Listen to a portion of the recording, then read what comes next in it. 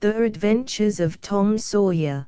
Complete ***** bookcover.jpg, 156k, spine.jpg, 33k. The Adventures of Tom Sawyer by Mark Twain, Samuel Langhorne Clemens, frontispiece.jpg, 259k, titlepage.jpg, 72k, dedication.jpg, 10k. Contents Chapter IYOUU Tom, Aunt Polly decides upon her duty, Tom practices music, the challenge, a private entrance Chapter 2. Strong temptations, strategic movements, the innocents beguiled Chapter 3.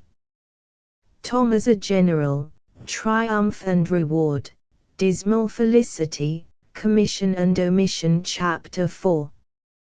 Mental acrobatics, attending Sunday school, the superintendent, showing off, Tom lionized Chapter V.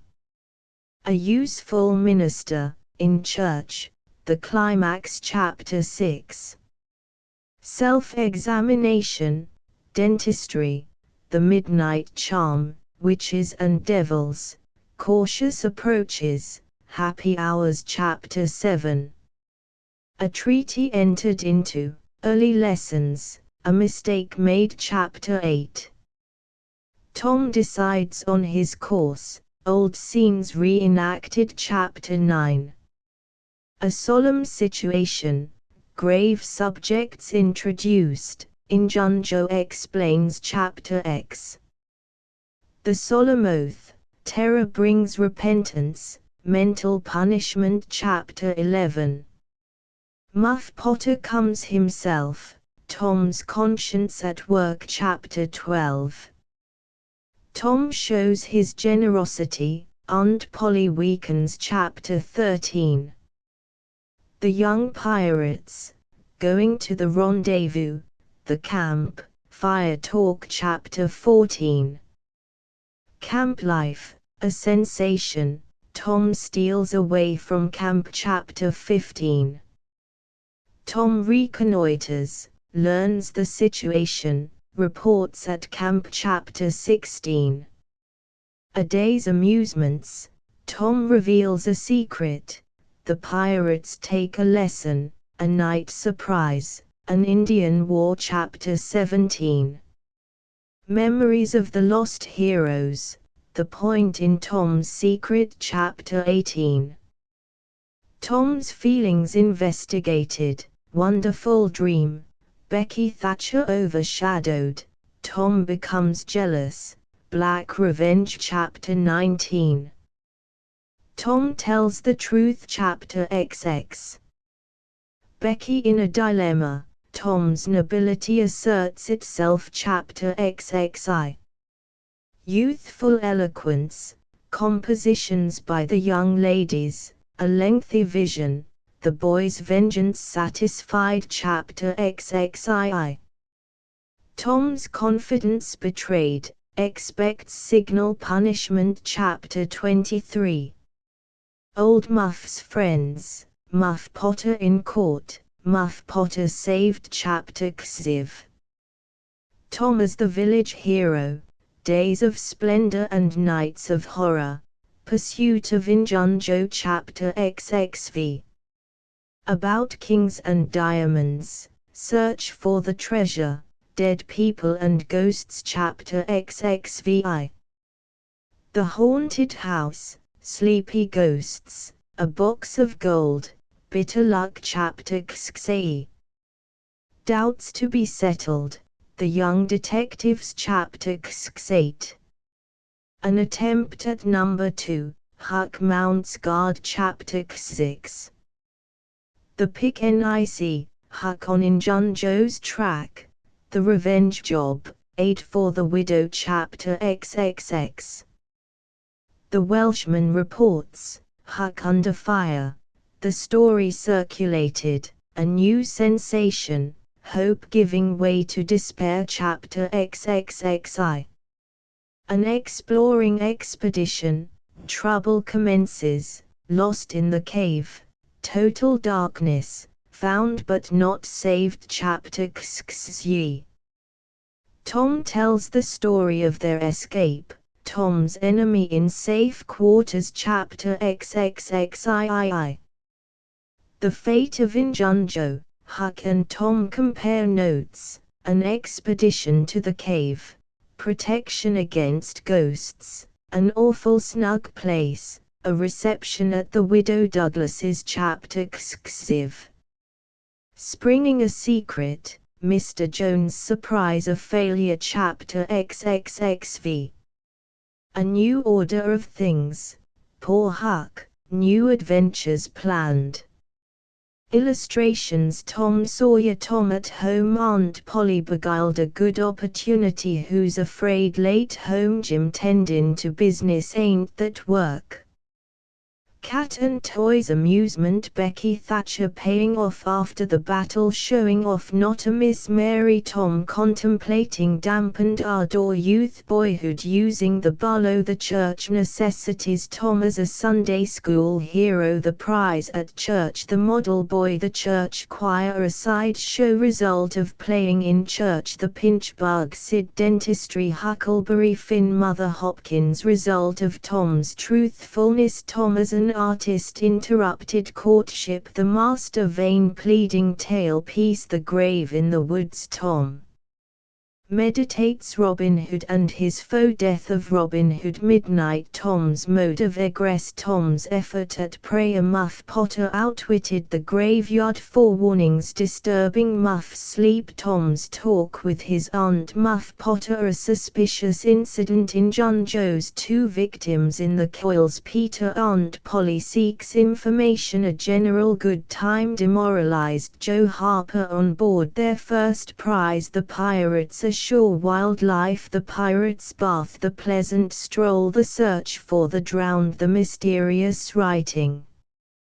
River view. What Tom saw. Tom swims the river taking lessons. The pirates' egg market. Tom looking for Joe's knife. The thunderstorm. Terrible slaughter. The mourner. Tom's proudest moment. Amy Lawrence. Tom tries to remember the hero. A flirtation. Becky retaliates. A sudden frost. Counter irritation. Aunt Polly. Tom justified the discovery. Caught in the act. Tom astonishes the school. Literature. Tom declaims. Examination. Evening on exhibition. Prize authors. The master's dilemma. The schoolhouse. The cadet happy for 2 days enjoying the vacation. The stolen melons. The judge visiting the prisoner. Tom swears. The courtroom. The detective. Tom dreams. The treasure. The private conference. A king. Poor fellow. Business. The haunted house. Injunjo. The greatest and best hidden treasures unearthed. The boys' salvation. Room number 2. The next day's conference. Treasures. Uncle Jake Buck at home. The haunted room. Run for your life. McDougal's cave. Inside the cave. Huck on duty. A rousing act. Tale piece. The Welshman. Result of a sneeze. Cornered. Alarming discoveries. Tom and Becky stir up the town. Tom's marks. Huck questions the widow. Vampires. Wonders of the cave. Attacked by natives. Despair. The wedding cake. A new terror. Daylight. Turn out to receive Tom and Becky. The escape from the cave. Fate of the ragged man. The treasures found. Caught at last. Drop after drop. Having a good time. A business trip. Got it at last. Tailpiece. Widow Douglas. Tom backs his statement. Tailpiece. Huck transformed. Comfortable once more. High up in society. Contentment. Preface. Most of the adventures recorded in this book really occurred. 1 or 2 were experiences of my own, the rest those of boys who were schoolmates of mine. Huck Finn is drawn from life. Tom Sawyer also, but not from an individual. He is a combination of the characteristics of 3 boys whom I knew, and therefore belongs to the composite order of architecture. The odd superstitions touched upon were all prevalent among children and slaves in the West at the period of this story, that is to say, 30 or 40 years ago. Although my book is intended mainly for the entertainment of boys and girls, I hope it will not be shunned by men and women on that account, for part of my plan has been to try to pleasantly remind adults of what they once were themselves, and of how they felt and thought and talked, and what queer enterprises they sometimes engaged in. The author. Hartford, 1876. Chapter I01-017.jpg, 182K, Tom. No answer. Tom. No answer. What's gone with that boy, I wonder? You, Tom. No answer. The old lady pulled her spectacles down and looked over them about the room, then she put them up and looked out under them.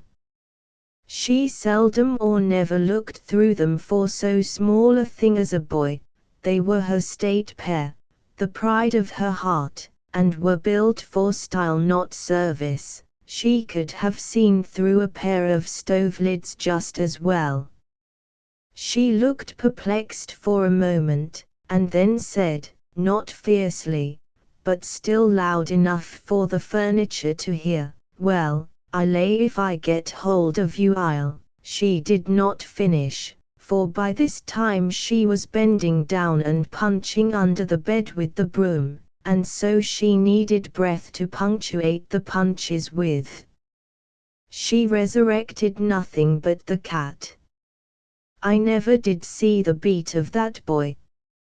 She went to the open door and stood in it and looked out among the tomato vines and jimpson weeds that constituted the garden.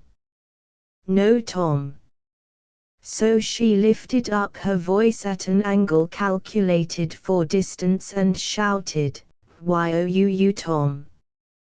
There was a slight noise behind her and she turned just in time to seize a small boy by the slack of his roundabout and arrest his flight. There.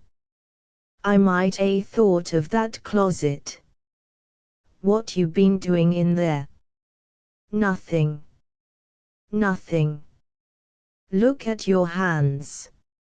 And look at your mouth. What is that truck? I don't know, Aunt.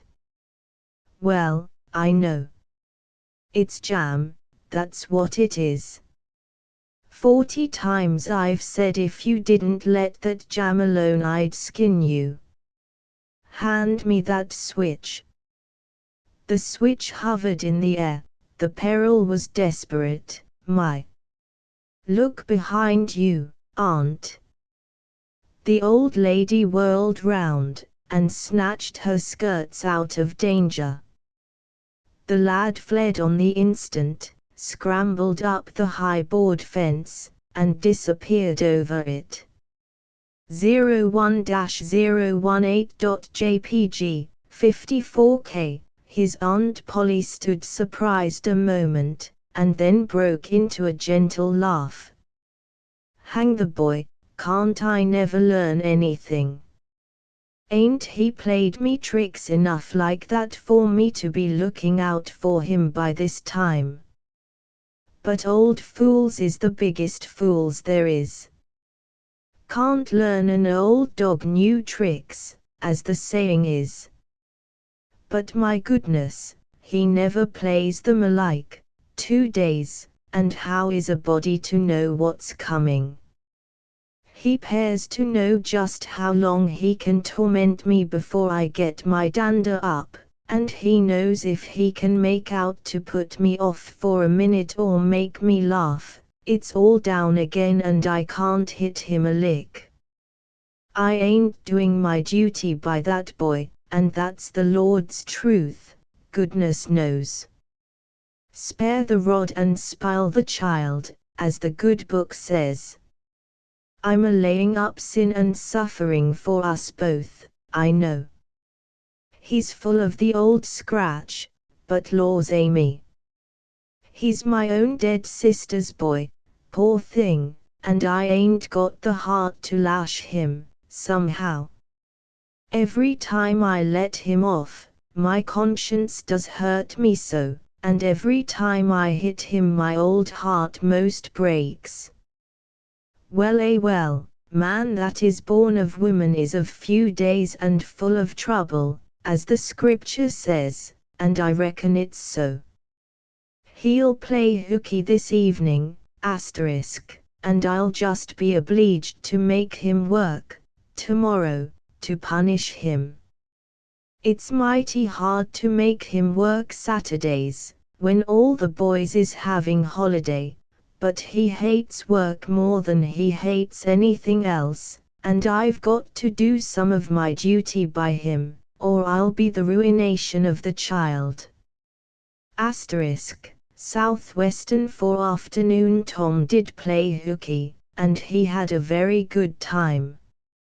He got back home barely in season to help Jim, the small colored boy, saw next day's wood and split the kindlings before supper. At least he was there in time to tell his adventures to Jim while Jim did 3/4 of the work.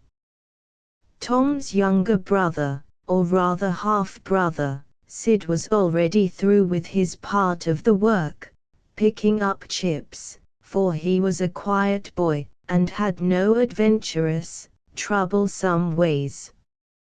01-019.jpg, 48K, while Tom was eating his supper, and stealing sugar as opportunity offered, Aunt Polly asked him questions that were full of guile, and very deep, for she wanted to trap him into damaging revealments.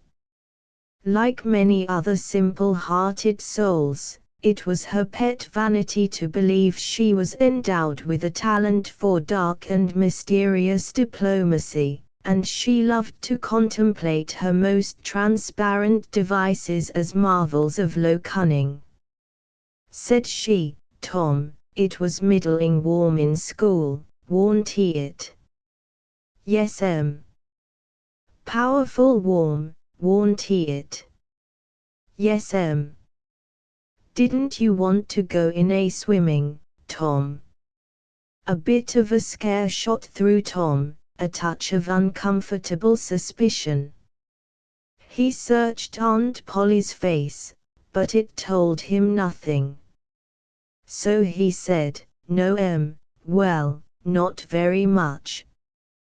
The old lady reached out her hand and felt Tom's shirt, and said, "But you ain't too warm now, though." And it flattered her to reflect that she had discovered that the shirt was dry without anybody knowing that that was what she had in her mind. But in spite of her, Tom knew where the wind lay, now. So he forestalled what might be the next move. "Some of us pumped on our heads, mine's damp yet. See?" Aunt Polly was vexed to think she had overlooked that bit of circumstantial evidence, and missed a trick. Then she had a new inspiration. "Tom, you didn't have to undo your shirt collar where I sewed it, to pump on your head, did you? Unbutton your jacket." The trouble vanished out of Tom's face. He opened his jacket. His shirt collar was securely sewed. "Bother. Well, go 'long with you. I'd made sure you'd played hooky and been a swimming. But I forgive ye, Tom. I reckon you're a kind of a singed cat, as the saying is, better 'en you look." This time. She was half sorry her sagacity had miscarried, and half glad that Tom had stumbled into obedient conduct for once. But Sidney said, "Well, now, if I didn't think you sewed his collar with white thread, but it's black. Why, I did sew it with white. Tom. But Tom did not wait for the rest. As he went out at the door he said, "Siddy, I'll lick you for that." In a safe place Tom examined two large needles which were thrust into the lapels of his jacket, and had thread bound about them. One needle carried white thread and the other black. He said, she'd never noticed if it hadn't been for Sid. Confound it. Sometimes she sews it with white, and sometimes she sews it with black. I wish to Gminy she'd stick to one or t'other. I can't keep the run of 'em. But I bet you I'll lamb Sid for that. I'll learn him. He was not the model boy of the village.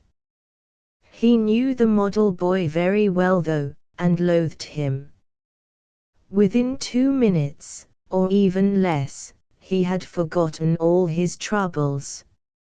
Not because his troubles were one whit less heavy and bitter to him than a man's are to a man, but because a new and powerful interest bore them down and drove them out of his mind for the time, just as men's misfortunes are forgotten in the excitement of new enterprises.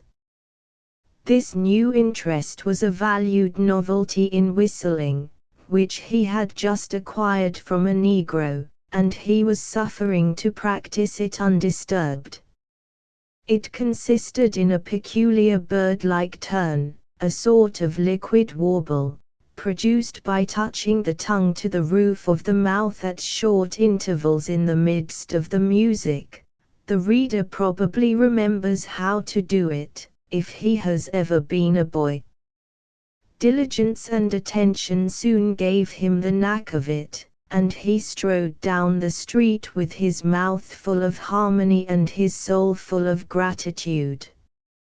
He felt much as an astronomer feels who has discovered a new planet. No doubt, as far as strong, deep, unalloyed pleasure is concerned, the advantage was with the boy, not the astronomer. The summer evenings were long. It was not dark yet. Presently Tom checked his whistle. A stranger was before him, a boy a shade larger than himself. A newcomer of any age or either sex was an impressive curiosity in the poor little shabby village of St. Petersburg. This boy was well dressed, too, well dressed on a weekday. This was simply astounding. His cap was a dainty thing, his close-buttoned blue cloth roundabout was new and natty, and so were his pantaloons. He had shoes on, and it was only Friday. He even wore a necktie, a bright bit of ribbon. He had a citified air about him that ate into Tom's vitals. The more Tom stared at the splendid marvel, the higher he turned up his nose at his finery, and the shabbier and shabbier his own outfit seemed to him to grow. Neither boy spoke. If one moved, the other moved, but only sidewise, in a circle. They kept face to face and eye to eye all the time. Finally Tom said, "I can lick you. I'd like to see you try it." "Well, I can do it." "No, you can't, either." "Yes, I can." "No, you can't." "I can." "You can't." "Can." "Can't." An uncomfortable pause. Then Tom said, "What's your name?" "'Tisn't any of your business, maybe." "Well, I'll make it my business." "Well, why don't you?" "If you say much, I will." Much, much, much. There now. Oh, you think you're mighty smart, don't you? I could lick you with one hand tied behind me, if I wanted to. Well, why don't you do it? You say you can do it. Well, I will, if you fool with me. Oh yes, I've seen whole families in the same fix. Smarty. You think you're some, now, don't you? Oh, what a hat. You can lump that hat if you don't like it. I dare you to knock it off, and anybody that'll take a dare will suck eggs. You're a liar. You're another. You're a fighting liar, and dasn't he take it up? Or, take a walk. Say, if you give me much more of your sass, I'll take and bounce a rock off in your head. Oh, of course you will. Well, I will. Well, why don't you do it then? What do you keep saying you will for? Why don't you do it? It's because you're afraid. I ain't afraid. You are. I ain't. You are. 01-023.jpg, 55k, another pause, and mooing and sidling around each other. Presently they were shoulder to shoulder. Tom said, "Get away from here." "Go away yourself." "I won't." "I won't either." So they stood, each with a foot placed at an angle as a brace, and both shoving with might and main, and glowering at each other with hate. But neither could get an advantage. After struggling till both were hot and flushed, each relaxed his strain with watchful caution, and Tom said, "You're a coward and a pup. I'll tell my big brother on you, and he can thrash you with his little finger, and I'll make him do it, too. What do I care for your big brother? I've got a brother that's bigger than he is, and what's more, he can throw him over that fence, too." Both brothers were imaginary. That's a lie. You're saying so, don't make it so. Tom drew a line in the dust with his big toe, and said, "I dare you to step over that, and I'll lick you till you can't stand up. Anybody that'll take a dare will steal sheep." The new boy stepped over promptly, and said, "Now you said you'd do it, now let's see you do it. Don't you crowd me now, you better look out." "Well, you said you'd do it, why don't you do it?" "By jingo, for 2 cents I will do it." The new boy took 2 broad coppers out of his pocket and held them out with derision. Tom struck them to the ground. In an instant both boys were rolling and tumbling in the dirt, gripped together like cats, and for the space of a minute they tugged and tore at each other's hair and clothes, punched and scratched each other's nose, and covered themselves with dust and glory. Presently the confusion took form, and through the fog of battle Tom appeared, seated astride the new boy, and pounding him with his fists. "Hol enough," said he. The boy only struggled to free himself. He was crying, mainly from rage. "Hol enough." And the pounding went on. At last the stranger got out a smothered "nuff," and Tom let him up and said, "Now that'll learn you. Better look out who you're fooling with next time." The new boy went off brushing the dust from his clothes, sobbing, snuffling, and occasionally looking back and shaking his head and threatening what he would do to Tom the next time he caught him out. To which Tom responded with jeers, and started off in high feather, and as soon as his back was turned the new boy snatched up a stone, threw it and hit him between the shoulders and then turned tail and ran like an antelope. Tom chased the traitor home, and thus found out where he lived. He then held a position at the gate for some time, daring the enemy to come outside, but the enemy only made faces at him through the window and declined.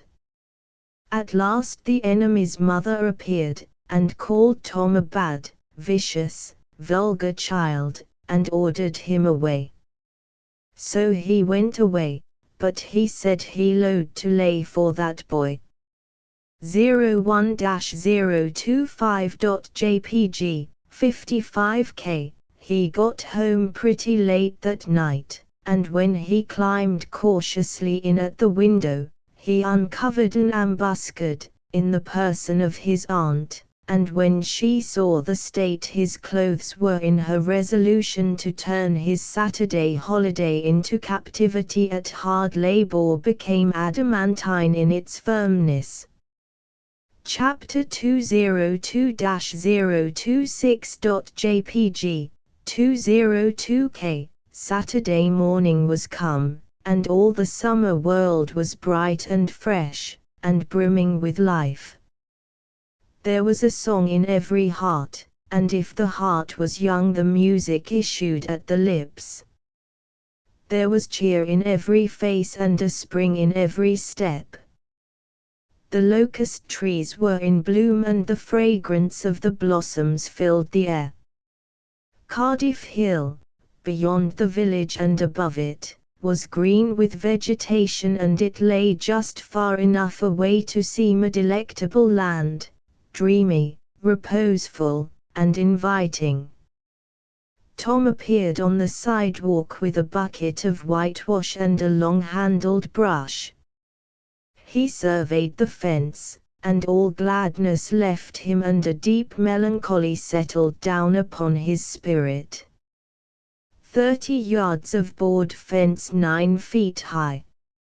Life to him seemed hollow, and existence but a burden.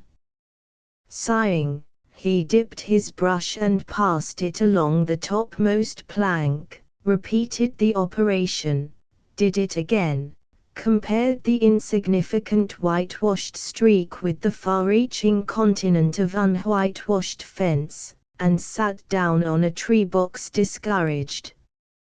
Jim came skipping out at the gate with a tin pail, and singing Buffalo Gals. Bringing water from the town pump had always been hateful work in Tom's eyes, before, but now it did not strike him so. He remembered that there was company at the pump. White, mulatto, and Negro boys and girls were always there waiting their turns, resting, trading playthings, quarreling, fighting, skylarking. And he remembered that although the pump was only 150 yards off, Jim never got back with a bucket of water under an hour, and even then somebody generally had to go after him. Tom said, "Say, Jim, I'll fetch the water if you'll whitewash some." Jim shook his head and said, "Can't, Mars Tom. Ole missus, she told me I got to go and git dis water and not stop foolin' round wid anybody. She say she spec Mars Tom gwine to ax me to whitewash, and so she told me go long and tend to my own business, she load she'd tend to de whitewashin'." "Oh, never you mind what she said, Jim. That's the way she always talks. Gimme the bucket, I won't be gone only a minute. She won't ever know." "Oh, I dasn't he, Mars Tom. Ole Mrs. she'd taken tard a head off en me. Deed she would. She never licks anybody, whacks 'em over the head with her thimble, and who cares for that, I'd like to know. She talks awful, but talk don't hurt, anyways it don't if she don't cry. Jim, I'll give you a marvel. I'll give you a white alley. Jim began to waver. White alley, Jim. And it's a bully tarve. My. That's a mighty gay marvel, I tell you. But Mars Tom I's powerful fraid Ole Mrs., and besides, if you will I'll show you my sorto. Jim was only human, this attraction was too much for him. He put down his pail, took the white alley, and bent over the toe with absorbing interest while the bandage was being unwound. In another moment he was flying down the street with his pail and a tingling rear. Tom was whitewashing with vigor, and Aunt Polly was retiring from the field with a slipper in her hand and triumph in her eye. 02-028.jpg, 101K, but Tom's energy did not last. He began to think of the fun he had planned for this day, and his sorrows multiplied. Soon the free boys would come tripping along on all sorts of delicious expeditions, and they would make a world of fun of him for having to work. The very thought of it burnt him like fire. He got out his worldly wealth and examined it. Bits of toys, marbles, and trash, enough to buy an exchange of work, maybe, but not half enough to buy so much as half an hour of pure freedom. So he returned his straitened means to his pocket, and gave up the idea of trying to buy the boys. At this dark and hopeless moment an inspiration burst upon him. Nothing less than a great, magnificent inspiration. He took up his brush and went tranquilly to work. Ben Rogers hove in sight presently, the very boy, of all boys, whose ridicule he had been dreading. Ben's gait was the hop, skip and jump, proof enough that his heart was light and his anticipations high. He was eating an apple, and giving a long, melodious whoop, at intervals, followed by a deep-toned ding-dong-dong, ding-dong-dong, for he was personating a steamboat.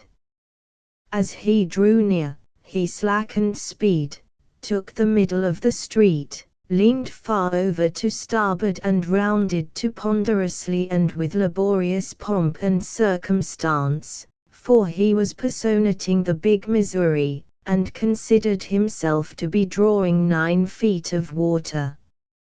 He was boat and captain and engine bells combined, so he had to imagine himself standing on his own hurricane deck giving the orders and executing them. Stop her, sir. Ting-a-ling-ling. The headway ran almost out, and he drew up slowly toward the sidewalk. Ship up to back. Ting-a-ling-ling. His arms straightened and stiffened down his sides. Set her back on the starboard. Ting-a-ling-ling. Chow. Chow wow. Chow. His right hand, meantime, describing stately circles, for it was representing a 40-foot wheel. Let her go back on the larboard. Ting-a-ling-ling. Chow chow chow. The left hand began to describe circles. Stop the starboard. Ting-a-ling-ling. Stop the larboard. Come ahead on the starboard. Stop her. Let your outside turn over slow. Ting-a-ling-ling. Chow-ow-ow. Get out that headline. Lively now. Come, out with your spring line, what are you about there? Take a turn round that stump with the bite of it. Stand by that stage, now, let her go. Done with the engines, sir. Ting-a-ling-ling. Shitty. SHT. Shitty. Trying the gauge cocks. Tom went on whitewashing, paid no attention to the steamboat. Ben stared a moment and then said, "Hi ye. You're up a stump, ain't you?" No answer. Tom surveyed his last touch with the eye of an artist, then he gave his brush another gentle sweep and surveyed the result, as before. Ben ranged up alongside of him. Tom's mouth watered for the apple, but he stuck to his work. Ben said, "Hello, old chap, you got to work, hey?" Tom wheeled suddenly and said, "Why, it's you, Ben. I warn't noticing. Say, I'm going in a swimming, I am. Don't you wish you could? But of course you'd druther work, wouldn't you? Course you would." Tom contemplated the boy a bit, and said, "What do you call work?" "Why, ain't that work? 02-030.jpg, 170k. Tom resumed his whitewashing, and answered carelessly, "Well, maybe it is, and maybe it ain't. All I know is, it suits Tom Sawyer." "Oh come, now, you don't mean to let on that you like it?" The brush continued to move. "Like it? Well, I don't see why I oughtn't to like it. Does a boy get a chance to whitewash a fence every day?" That put the thing in a new light. Ben stopped nibbling his apple. Tom swept his brush daintily back and forth, stepped back to note the effect, added a touch here and there, criticized the effect again, Ben watching every move and getting more and more interested, more and more absorbed. Presently he said, "Say, Tom, let me whitewash a little." Tom considered, was about to consent, but he altered his mind. No, I reckon it wouldn't hardly do, Ben. You see, Aunt Polly's awful particular about this fence, right here on the street, you know, but if it was the back fence I wouldn't mind and she wouldn't. Yes, she's awful particular about this fence, it's got to be done very careful. I reckon there ain't one boy in 1,000, maybe 2,000, that can do it the way it's got to be done." "No, is that so? Oh come, now, lemme just try. Only just a little, I'd let you, if you was me, Tom." "Ben, I'd like to, honest Injun, but Aunt Polly, well, Jim wanted to do it, but she wouldn't let him. Sid wanted to do it, and she wouldn't let Sid. Now don't you see how I'm fixed? If you was to tackle this fence and anything was to happen to it, oh, shucks, I'll be just as careful. Now lemme try. Say, I'll give you the core of my apple." "Well, here, no, Ben, now don't. I'm afeard, I'll give you all of it." Tom gave up the brush with reluctance in his face, but alacrity in his heart. And while the late steamer Big Missouri worked and sweated in the sun, the retired artist sat on a barrel in the shade close by, dangled his legs, munched his apple, and planned the slaughter of more innocents. There was no lack of material. Boys happened along every little while. They came to jeer, but remained to whitewash. By the time Ben was fagged out, Tom had traded the next chance to Billy Fisher for a kite, in good repair, and when he played out, Johnny Miller bought in for a dead rat and a string to swing it with, and so on, hour after hour. And when the middle of the afternoon came, from being a poor poverty-stricken boy in the morning, Tom was literally rolling in wealth. He had, besides the things before mentioned, 12 marbles, part of a Jew's harp, a piece of blue bottle glass to look through, a spool cannon, a key that wouldn't unlock anything, a fragment of chalk, a glass stopper of a decanter, a tin soldier, a couple of tadpoles, 6 firecrackers, a kitten with only one eye, a brass doorknob, a dog collar, but no dog, the handle of a knife, 4 pieces of orange peel, and a dilapidated old window sash. 02-031.jpg, 24K. He had had a nice, good, idle time all the while, plenty of company, and the fence had 3 coats of whitewash on it. If he hadn't run out of whitewash he would have bankrupted every boy in the village. Tom said to himself that it was not such a hollow world, after all. He had discovered a great law of human action, without knowing it, namely, that in order to make a man or a boy covet a thing, it is only necessary to make the thing difficult to attain.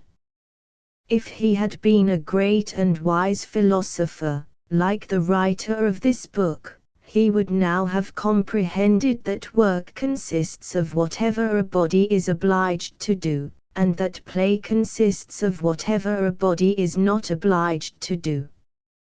And this would help him to understand why constructing artificial flowers or performing on a treadmill is work, while rolling 10 pins or climbing Mont Blanc is only amusement.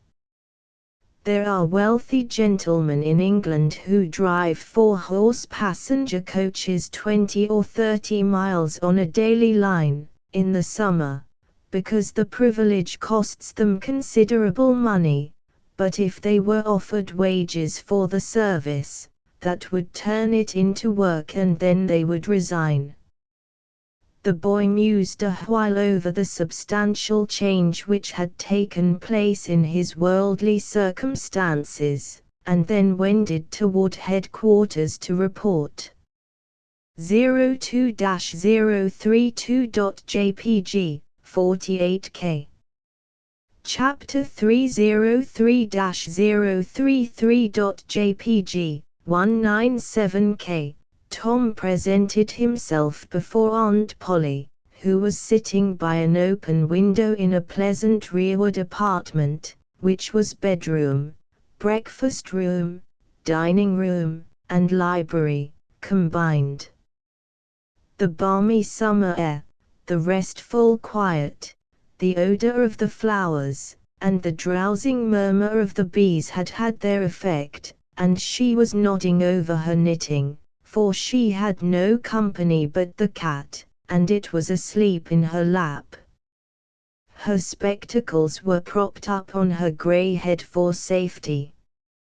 She had thought that of course Tom had deserted long ago, and she wondered at seeing him place himself in her power again in this intrepid way. He said, "Mayn't I go and play now, Aunt?" "What, ready?" How much have you done? It's all done, Aunt. Tom, don't lie to me, I can't bear it. I ain't, Aunt, it is all done. Aunt Polly placed small trust in such evidence. She went out to see for herself, and she would have been content to find 20% of Tom's statement true. When she found the entire fence whitewashed, and not only whitewashed but elaborately coated and recoated, and even a streak added to the ground, her astonishment was almost unspeakable. She said, "Well, I never. There's no getting round it, you can work when you're a mind to, Tom." And then she diluted the compliment by adding, "But it's powerful seldom you're a mind to, I'm bound to say." "Well, go long and play, but mind you get back some time in a week, or I'll tan you." She was so overcome by the splendor of his achievement that she took him into the closet and selected a choice apple and delivered it to him, along with an improving lecture upon the added value and flavor a treat took to itself when it came without sin through virtuous effort. And while she closed with a happy scriptural flourish, he hooked a donut. Then he skipped out, and saw Sid just starting up the outside stairway that led to the back rooms on the second floor. Clods were handy and the air was full of them in a twinkling. They raged around Sid like a hailstorm, and before Aunt Polly could collect her surprised faculties and sally to the rescue, 6 or 7 clods had taken personal effect, and Tom was over the fence and gone. There was a gate, but as a general thing he was too crowded for time to make use of it. His soul was at peace, now that he had settled with Sid for calling attention to his black thread and getting him into trouble. 03-034.jpg, 41K. Tom skirted the block, and came round into a muddy alley that led by the back of his aunt's cow stable. He presently got safely beyond the reach of capture and punishment, and hastened toward the public square of the village, where 2 military companies of boys had met for conflict, according to previous appointment. Tom was general of one of these armies, Joe Harper, a bosom friend, general of the other. These 2 great commanders did not condescend to fight in person, that being better suited to the still smaller fry, but sat together on an eminence and conducted the field operations by orders delivered through aides de camp. Tom's army won a great victory, after a long and hard-fought battle. Then the dead were counted, prisoners exchanged, the terms of the next disagreement agreed upon, and the day for the necessary battle appointed, after which the armies fell into line and marched away, and Tom turned homeward alone. 03-035.jpg, 106K. As he was passing by the house where Jeff Thatcher lived, he saw a new girl in the garden, a lovely little blue-eyed creature with yellow hair plaited into 2 long tails, white summer frock and embroidered pantalettes. The fresh-crowned hero fell without firing a shot. A certain Amy Lawrence vanished out of his heart and left not even a memory of herself behind. He had thought he loved her to distraction, he had regarded his passion as adoration, and behold it was only a poor little evanescent partiality. He had been months winning her, she had confessed hardly a week ago. He had been the happiest and the proudest boy in the world only 7 short days, and here in one instant of time she had gone out of his heart like a casual stranger whose visit is done. He worshipped this new angel with furtive eye, till he saw that she had discovered him. Then he pretended he did not know she was present, and began to show off in all sorts of absurd boyish ways, in order to win her admiration. He kept up this grotesque foolishness for some time, but by and by, while he was in the midst of some dangerous gymnastic performances, he glanced aside and saw that the little girl was wending her way toward the house. Tom came up to the fence and leaned on it, grieving, and hoping she would tarry yet a while longer. She halted a moment on the steps and then moved toward the door. Tom heaved a great sigh as she put her foot on the threshold. But his face lit up, right away, for she tossed a pansy over the fence a moment before she disappeared. 03-036.jpg, 43K. The boy ran around and stopped within a foot or two of the flower, and then shaded his eyes with his hand and began to look down street as if he had discovered something of interest going on in that direction. Presently he picked up a straw and began trying to balance it on his nose, with his head tilted far back, and as he moved from side to side, in his efforts, he edged nearer and nearer toward the pansy. Finally his bare foot rested upon it, his pliant toes closed upon it, and he hopped away with the treasure and disappeared round the corner.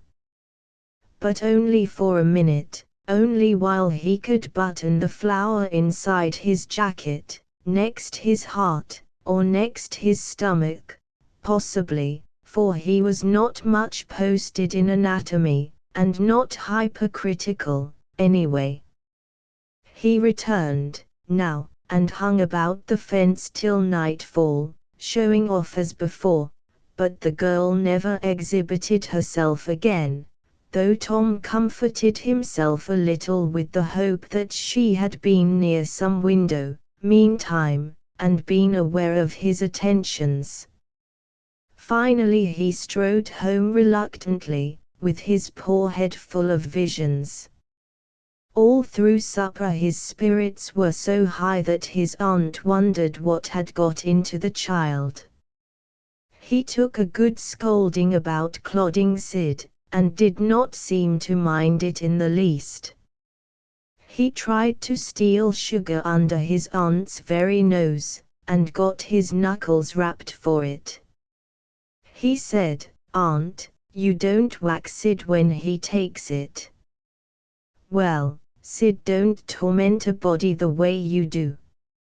You'd be always into that sugar if I warn't watching you." Presently she stepped into the kitchen, and Sid, happy in his immunity, reached for the sugar bowl, a sort of glorying over Tom which was well nigh unbearable. But Sid's fingers slipped and the bowl dropped and broke. Tom was in ecstasies. In such ecstasies that he even controlled his tongue and was silent. He said to himself that he would not speak a word, even when his aunt came in, but would sit perfectly still till she asked who did the mischief, and then he would tell, and there would be nothing so good in the world as to see that pet model catch it. He was so brimful of exultation that he could hardly hold himself when the old lady came back and stood above the wreck discharging lightnings of wrath from over her spectacles. He said to himself, "Now it's coming." And the next instant he was sprawling on the floor. The potent palm was uplifted to strike again when Tom cried out, "Hold on, now, what are you belting me for, Sid broke it." Aunt Polly paused, perplexed, and Tom looked for healing pity. But when she got her tongue again, she only said, "Umph. Well, you didn't get a lick amiss, I reckon. You been into some other audacious mischief when I wasn't around, like enough." 03-038.jpg, 60k. Then her conscience reproached her, and she yearned to say something kind and loving, but she judged that this would be construed into a confession that she had been in the wrong, and discipline forbade that. So she kept silence, and went about her affairs with a troubled heart. Tom sulked in a corner and exalted his woes. He knew that in her heart his aunt was on her knees to him, and he was morosely gratified by the consciousness of it. He would hang out no signals, he would take notice of none. He knew that a yearning glance fell upon him, now and then, through a film of tears, but he refused recognition of it. He pictured himself lying sick unto death and his aunt bending over him beseeching one little forgiving word, but he would turn his face to the wall, and die with that word unsaid. Ah, how would she feel then?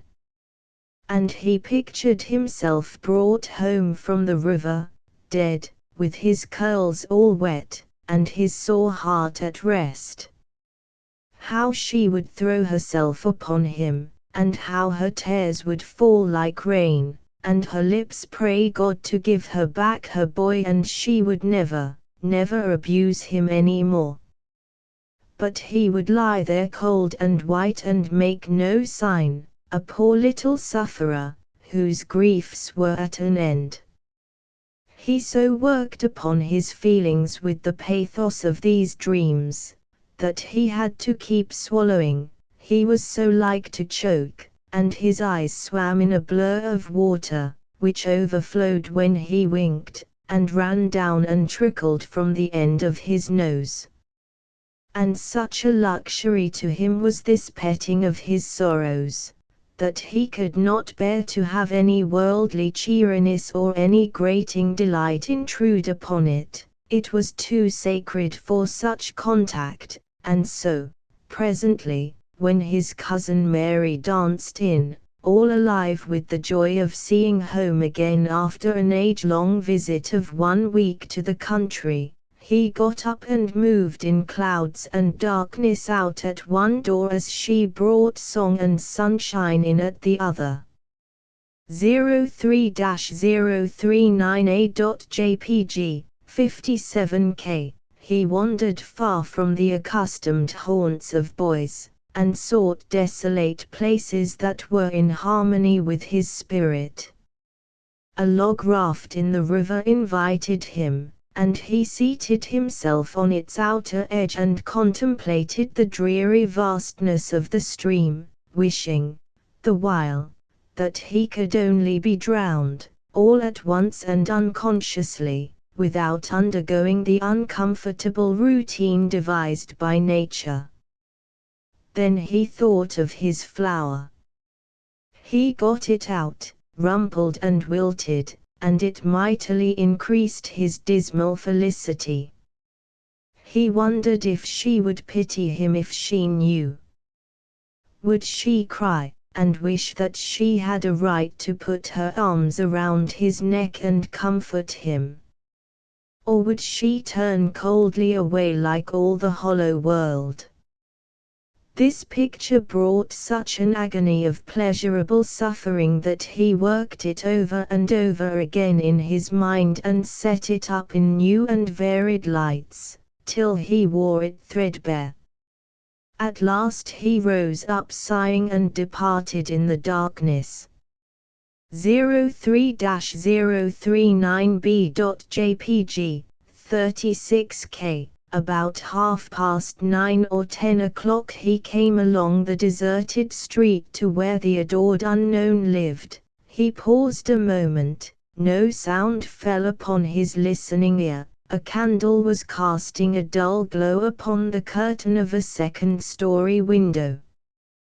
Was the sacred presence there? He climbed the fence, threaded his stealthy way through the plants, till he stood under that window. He looked up at it long, and with emotion, then he laid him down on the ground under it, disposing himself upon his back, with his hands clasped upon his breast and holding his poor wilted flower. And thus he would die, out in the cold world, with no shelter over his homeless head, no friendly hand to wipe the death damps from his brow, no loving face to bend pityingly over him when the great agony came. And thus she would see him when she looked out upon the glad morning, and oh, would she drop one little tear upon his poor, lifeless form, would she heave one little sigh to see a bright young life so rudely blighted, so untimely cut down. The window went up, a maid-servant's discordant voice profaned the holy calm, and a deluge of water drenched the prone martyr's remains. 03-040.jpg, 89K. The strangling hero sprang up with a relieving snort.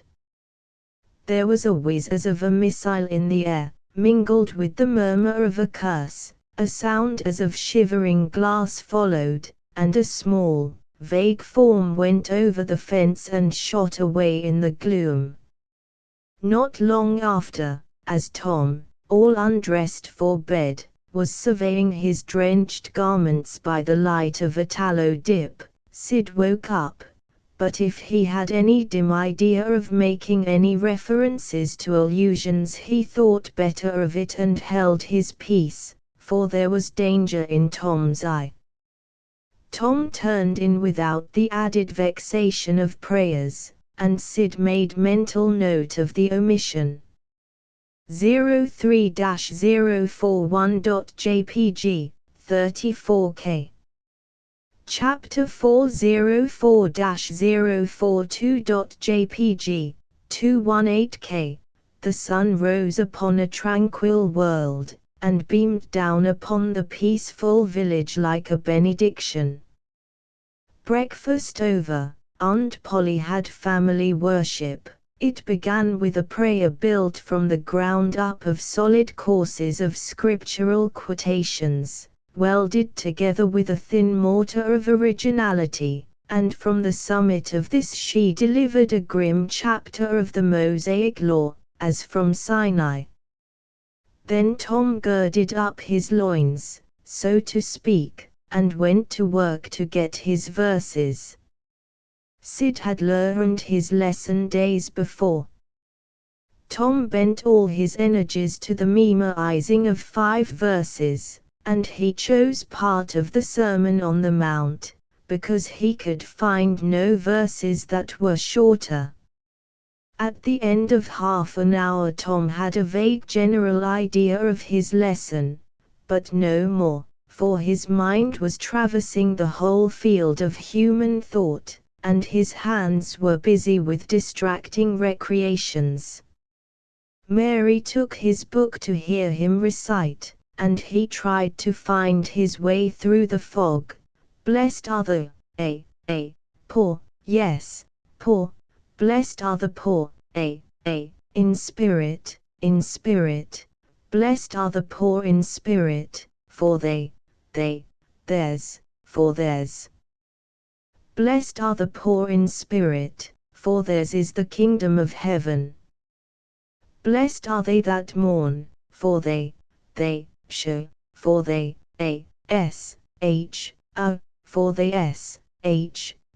I don't know what it is. Shall. Oh, shall, for they shall, shall mourn, blessed are they that shall, they that shall mourn, for they shall what? Why don't you tell me, Mary, what do you want to be so mean for? Oh, Tom, you poor thick-headed thing, I'm not teasing you. I wouldn't do that. You must go and learn it again. Don't you be discouraged, Tom, you'll manage it, and if you do, I'll give you something ever so nice. There, now, that's a good boy. All right. What is it, Mary? Tell me what it is. Never you mind, Tom. You know if I say it's nice, it is nice. You bet you that's so, Mary. All right, I'll tackle it again. And he did tackle it again, and under the double pressure of curiosity and prospective gain he did it with such spirit that he accomplished a shining success. Mary gave him a brand new Barlow knife worth 12.5 cents, and the convulsion of delight that swept his system shook him to his foundations. True, the knife would not cut anything, but it was a sure enough Barlow, and there was inconceivable grandeur in that, though where the Western boys ever got the idea that such a weapon could possibly be counterfeit to its injury is an imposing mystery and will always remain so, perhaps. Tom contrived to scarify the cupboard with it, and was arranging to begin on the bureau, when he was called off to dress for Sunday school. 04-044.jpg, 46K, Mary gave him a tin basin of water and a piece of soap, and he went outside the door and set the basin on a little bench there. Then he dipped the soap in the water and laid it down, turned up his sleeves, poured out the water on the ground, gently, and then entered the kitchen and began to wipe his face diligently on the towel behind the door. But Mary removed the towel and said, "Now ain't you ashamed, Tom? You mustn't be so bad. Water won't hurt you."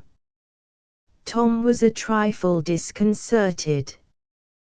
The basin was refilled, and this time he stood over it a little while, gathering resolution, took in a big breath and began. When he entered the kitchen presently, with both eyes shut and groping for the towel with his hands, an honorable testimony of suds and water was dripping from his face.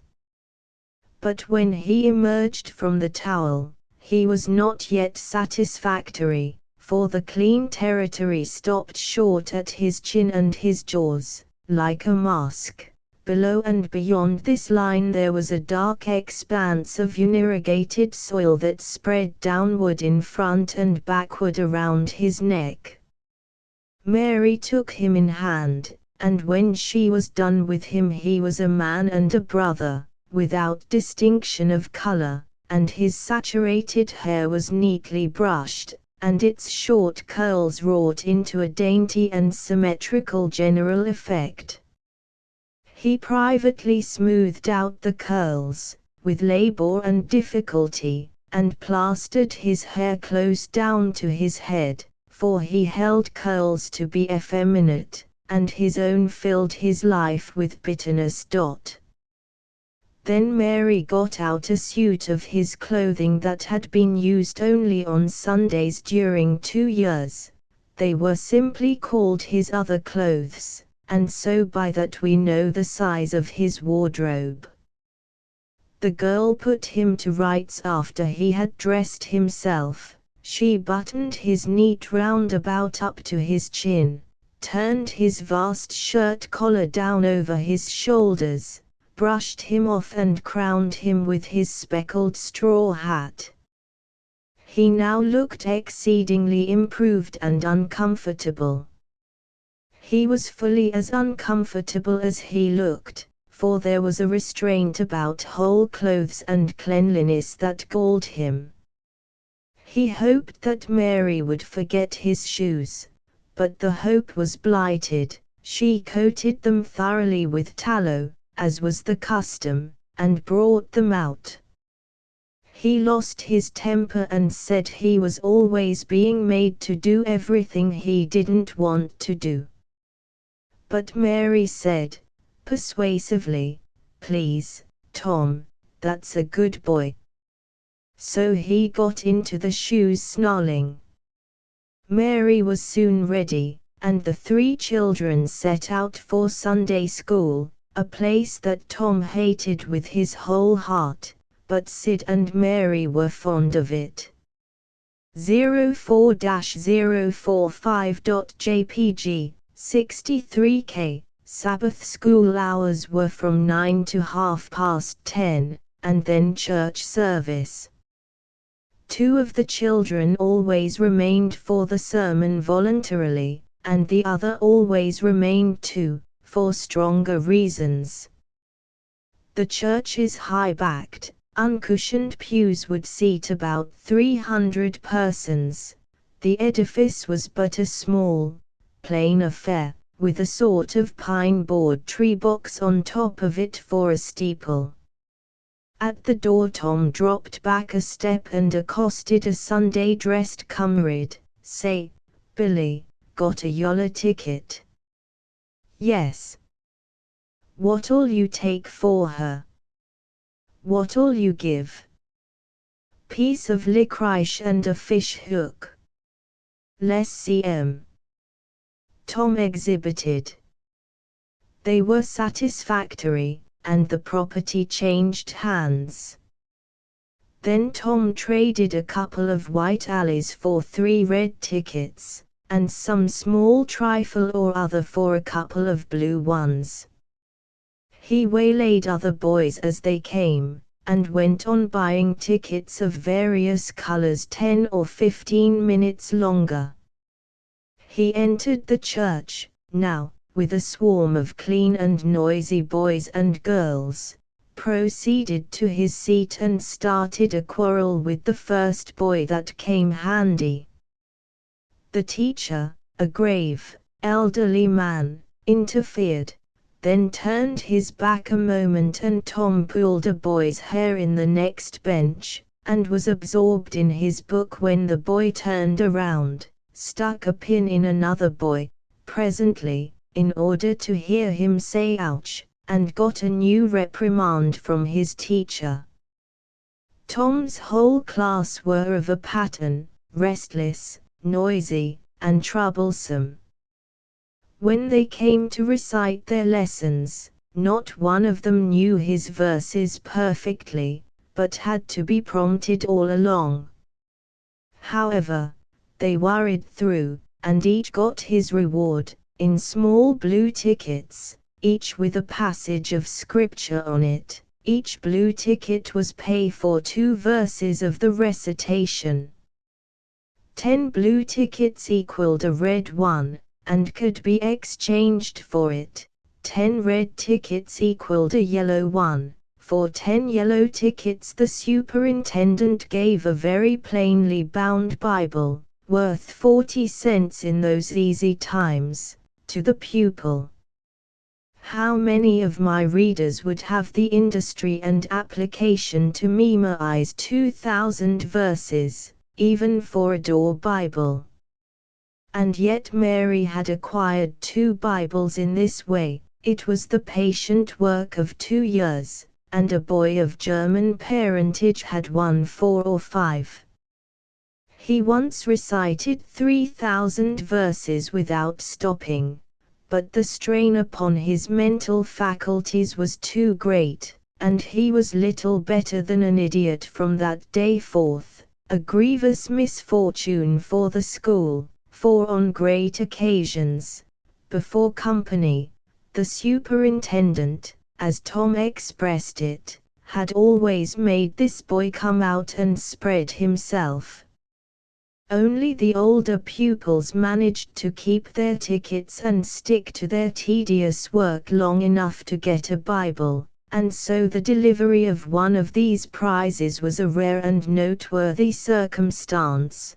The successful pupil was so great and conspicuous for that day that on the spot every scholar's heart was fired with a fresh ambition that often lasted a couple of weeks. It is possible that Tom's mental stomach had never really hungered for one of those prizes, but unquestionably his entire being had for many a day longed for the glory and the eclat that came with it. 04-047.jpg, 94K. In due course the superintendent stood up in front of the pulpit, with a closed hymn book in his hand and his forefinger inserted between its leaves, and commanded attention. When a Sunday school superintendent makes his customary little speech, a hymn book in the hand is as necessary as is the inevitable sheet of music in the hand of a singer who stands forward on the platform and sings a solo at a concert, though why, is a mystery, for neither the hymn book nor the sheet of music is ever referred to by the sufferer. This superintendent was a slim creature of 35, with a sandy goatee and short sandy hair. He wore a stiff standing collar whose upper edge almost reached his ears and whose sharp points curved forward abreast the corners of his mouth, a fence that compelled a straight look out ahead, and a turning of the whole body when a side view was required. His chin was propped on a spreading cravat which was as broad and as long as a banknote, and had fringed ends. His boot toes were turned sharply up, in the fashion of the day, like sleigh runners, an effect patiently and laboriously produced by the young men by sitting with their toes pressed against a wall for hours together. Mr. Walters was very earnest of mien, and very sincere and honest at heart, and he held sacred things and places in such reverence, and so separated them from worldly matters, that unconsciously to himself his Sunday school voice had acquired a peculiar intonation which was wholly absent on weekdays. He began after this fashion: "Now, children, I want you all to sit up just as straight and pretty as you can and give me all your attention for a minute or two. There, that is it. That is the way good little boys and girls should do. I see one little girl who is looking out of the window. I am afraid she thinks I am out there somewhere, perhaps up in one of the trees making a speech to the little birds." Applausive titter. "I want to tell you how good it makes me feel to see so many bright, clean little faces assembled in a place like this, learning to do right and be good." And so forth and so on. It is not necessary to set down the rest of the oration. It was of a pattern which does not vary, and so it is familiar to us all. The latter third of the speech was marred by the resumption of fights and other recreations among certain of the bad boys, and by fidgetings and whisperings that extended far and wide, washing even to the bases of isolated and incorruptible rocks like Sid and Mary. But now every sound ceased suddenly, with the subsidence of Mr. Walters' voice, and the conclusion of the speech was received with a burst of silent gratitude. A good part of the whispering had been occasioned by an event which was more or less rare: the entrance of visitors. Lawyer Thatcher, accompanied by a very feeble and aged man, a fine, portly, middle-aged gentleman with iron-grey hair, and a dignified lady who was doubtless the latter's wife. The lady was leading a child.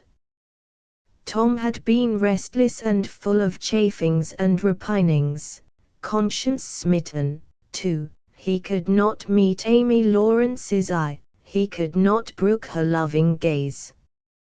But when he saw this small newcomer, his soul was all ablaze with bliss in a moment. The next moment he was showing off with all his might, cuffing boys, pulling hair, making faces, in a word, using every art that seemed likely to fascinate a girl and win her applause. His exaltation had but one alloy, the memory of his humiliation in this angel's garden, and that record in sand was fast washing out, under the waves of happiness that were sweeping over it now. The visitors were given the highest seat of honor, and as soon as Mr. Walter's speech was finished, he introduced them to the school. The middle-aged man turned out to be a prodigious personage, no less a one than the county judge, altogether the most august creation these children had ever looked upon, and they wondered what kind of material he was made of, and they half wanted to hear him roar, and were half afraid he might, too. He was from Constantinople, 12 miles away, so he had traveled, and seen the world. These very eyes had looked upon the county courthouse, which was said to have a tin roof. The awe which these reflections inspired was attested by the impressive silence and the ranks of staring eyes. This was the great Judge Thatcher, brother of their own lawyer. Jeff Thatcher immediately went forward, to be familiar with the great man and be envied by the school. It would have been music to his soul to hear the whisperings, "Look at him, Jim. He's a-going up there. Say, look. He's a-going to shake hands with him, he is shaking hands with him. By jings, don't you wish you was Jeff?" Mr. Walters fell to showing off with all sorts of official bustlings and activities, giving orders, delivering judgments, discharging directions here, there, everywhere that he could find a target. The librarian showed off, running hither and thither with his arms full of books and making a deal of the splutter and fuss that insect authority delights in. The young lady teachers showed off, bending sweetly over pupils that were lately being boxed, lifting pretty warning fingers at bad little boys and patting good ones lovingly. The young gentlemen teachers showed off with small scoldings and other little displays of authority and fine attention to discipline, and most of the teachers, of both sexes, found business up at the library, by the pulpit, and it was business that frequently had to be done over again 2 or 3 times, with much seeming vexation. The little girls showed off in various ways, and the little boys showed off with such diligence that the air was thick with paper wads and the murmur of scufflings.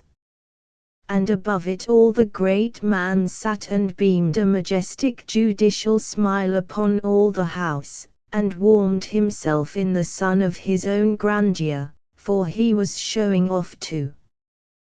There was only one thing wanting to make Mr. Walter's ecstasy complete, and that was a chance to deliver a Bible prize and exhibit a prodigy. Several pupils had a few yellow tickets, but none had enough. He had been around among the star pupils inquiring. He would have given worlds, now, to have that German lad back again with a sound mind. And now at this moment, when hope was dead, Tom Sawyer came forward with 9 yellow tickets, 9 red tickets, and 10 blue ones, and demanded a Bible.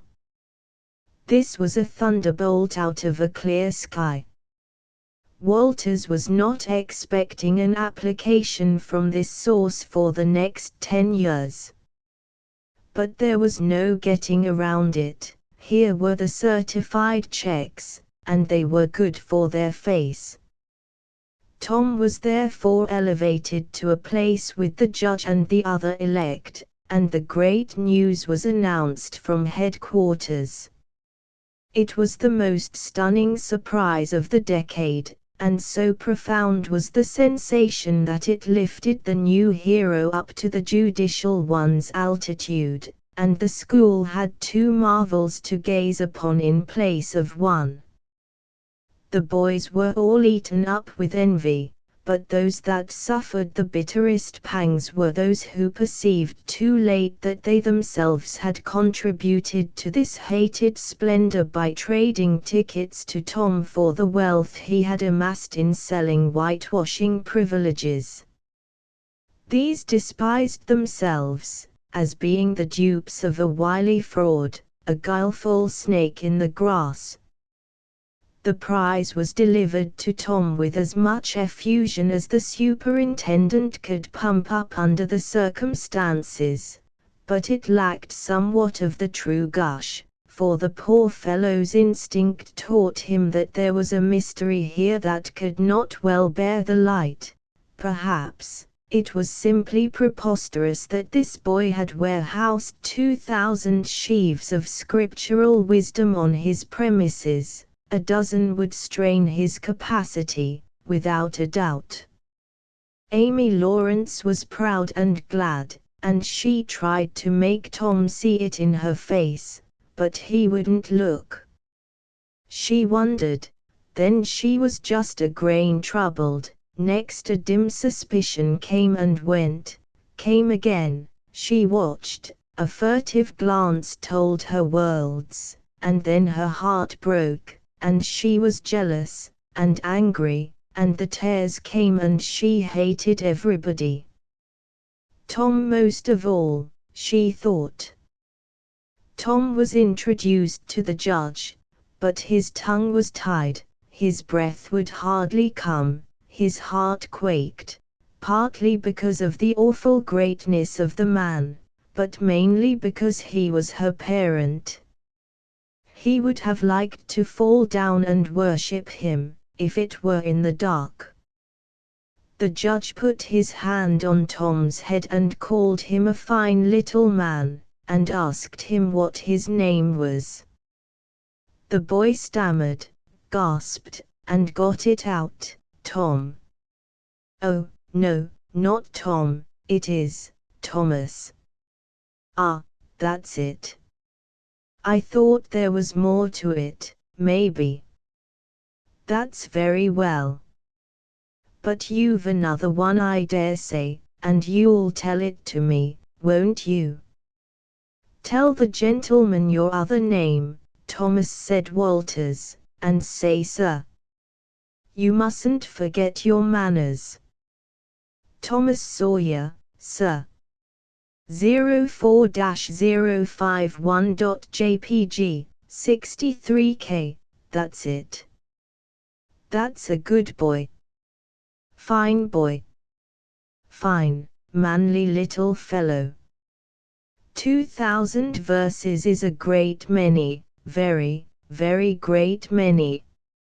And you never can be sorry for the trouble you took to learn them. For knowledge is worth more than anything there is in the world. It's what makes great men and good men. You'll be a great man and a good man yourself, some day, Thomas, and then you'll look back and say, it's all owing to the precious Sunday school privileges of my boyhood. It's all owing to my dear teachers that taught me to learn. It's all owing to the good superintendent, who encouraged me, and watched over me, and gave me a beautiful Bible, a splendid elegant Bible, to keep and have it all for my own, always. It's all owing to right bringing up. That is what you will say, Thomas, and you wouldn't take any money for those 2,000 verses, no indeed you wouldn't. And now you wouldn't mind telling me and this lady some of the things you've learned, no, I know you wouldn't, for we are proud of little boys that learn. Now, no doubt you know the names of all the 12 disciples. Won't you tell us the names of the first 2 that were appointed? Tom was tugging at a buttonhole and looking sheepish. He blushed, now, and his eyes fell. Mr. Walter's heart sank within him. He said to himself, "It is not possible that the boy can answer the simplest question, why did the judge ask him?" Yet he felt obliged to speak up and say, "Answer the gentleman, Thomas, don't be afraid." Tom still hung fire. "Now I know you'll tell me," said the lady.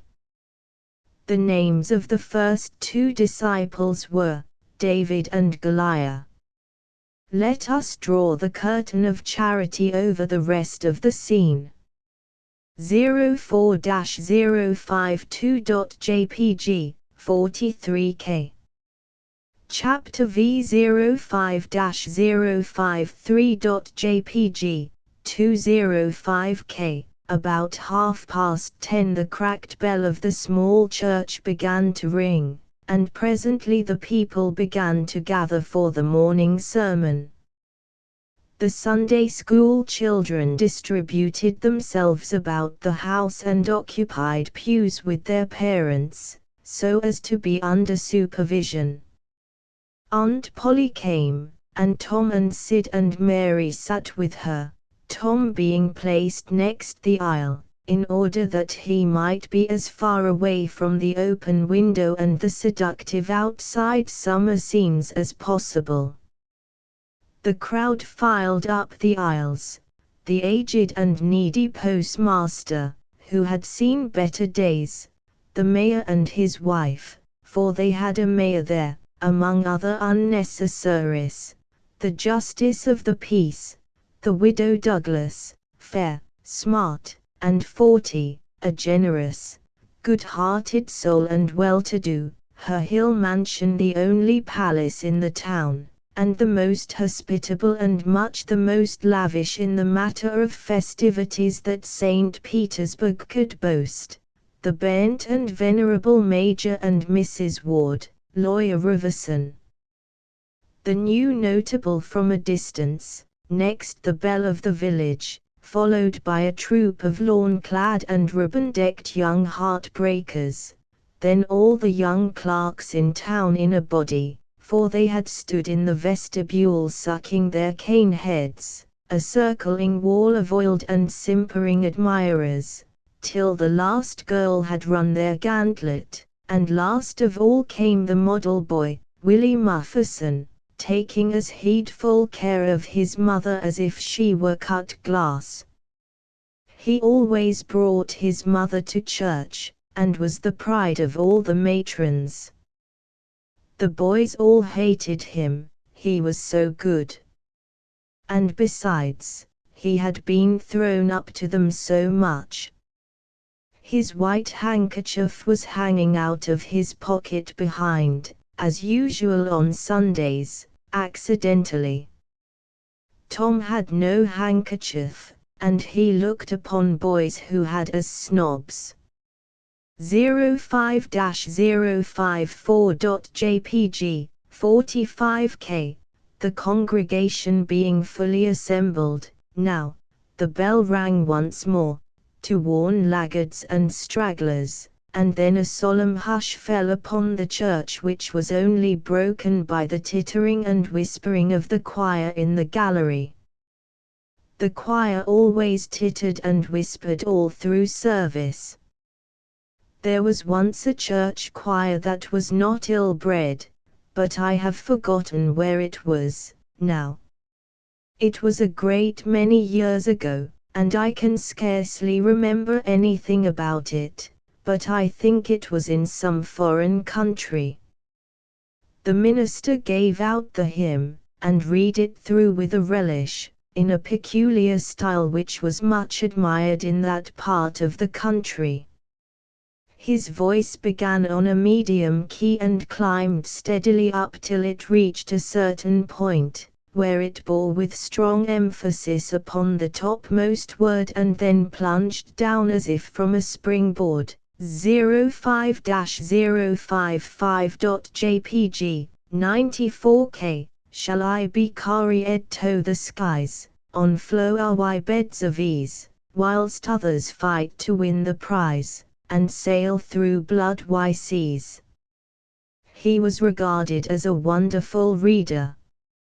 At church sociables he was always called upon to read poetry, and when he was through, the ladies would lift up their hands and let them fall helplessly in their laps, and roll their eyes, and shake their heads, as much as to say, words cannot express it. It is too beautiful for this mortal earth.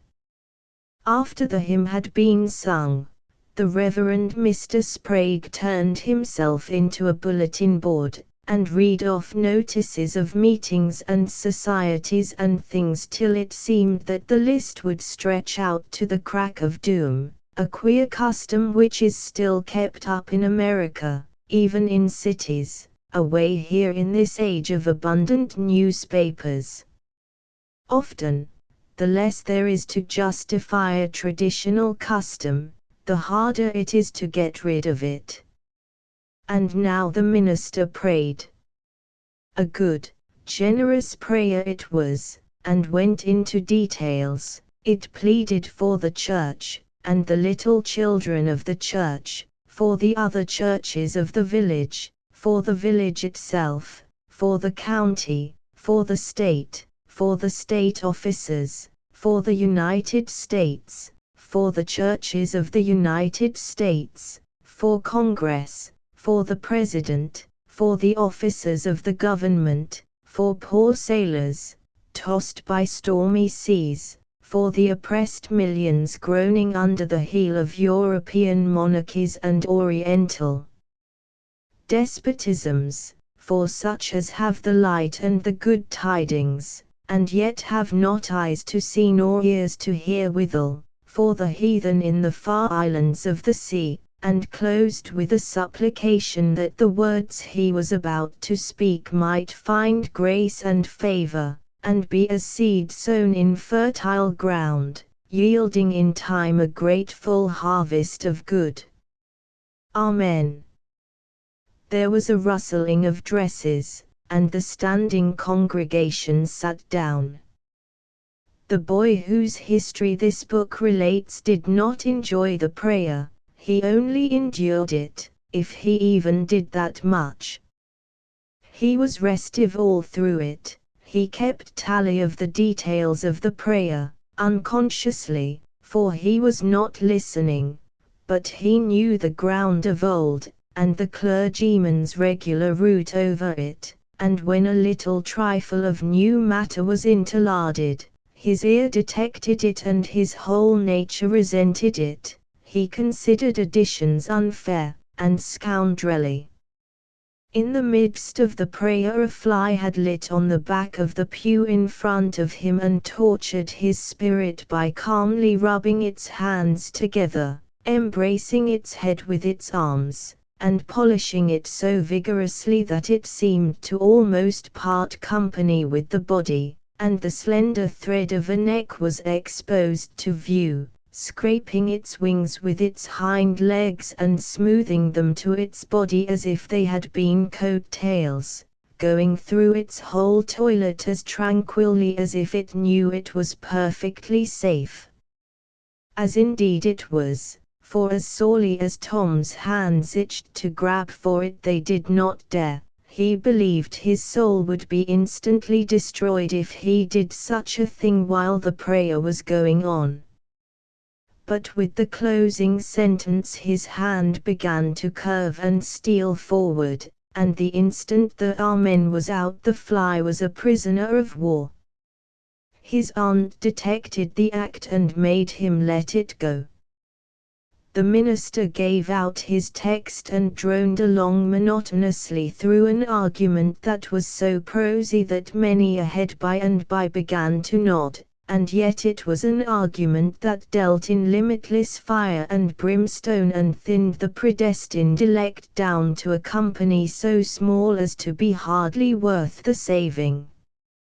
Tom counted the pages of the sermon. After church he always knew how many pages there had been, but he seldom knew anything else about the discourse. However, this time he was really interested for a little while.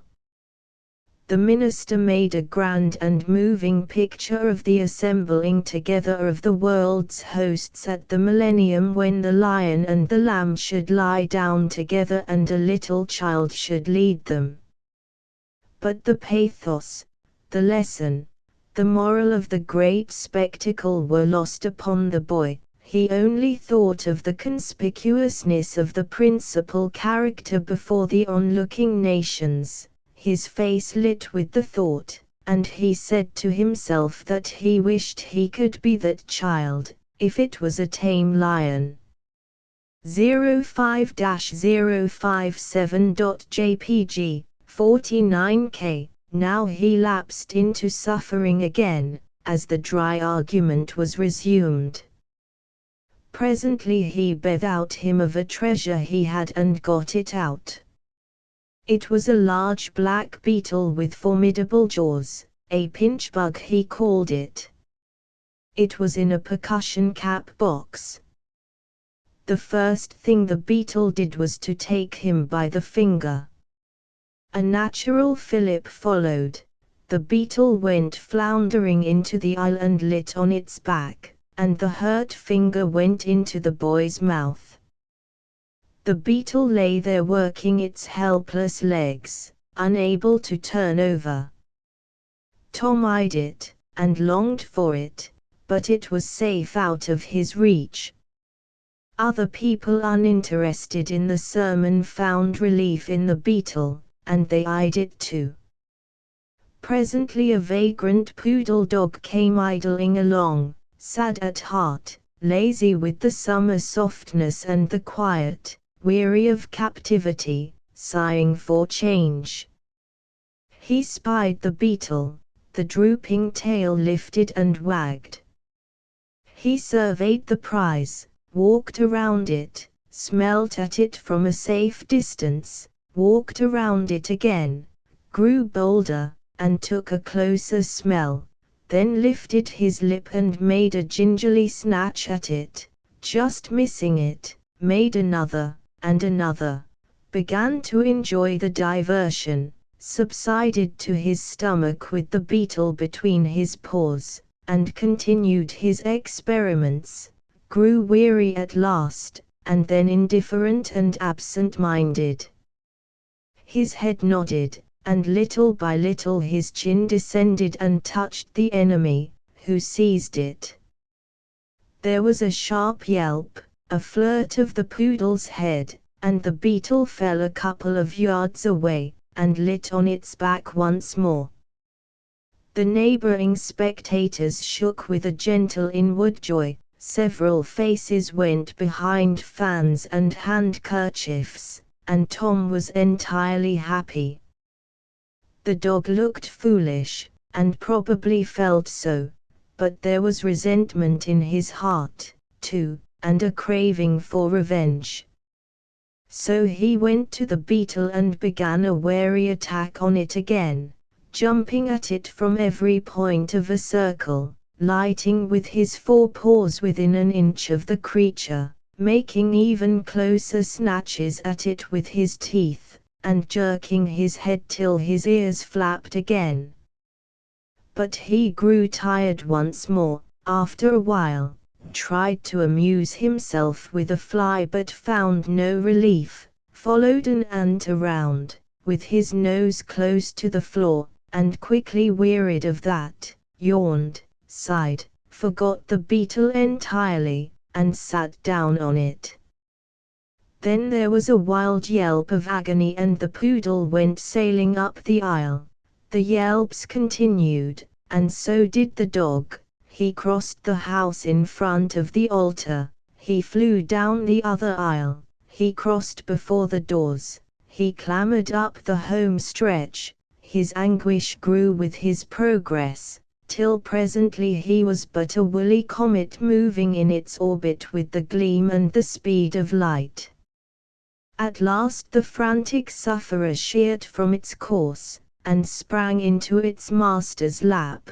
He flung it out of the window, and the voice of distress quickly thinned away and died in the distance. 05-058.jpg, 50k. By this time the whole church was red-faced and suffocating with suppressed laughter, and the sermon had come to a dead standstill.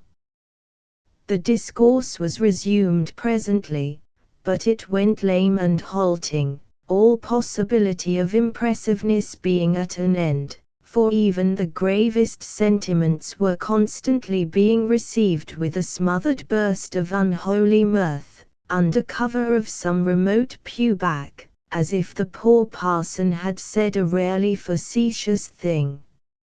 It was a genuine relief to the whole congregation when the ordeal was over and the benediction pronounced. Tom Sawyer went home quite cheerful, thinking to himself that there was some satisfaction about divine service when there was a bit of variety in it. He had but one marring thought: he was willing that the dog should play with his pinchbug, but he did not think it was upright in him to carry it off. 05-059.jpg, 33k. Chapter 606-060.jpg, 202k. Monday morning found Tom Sawyer miserable. Monday morning always found him so, because it began another week's slow suffering in school. He generally began that day with wishing he had had no intervening holiday. It made the going into captivity and fetters again so much more odious. Tom lay thinking. Presently it occurred to him that he wished he was sick, then he could stay home from school. Here was a vague possibility. He canvassed his system. No ailment was found, and he investigated again. This time he thought he could detect colicky symptoms, and he began to encourage them with considerable hope. But they soon grew feeble, and presently died wholly away. He reflected further. Suddenly he discovered something. One of his upper front teeth was loose. This was lucky. He was about to begin to groan, as a starter as he called it, when it occurred to him that if he came into court with that argument, his aunt would pull it out, and that would hurt. So he thought he would hold the tooth in reserve for the present, and seek further.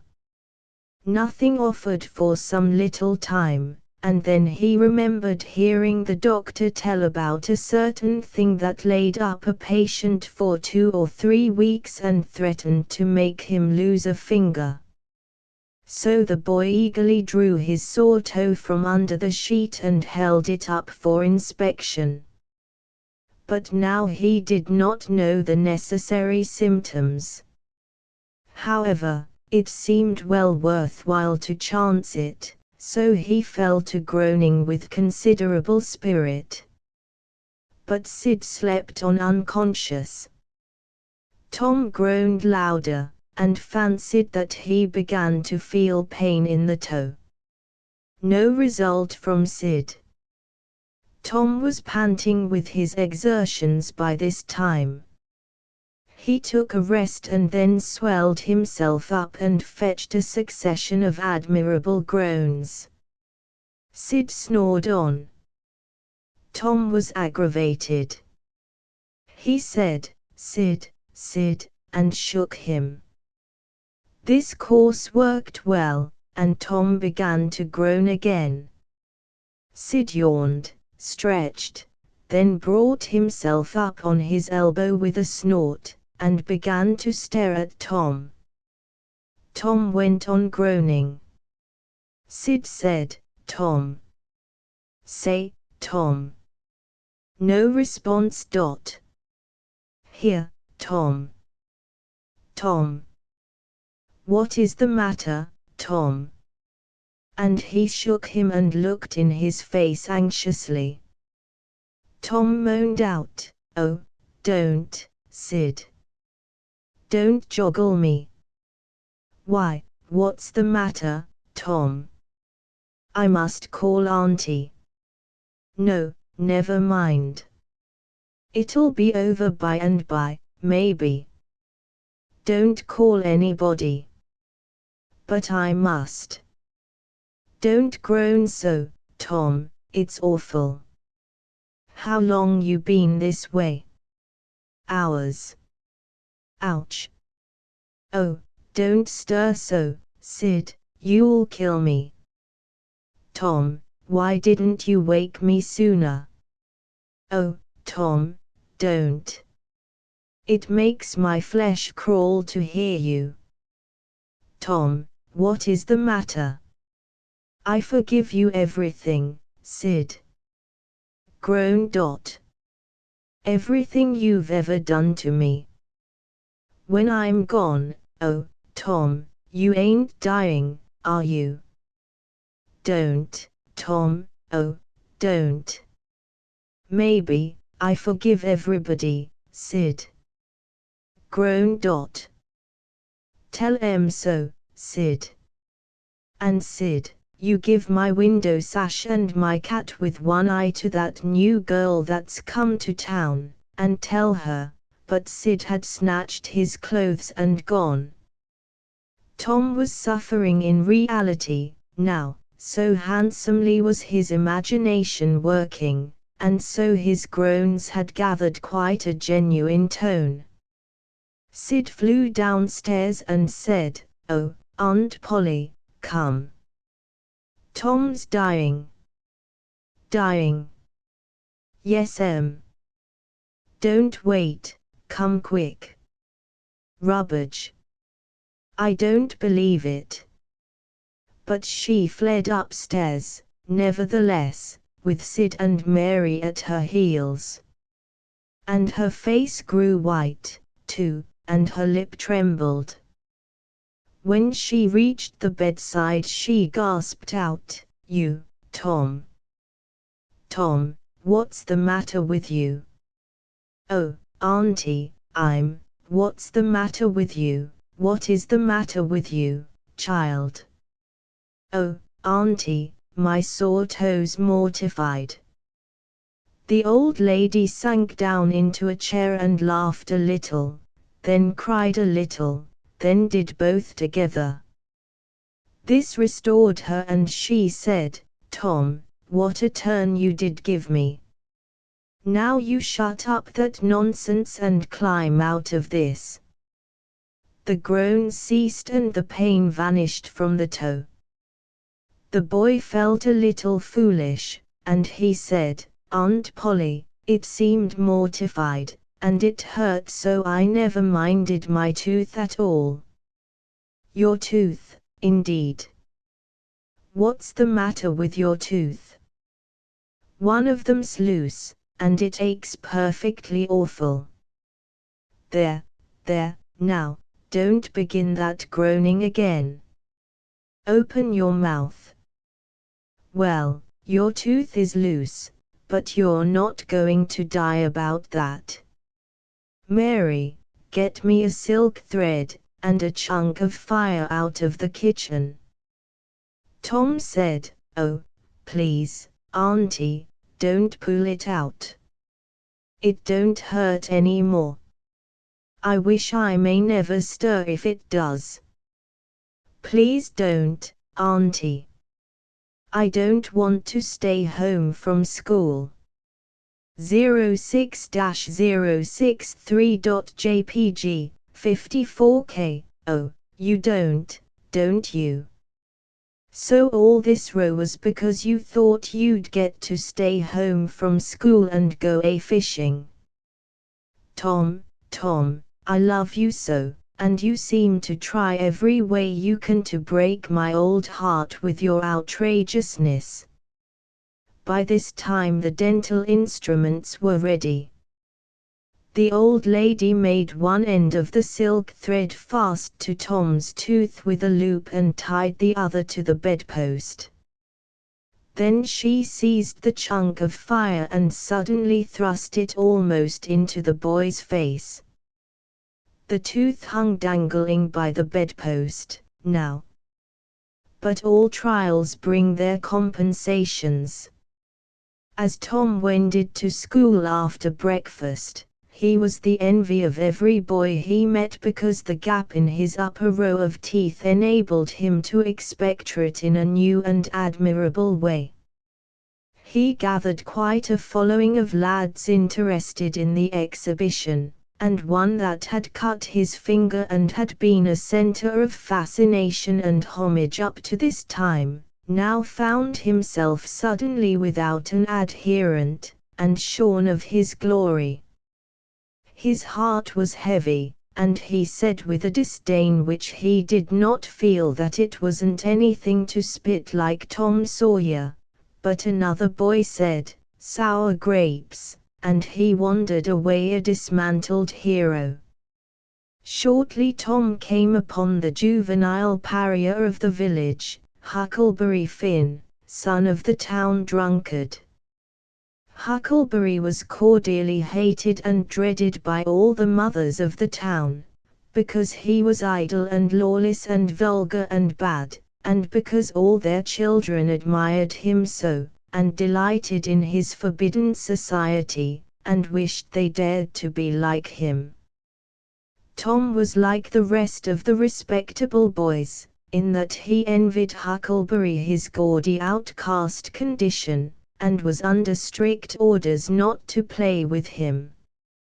So he played with him every time he got a chance. Huckleberry was always dressed in the cast-off clothes of full-grown men, and they were in perennial bloom and fluttering with rags.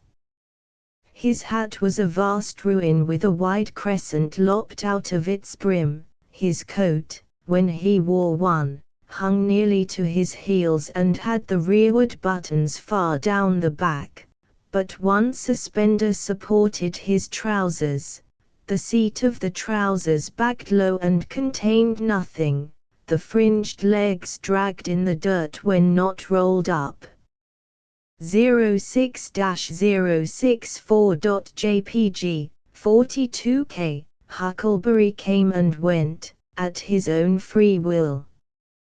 He slept on doorsteps in fine weather and in empty hogsheads in wet. He did not have to go to school or to church, or call any being master or obey anybody. He could go fishing or swimming when and where he chose, and stay as long as it suited him. Nobody forbade him to fight. He could sit up as late as he pleased. He was always the first boy that went barefoot in the spring and the last to resume leather in the fall. He never had to wash, nor put on clean clothes. He could swear wonderfully. In a word, everything that goes to make life precious that boy had. So thought every harassed, hampered, respectable boy in St. Petersburg. Tom hailed the romantic outcast. "Hello, Huckleberry. Hello yourself, and see how you like it. What's that you got? Dead cat? Lemme see him, Huck. My, he's pretty stiff. Where'd you get him?" "Bought him off a boy." "What did you give?"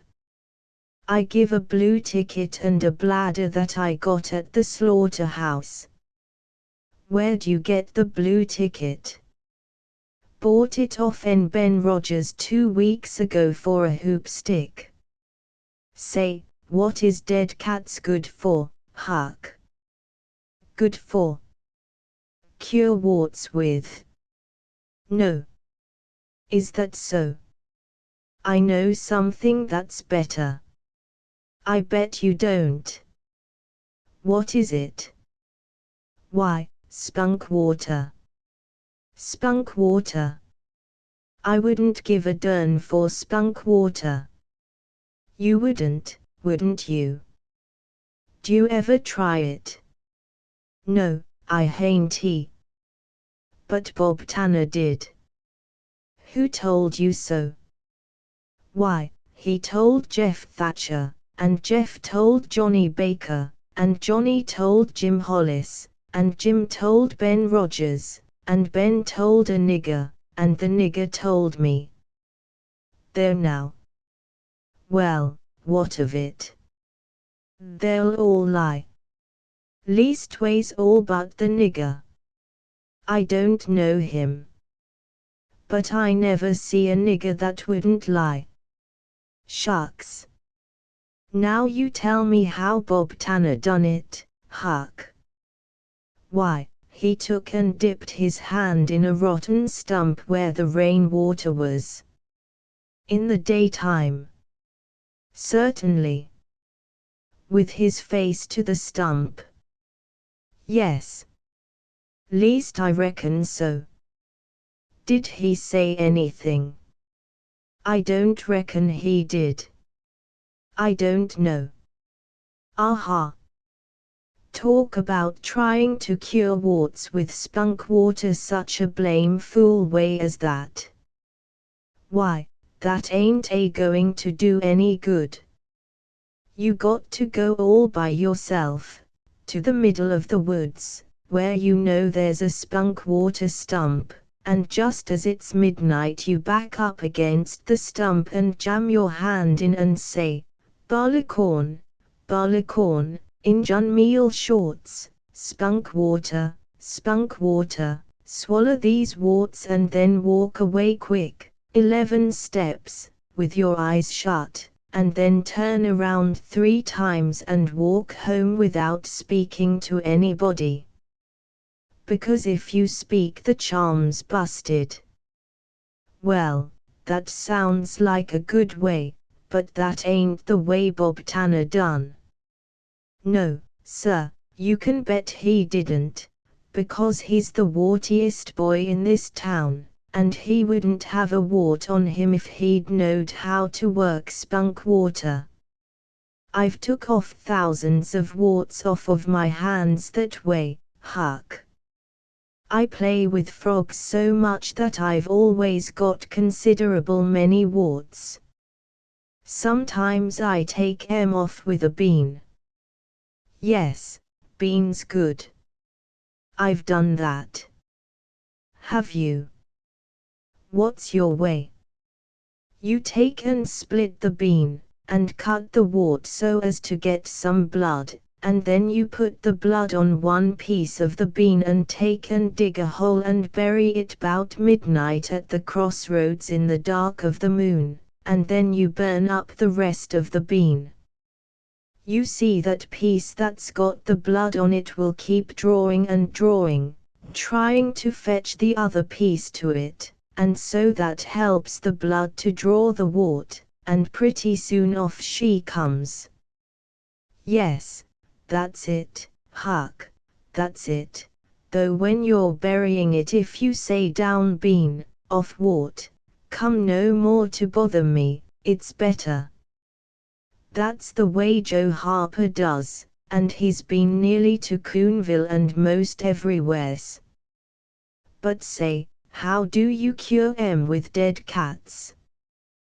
Why, you take your cat and go and get in the graveyard long about midnight when somebody that was wicked has been buried, and when it's midnight a devil will come, or maybe 2 or 3, but you can't see 'em. You can only hear something like the wind, or maybe hear 'em talk, and when they are taking that fella away, You heave your cat after and say, devil follow corpse, cat follow devil, warts follow cat, I'm done with ye. That'll fetch any wart. Sounds right. D'you ever try it, Huck? No, but old Mother Hopkins told me. Well, I reckon it's so, then. Because they say she's a witch. Say. Why, Tom, I know she is. She witched Pap. Pap says so his own self. He come along one day, and he sees she was a-witching him, so he took up a rock, and if she hadn't dodged, he'd a-got her. Well, that very night he rolled off in a shed where he was a-laying drunk, and broke his arm.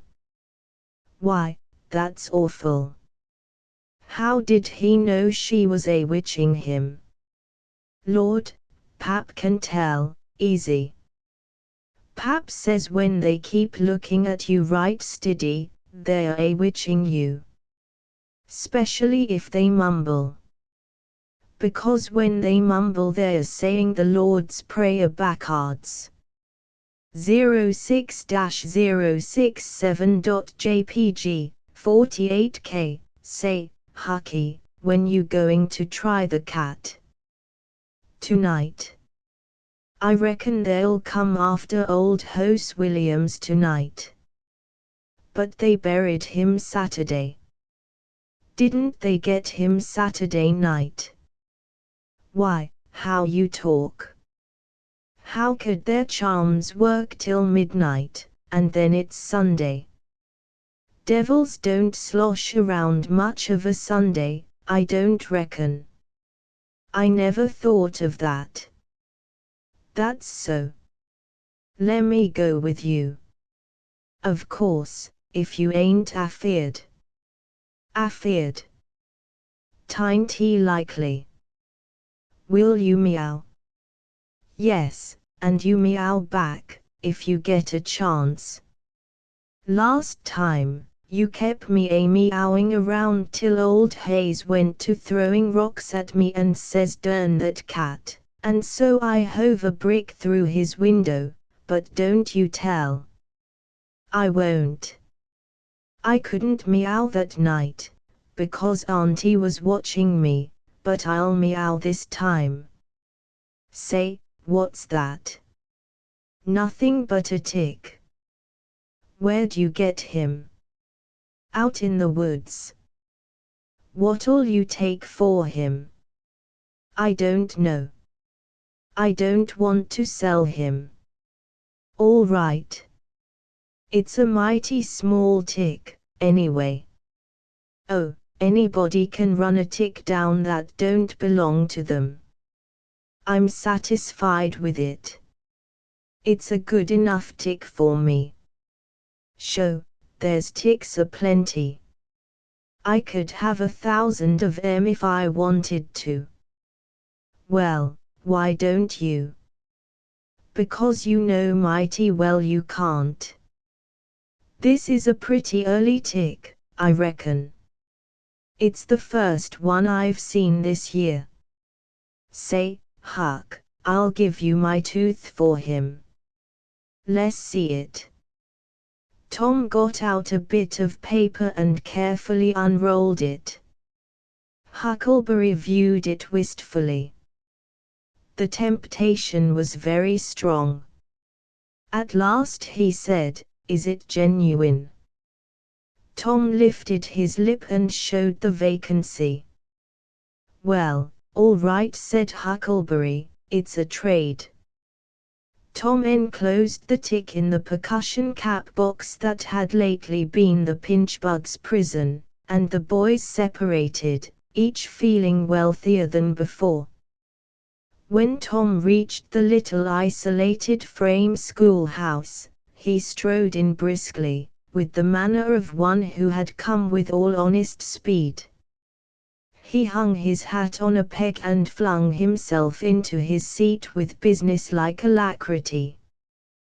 The master, throned on high in his great splint-bottom armchair, was dozing, lulled by the drowsy hum of study. The interruption roused him. Thomas Sawyer. Tom knew that when his name was pronounced in full, it meant trouble. "Sir." "Come up here."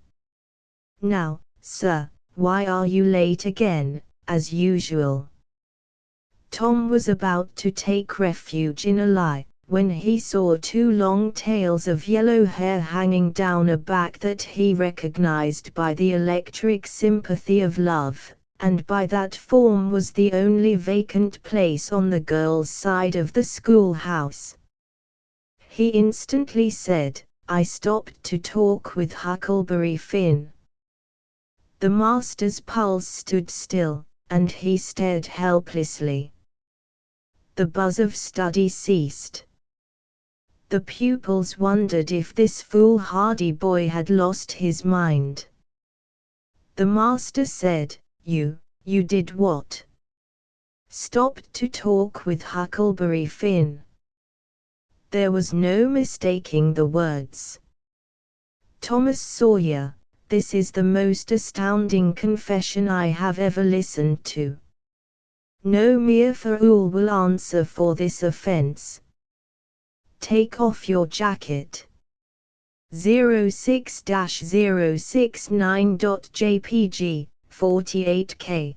The master's arm performed until it was tired and the stock of switches notably diminished. Then the order followed, "Now, sir, go and sit with the girls. And let this be a warning to you."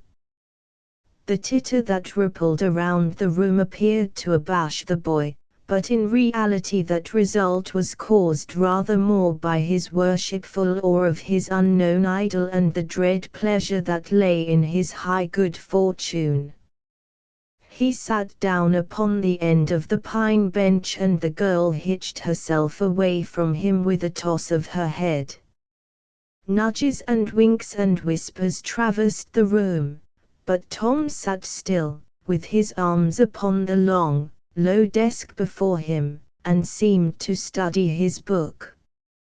By and by attention ceased from him, and the accustomed school murmur rose upon the dull air once more. Presently the boy began to steal furtive glances at the girl. She observed it, made a mouth at him and gave him the back of her head for the space of a minute. When she cautiously faced around again, a peach lay before her. She thrust it away. Tom gently put it back. She thrust it away again, but with less animosity. Tom patiently returned it to its place. Then she let it remain. Tom scrawled on his slate, "Please take it, I got more." The girl glanced at the words, but made no sign. Now the boy began to draw something on the slate, hiding his work with his left hand. For a time the girl refused to notice, but her human curiosity presently began to manifest itself by hardly perceptible signs. The boy worked on, apparently unconscious. The girl made a sort of non-committal attempt to see, but the boy did not betray that he was aware of it. At last she gave in and hesitatingly whispered, "Let me see it." 06-070.jpg, 26K. Tom partly uncovered a dismal caricature of a house with two gable ends to it and a corkscrew of smoke issuing from the chimney. Then the girl's interest began to fasten itself upon the work and she forgot everything else. When it was finished, she gazed a moment, then whispered, "It's nice, make a man." The artist erected a man in the front yard, that resembled a derrick. He could have stepped over the house, but the girl was not hypercritical. She was satisfied with the monster, and whispered, "It's a beautiful man, now make me coming along."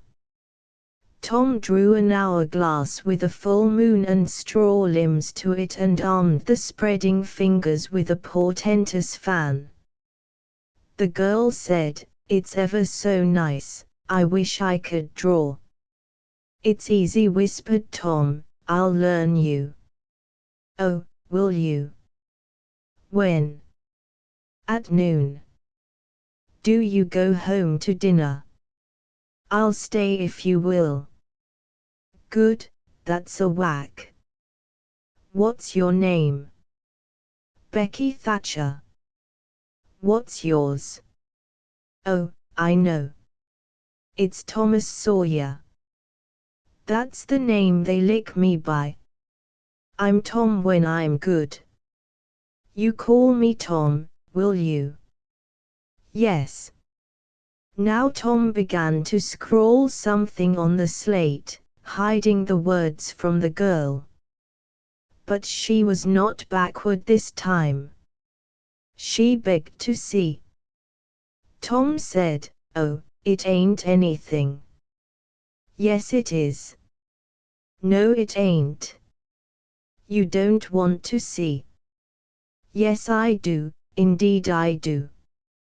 "Please let me." "You'll tell." "No I won't, deed and double deed won't." "You won't tell anybody at all?" "Ever, as long as you live." "No, I won't ever tell anybody." "Now let me." "Oh, you don't want to see." "Now that you treat me so, I will see." And she put her small hand upon his and a little scuffle ensued, Tom pretending to resist in earnest but letting his hand slip by degrees till these words were revealed, "I love you." "Oh, you bad thing." And she hit his hand a smart rap, but reddened and looked pleased, nevertheless. Just at this juncture the boy felt a slow, fateful grip closing on his ear, and a steady lifting impulse. In that wise he was borne across the house and deposited in his own seat, under a peppering fire of giggles from the whole school. Then the master stood over him during a few awful moments, and finally moved away to his throne without saying a word. But although Tom's ear tingled, his heart was jubilant. 06-071.jpg, 46K. As the school quieted down, Tom made an honest effort to study, but the turmoil within him was too great. In turn he took his place in the reading class and made a botch of it, then in the geography class and turned lakes into mountains, mountains into rivers, and rivers into continents, till chaos was come again, then in the spelling class, and got turned down by a succession of mere baby words, till he brought up at the foot and yielded up the pewter medal which he had worn with ostentation for months. Chapter 707-072.jpg, 175K. The harder Tom tried to fasten his mind on his book, the more his ideas wandered. So at last, with a sigh and a yawn, he gave it up. It seemed to him that the noon recess would never come. The air was utterly dead. There was not a breath stirring. It was the sleepiest of sleepy days. The drowsing murmur of the 25 studying scholars soothed the soul like the spell that is in the murmur of bees. Away off in the flaming sunshine, Cardiff Hill lifted its soft green sides through a shimmering veil of heat, tinted with the purple of distance. A few birds floated on lazy wing high in the air. No other living thing was visible but some cows, and they were asleep. Tom's heart ached to be free, or else to have something of interest to do to pass the dreary time. His hand wandered into his pocket and his face lit up with a glow of gratitude that was prayer, though he did not know it. Then furtively the percussion cap box came out. He released the tick and put him on the long flat desk. The creature probably glowed with a gratitude that amounted to prayer, too, at this moment, but it was premature, for when he started thankfully to travel off, Tom turned him aside with a pin and made him take a new direction. Tom's bosom friend sat next him, suffering just as Tom had been, and now he was deeply and gratefully interested in this entertainment in an instant. This bosom friend was Joe Harper. The two boys were sworn friends all the week, and embattled enemies on Saturdays. Joe took a pin out of his lapel and began to assist in exercising the prisoner. The sport grew in interest momently.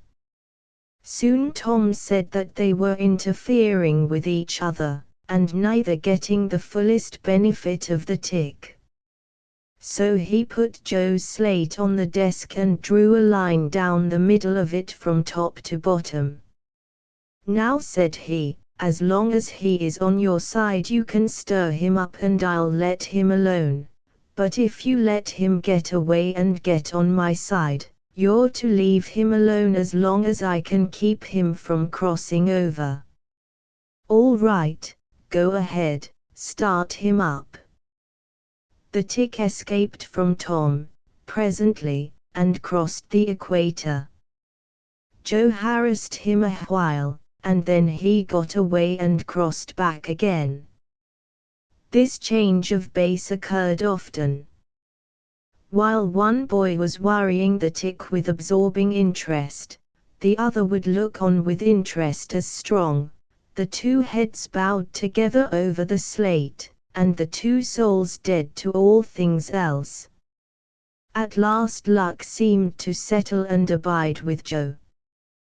The tick tried this, that, and the other course, and got as excited and as anxious as the boys themselves, but time and again just as he would have victory in his very grasp, so to speak, and Tom's fingers would be twitching to begin, Joe's pin would deftly head him off, and keep possession. At last Tom could stand it no longer. The temptation was too strong.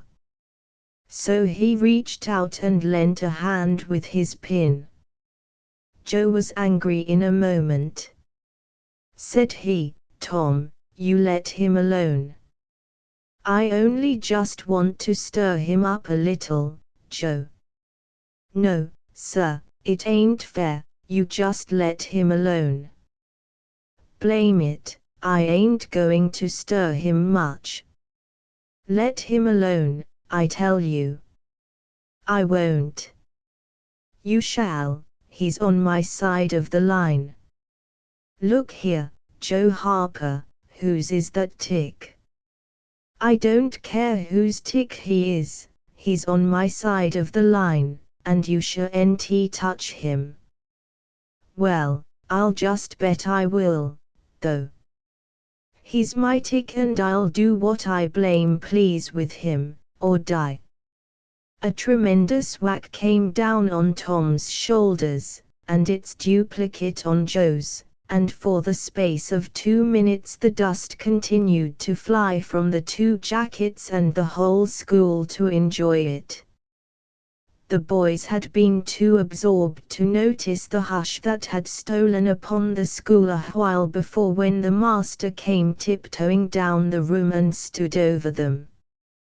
He had contemplated a good part of the performance before he contributed his bit of variety to it.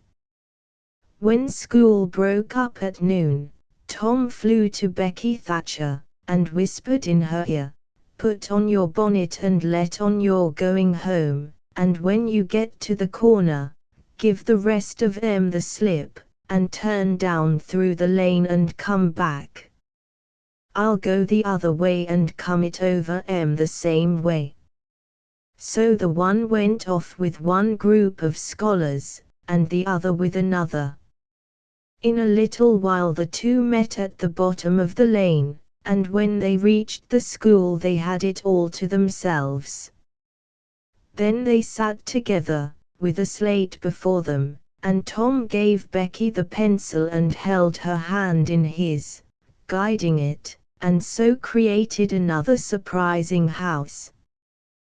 When the interest in art began to wane, the two fell to talking. Tom was swimming in bliss. He said, "Do you love rats?" "No. I hate them." "Well, I do, too, live ones. But I mean dead ones, to swing round your head with a string." "No, I don't care for rats much, anyway. What I like is chewing gum." "Oh, I should say so. I wish I had some now." "Do you?" "I've got some. I'll let you chew it a while, but you must give it back to me."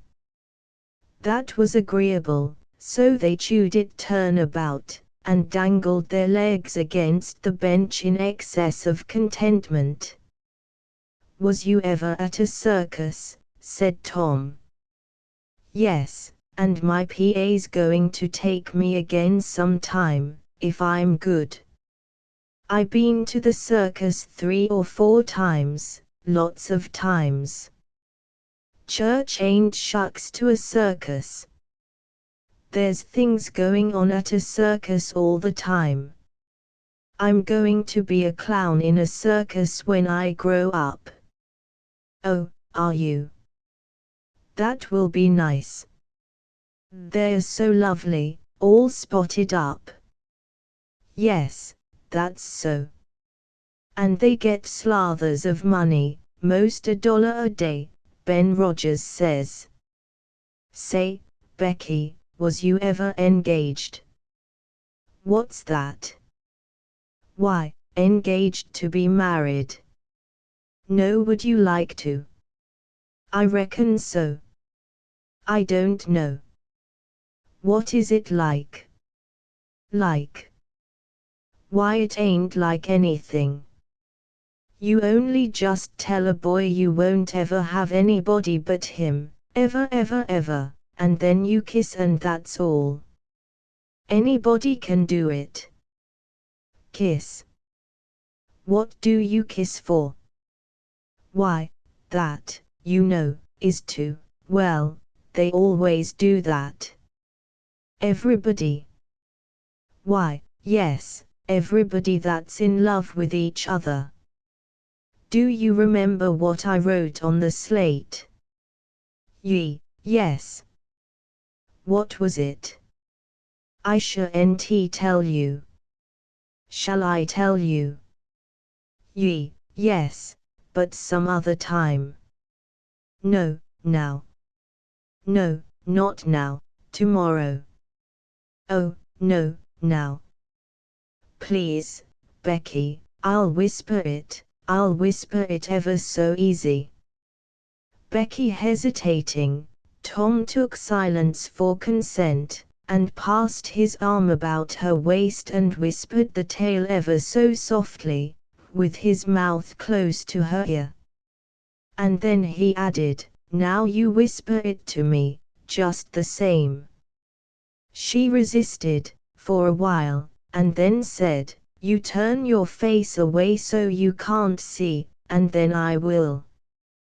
"But you mustn't ever tell anybody, will you, Tom? Now you won't, will you?" "No, indeed, indeed I won't. Now, Becky." He turned his face away. She bent timidly around till her breath stirred his curls and whispered, "I love you." Then she sprang away and ran around and around the desks and benches, with Tom after her, and took refuge in a corner at last, with her little white apron to her face. Tom clasped her about her neck and pleaded, "Now, Becky, it's all done, all over but the kiss. Don't you be afraid of that, it ain't anything at all. Please, Becky." And he tugged at her apron and the hands. By and by she gave up, and let her hands drop. Her face, all glowing with the struggle, came up and submitted. Tom kissed the red lips and said, "Now it's all done, Becky. And always after this, you know, you ain't ever to love anybody but me, and you ain't ever to marry anybody but me, ever, never and forever. Will you?" "No, I'll never love anybody but you, Tom, and I'll never marry anybody but you, and you ain't to ever marry anybody but me, either." "Certainly. Of course. That's part of it.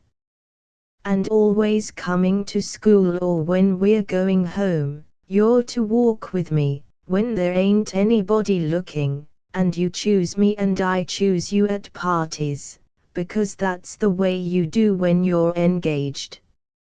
It's so nice. I never heard of it before.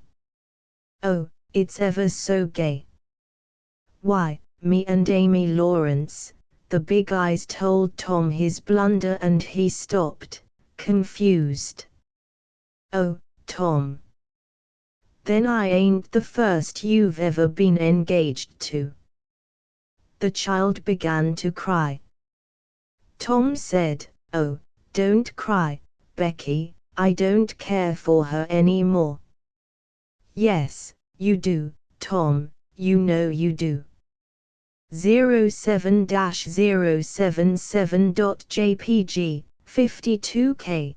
Tom tried to put his arm about her neck, but she pushed him away and turned her face to the wall, and went on crying. Tom tried again, with soothing words in his mouth, and was repulsed again. Then his pride was up, and he strode away and went outside. He stood about, restless and uneasy, for a while, glancing at the door, every now and then, hoping she would repent and come to find him. But she did not. Then he began to feel badly and fear that he was in the wrong. It was a hard struggle with him to make new advances, now, but he nerved himself to it and entered. She was still standing back there in the corner, sobbing, with her face to the wall. Tom's heart smote him. He went to her and stood a moment, not knowing exactly how to proceed. Then he said hesitatingly, "Becky, I don't care for anybody but you." No reply, but sobs. "Becky," pleadingly. "Becky, won't you say something?" More sobs. Tom got out his chiefest jewel, a brass knob from the top of an andiron, and passed it around her so that she could see it, and said, "Please, Becky, won't you take it?" She struck it to the floor.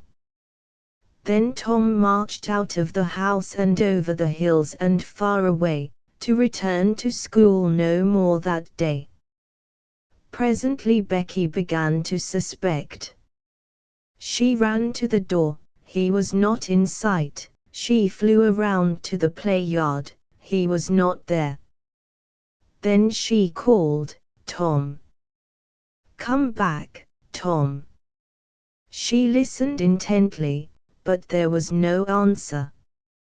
She had no companions but silence and loneliness.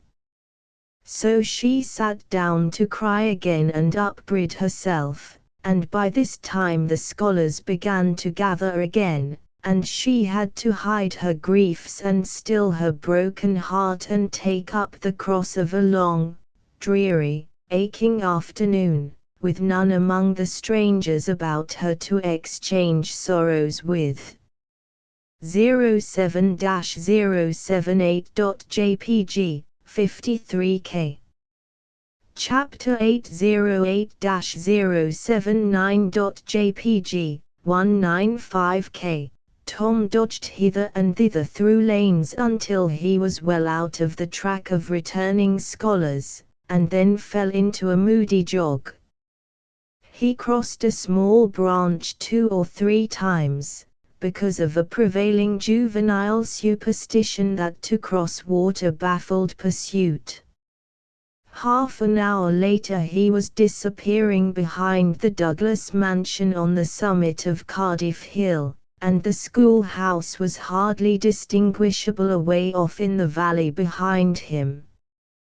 He entered a dense wood, picked his pathless way to the center of it, and sat down on a mossy spot under a spreading oak.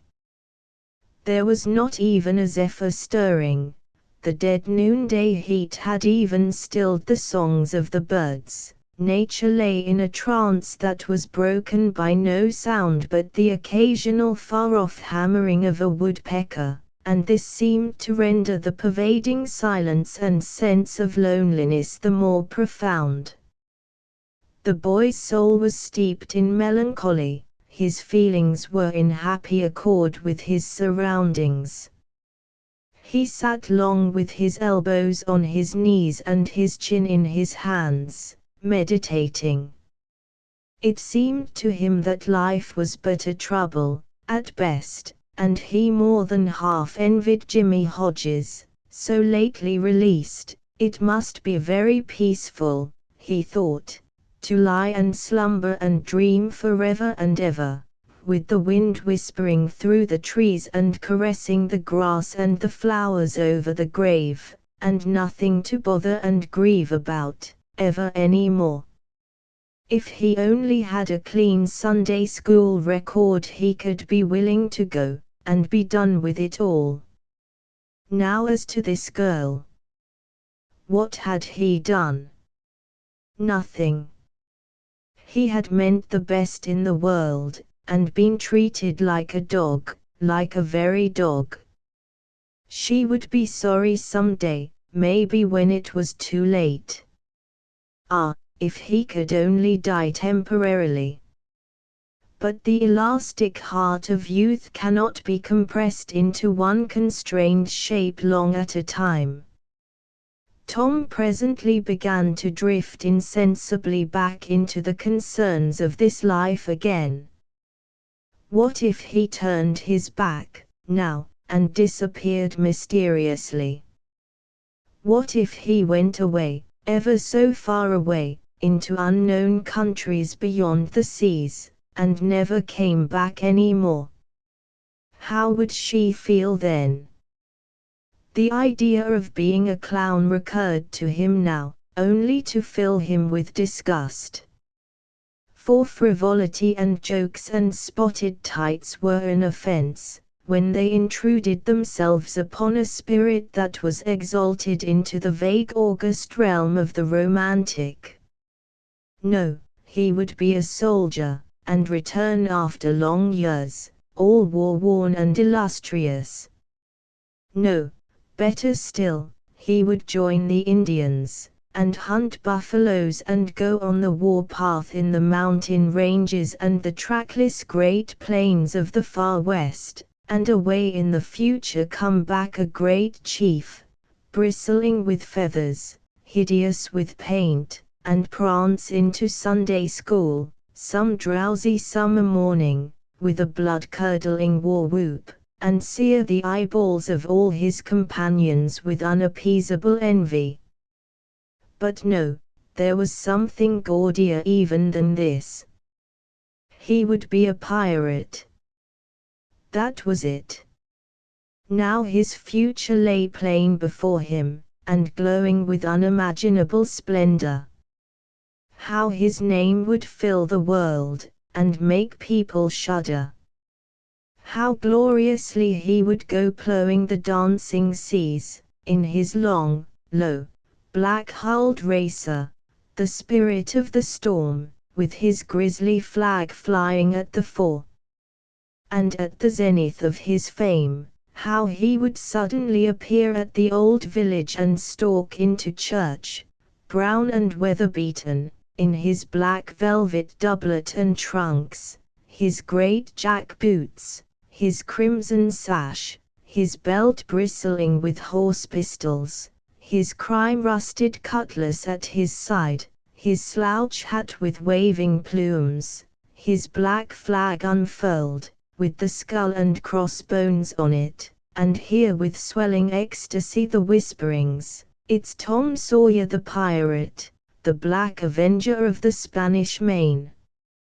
08-081.jpg, 99K. Yes, it was settled, his career was determined. He would run away from home and enter upon it. He would start the very next morning. Therefore he must now begin to get ready. He would collect his resources together. He went to a rotten log near at hand and began to dig under one end of it with his barlow knife. He soon struck wood that sounded hollow. He put his hand there and uttered this incantation impressively, "What hasn't come here, come. What's here, stay here."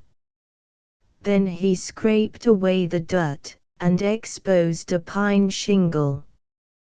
He took it up and disclosed a shapely little treasure house whose bottom and sides were of shingles. In it lay a marble. Tom's astonishment was boundless. He scratched his head with a perplexed air, and said, "Well, that beats anything."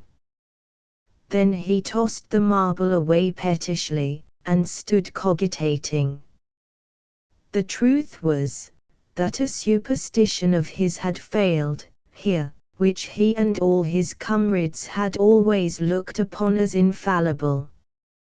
If you buried a marble with certain necessary incantations, and left it alone a fortnight, and then opened the place with the incantation he had just used, you would find that all the marbles you had ever lost had gathered themselves together there, meantime, no matter how widely they had been separated. But now, this thing had actually and unquestionably failed. Tom's whole structure of faith was shaken to its foundations. He had many a time heard of this thing succeeding but never of its failing before. It did not occur to him that he had tried it several times before, himself, but could never find the hiding places afterward. He puzzled over the matter some time, and finally decided that some witch had interfered and broken the charm. He thought he would satisfy himself on that point, so he searched around till he found a small sandy spot with a little funnel-shaped depression in it. He laid himself down and put his mouth close to this depression and called, "Doodlebug, Doodlebug, tell me what I want to know. Doodlebug, Doodlebug, tell me what I want to know." The sand began to work, and presently a small black bug appeared for a second and then darted under again in a fright. He dasn't he tell. So it was a witch that done it. I just knowed it. He well knew the futility of trying to contend against witches, so he gave up discouraged. But it occurred to him that he might as well have the marble he had just thrown away, and therefore he went and made a patient search for it. But he could not find it. Now he went back to his treasure house and carefully placed himself just as he had been standing when he tossed the marble away. Then he took another marble from his pocket and tossed it in the same way, saying, "Brother, go find your brother." He watched where it stopped, and went there and looked. But it must have fallen short or gone too far, so he tried twice more. The last repetition was successful. The two marbles lay within a foot of each other. Just here the blast of a toy tin trumpet came faintly down the green aisles of the forest. Tom flung off his jacket and trousers, turned a suspender into a belt, raked away some brush behind the rotten log, disclosing a rude bow and arrow, a lath sword and a tin trumpet, and in a moment had seized these things and bounded away, bare-legged, with fluttering shirt. He presently halted under a great elm, blew an answering blast, and then began to tiptoe and look warily out, this way and that. He said cautiously, to an imaginary company, "Hold, my merry men. Keep hid till I blow." Now appeared Joe Harper, as airily clad and elaborately armed as Tom. Tom called, "Hold! Who comes here into Sherwood Forest without my pass?" 08-083.jpg, 58K, Guy of Gooispawn wants no man's pass. "Who art thou that dares to hold such language?" said Tom, prompting, for they talked by the book from memory. "Who art thou that dares to hold such language?" "I, indeed. I am Robin Hood, as thy caitiff carcass soon shall know." "Then art thou indeed that famous outlaw? Right gladly will I dispute with thee the passes of the merry wood." "Have at thee." They took their lath swords, dumped their other traps on the ground, struck a fencing attitude, foot to foot, and began a grave, careful combat, 2 up and 2 down. Presently Tom said, "Now, if you've got the hang, go it lively." So they went it lively, panting and perspiring with the work. By and by Tom shouted, "Fall, fall. Why don't you fall? I sure ain't. Why don't you fall yourself? You're getting the worst of it." "Why, that ain't anything. I can't fall, that ain't the way it is in the book."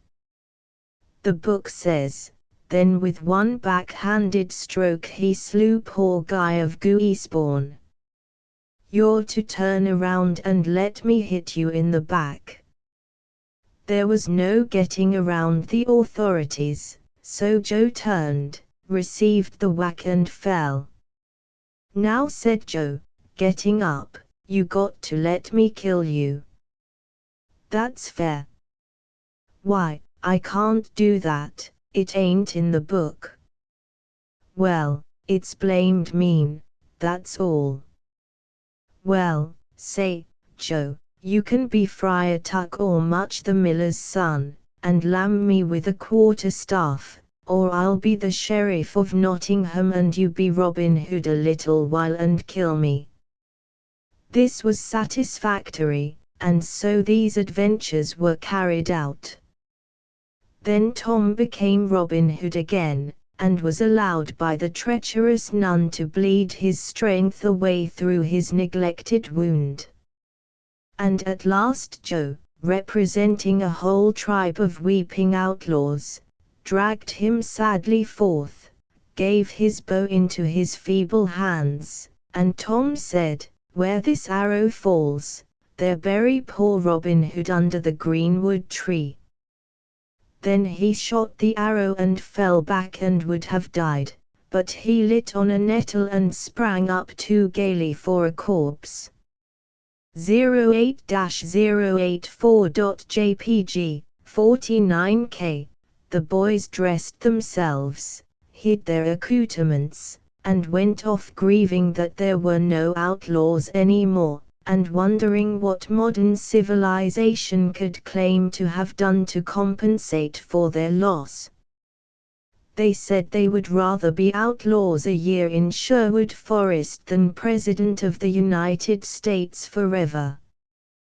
Chapter 909-085.jpg, 174K. At 9:30, that night, Tom and Sid were sent to bed, as usual. They said their prayers, and Sid was soon asleep. Tom lay awake and waited, in restless impatience.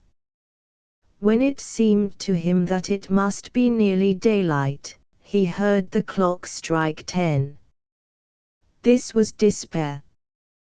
He would have tossed and fidgeted, as his nerves demanded, but he was afraid he might wake Sid.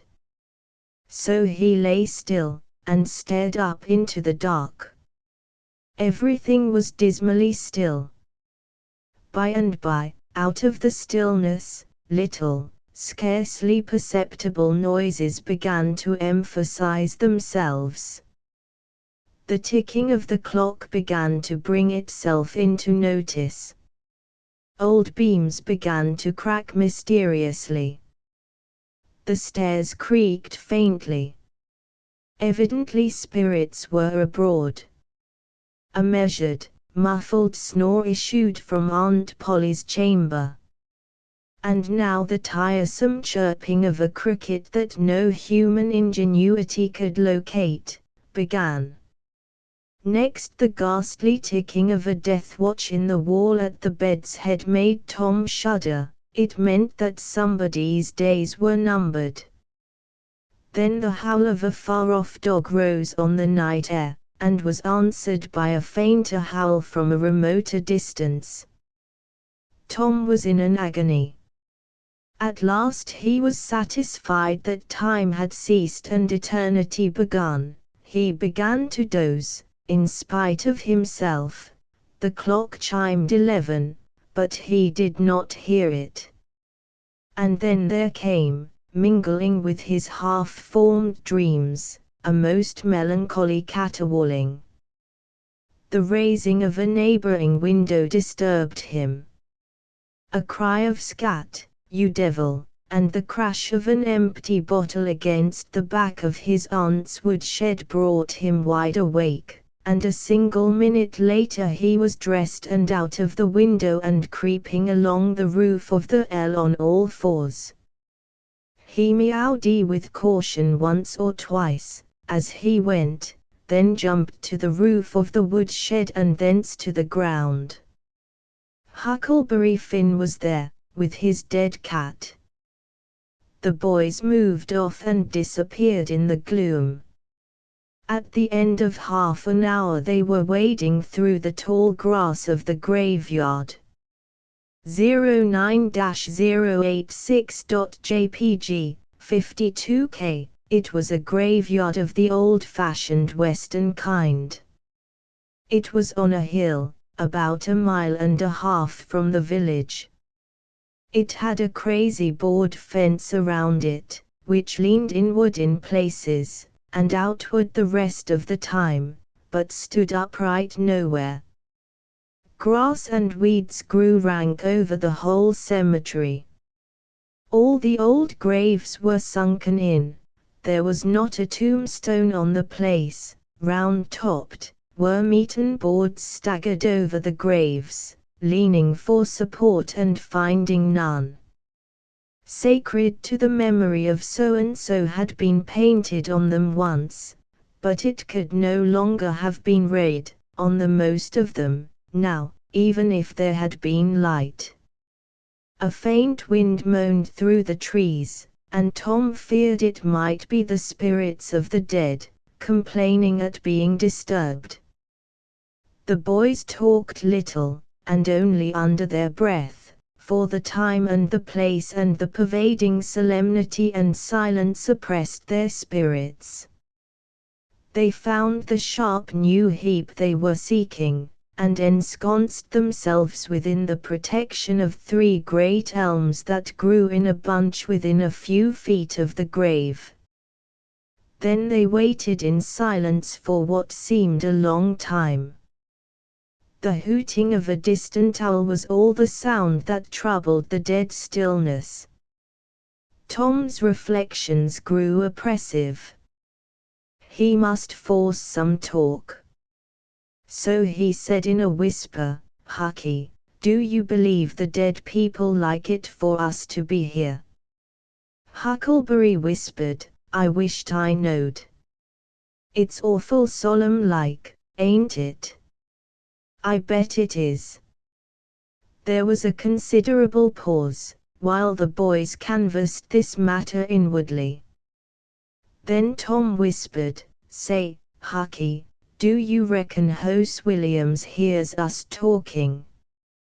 "O' course he does. Least his spirit does."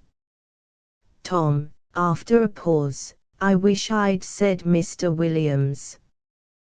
But I never meant any harm.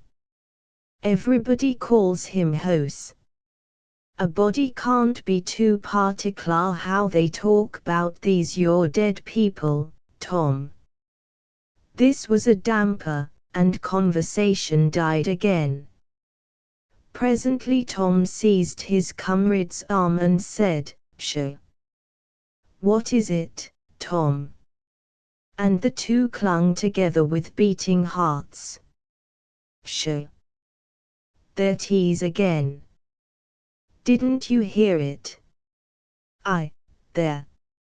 Now you hear it." "Lord, Tom, they're coming." "They're coming, sure. What'll we do?" "I dunno. Think they'll see us." "Oh, Tom, they can see in the dark, same as cats. I wished I hadn't come." "Oh, don't be afeard. I don't believe they'll bother us. We ain't doing any harm. If we keep perfectly still, maybe they won't notice us at all." "I'll try to, Tom, but, Lord, I'm all of a shiver. Listen." The boys bent their heads together and scarcely breathed. A muffled sound of voices floated up from the far end of the graveyard. "Look! See there," whispered Tom. "What is it?" "It's devil fire." "Oh, Tom, this is awful." Some vague figures approached through the gloom, swinging an old-fashioned tin lantern that freckled the ground with innumerable little spangles of light. Presently Huckleberry whispered with a shudder, "It's the devils sure enough. 3 of 'em. Lordy, Tom, we're goners." "Can you pray?" "I'll try, but don't you be afeard. They ain't going to hurt us. Now I lay me down to sleep." I 09-088.jpg, 48K, show. "What is it, Huck?" "They're humans. One of 'em is, anyway." "One of 'em's old Muff Potter's voice." "No, 'tain't he so, is it?" "I bet I know it. Don't you stir nor budge. He ain't sharp enough to notice us. Drunk, the same as usual, likely, blamed old Rip." "All right, I'll keep still." Now they're stuck. Can't find it. Here they come again. Now they're hot. Cold again. Hot again. Red hot. They're pinned right, this time. Say, Huck, I know another o' them voices, it's in Junjo. That's so, that murderin' half-breed. I'd druther they was devils a dern sight. What kin they be up to? The whisper died wholly out, now, for the three men had reached the grave and stood within a few feet of the boy's hiding place. Here it is, said the third voice, and the owner of it held the lantern up and revealed the face of young Dr. Robinson. Potter and Injunjo were carrying a handbarrow with a rope and a couple of shovels on it. They cast down their load and began to open the grave. The doctor put the lantern at the head of the grave and came and sat down with his back against one of the elm trees. He was so close the boys could have touched him. "Hurry, men," he said, in a low voice, "the moon might come out at any moment." They growled a response and went on digging. For some time there was no noise but the grating sound of the spades discharging their freight of mold and gravel. It was very monotonous. Finally a spade struck upon the coffin with a dull woody accent, and within another minute or two the men had hoisted it out on the ground. They pried off the lid with their shovels, got out the body and dumped it rudely on the ground. The moon drifted from behind the clouds and exposed the pallid face. The barrow was got ready and the corpse placed on it, covered with a blanket, and bound to its place with the rope. Potter took out a large spring knife and cut off the dangling end of the rope and then said, "Now the cussed thing's ready, Sawbones, and you'll just out with another 5, or here she stays." "That's the talk," said Injunjo. "Look here, what does this mean?" said the doctor. "You required your pay in advance, and I've paid you." "Yes, and you done more than that," said Injunjo, approaching the doctor, who was now standing. "5 years ago you drove me away from your father's kitchen one night, when I come to ask for something to eat, and you said I warn't there for any good, and when I swore I'd get even with you if it took 100 years, your father had me jailed for a vagrant. Did you think I'd forget? The Injun blood ain't in me for nothing.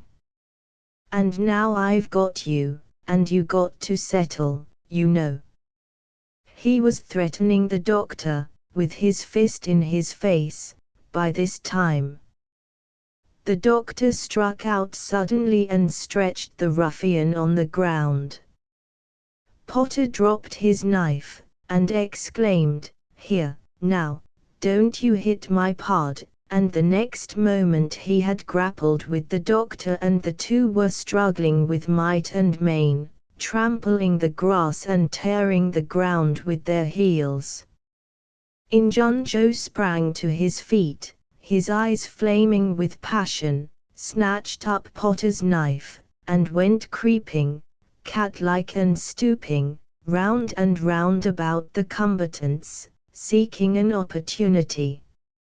All at once the doctor flung himself free, seized the heavy headboard of William's grave and felled Potter to the earth with it, and in the same instant the half-breed saw his chance and drove the knife to the hilt in the young man's breast.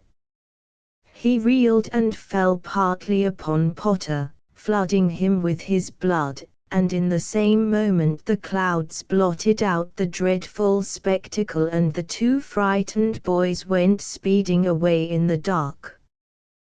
Presently, when the moon emerged again, Injunjo was standing over the two forms, contemplating them. The doctor murmured inarticulately, gave a long gasp or two and was still. The half-breed muttered, "That score is settled, damn you." Then he robbed the body. After which he put the fatal knife in Potter's open right hand, and sat down on the dismantled coffin. 3, 4, 5 minutes passed, and then Potter began to stir and moan.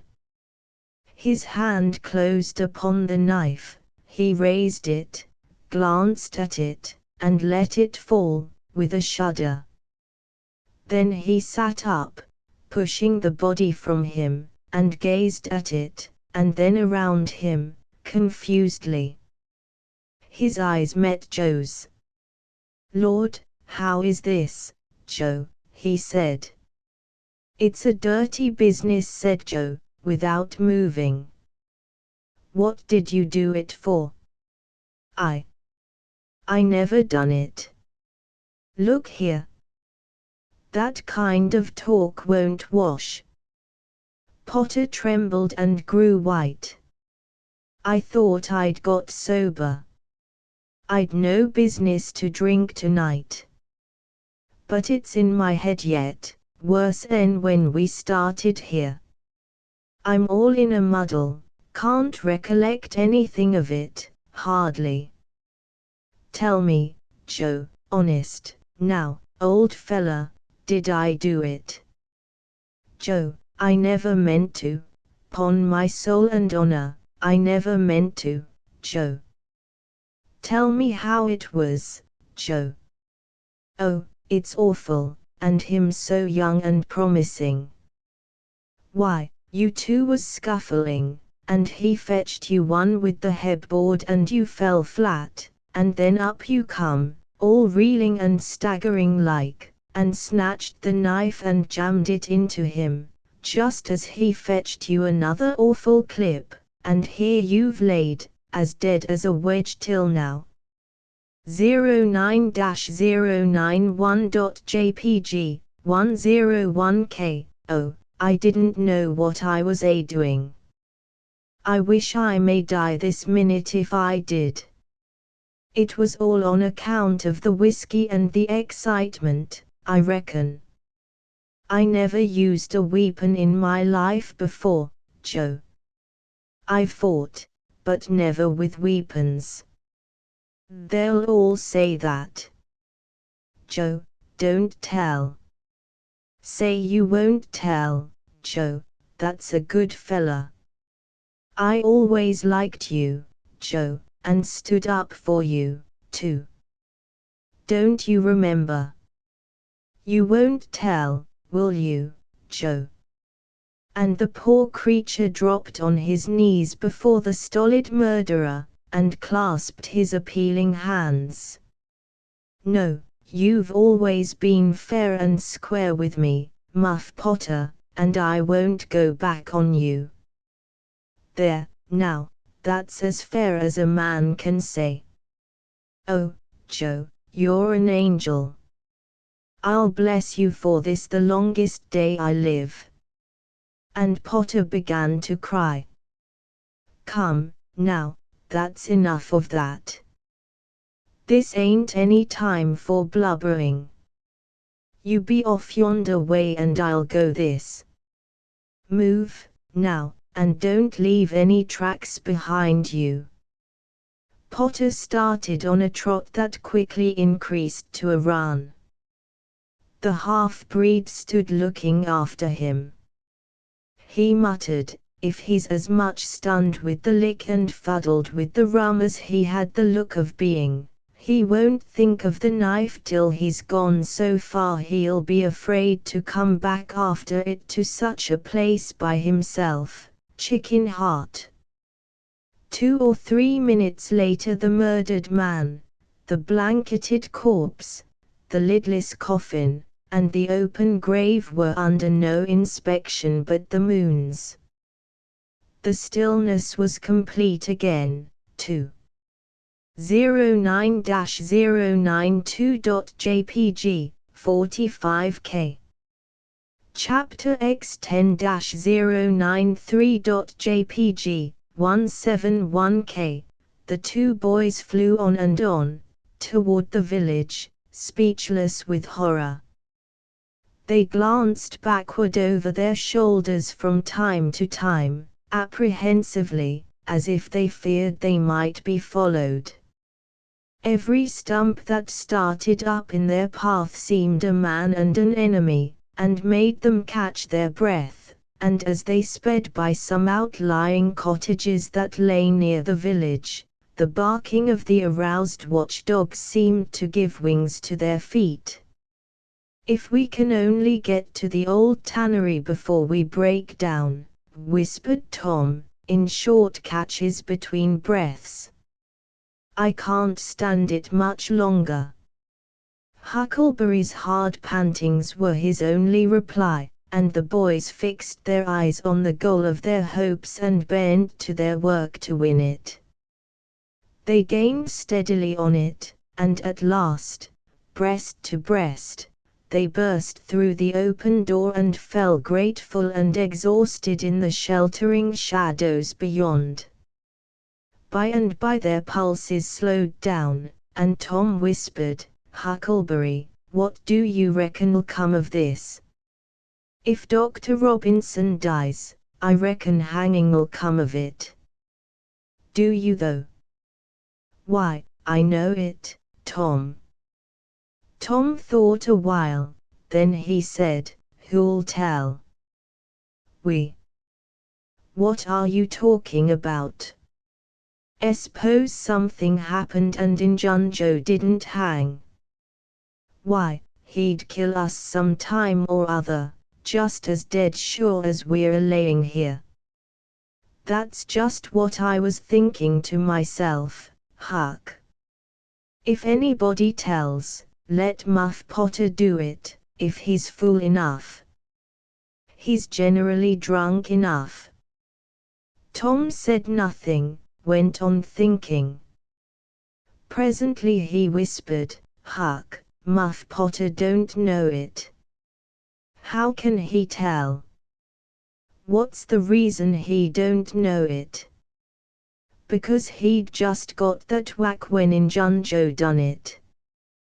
"D'you reckon he could see anything?" "D'you reckon he knowed anything?" "By hokey, that's so, Tom. And besides, look here, maybe that whack done for him." "No, 'tain't likely, Tom.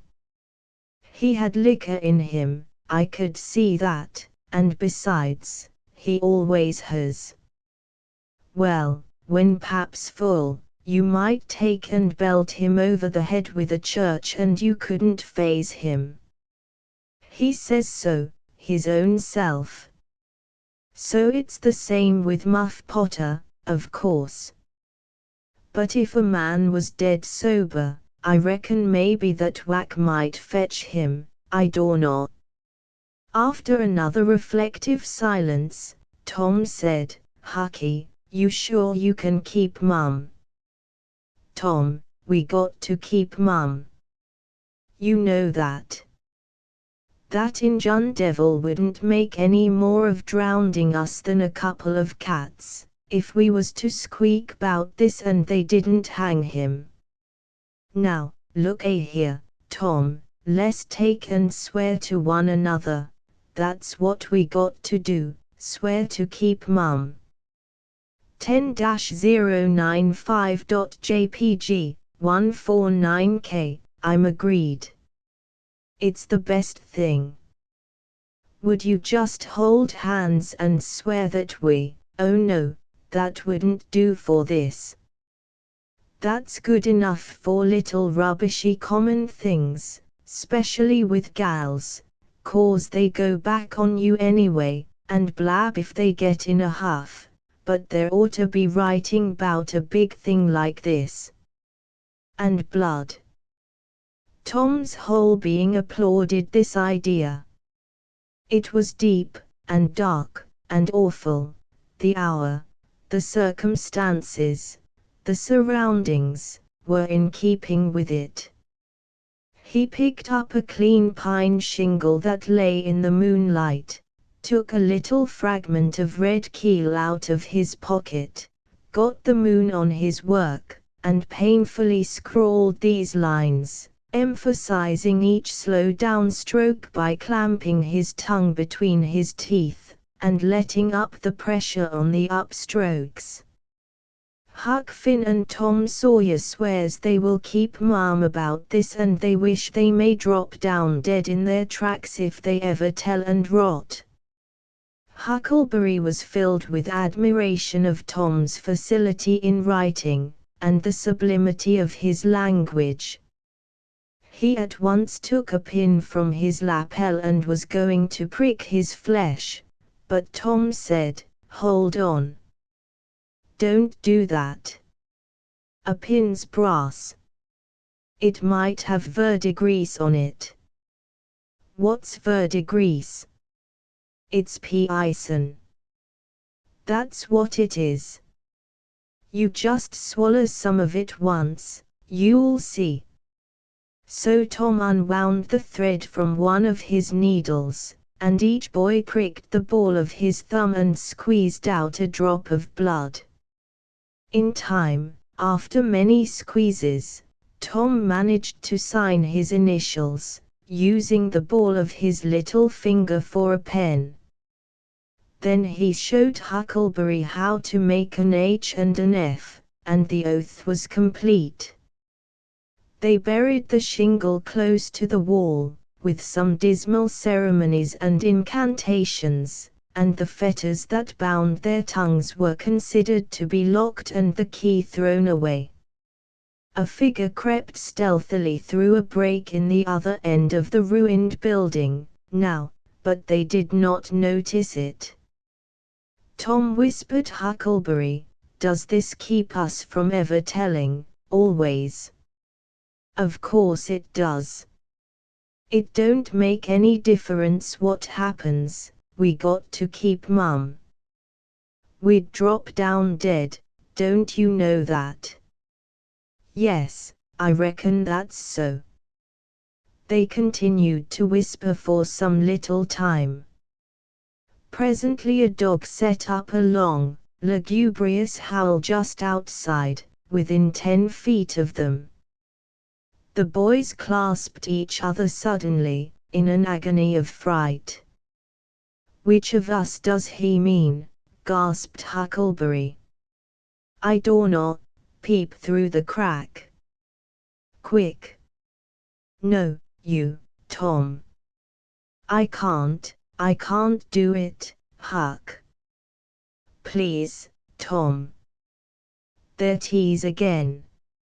"Oh, Lordy, I'm thankful," whispered Tom. "I know his voice. It's Bull Harbison."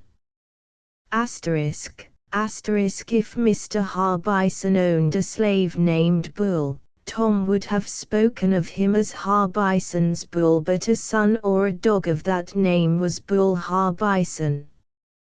"Oh, that's good, I tell you, Tom, I was most scared to death. I'd-a bet anything it was a stray dog." The dog howled again.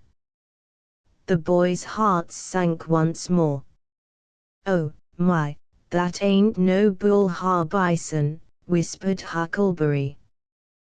"Do, Tom." Tom, quaking with fear, yielded, and put his eye to the crack. His whisper was hardly audible when he said, "Oh, Huck, it's a stray dog." "Quick, Tom, quick." "Who does he mean?" "Huck, he must mean us both, we're right together." "Oh, Tom, I reckon we're goners. I reckon there ain't no mistake 'bout where I'll go to. I been so wicked. Dad, fetch it. This comes of playing hooky and doing everything a fella's told not to do. I might have been good, like Sid, if I'd a tried, but no, I wouldn't, of course. But if ever I get off this time, I lay I'll just waller in Sunday schools. And Tom began to snuffle a little. You bad, and Huckleberry began to snuffle too. Consound it, Tom Sawyer, you're just old pie, 'longside o' what I am. Oh, lordy, lordy, lordy, I wished I only had half your chance. Tom choked off and whispered, Look, Hucky, look. He's got his back to us. Hucky looked, with joy in his heart. Well, he has, by jingoes. Did he before? Yes, he did. But I, like a fool, never thought. Oh, this is bully, you know. Now who can he mean? The howling stopped. Tom pricked up his ears. Pshaw! What's that? He whispered. Sounds like hogs grunting. No, it's somebody snoring, Tom. That is it. Whereabouts is it, Huck? I believe it's down at t'other end. Sounds so, anyway. Pap used to sleep there, sometimes, 'long with the hogs, but laws bless you, he just lifts things when he snores. Besides, I reckon he ain't ever coming back to this town any more. The spirit of adventure rose in the boys' souls once more. Hucky, do you dasty to go if I lead? I don't like to, much. Tom, s'pose it's in Junjo. 10-098.jpg, 89K, Tom quailed. But presently the temptation rose up strong again and the boys agreed to try, with the understanding that they would take to their heels if the snoring stopped. So they went tiptoeing stealthily down, the one behind the other. When they had got to within 5 steps of the snorer, Tom stepped on a stick, and it broke with a sharp snap. The man moaned, writhed a little, and his face came into the moonlight. It was Muff Potter. The boys' hearts had stood still, and their hopes too, when the man moved, but their fears passed away now. They tiptoed out, through the broken weatherboarding, and stopped at a little distance to exchange a parting word. That long, lugubrious howl rose on the night air again. They turned and saw the strange dog standing within a few feet of where Potter was lying, and facing Potter, with his nose pointing heavenward. Oh, Jemini, it's him, exclaimed both boys, in a breath. Say, Tom, they say a stray dog come howling around Johnny Miller's house, 'bout midnight, as much as 2 weeks ago, and a whippoorwill come in and lit on the banisters and sung, the very same evening, and there ain't anybody dead there yet. Well, I know that. And suppose there ain't. Didn't Gracie Miller fall in the kitchen fire and burn herself terrible the very next Saturday? Yes, but she ain't dead. And what's more, she's getting better, too. All right, you wait and see. She's a goner, just as dead sure as Muff Potter's a goner. That's what the niggers say, and they know all about these kind of things, Huck. Then they separated, cogitating. When Tom crept in at his bedroom window, the night was almost spent.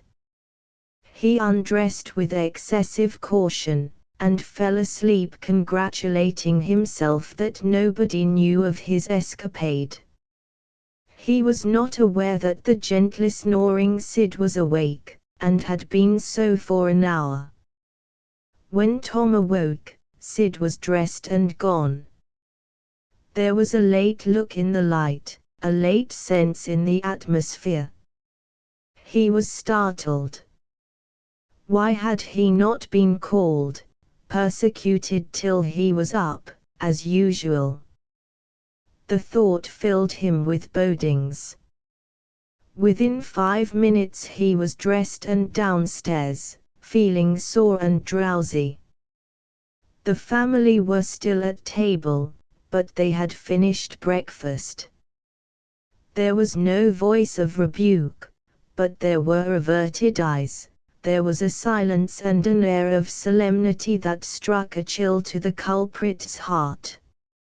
He sat down and tried to seem gay, but it was uphill work. It roused no smile, no response, and he lapsed into silence and let his heart sink down to the depths. After breakfast his aunt took him aside, and Tom almost brightened in the hope that he was going to be flogged, but it was not so. His aunt wept over him and asked him how he could go and break her old heart so, and finally told him to go on, and ruin himself and bring her grey hairs with sorrow to the grave, for it was no use for her to try any more. This was worse than 1,000 whippings, and Tom's heart was sorer now than his body. He cried, he pleaded for forgiveness, promised to reform over and over again, and then received his dismissal, feeling that he had won but an imperfect forgiveness and established but a feeble confidence. 10-100.jpg 63K. He left the presents too miserable to even feel revengeful toward Sid, and so the latter's prompt retreat through the back gate was unnecessary. He moped to school gloomy and sad, and took his flogging, along with Joe Harper, for playing hooky the day before, with the air of one whose heart was busy with heavier woes and wholly dead to trifles. Then he betook himself to his seat, rested his elbows on his desk and his jaws in his hands, and stared at the wall with the stony stare of suffering that has reached the limit and can no further go. His elbow was pressing against some hard substance. After a long time he slowly and sadly changed his position, and took up this object with a sigh. It was in a paper. He unrolled it.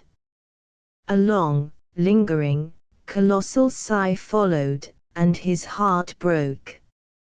It was his brass and iron knob. This final feather broke the camel's back. Chapter 1111-101.jpg 179K. Close upon the hour of noon the whole village was suddenly electrified with the ghastly news. No need of the as yet dreamed of telegraph. The tale flew from man to man, from group to group, from house to house, with little less than telegraphic speed. Of course the schoolmaster gave holiday for that afternoon. The town would have thought strangely of him if he had not. 11-102.jpg 49K. A gory knife had been found close to the murdered man, and it had been recognized by somebody as belonging to Muff Potter, so the story ran.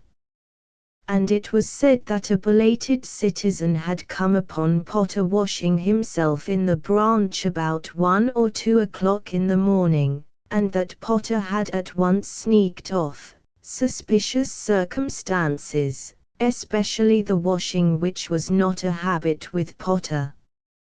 It was also said that the town had been ransacked for this murderer. The public are not slow in the matter of sifting evidence and arriving at a verdict, but that he could not be found. Horsemen had departed down all the roads in every direction, and the sheriff was confident that he would be captured before night. All the town was drifting toward the graveyard. Tom's heartbreak vanished and he joined the procession, not because he would not 1,000 times rather go anywhere else, but because an awful, unaccountable fascination drew him on. Arrived at the dreadful place, he wormed his small body through the crowd and saw the dismal spectacle. It seemed to him an age since he was there before. Somebody pinched his arm. He turned, and his eyes met Huckleberry's. Then both looked elsewhere at once, and wondered if anybody had noticed anything in their mutual glance. But everybody was talking, and intent upon the grisly spectacle before them. Poor fellow! Poor young fellow! This ought to be a lesson to grave robbers. Muff Pot'll hang for this if they catch him. This was the drift of remark, and the minister said, "It was a judgment, his hand is here." Now Tom shivered from head to heel, for his eye fell upon the stolid face of Injunjo. At this moment the crowd began to sway and struggle, and voices shouted, "It's him, he's coming himself." Who? Who? From 20 voices. Muff Potter. Hello, he's stopped, look out, he's turning. Don't let him get away. People in the branches of the trees over Tom's head said he wasn't trying to get away, he only looked doubtful and perplexed. Infernal impudence, said a bystander, wanted to come and take a quiet look at his work, I reckon, didn't expect any company. The crowd fell apart, now, and the sheriff came through, ostentatiously leading Potter by the arm. The poor fellow's face was haggard, and his eyes showed the fear that was upon him. When he stood before the murdered man, he shook as with a palsy, and he put his face in his hands and burst into tears. "I didn't do it, friends," he sobbed. "'Pon my word and honor I never done it." 11-103.jpg, 112k, "Who's accused you?" shouted a voice. This shot seemed to carry home. Potter lifted his face and looked around him with a pathetic hopelessness in his eyes. He saw Injunjo, and exclaimed, "Oh, Injunjo, you promised me you'd never, is that your knife?" And it was thrust before him by the sheriff. Potter would have fallen if they had not caught him and eased him to the ground.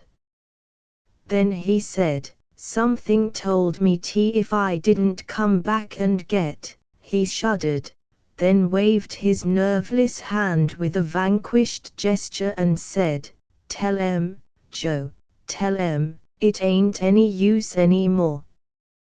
Then Huckleberry and Tom stood dumb and staring, and heard the stony-hearted liar reel off his serene statement, they expecting every moment that the clear sky would deliver God's lightnings upon his head, and wondering to see how long the stroke was delayed.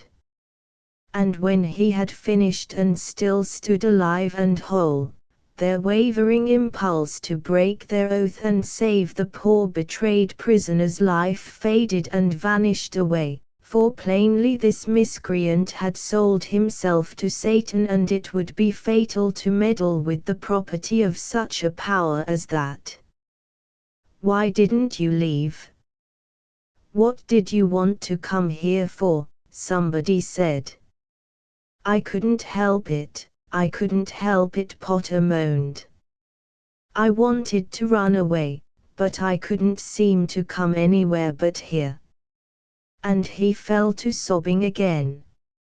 Injunjo repeated his statement, just as calmly, a few minutes afterward on the inquest, under oath, and the boys, seeing that the lightnings were still withheld, were confirmed in their belief that Joe had sold himself to the devil. He was now become, to them, the most balefully interesting object they had ever looked upon, and they could not take their fascinated eyes from his face. They inwardly resolved to watch him nights, when opportunity should offer, in the hope of getting a glimpse of his dread master. Injunjo helped to raise the body of the murdered man and put it in a wagon for removal, and it was whispered through the shuddering crowd that the wound bled a little. The boys thought that this happy circumstance would turn suspicion in the right direction, but they were disappointed, for more than one villager remarked, "It was within 3 feet of Muff Potter when it done it." Tom's fearful secret and gnawing conscience disturbed his sleep for as much as a week after this, and at breakfast one morning Sid said, "Tom, you pitch around and talk in your sleep so much that you keep me awake half the time." Tom blanched and dropped his eyes. "It's a bad sign," said Aunt Polly, gravely. "What you got on your mind, Tom?" "Nothing. Nothing I know of."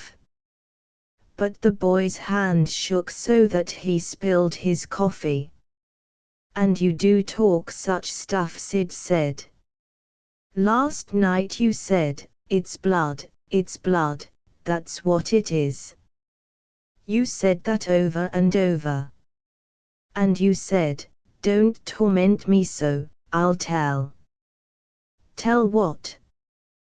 What is it you'll tell?" Everything was swimming before Tom.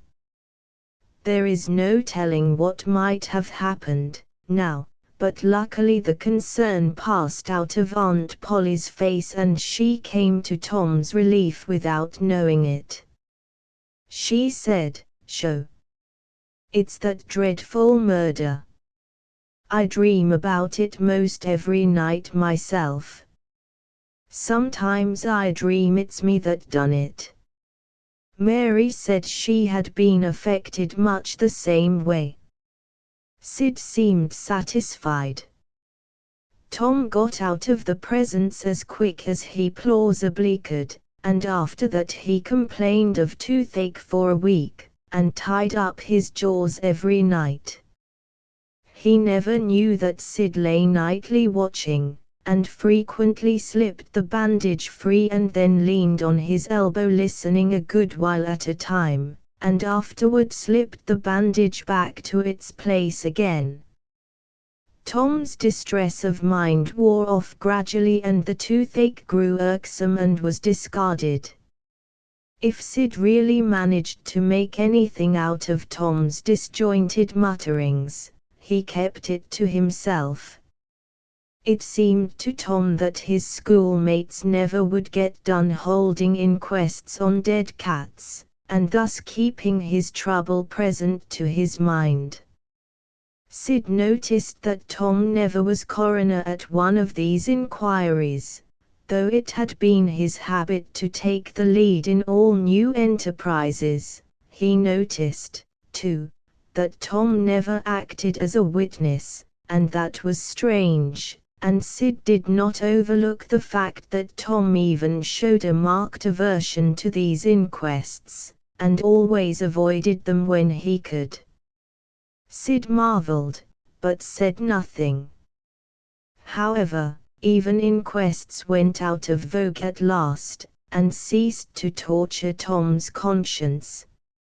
Every day or two, during this time of sorrow, Tom watched his opportunity and went to the little grated jail window and smuggled such small comforts through to the murderer as he could get hold of. The jail was a trifling little brick den that stood in a marsh at the edge of the village, and no guards were afforded for it. Indeed, it was seldom occupied. These offerings greatly helped to ease Tom's conscience. The villagers had a strong desire to tar and feather Injunjo and ride him on a rail, for body snatching, but so formidable was his character that nobody could be found who was willing to take the lead in the matter, so it was dropped. He had been careful to begin both of his inquest statements with the fight, without confessing the grave robbery that preceded it. Therefore it was deemed wisest not to try the case in the courts at present. 11-106.jpg, 17k. Chapter 12:107.jpg, 179k. One of the reasons why Tom's mind had drifted away from its secret troubles was that it had found a new and weighty matter to interest itself about. Becky Thatcher had stopped coming to school. Tom had struggled with his pride a few days, and tried to whistle her down the wind but failed. He began to find himself hanging around her father's house, nights, and feeling very miserable. She was ill. What if she should die? There was distraction in the thought. He no longer took an interest in war, nor even in piracy. The charm of life was gone, there was nothing but dreariness left.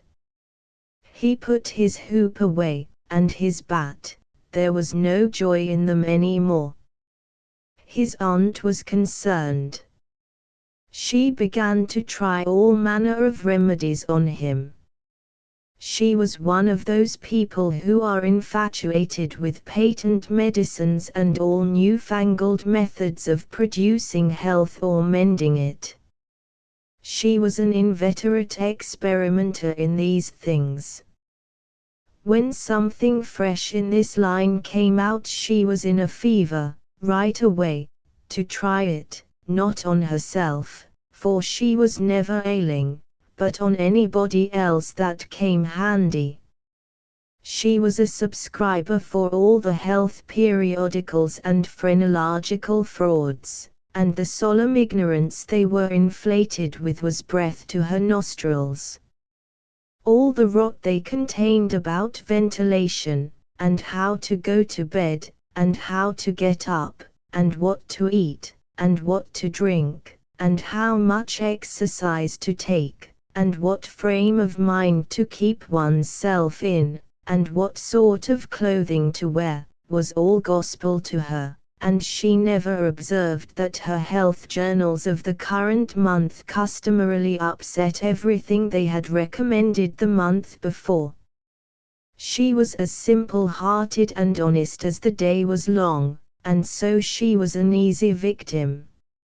She gathered together her quack periodicals and her quack medicines, and thus armed with death, went about on her pale horse, metaphorically speaking, with hell following after. But she never suspected that she was not an angel of healing and the balm of Gilead in disguise, to the suffering neighbors. 12-108.jpg, 51k. The water treatment was new, now, and Tom's low condition was a windfall to her. She had him out at daylight every morning, stood him up in the woodshed and drowned him with a deluge of cold water. Then she scrubbed him down with a towel like a file, and so brought him to.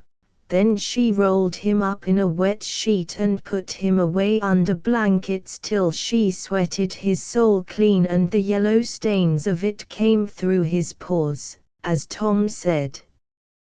Yet notwithstanding all this, the boy grew more and more melancholy and pale and dejected. She added hot baths, sitz baths, shower baths, and plunges. The boy remained as dismal as a hearse. She began to assist the water with a slim oatmeal diet and blister plasters. She calculated his capacity as she would a jug's, and filled him up every day with quack cure-alls. Tom had become indifferent to persecution by this time. This phase filled the old lady's heart with consternation. This indifference must be broken up at any cost. Now she heard of painkiller for the first time. She ordered a lot at once. She tasted it and was filled with gratitude. It was simply fire in a liquid form.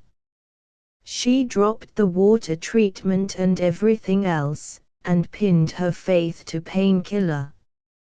She gave Tom a teaspoonful and watched with the deepest anxiety for the result.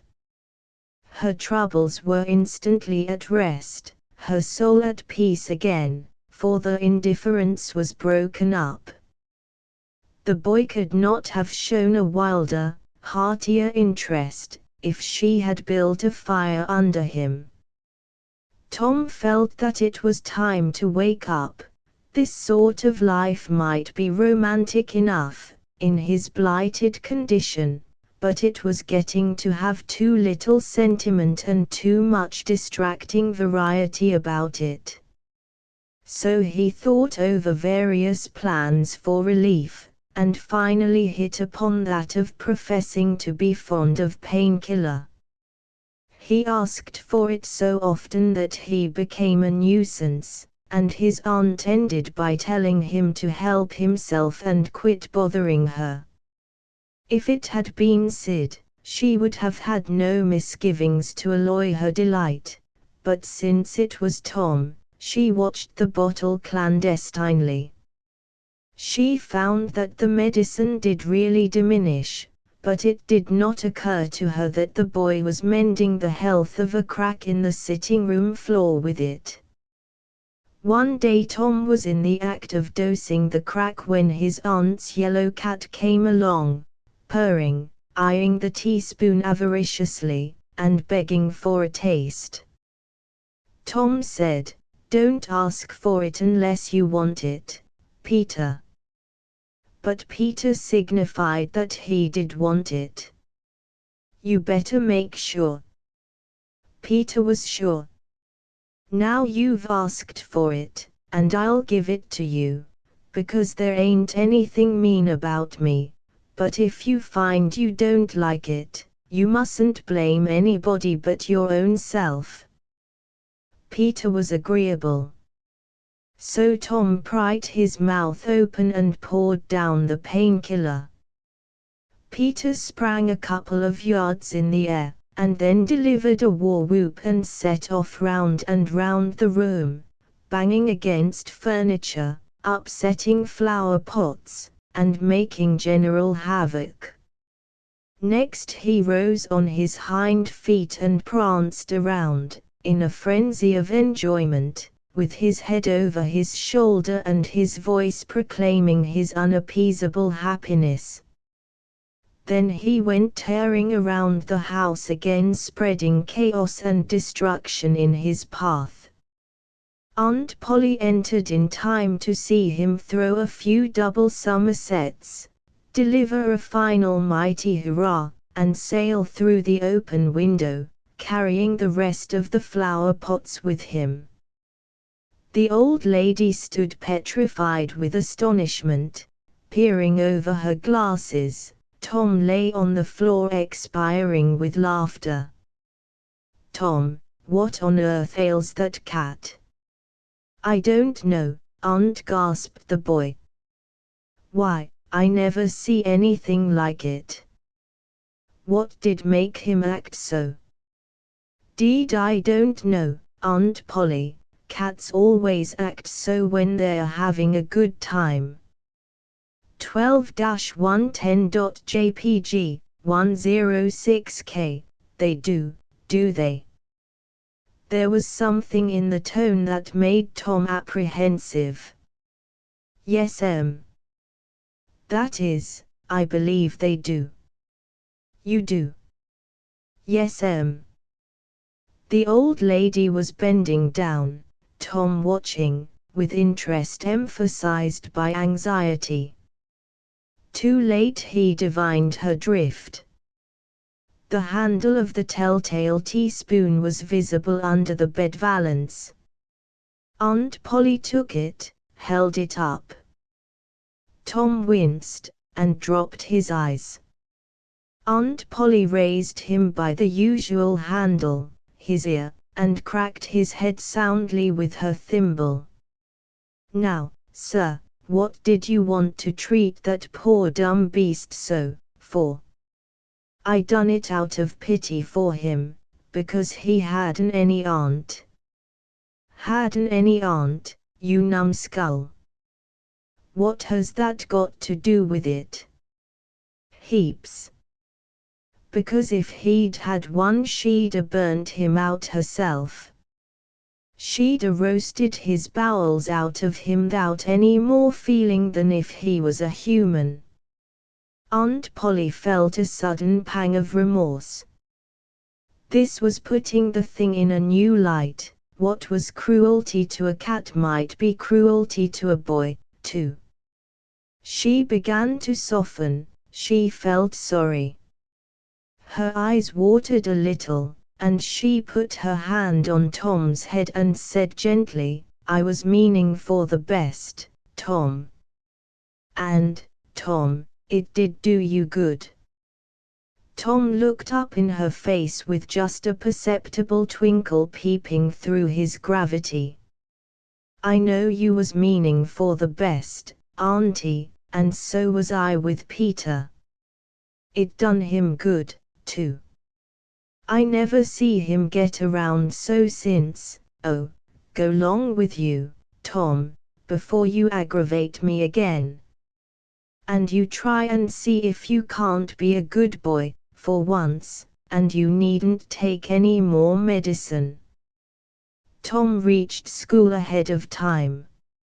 It was noticed that this strange thing had been occurring every day latterly. And now, as usual of late, he hung about the gate of the schoolyard instead of playing with his comrades. He was sick, he said, and he looked it. He tried to seem to be looking everywhere, but whither he really was looking, down the road.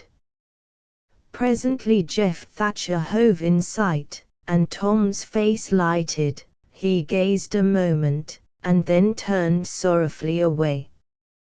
When Jeff arrived, Tom accosted him, and led up warily to opportunities for remark about Becky, but the giddy lad never could see the bait. Tom watched and watched, hoping whenever a frisking frock came in sight, and hating the owner of it as soon as he saw she was not the right one. At last frocks ceased to appear, and he dropped hopelessly into the dumps. He entered the empty schoolhouse and sat down to suffer.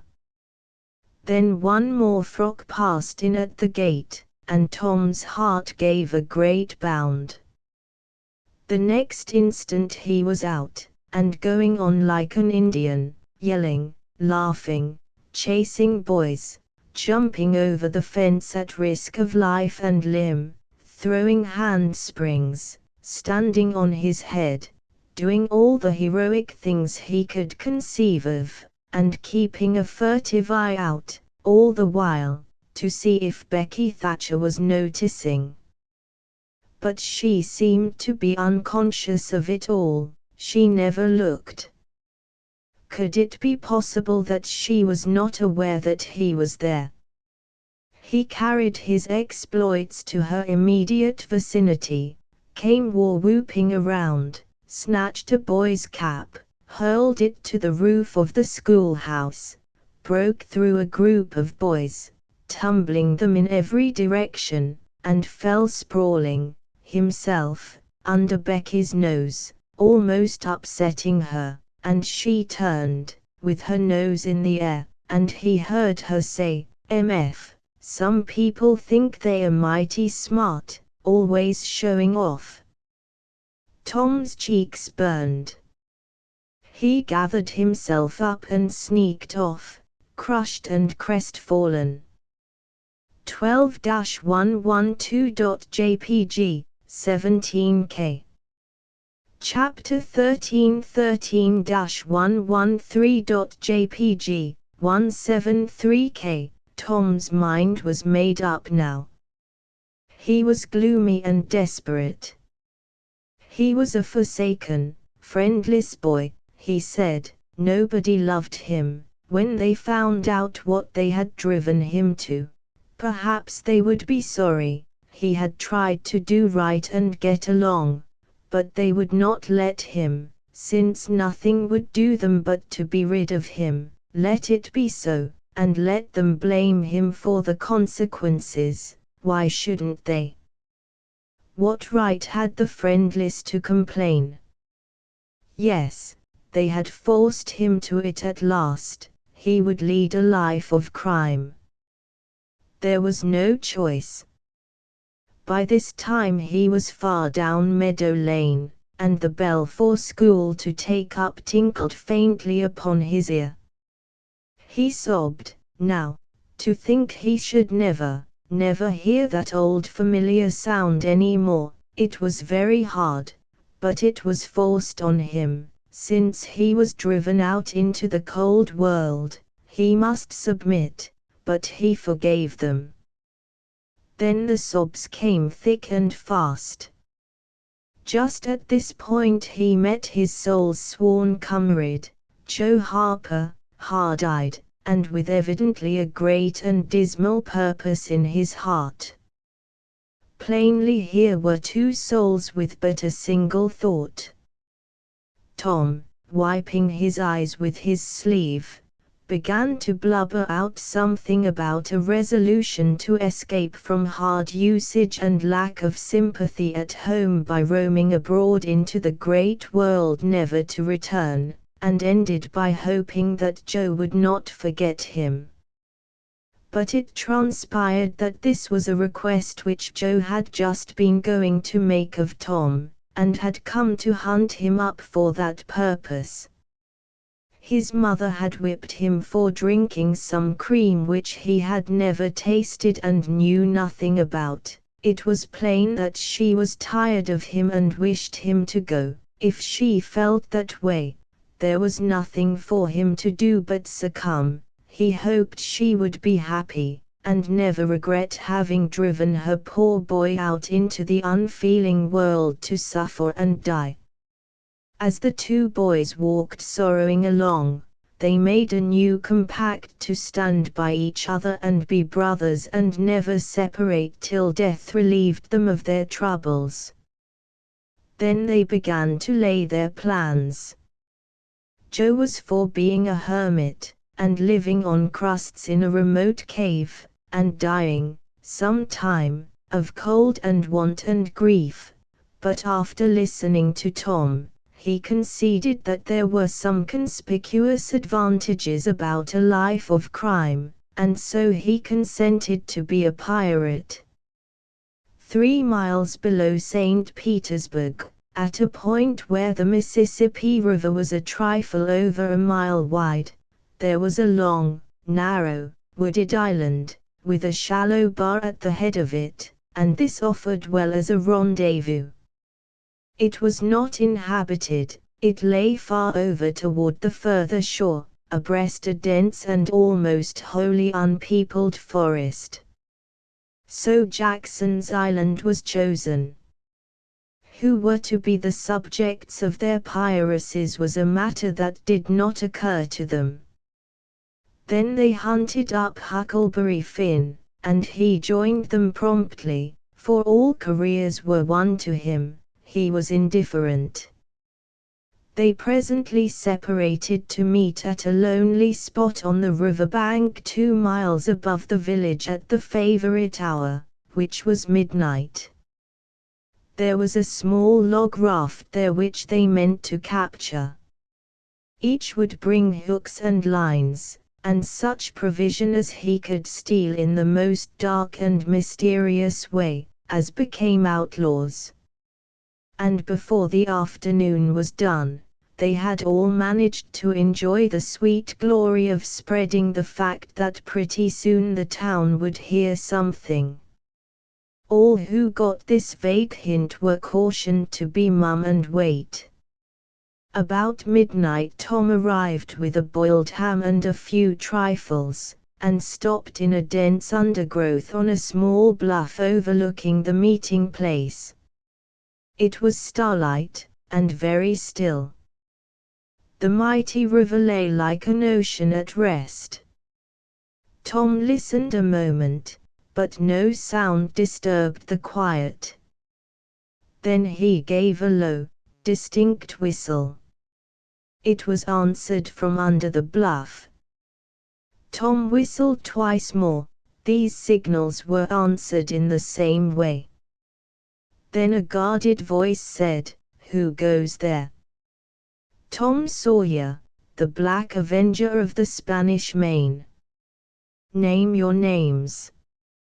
"Huck Finn the Red-Handed, and Joe Harper the Terror of the Seas." Tom had furnished these titles, from his favorite literature. "'Tis well. Give the countersign."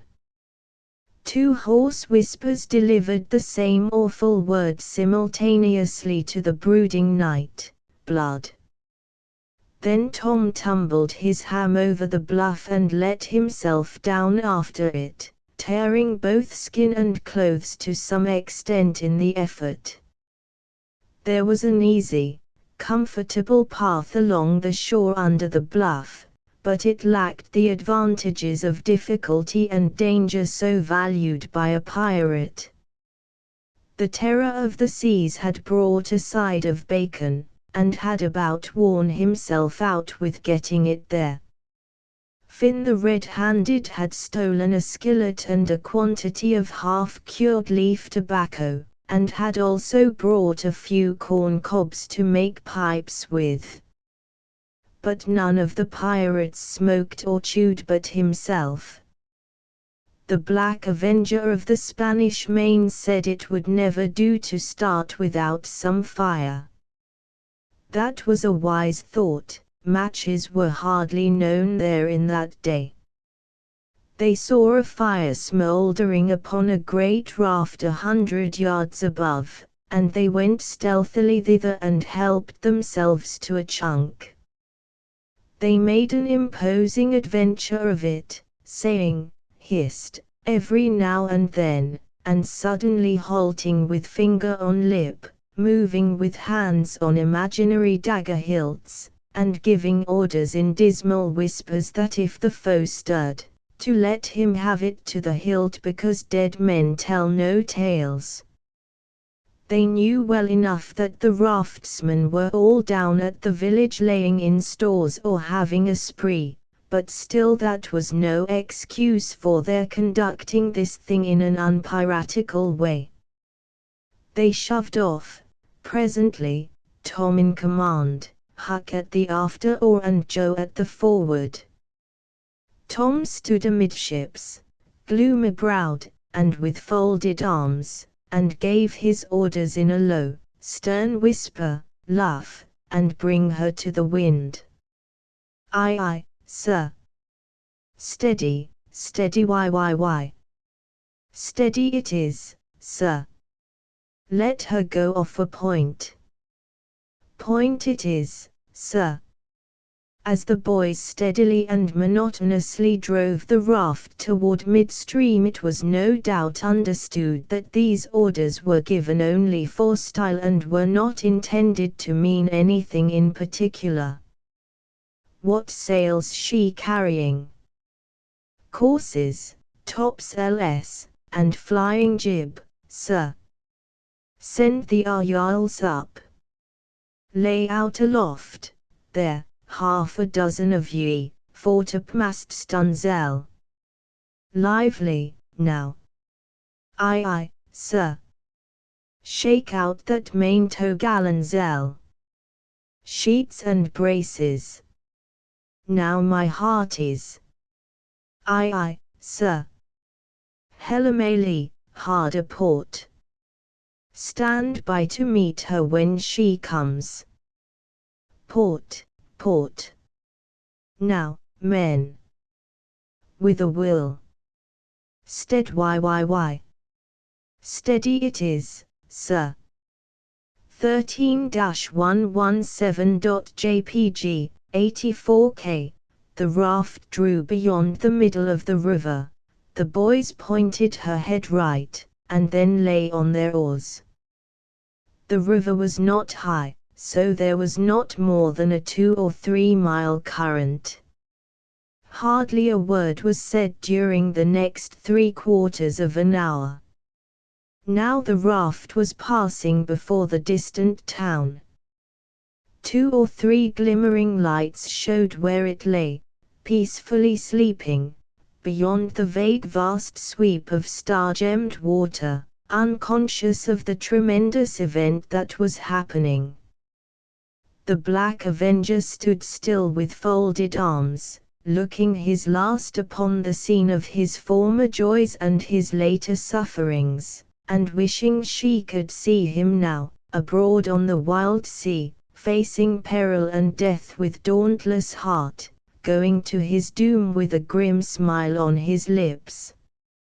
It was but a small strain on his imagination to remove Jackson's Island beyond eyeshot of the village, and so he looked his last with a broken and satisfied heart. The other pirates were looking their last, too, and they all looked so long that they came near letting the current drift them out of the range of the island. But they discovered the danger in time, and made shift to avert it. About 2 o'clock in the morning the raft grounded on the bar 200 yards above the head of the island, and they waded back and forth until they had landed their freight. Part of the little raft's belongings consisted of an old sail, and this they spread over a nook in the bushes for a tent to shelter their provisions, but they themselves would sleep in the open air in good weather, as became outlaws. They built a fire against the side of a great log 20 or 30 steps within the somber depths of the forest, and then cooked some bacon in the frying pan for supper, and used up half of the corn pone stock they had brought.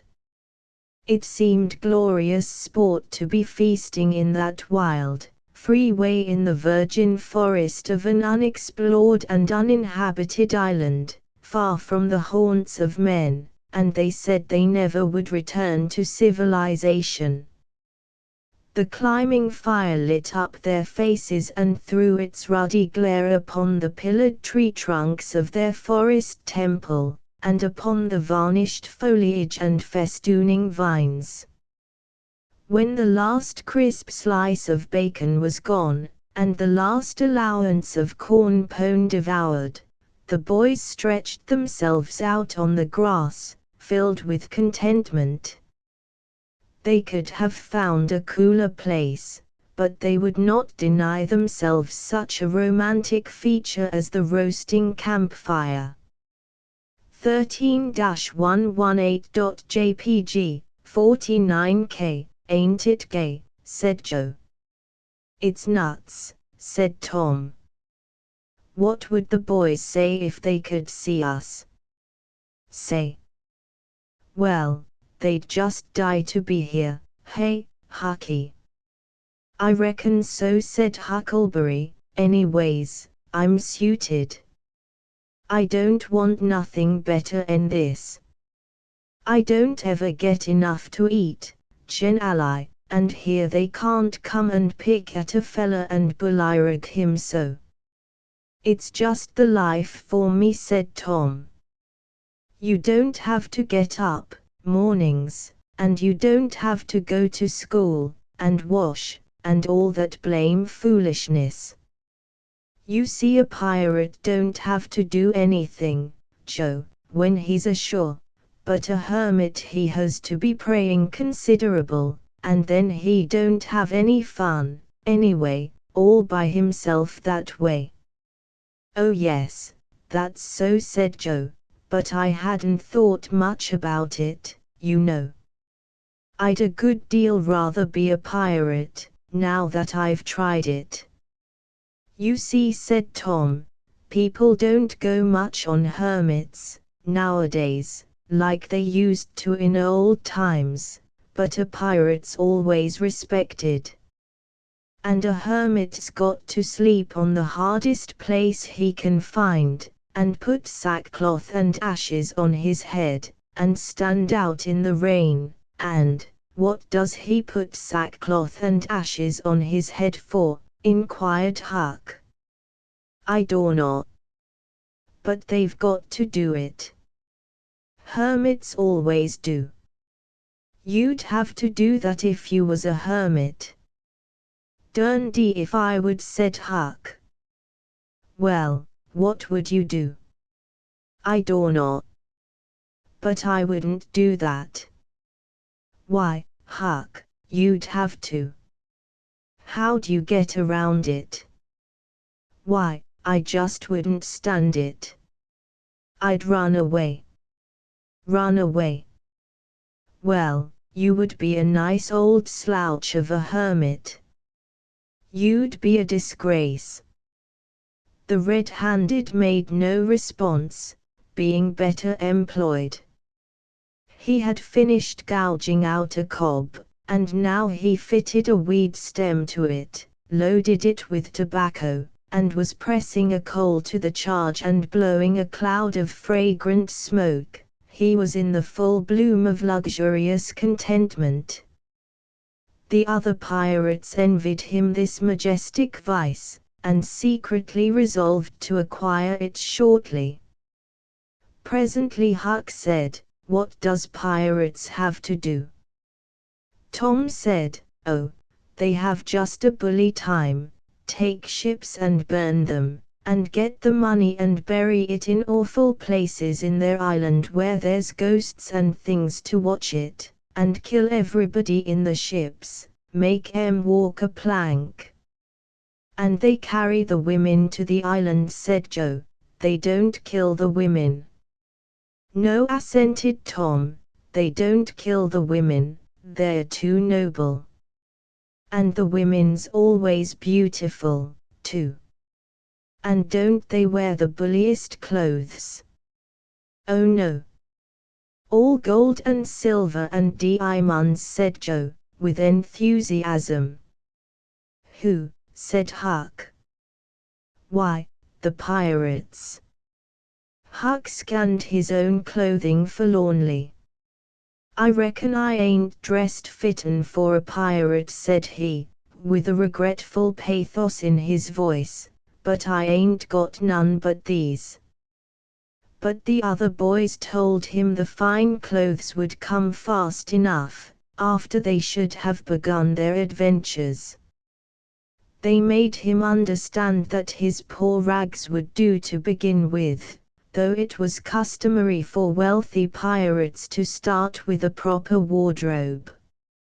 Gradually their talk died out and drowsiness began to steal upon the eyelids of the little waifs.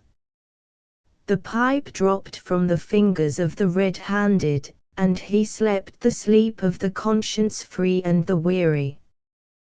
The Terror of the Seas and the Black Avenger of the Spanish Main had more difficulty in getting to sleep. They said their prayers inwardly, and lying down, since there was nobody there with authority to make them kneel and recite aloud. In truth, they had a mind not to say them at all, but they were afraid to proceed to such lengths as that, lest they might call down a sudden and special thunderbolt from heaven.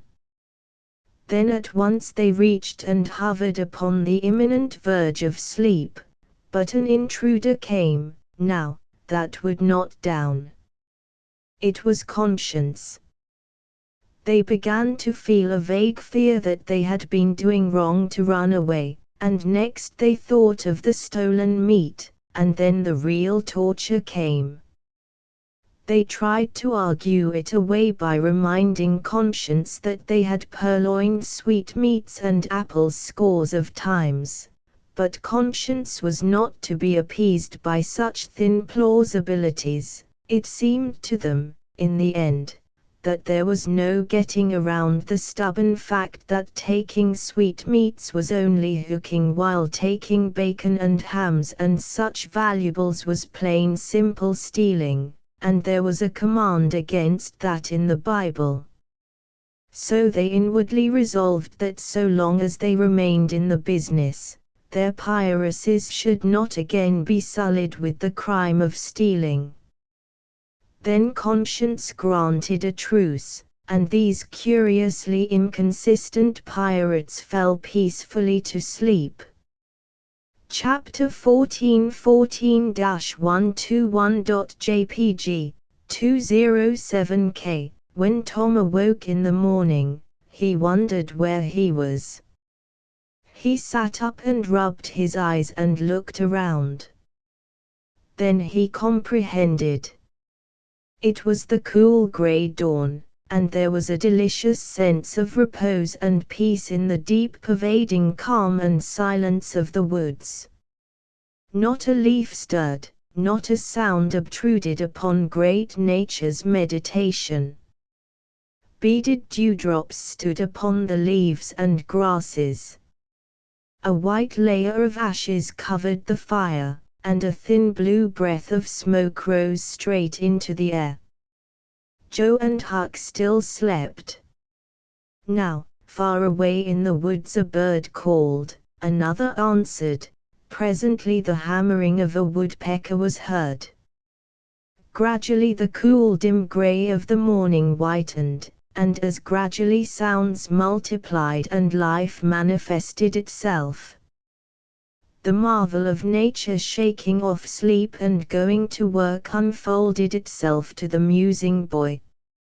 A little green worm came crawling over a dewy leaf, lifting 2/3 of his body into the air from time to time and sniffing around, then proceeding again, for he was measuring, Tom said, and when the worm approached him, of its own accord, he sat as still as a stone, with his hopes rising and falling, by turns, as the creature still came toward him or seemed inclined to go elsewhere, and when at last it considered a painful moment with its curved body in the air and then came decisively down upon Tom's leg and began a journey over him, his whole heart was glad, for that meant that he was going to have a new suit of clothes, without the shadow of a doubt a gaudy piratical uniform. Now a procession of ants appeared, from nowhere in particular, and went about their labors. One struggled manfully by with a dead spider 5 times as big as itself in its arms, and lugged it straight up a tree trunk.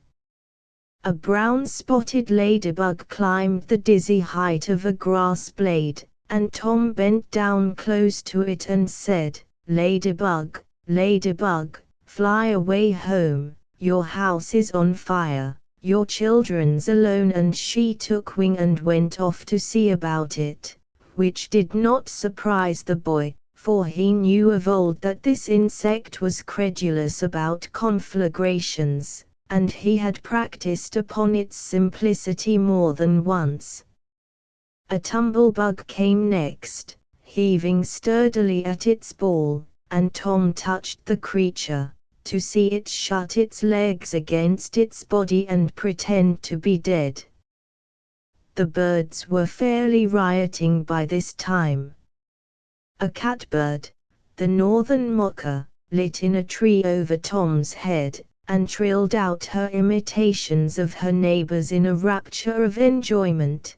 Then a shrill jay swept down, a flash of blue flame, and stopped on a twig almost within the boy's reach, cocked his head to one side and eyed the strangers with a consuming curiosity. A gray squirrel and a big fellow of the fox kind came scurrying along, sitting up at intervals to inspect and chatter at the boys, for the wild things had probably never seen a human being before and scarcely knew whether to be afraid or not. All nature was wide awake and stirring, now. Long lances of sunlight pierced down through the dense foliage far and near, and a few butterflies came fluttering upon the scene.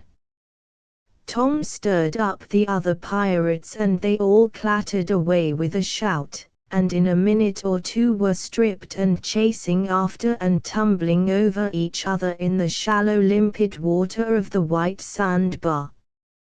They felt no longing for the little village sleeping in the distance beyond the majestic waste of water.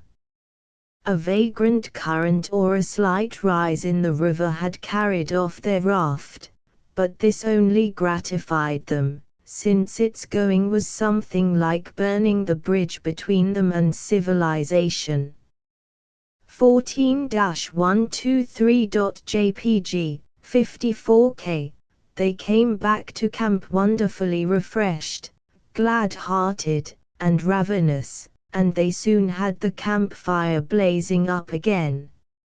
Huck found a spring of clear cold water close by, and the boys made cups of broad oak or hickory leaves, and felt that water, sweetened with such a wildwood charm as that, would be a good enough substitute for coffee.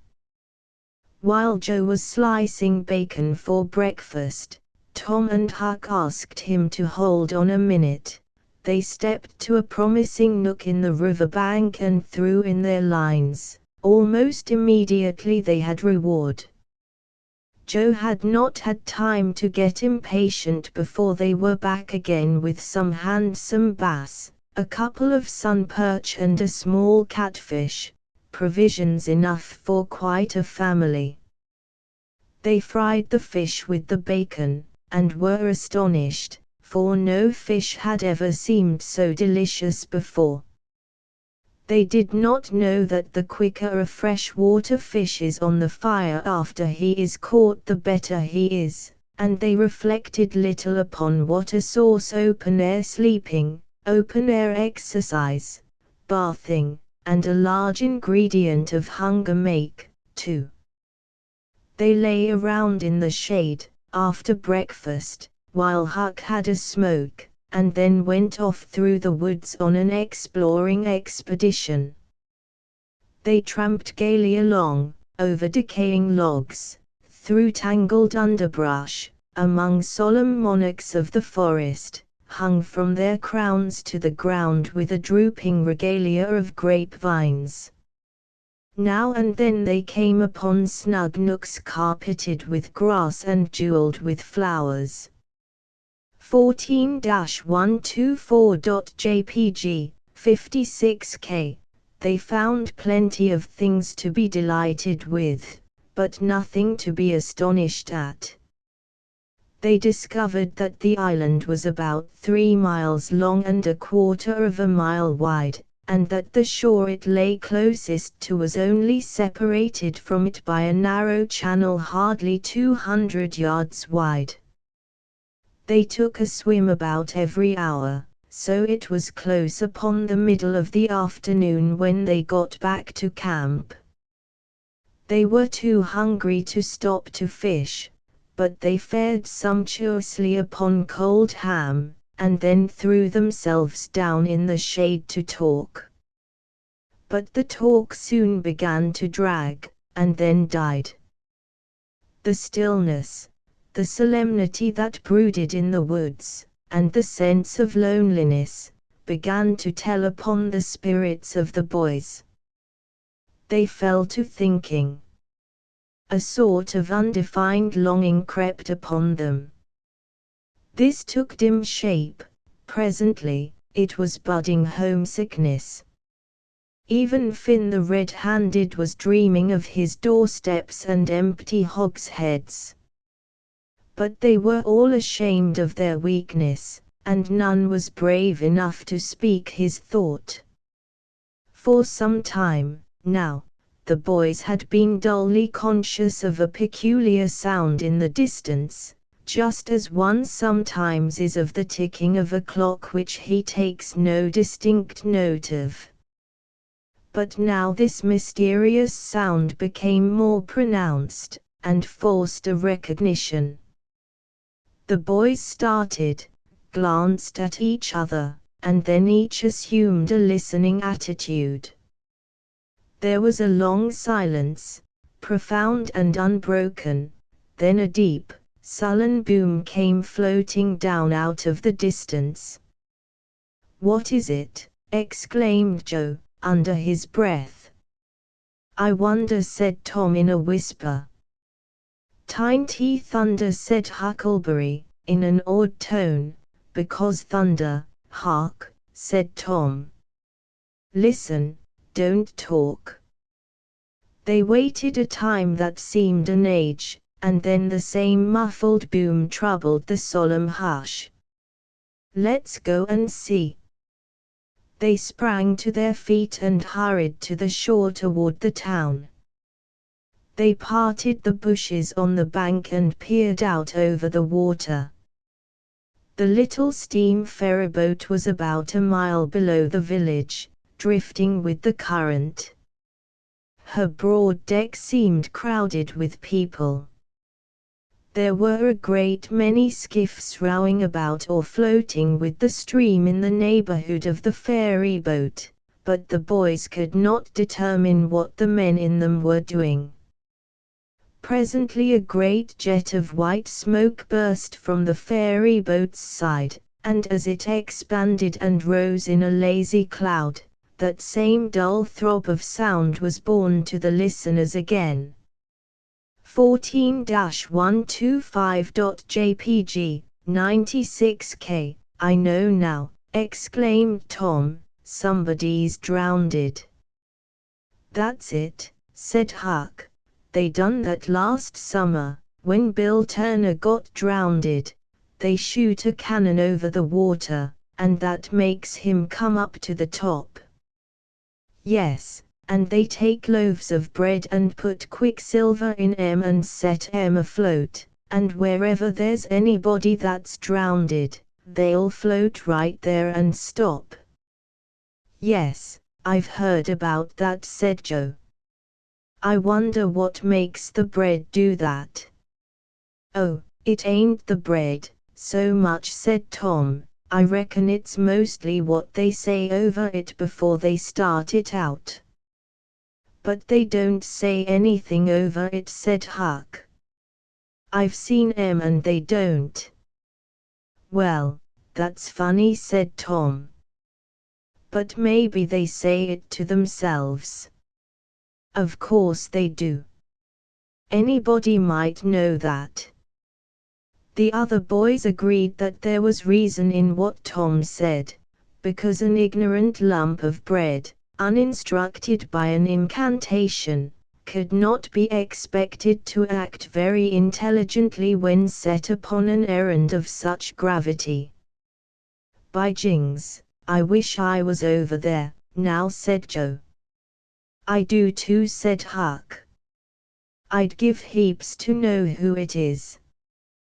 The boys still listened and watched. Presently a revealing thought flashed through Tom's mind, and he exclaimed, "Boys, I know who's drownded, it's us." They felt like heroes in an instant. Here was a gorgeous triumph.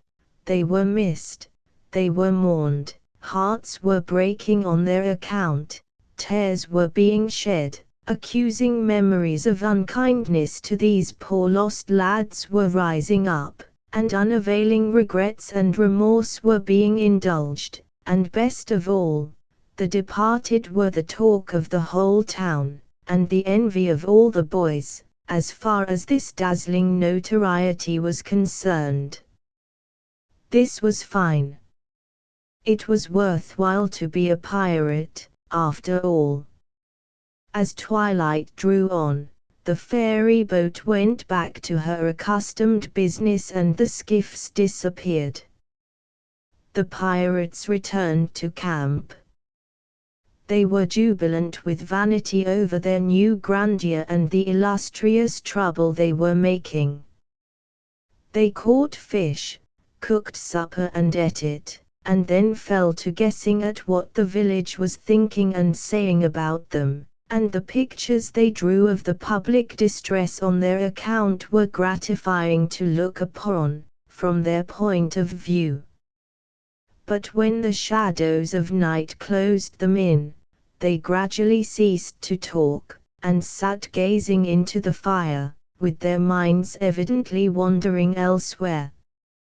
The excitement was gone, now, and Tom and Joe could not keep back thoughts of certain persons at home who were not enjoying this fine frolic as much as they were. Misgivings came, they grew troubled and unhappy, a sigh or two escaped, unawares. By and by Joe timidly ventured upon a roundabout feeler as to how the others might look upon a return to civilization, not right now, but Tom withered him with derision. Huck, being uncommitted as yet, joined in with Tom, and the waverer quickly explained and was glad to get out of the scrape with as little taint of chicken-hearted homesickness clinging to his garments as he could. Mutiny was effectually laid to rest for the moment. 14-127.jpg, 49K, as the night deepened, Huck began to nod, and presently to snore. Joe followed next. Tom lay upon his elbow motionless, for some time, watching the two intently. At last he got up cautiously, on his knees, and went searching among the grass and the flickering reflections flung by the campfire. He picked up and inspected several large semi-cylinders of the thin white bark of a sycamore, and finally chose two which seemed to suit him. Then he knelt by the fire and painfully wrote something upon each of these with his red keel. One he rolled up and put in his jacket pocket, and the other he put in Joe's hat and removed it to a little distance from the owner.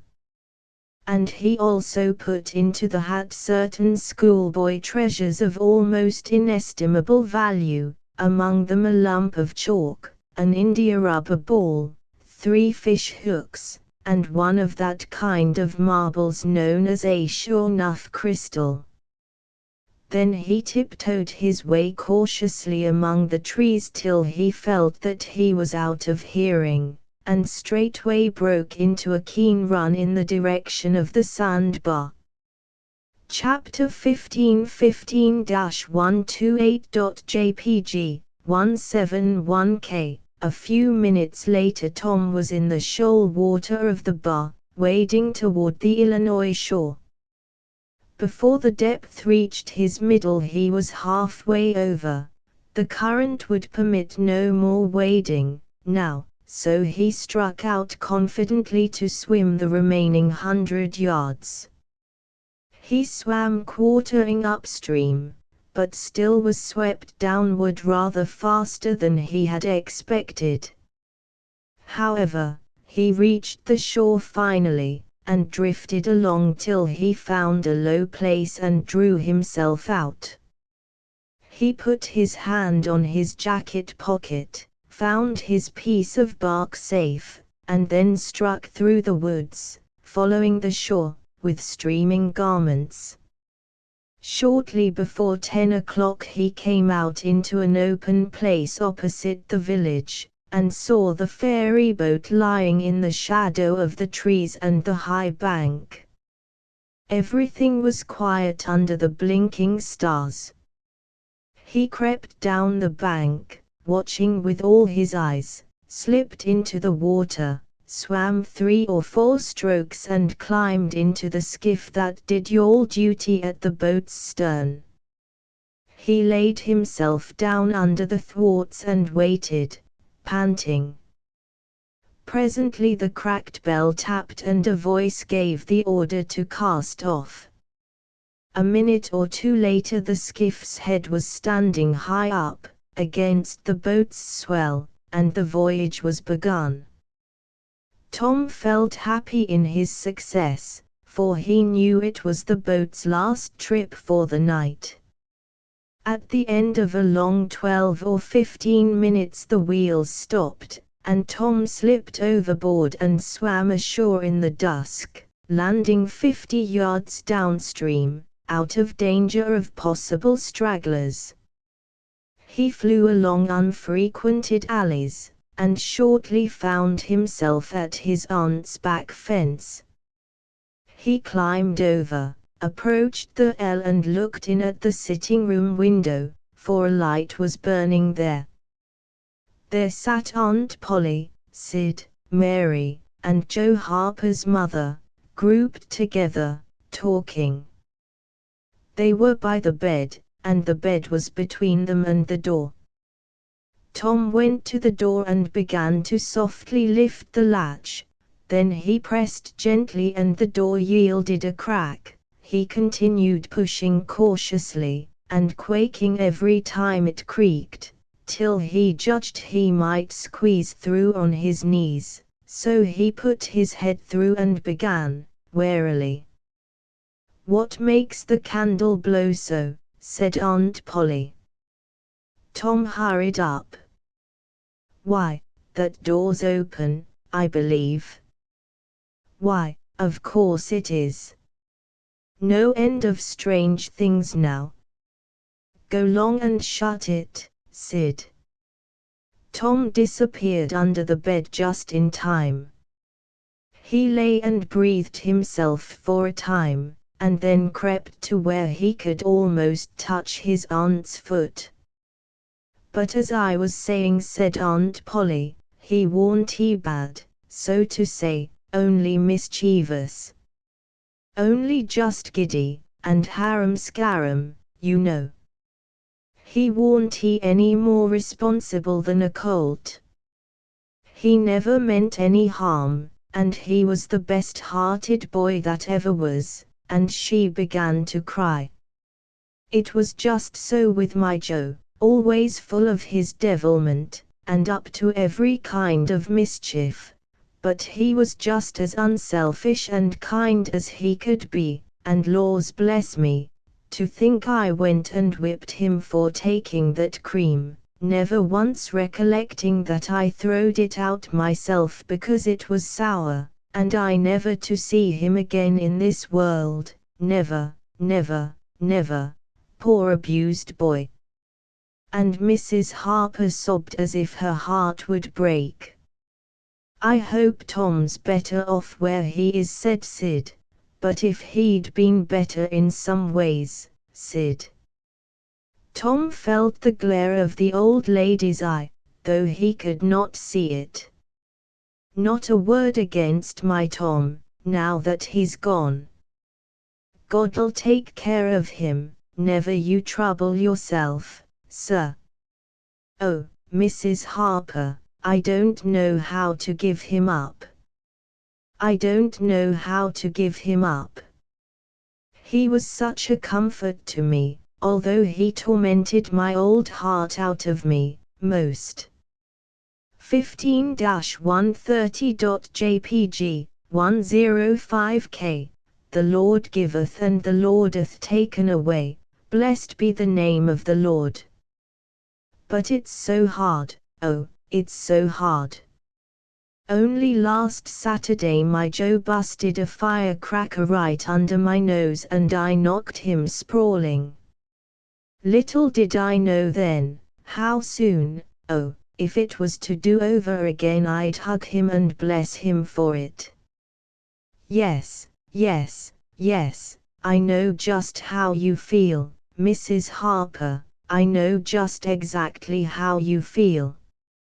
No longer ago than yesterday noon, my Tom took and filled the cat full of painkiller, and I did think the creature would tear the house down.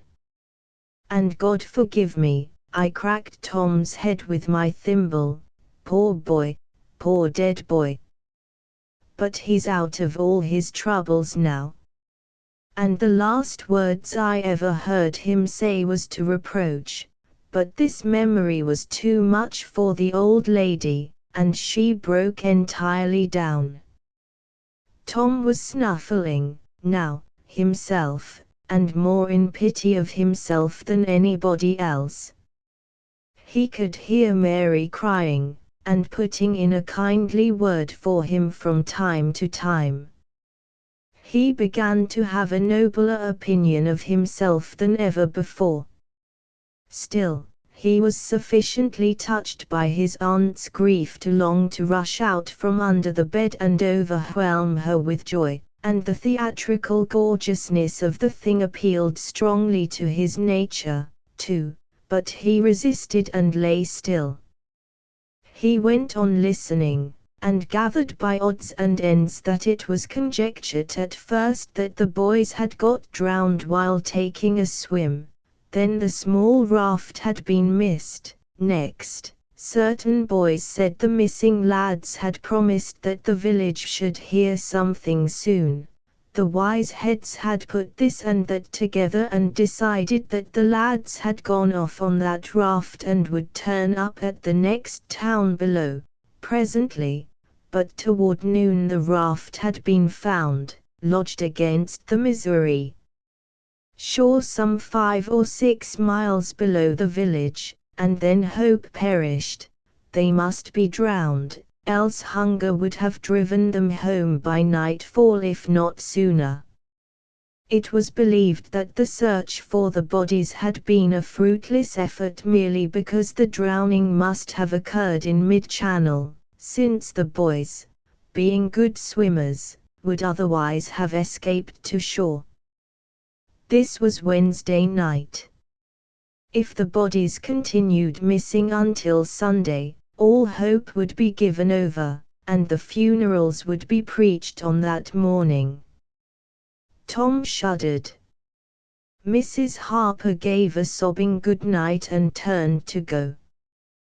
Then with a mutual impulse the two bereaved women flung themselves into each other's arms and had a good, consoling cry, and then parted. Aunt Polly was tender far beyond her wont, in her good night to Sid and Mary. Sid snuffled a bit and Mary went off crying with all her heart. Aunt Polly knelt down and prayed for Tom so touchingly, so appealingly, and with such measureless love in her words and her old trembling voice, that he was weltering in tears again, long before she was through. He had to keep still long after she went to bed, for she kept making broken-hearted ejaculations from time to time, tossing unrestfully, and turning over. But at last she was still, only moaning a little in her sleep. Now the boy stole out, rose gradually by the bedside, shaded the candle-light with his hand, and stood regarding her. His heart was full of pity for her. He took out his sycamore scroll and placed it by the candle. But something occurred to him, and he lingered considering.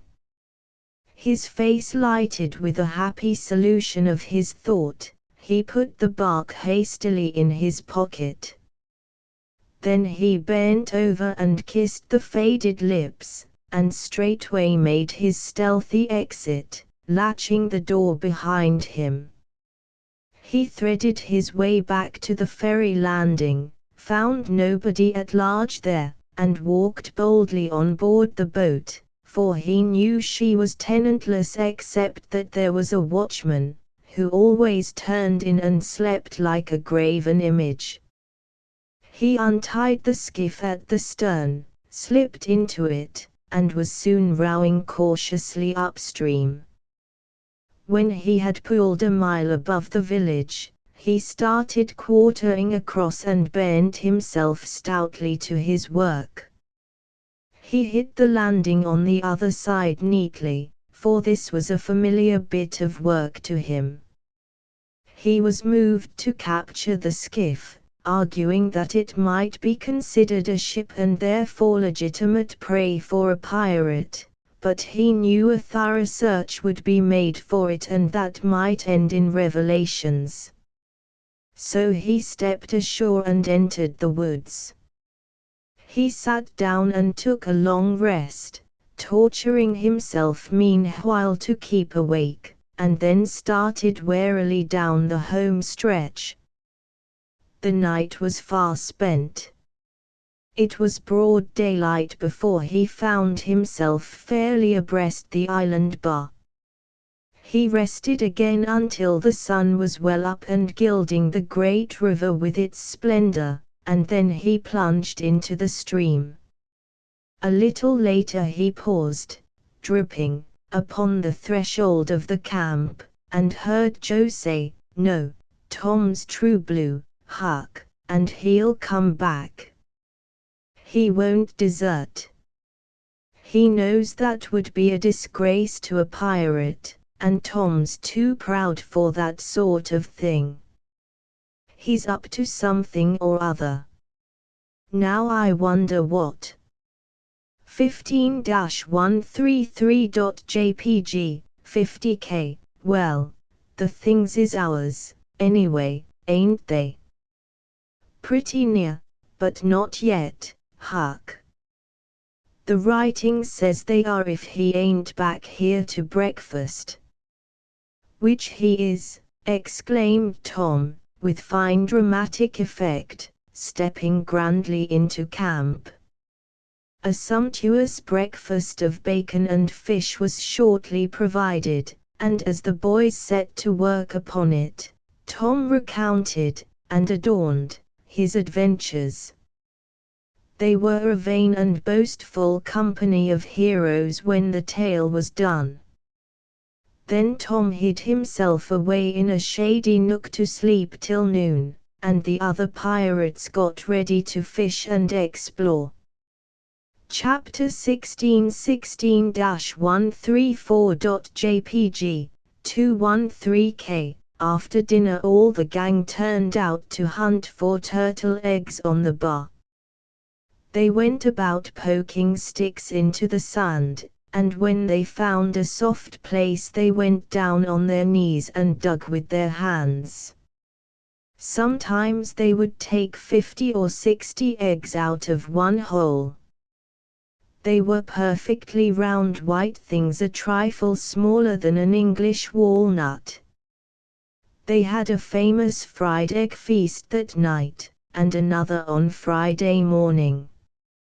16-135.jpg, 48k. After breakfast they went whooping and prancing out on the bar, and chased each other round and round, shedding clothes as they went, until they were naked, and then continued the frolic far away up the shoal water of the bar, against the stiff current, which latter tripped their legs from under them from time to time and greatly increased the fun. And now and then they stooped in a group and splashed water in each other's faces with their palms, gradually approaching each other, with averted faces to avoid the strangling sprays, and finally gripping and struggling till the best man ducked his neighbor, and then they all went under in a tangle of white legs and arms and came up blowing, sputtering, laughing, and gasping for breath at one and the same time.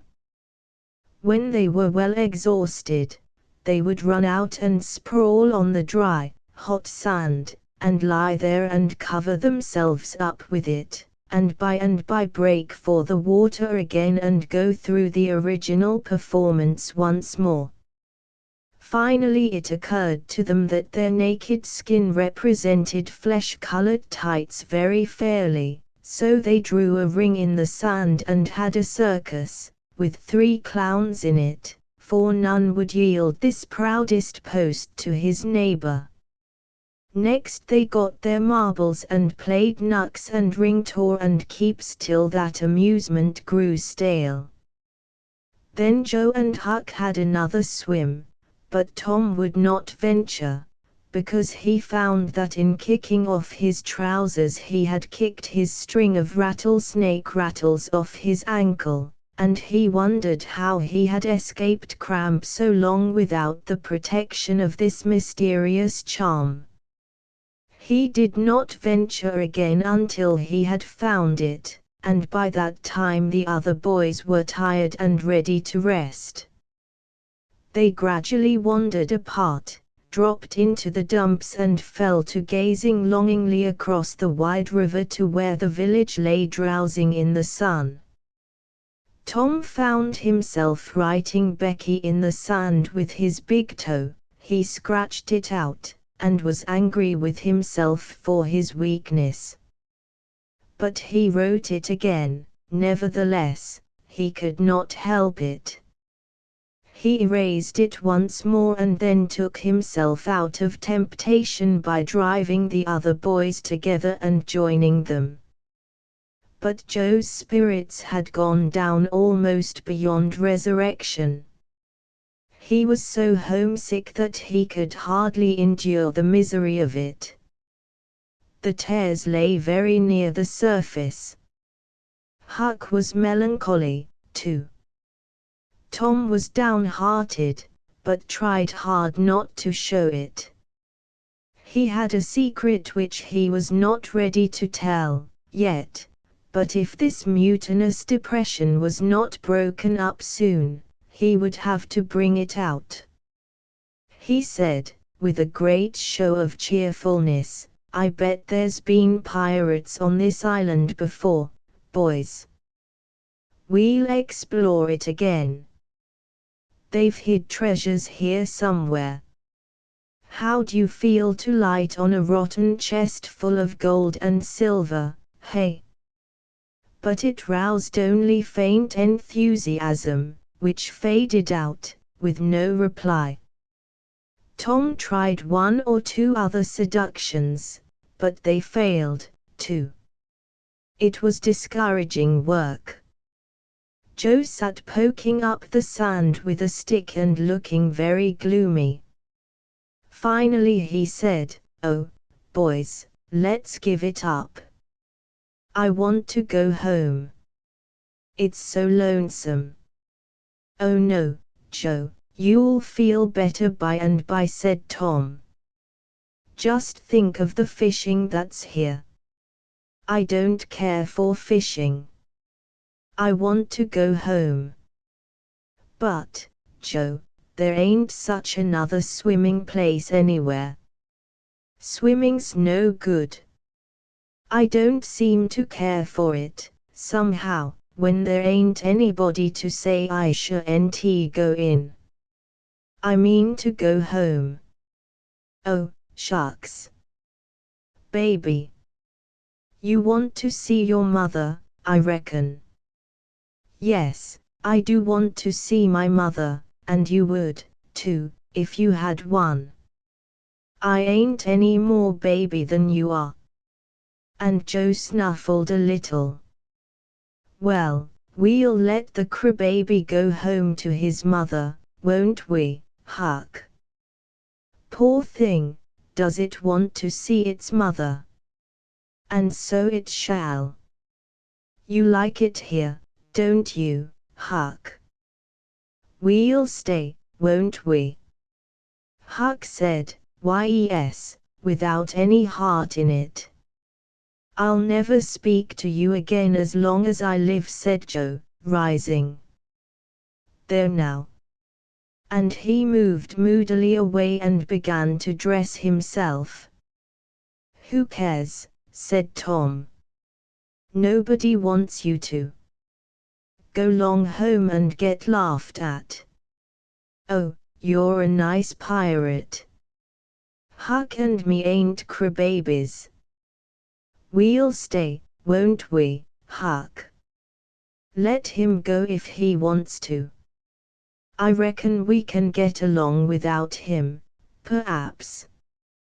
But Tom was uneasy, nevertheless, and was alarmed to see Joe go sullenly on with his dressing.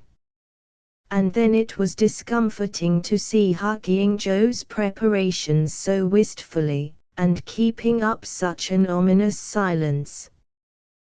Presently, without a parting word, Joe began to wade off toward the Illinois shore. Tom's heart began to sink. He glanced at Huck. Huck could not bear the look, and dropped his eyes. Then he said, "I want to go, too, Tom. It was getting so lonesome anyway, and now it'll be worse. Let's us go, too, Tom." "I won't. You can all go, if you want to. I mean to stay." "Tom, I better go." "Well, go long, who's hindering you?" Huck began to pick up his scattered clothes. He said, "Tom, I wished you'd come, too. Now you think it over. We'll wait for you when we get to shore." "Well, you'll wait a blame long time, that's all." Huck started sorrowfully away, and Tom stood looking after him, with a strong desire tugging at his heart to yield his pride and go along too. He hoped the boys would stop, but they still waded slowly on. It suddenly dawned on Tom that it was become very lonely and still. He made one final struggle with his pride, and then darted after his comrades, yelling, "Wait! Wait! I want to tell you something." They presently stopped and turned around. When he got to where they were, he began unfolding his secret, and they listened moodily till at last they saw the point he was driving at, and then they set up a war whoop of applause and said it was splendid, and said if he had told them at first, they wouldn't have started away. He made a plausible excuse, but his real reason had been the fear that not even the secret would keep them with him any very great length of time, and so he had meant to hold it in reserve as a last seduction. The lads came gaily back and went at their sports again with a will, chattering all the time about Tom's stupendous plan and admiring the genius of it. After a dainty egg and fish dinner, Tom said he wanted to learn to smoke, now. Joe caught at the idea and said he would like to try, too. So Huck made pipes and filled them.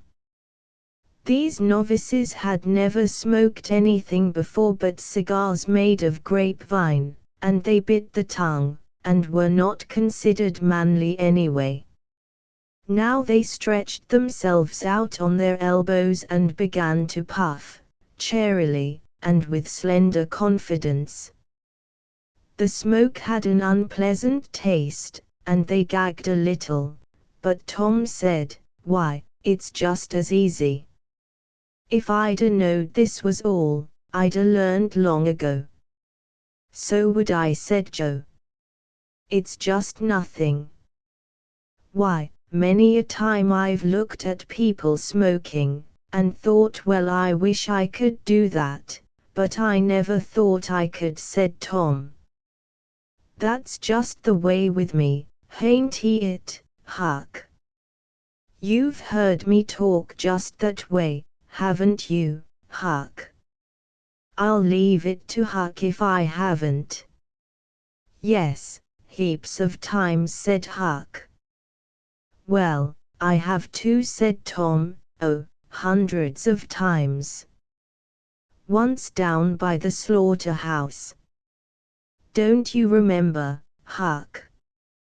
Bob Tanner was there, and Johnny Miller, and Jeff Thatcher, when I said it. Don't you remember, Huck, 'bout me saying that? Yes, that's so, said Huck. That was the day after I lost a white alley. No, 'twas the day before. There, I told you so, said Tom. Huck recollects it. I believe I could smoke this pipe all day, said Joe. I don't feel sick. Neither do I, said Tom. I could smoke it all day. But I bet you Jeff Thatcher couldn't. Jeff Thatcher? Why, he'd keel over just with 2 draws. Just let him try it once. He'd see. I bet he would. And Johnny Miller, I wish could see Johnny Miller tackle it once. Oh, don't I, said Joe. Why, I bet you Johnny Miller couldn't any more do this than nothing. Just one little snifter would fetch him. Deed it would, Joe. Say, I wish the boys could see us now. So do I. Say, boys, don't say anything about it, and sometime when they are around, I'll come up to you and say, Joe, got a pipe? I want a smoke.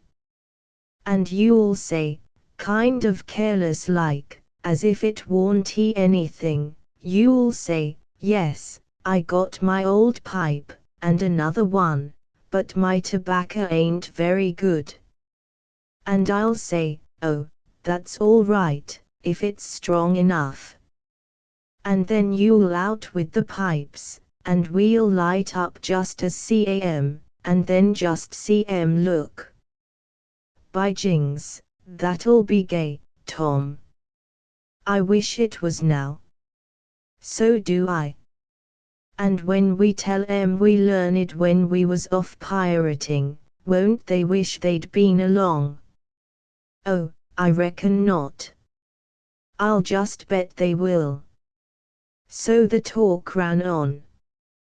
But presently it began to flag a trifle, and grow disjointed. The silences widened, the expectation marvelously increased. Every pore inside the boys' cheeks became a spouting fountain. They could scarcely bail out the cellars under their tongues fast enough to prevent an inundation. Little overflowings down their throats occurred in spite of all they could do, and sudden retchings followed every time. Both boys were looking very pale and miserable, now. Joe's pipe dropped from his nerveless fingers. Tom's followed. Both fountains were going furiously and both pumps bailing with might and main. Joe said feebly, I've lost my knife. I reckon I better go and find it. Tom said, with quivering lips and halting utterance, I'll help you. You go over that way and I'll hunt around by the spring. No, you needn't come, Huck, we can find it. 16-139.jpg, 53K, so Huck sat down again, and waited an hour. Then he found it lonesome, and went to find his comrades. They were wide apart in the woods, both very pale, both fast asleep. But something informed him that if they had had any trouble they had got rid of it. They were not talkative at supper that night. They had a humble look, and when Huck prepared his pipe after the meal and was going to prepare theirs, they said no, they were not feeling very well, something they ate at dinner had disagreed with them. About midnight Joe awoke, and called the boys. There was a brooding oppressiveness in the air that seemed to bode something. The boys huddled themselves together and sought the friendly companionship of the fire, though the dull dead heat of the breathless atmosphere was stifling. They sat still, intent and waiting. The solemn hush continued. Beyond the light of the fire everything was swallowed up in the blackness of darkness. Presently there came a quivering glow that vaguely revealed the foliage for a moment and then vanished. By and by another came, a little stronger. Then another. Then a faint moan came sighing through the branches of the forest, and the boys felt a fleeting breath upon their cheeks, and shuddered with the fancy that the spirit of the night had gone by. There was a pause. Now a weird flash turned night into day and showed every little grass blade, separate and distinct, that grew about their feet. And it showed 3 white, startled faces, too. A deep peal of thunder went rolling and tumbling down the heavens and lost itself in sullen rumblings in the distance. A sweep of chilly air passed by, rustling all the leaves and snowing the flaky ashes broadcast about the fire. Another fierce glare lit up the forest, and an instant crash followed that seemed to rend the treetops right over the boys' heads. They clung together in terror, in the thick gloom that followed. A few big raindrops fell pattering upon the leaves. "Quick, boys, go for the tent," exclaimed Tom. 16-141.jpg, 111K, they sprang away, stumbling over roots and among vines in the dark, no two plunging in the same direction. A furious blast roared through the trees, making everything sing as it went. One blinding flash after another came, and peal on peal of deafening thunder. And now a drenching rain poured down, and the rising hurricane drove it in sheets along the ground. The boys cried out to each other, but the roaring wind and the booming thunder blasts drowned their voices utterly. However, one by one they straggled in at last and took shelter under the tent, cold, scared, and streaming with water, but to have company in misery seemed something to be grateful for. They could not talk, the old sail flapped so furiously, even if the other noises would have allowed them. The tempest rose higher and higher, and presently the sail tore loose from its fastenings and went winging away on the blast. The boys seized each other's hands and fled, with many tumblings and bruises, to the shelter of a great oak that stood upon the river bank. Now the battle was at its highest. Under the ceaseless conflagration of lightning that flamed in the skies, everything below stood out in clean-cut and shadowless distinctness: the bending trees, the billowy river, white with foam, the driving spray of spume-flax, the dim outlines of the high bluffs on the other side, glimpsed through the drifting cloud-rack and the slanting veil of rain. Every little while some giant tree yielded the fight and fell crashing through the younger growth, and the unflagging thunder peals came now in ear-splitting explosive bursts, keen and sharp, and unspeakably appalling. The storm culminated in one matchless effort that seemed likely to tear the island to pieces, burn it up, drown it to the treetops, blow it away, and deafen every creature in it, all at one and the same moment. It was a wild night for homeless young heads to be out in. But at last the battle was done, and the forces retired with weaker and weaker threatenings and grumblings, and peace resumed her sway. The boys went back to camp, a good deal awed, but they found there was still something to be thankful for, because the great sycamore, the shelter of their beds, was a ruin, now, blasted by the lightnings, and they were not under it when the catastrophe happened. Everything in camp was drenched, the campfire as well, for they were but heedless lads, like their generation, and had made no provision against rain. Here was matter for dismay, for they were soaked through and chilled. They were eloquent in their distress, but they presently discovered that the fire had eaten so far up under the great log it had been built against, where it curved upward and separated itself from the ground, that a handbreadth or so of it had escaped wetting, so they patiently wrought until, with shreds and bark gathered from the undersides of sheltered logs, they coaxed the fire to burn again.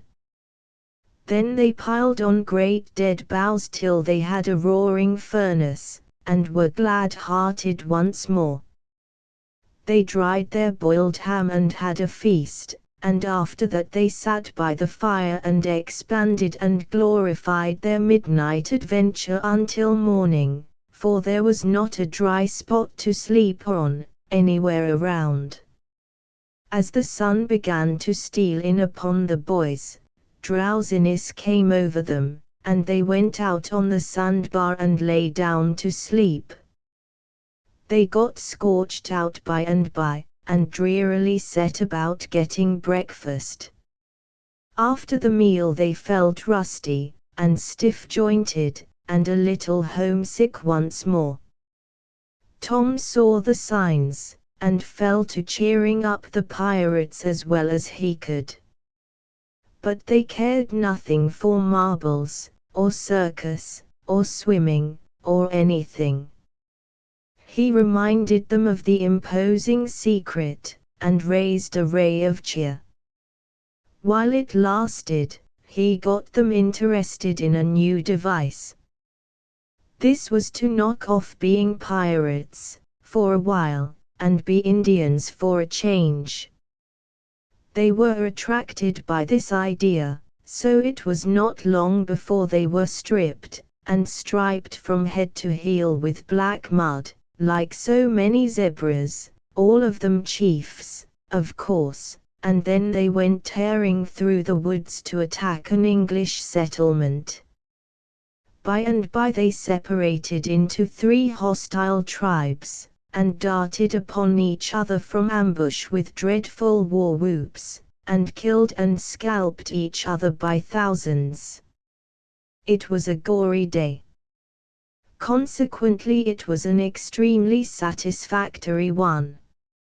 16-143.jpg, 50k, they assembled in camp toward supper time, hungry and happy.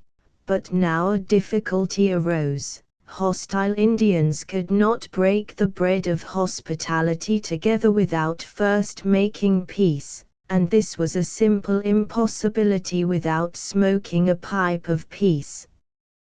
There was no other process that ever they had heard of. 2 of the savages almost wished they had remained pirates.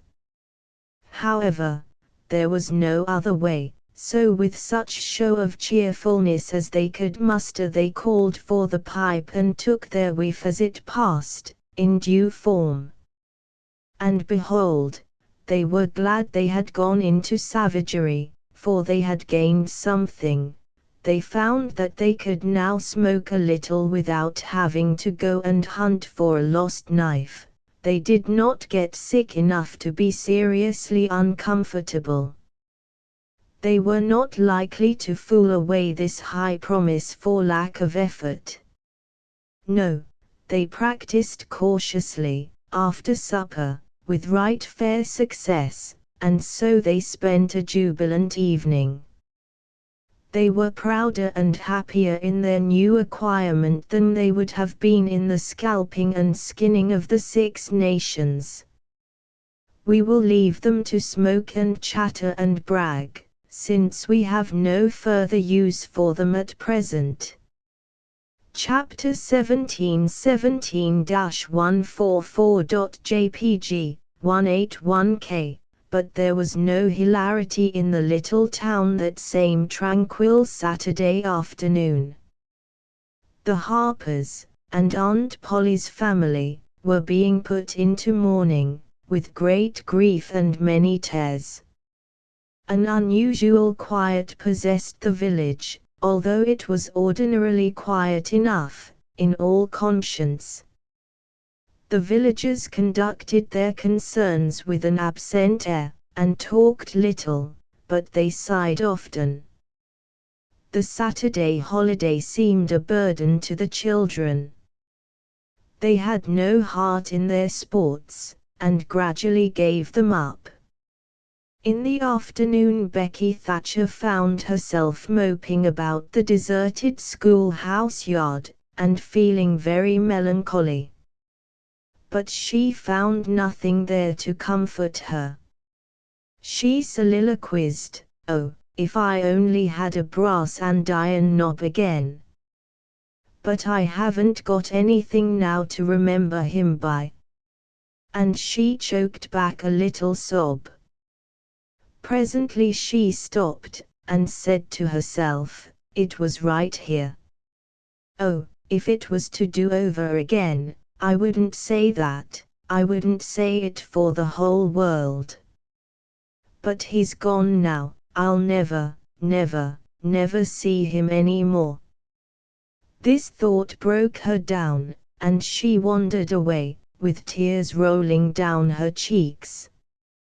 Then quite a group of boys and girls, playmates of Tom's and Joe's, came by, and stood looking over the paling fence and talking in reverent tones of how Tom did so and so the last time they saw him, and how Joe said this and that small trifle, pregnant with awful prophecy, as they could easily see now. And each speaker pointed out the exact spot where the lost lads stood at the time, and then added something like, "And I was standing just so, just as I am now, and as if you was him, I was as close as that, and he smiled, just this way, and then something seemed to go all over me, like, awful, you know, and I never thought what it meant, of course, but I can see now." Then there was a dispute about who saw the dead boys last in life, and many claimed that dismal distinction, and offered evidences, more or less tampered with by the witness, and when it was ultimately decided who did see the departed last, and exchanged the last words with them, the lucky parties took upon themselves a sort of sacred importance, and were gaped at and envied by all the rest. One poor chap, who had no other grandeur to offer, said with tolerably manifest pride in the remembrance, "Well, Tom Sawyer he licked me once. But that bid for glory was a failure." Most of the boys could say that, and so that cheapened the distinction too much. The group loitered away, still recalling memories of the lost heroes, in awed voices. When the Sunday school hour was finished, the next morning, the bell began to toll, instead of ringing in the usual way. It was a very still Sabbath, and the mournful sound seemed in keeping with the musing hush that lay upon nature. The villagers began to gather, loitering a moment in the vestibule to converse in whispers about the sad event. But there was no whispering in the house, only the funereal rustling of dresses as the women gathered to their seats disturbed the silence there. None could remember when the little church had been so full before. There was finally a waiting pause, an expectant dumbness, and then Aunt Polly entered, followed by Sid and Mary, and they by the Harper family, all in deep black, and the whole congregation, the old minister as well, rose reverently and stood until the mourners were seated in the front pew. There was another communing silence, broken at intervals by muffled sobs, and then the minister spread his hands abroad and prayed. A moving hymn was sung, and the text followed, "I am the resurrection and the life." As the service proceeded, the clergyman drew such pictures of the graces, the winning ways, and the rare promise of the lost lads that every soul there, thinking he recognized these pictures, felt a pang in remembering that he had persistently blinded himself to them always before, and had as persistently seen only faults and flaws in the poor boys. The minister related many a touching incident in the lives of the departed, too, which illustrated their sweet, generous natures, and the people could easily see, now, how noble and beautiful those episodes were, and remembered with grief that at the time they occurred they had seemed rank rascalities, well deserving of the cowhide. The congregation became more and more moved, as the pathetic tale went on, till at last the whole company broke down and joined the weeping mourners in a chorus of anguished sobs, the preacher himself giving way to his feelings, and crying in the pulpit. There was a rustle in the gallery, which nobody noticed. A moment later the church door creaked. The minister raised his streaming eyes above his handkerchief, and stood transfixed. First one and then another pair of eyes followed the minister's, and then almost with one impulse the congregation rose and stared while the three dead boys came marching up the aisle, Tom in the lead, Joe next, and Huck, a ruin of drooping rags, sneaking sheepishly in the rear. They had been hid in the unused gallery listening to their own funeral sermon. Aunt Polly, Mary, and the Harpers threw themselves upon their restored ones, smothered them with kisses and poured out thanksgivings, while poor Huck stood abashed and uncomfortable, not knowing exactly what to do or where to hide from so many unwelcoming eyes. He wavered, and started to slink away, but Tom seized him and said, "Aunt Polly, it ain't fair. Somebody's got to be glad to see Huck. And so they shall. I'm glad to see him, poor motherless thing." And the loving attentions Aunt Polly lavished upon him were the one thing capable of making him more uncomfortable than he was before. Suddenly the minister shouted at the top of his voice, "Praise God from whom all blessings flow, sing, and put your hearts in it." 17-147.jpg, 115k, and they did. Old Hundred swelled up with a triumphant burst, and while it shook the rafters Tom Sawyer the pirate looked around upon the envying juveniles about him and confessed in his heart that this was the proudest moment of his life. As the sold congregation trooped out, they said they would almost be willing to be made ridiculous again to hear Old Hundred sung like that once more. Tom got more cuffs and kisses that day, according to Aunt Polly's varying moods, than he had earned before in a year, and he hardly knew which expressed the most gratefulness to God and affection for himself. Chapter 18:148.jpg 179k. That was Tom's great secret, the scheme to return home with his brother pirates and attend their own funerals. They had paddled over to the Missouri shore on a log, at dusk on Saturday, landing 5 or 6 miles below the village. They had slept in the woods at the edge of the town till nearly daylight, and had then crept through back lanes and alleys and finished their sleep in the gallery of the church among a chaos of invalided benches. At breakfast, Monday morning, Aunt Polly and Mary were very loving to Tom, and very attentive to his wants. There was an unusual amount of talk. In the course of it Aunt Polly said, "Well, I don't say it wasn't a fine joke, Tom, to keep everybody suffering most a week so you boys had a good time, but it is a pity you could be so hard-hearted as to let me suffer so. If you could come over on a log to go to your funeral, you could have come over and give me a hint some way that you warn't he dead, but only run off." "Yes, you could have done that, Tom," said Mary, "and I believe you would if you had thought of it." "Would you, Tom?" said Aunt Polly, her face lighting wistfully.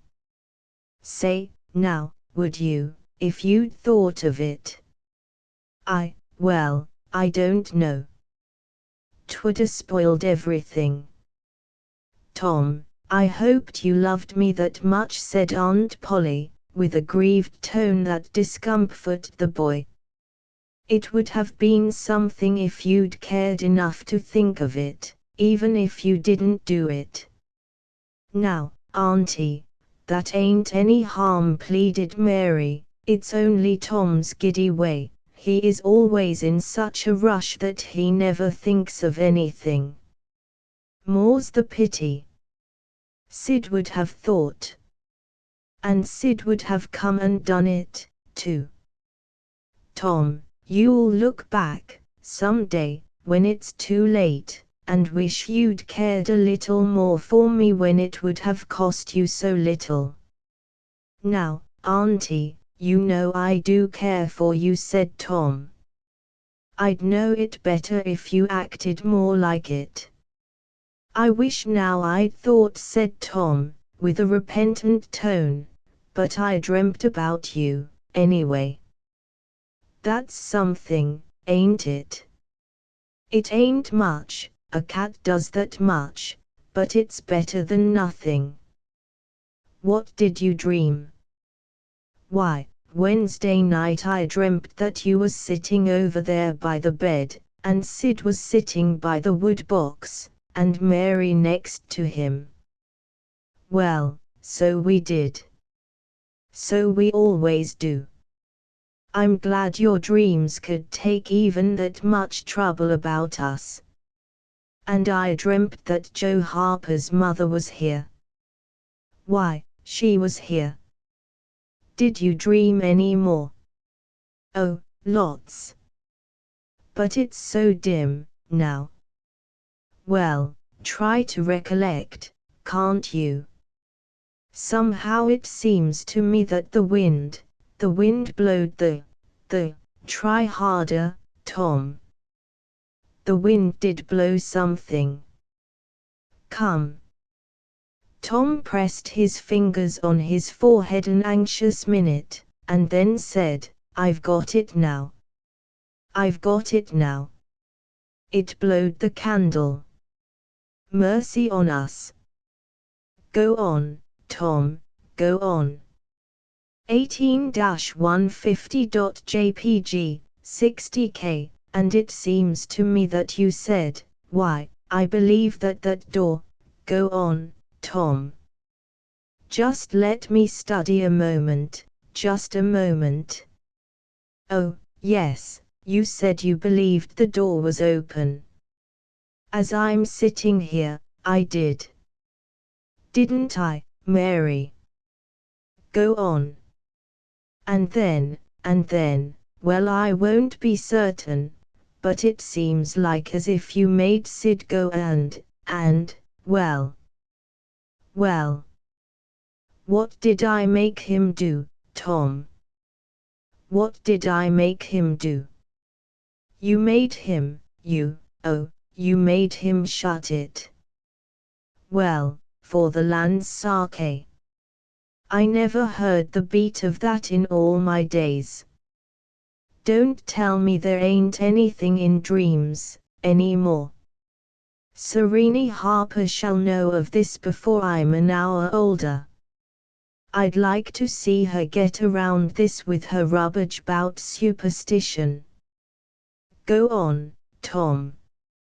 Oh, it's all getting just as bright as day, now.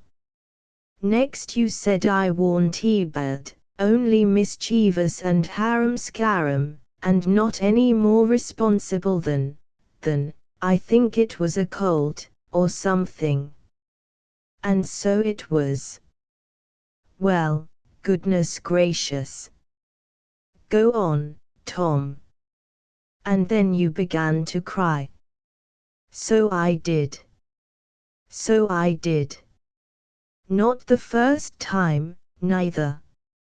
And then Mrs. Harper she began to cry, and said Joe was just the same, and she wished she hadn't whipped him for taking cream when she'd throwed it out her own self, Tom.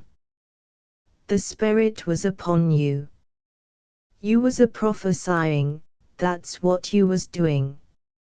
Land alive, go on, Tom. Then Sid he said, I don't think I said anything, said Sid. Yes you did, Sid, said Mary. Shut your heads and let Tom go on. What did he say, Tom?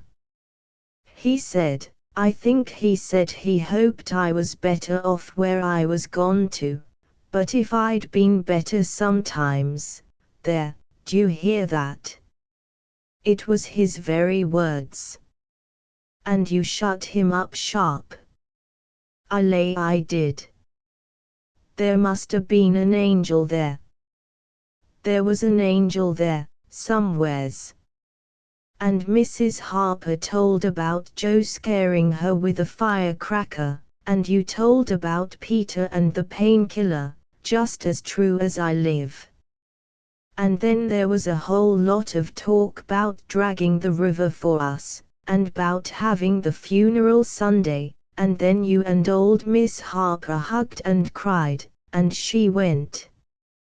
It happened just so. It happened just so, as sure as I may sitting in these very tracks. Tom, you couldn't told it more like if you'd a seen it. And then what? Go on, Tom. Then I thought you prayed for me, and I could see you and hear every word you said.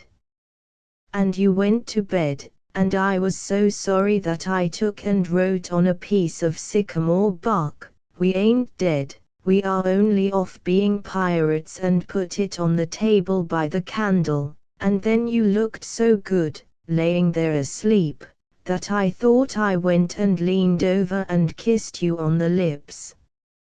Did you, Tom, did you? I just forgive you everything for that.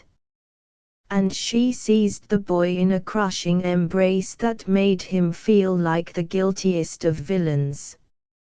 It was very kind, even though it was only a dream, Sid soliloquized just audibly. Shut up, Sid. A body does just the same in a dream as he'd do if he was awake. "Here's a big Milam apple I've been saving for you, Tom, if you was ever found again. Now go 'long to school. I'm thankful to the good God and Father of us all I've got you back, that's long-suffering and merciful to them that believe on him and keep his word, though goodness knows I'm unworthy of it. But if only the worthy ones got his blessings and had his hand to help them over the rough places, there's few enough would smile here or ever enter into his rest when the long night comes. Go 'long Sid, Mary, Tom, take yourselves off, you've hindered me long enough."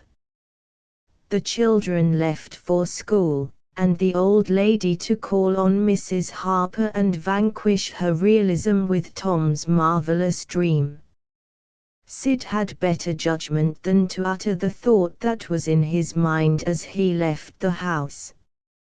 It was this, pretty thin, as long a dream as that, without any mistakes in it. What a hero Tom was become, now! He did not go skipping and prancing, but moved with a dignified swagger as became a pirate who felt that the public eye was on him.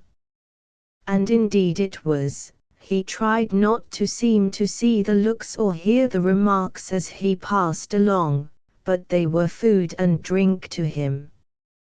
Smaller boys than himself flocked at his heels, as proud to be seen with him, and tolerated by him, as if he had been the drummer at the head of a procession or the elephant leading a menagerie into town. Boys of his own size pretended not to know he had been away at all, but they were consuming with envy, nevertheless. They would have given anything to have that swarthy sun-tanned skin of his, and his glittering notoriety, and Tom would not have parted with either for a circus. 18-152.jpg, 59K. At school the children made so much of him and of Joe, and delivered such eloquent admiration from their eyes, that the two heroes were not long in becoming insufferably stuck up. They began to tell their adventures to hungry listeners, but they only began. It was not a thing likely to have an end, with imaginations like theirs to furnish material. And finally, when they got out their pipes and went serenely puffing around, the very summit of glory was reached. Tom decided that he could be independent of Becky Thatcher now. Glory was sufficient. He would live for glory. Now that he was distinguished, maybe she would be wanting to make up.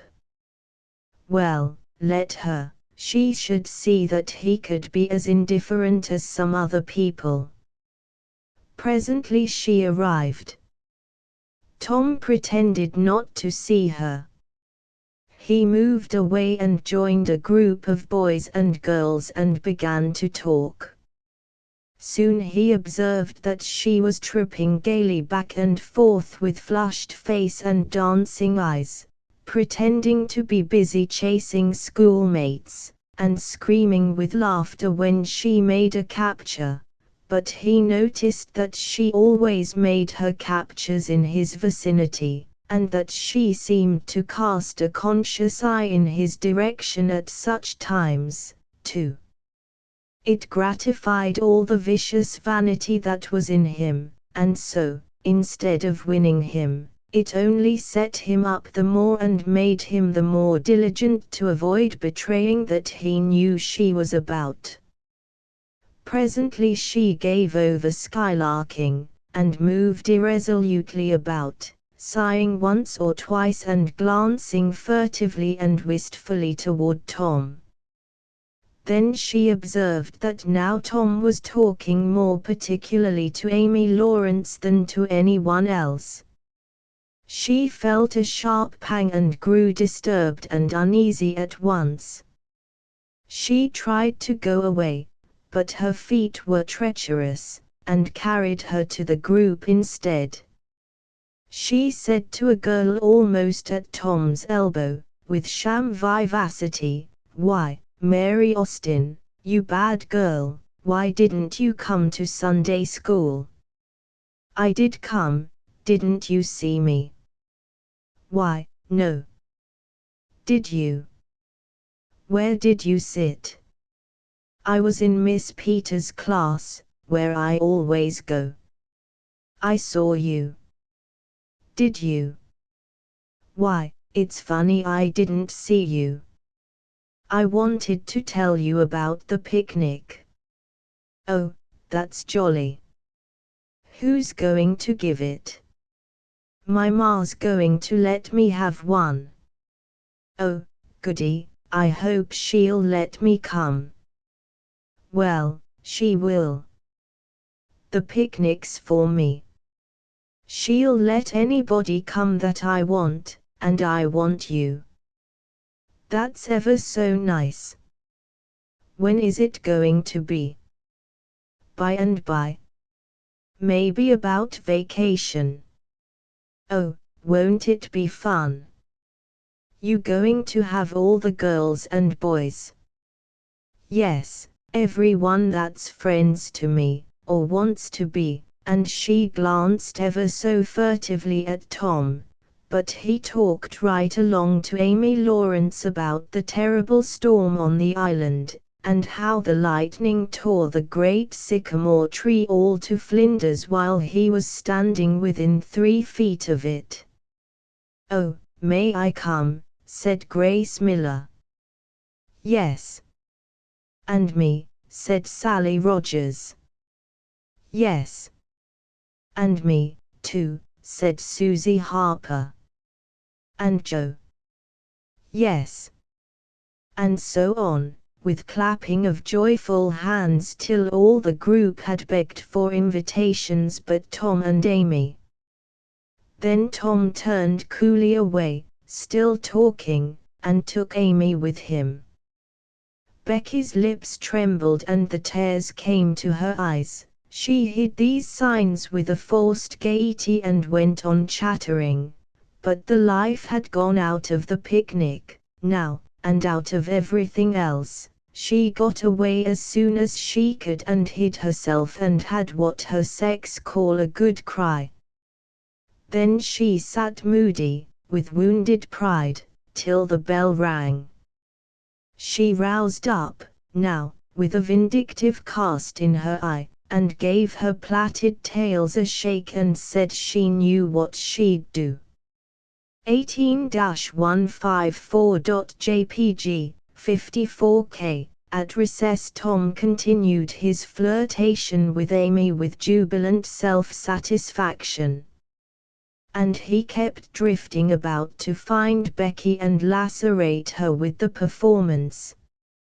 At last he spied her, but there was a sudden falling of his mercury.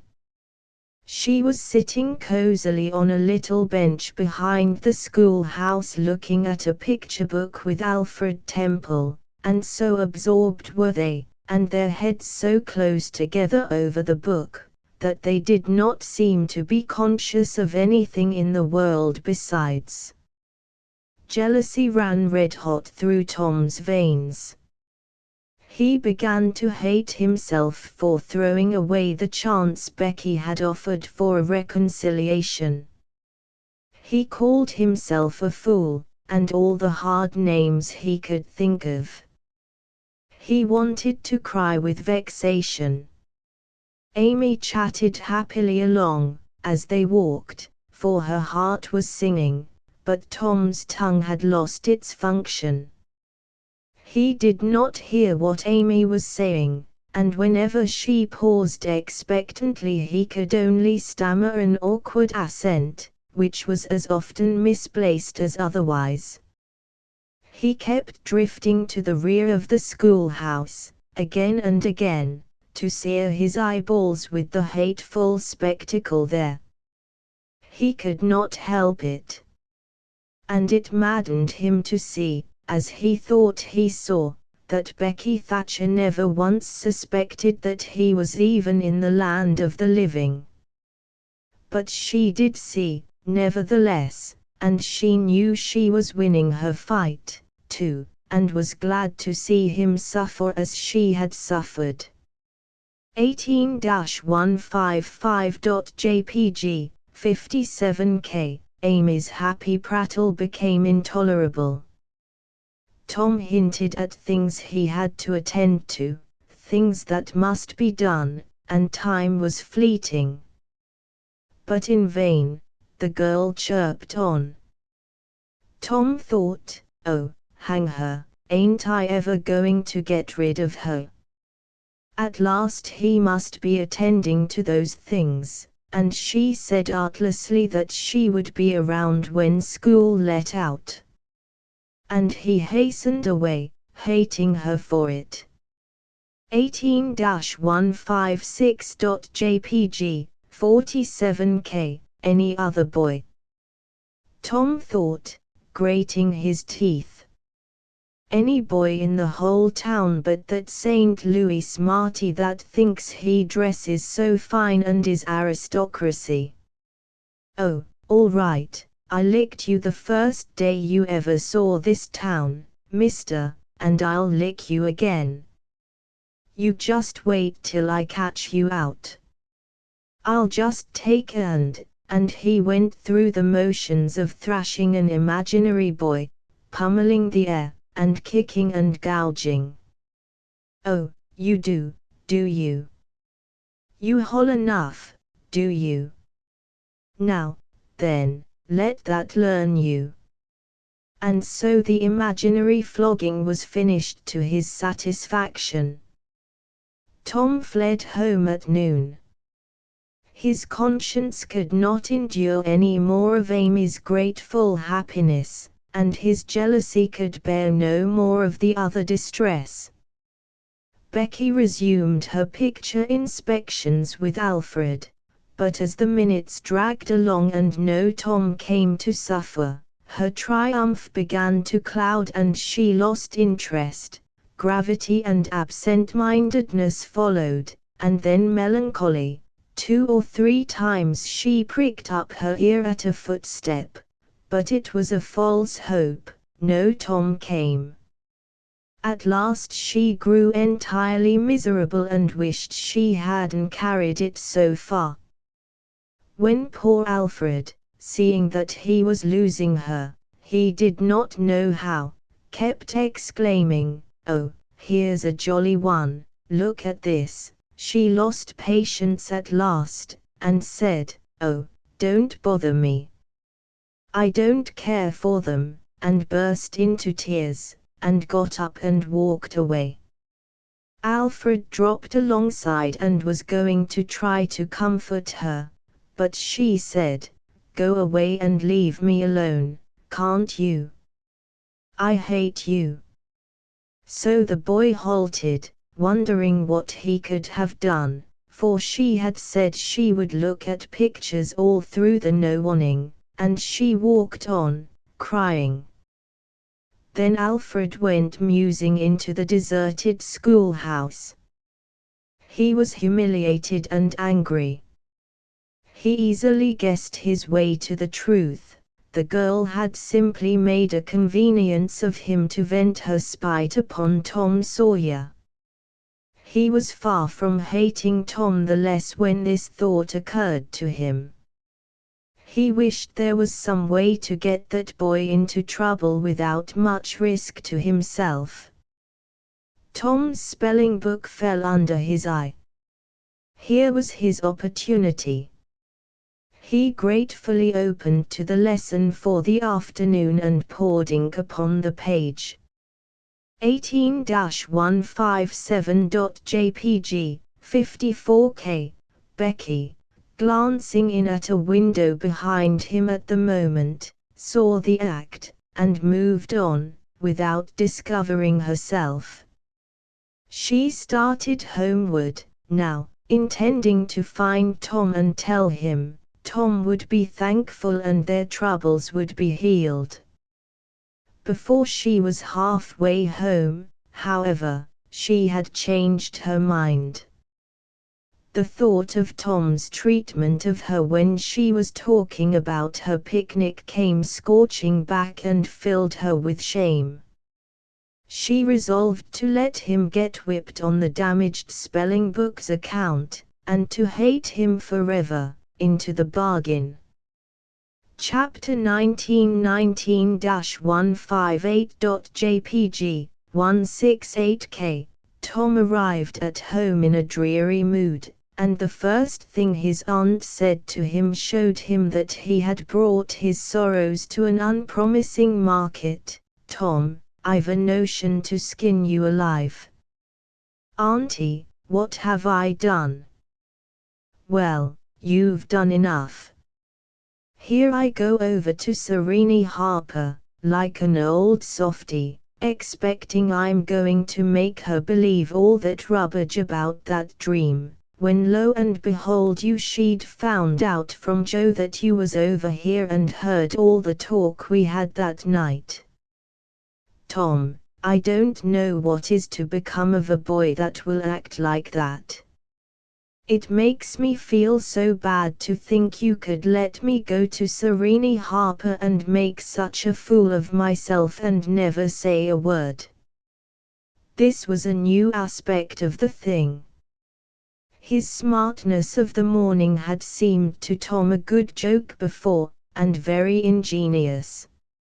It merely looked mean and shabby now. He hung his head and could not think of anything to say for a moment. Then he said, "Auntie, I wish I hadn't done it, but I didn't think." "Oh, child, you never think. You never think of anything but your own selfishness. You could think to come all the way over here from Jackson's Island in the night to laugh at our troubles, and you could think to fool me with a lie about a dream, but you couldn't ever think to pity us and save us from sorrow." "Auntie, I know now it was mean, but I didn't mean to be mean. I didn't, honest. And besides, I didn't come over here to laugh at you that night." "What did you come for, then?" "It was to tell you not to be uneasy about us, because we hadn't got drowned." Tom, I would be the thankfulest soul in this world if I could believe you ever had as good a thought as that, but you know you never did, and I know it, Tom." Indeed I did, Auntie. I wish I may never stir if I didn't." "Oh, Tom, don't lie, don't do it. It only makes things 100 times worse." "It ain't a lie, Auntie, it's the truth.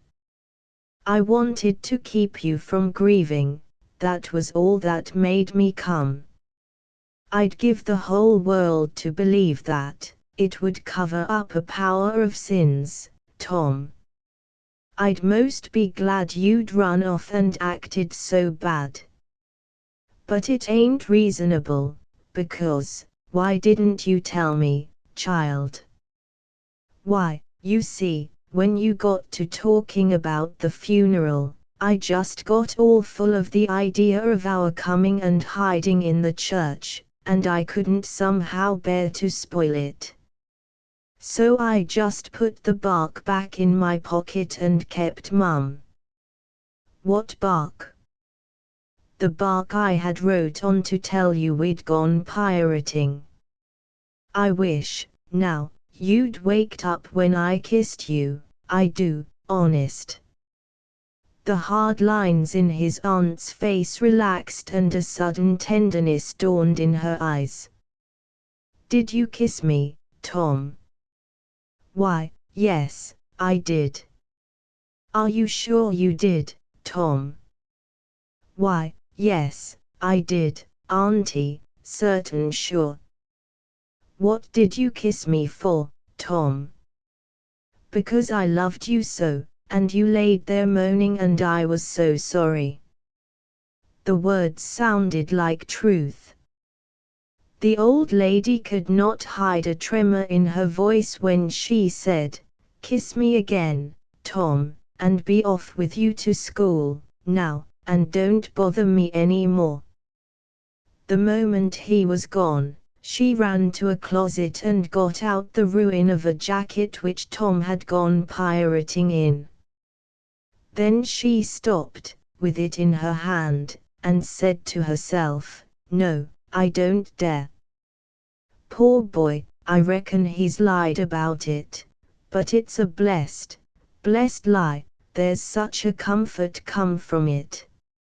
I hope I know the Lord will forgive him, because it was such good-heartedness in him to tell it. But I don't want to find out it's a lie. I won't look." She put the jacket away, and stood by musing a minute. Twice she put out her hand to take the garment again, and twice she refrained.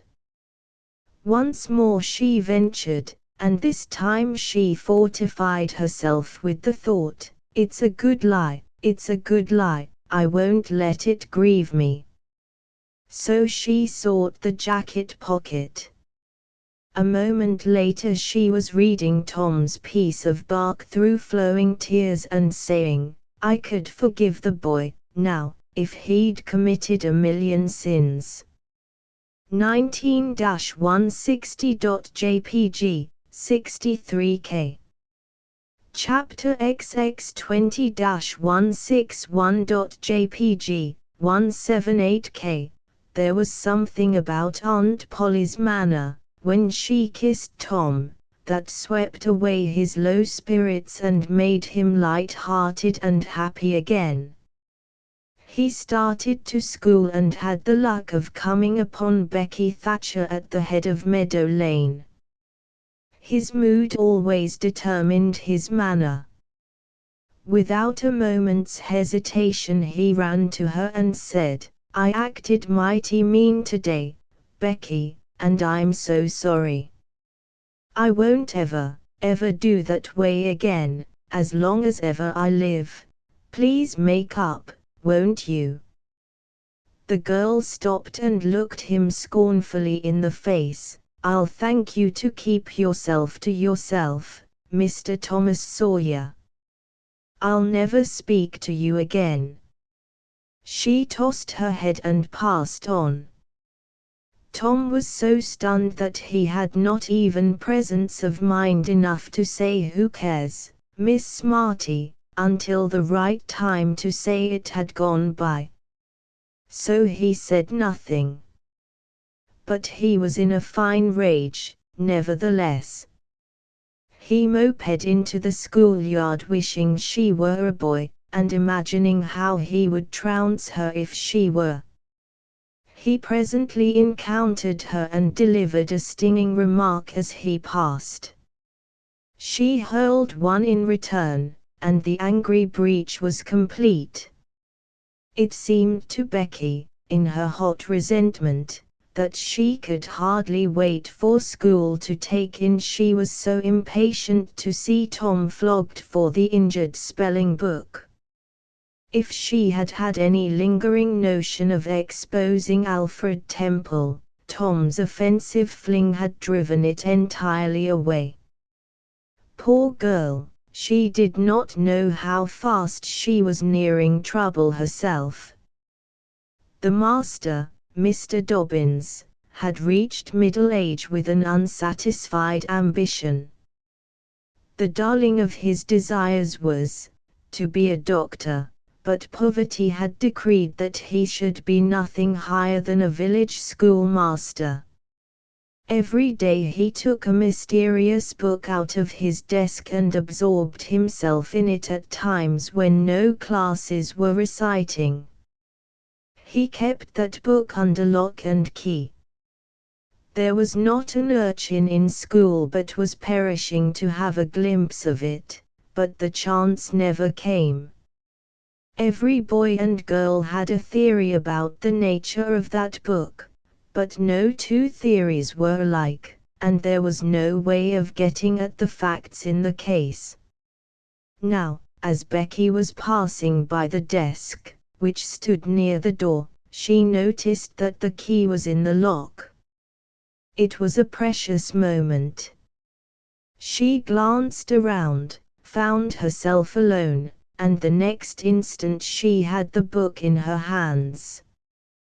The title page, Professor Somebody's Anatomy, carried no information to her mind, so she began to turn the leaves. She came at once upon a handsomely engraved and colored frontispiece, a human figure, stark naked. At that moment a shadow fell on the page and Tom Sawyer stepped in at the door and caught a glimpse of the picture.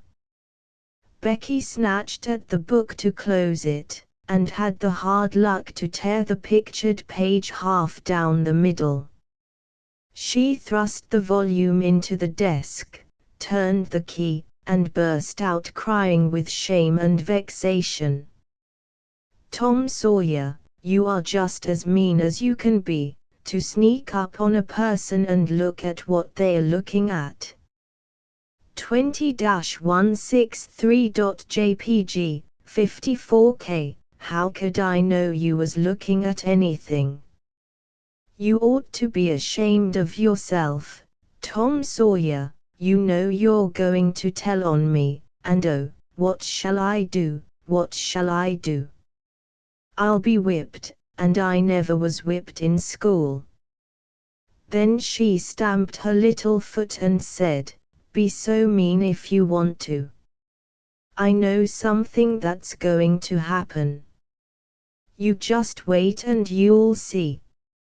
Hateful, hateful, hateful."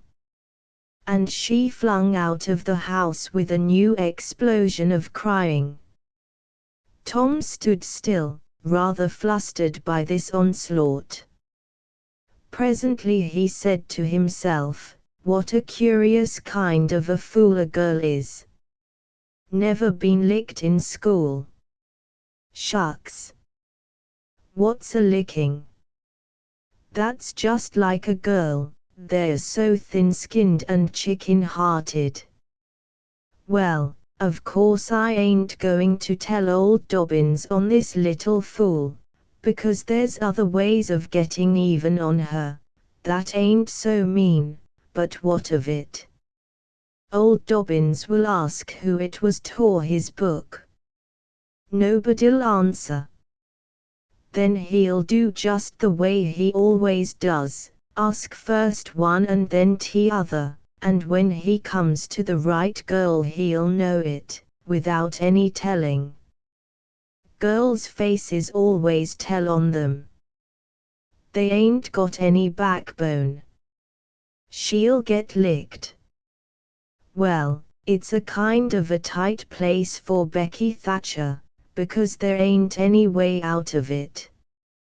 Tom conned the thing a moment longer, and then added, "All right. Though, she'd like to see me in just such a fix, let her sweat it out."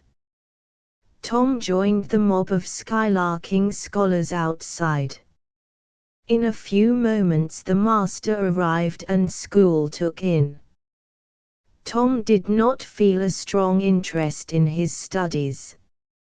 Every time he stole a glance at the girl's side of the room Becky's face troubled him. Considering all things, he did not want to pity her, and yet it was all he could do to help it. He could get up no exultation that was really worthy the name. Presently the spelling book discovery was made, and Tom's mind was entirely full of his own matters for a while after that. Becky roused up from her lethargy of distress and showed good interest in the proceedings. She did not expect that Tom could get out of his trouble by denying that he spilled the ink on the book himself, and she was right. The denial only seemed to make the thing worse for Tom. Becky supposed she would be glad of that, and she tried to believe she was glad of it, but she found she was not certain. When the worst came to the worst, she had an impulse to get up and tell on Alfred Temple, but she made an effort and forced herself to keep still, because, said she to herself, he'll tell about me tearing the picture sure. I wouldn't say a word, not to save his life. Tom took his whipping and went back to his seat, not at all broken-hearted, for he thought it was possible that he had unknowingly upset the ink on the spelling book himself. In some skylarking bout, he had denied it for form's sake and because it was custom, and had stuck to the denial from principle. A whole hour drifted by. The master sat nodding in his throne. The air was drowsy with the hum of study. By and by, Mr. Dobbins straightened himself up, yawned, then unlocked his desk, and reached for his book, but seemed undecided whether to take it out or leave it. Most of the pupils glanced up languidly, but there were two among them that watched his movements with intent eyes. Mr. Dobbins fingered his book absently for a while, then took it out and settled himself in his chair to read. Tom shot a glance at Becky. He had seen a hunted and helpless rabbit look as she did, with a gun leveled at its head. Instantly he forgot his quarrel with her. Quick, something must be done. Done in a flash, too. But the very imminence of the emergency paralyzed his invention. Good, he had an inspiration.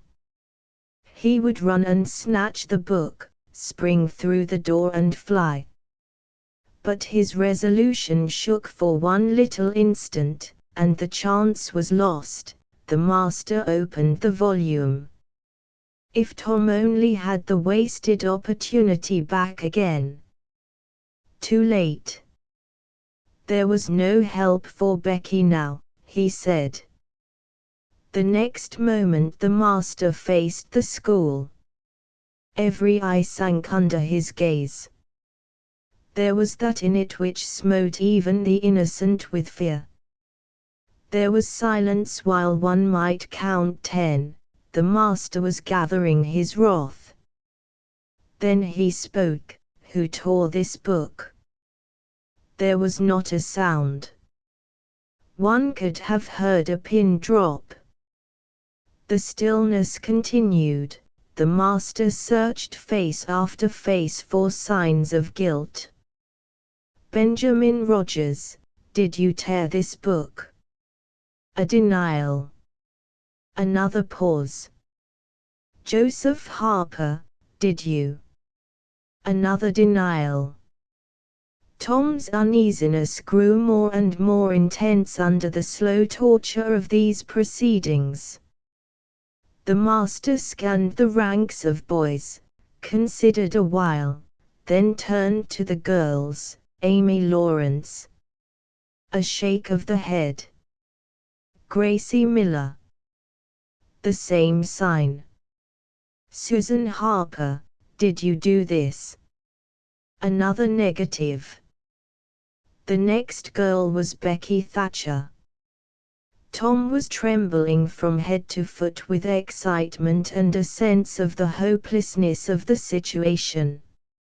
Rebecca Thatcher. Tom glanced at her face. It was white with terror. Did you tear? No, look me in the face. Her hands rose in appeal. Did you tear this book? A thought shot like lightning through Tom's brain. He sprang to his feet and shouted, I done it. 20-165.jpg, 54K. The school stared in perplexity at this incredible folly. Tom stood a moment, to gather his dismembered faculties, and when he stepped forward to go to his punishment, the surprise, the gratitude, the adoration that shone upon him out of poor Becky's eyes seemed pay enough for 100 floggings. Inspired by the splendor of his own act, he took without an outcry the most merciless flaying that even Mr. Dobbins had ever administered, and also received with indifference the added cruelty of a command to remain 2 hours after school should be dismissed, for he knew who would wait for him outside till his captivity was done, and not count the tedious time as loss, either. Tom went to bed that night planning vengeance against Alfred Temple, for with shame and repentance Becky had told him all, not forgetting her own treachery, but even the longing for vengeance had to give way, soon, to pleasanter musings, and he fell asleep at last with Becky's latest words lingering dreamily in his ear. "Tom, how could you be so noble?" 20-166.jpg, 28k. Chapter XXI 21-167.jpg, 178k. Vacation was approaching. The schoolmaster, always severe, grew severer and more exacting than ever, for he wanted the school to make a good showing on examination day. His rod and his ferule were seldom idle now, at least among the smaller pupils. Only the biggest boys, and young ladies of 18 and 20, escaped lashing. Mr. Dobbins' lashings were very vigorous ones, too, for although he carried, under his wig, a perfectly bald and shiny head, he had only reached middle age, and there was no sign of feebleness in his muscle. As the great day approached, all the tyranny that was in him came to the surface. He seemed to take a vindictive pleasure in punishing the least shortcomings. The consequence was, that the smaller boys spent their days in terror and suffering and their nights in plotting revenge. They threw away no opportunity to do the master a mischief. But he kept ahead all the time. The retribution that followed every vengeful success was so sweeping and majestic that the boys always retired from the field badly worsted. At last they conspired together and hit upon a plan that promised a dazzling victory. They swore in the sign painter's boy, told him the scheme, and asked his help. He had his own reasons for being delighted, for the master boarded in his father's family and had given the boy ample cause to hate him. The master's wife would go on a visit to the country in a few days, and there would be nothing to interfere with the plan. The master always prepared himself for great occasions by getting pretty well fuddled, and the sign painter's boy said that when the dominie had reached the proper condition on examination evening he would manage the thing while he napped in his chair, then he would have him awakened at the right time and hurried away to school. In the fullness of time the interesting occasion arrived. At 8 in the evening the schoolhouse was brilliantly lighted, and adorned with wreaths and festoons of foliage and flowers. The master sat throned in his great chair upon a raised platform, with his blackboard behind him. He was looking tolerably mellow. 3 rows of benches on each side and 6 rows in front of him were occupied by the dignitaries of the town and by the parents of the pupils. To his left, back of the rows of citizens, was a spacious temporary platform upon which were seated the scholars who were to take part in the exercises of the evening, rows of small boys, washed and dressed to an intolerable state of discomfort, rows of gawky big boys, snowbanks of girls and young ladies clad in lawn and muslin and conspicuously conscious of their bare arms, their grandmother's ancient trinkets, their bits of pink and blue ribbon and the flowers in their hair. All the rest of the house was filled with non-participating scholars. 21-168.jpg, 103K, the exercises began. A very little boy stood up and sheepishly recited, "You'd scarce expect one of my age to speak in public on the stage, etc., accompanying himself with the painfully exact and spasmodic gestures which a machine might have used, supposing the machine to be a trifle out of order. But he got through safely, though cruelly scared, and got a fine round of applause when he made his manufactured bow and retired." A little shamefaced girl lisped, "Mary had a little lamb, etc., performed a compassion-inspiring curtsy, got her meed of applause, and sat down flushed and happy." Tom Sawyer stepped forward with conceited confidence and soared into the unquenchable and indestructible "Give me liberty or give me death" speech, with fine fury and frantic gesticulation, and broke down in the middle of it. A ghastly stage fright seized him, his legs quaked under him and he was like to choke. True, he had the manifest sympathy of the house, but he had the house's silence, too, which was even worse than its sympathy. The master frowned, and this completed the disaster. Tom struggled a while and then retired, utterly defeated. There was a weak attempt at applause, but it died early. The boy stood on the burning deck followed, also the Assyrian came down and other declamatory gems. Then there were reading exercises, and a spelling fight. The meager Latin class recited with honor. The prime feature of the evening was in order, now, original compositions by the young ladies. Each in her turn stepped forward to the edge of the platform, cleared her throat, held up her manuscript, tied with dainty ribbon, and proceeded to read, with laboured attention to expression and punctuation. The themes were the same that had been illuminated upon similar occasions by their mothers before them, their grandmothers, and doubtless all their ancestors in the female line clear back to the Crusades.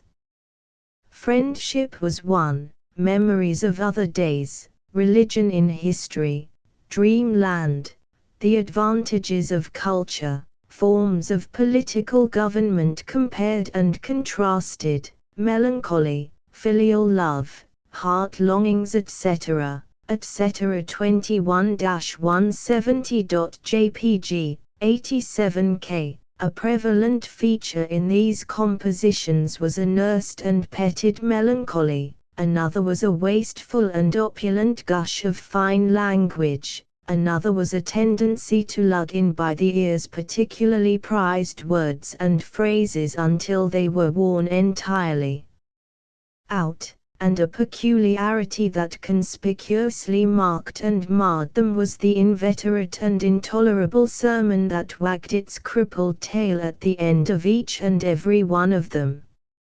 No matter what the subject might be, a brain-racking effort was made to squirm it into some aspect or other that the moral and religious mind could contemplate with edification.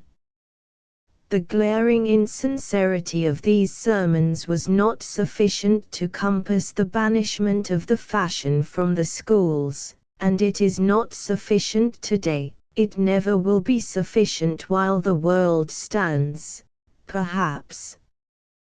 There is no school in all our land where the young ladies do not feel obliged to close their compositions with a sermon, and you will find that the sermon of the most frivolous and the least religious girl in the school is always the longest and the most relentlessly pious. But enough of this. Homely truth is unpalatable. Let us return to the examination. The first composition that was read was one entitled Is This, Then, Life? Perhaps the reader can endure an extract from it. In the common walks of life, with what delightful emotions does the youthful mind look forward to some anticipated scene of festivity. Imagination is busy sketching rose-tinted pictures of joy. In fancy, the voluptuous votary of fashion sees herself amid the festive throng, the observed of all observers. Her graceful form, arrayed in snowy robes, is whirling through the mazes of the joyous dance, her eye is brightest, her step is lightest in the gay assembly. In such delicious fancies time quickly glides by, and the welcome hour arrives for her entrance into the Elysian world, of which she has had such bright dreams. How fairy-like does everything appear to her enchanted vision! Each new scene is more charming than the last. But after a while she finds that beneath this goodly exterior, all is vanity. The flattery which once charmed her soul, now grates harshly upon her ear. The ballroom has lost its charms, and with wasted health and embittered heart, she turns away with the conviction that earthly pleasures cannot satisfy the longings of the soul. And so forth and so on. There was a buzz of gratification from time to time during the reading, accompanied by whispered ejaculations of how sweet, how eloquent, so true, etc. And after the thing had closed with a peculiarly afflicting sermon, the applause was enthusiastic. Then arose a slim, melancholy girl, whose face had the interesting paleness that comes of pills and indigestion, and read a poem. 2 stanzas of it will do. A Missouri Maiden's Farewell to Alabama. Alabama, goodbye. I love thee well. But yet for a while do I leave thee now.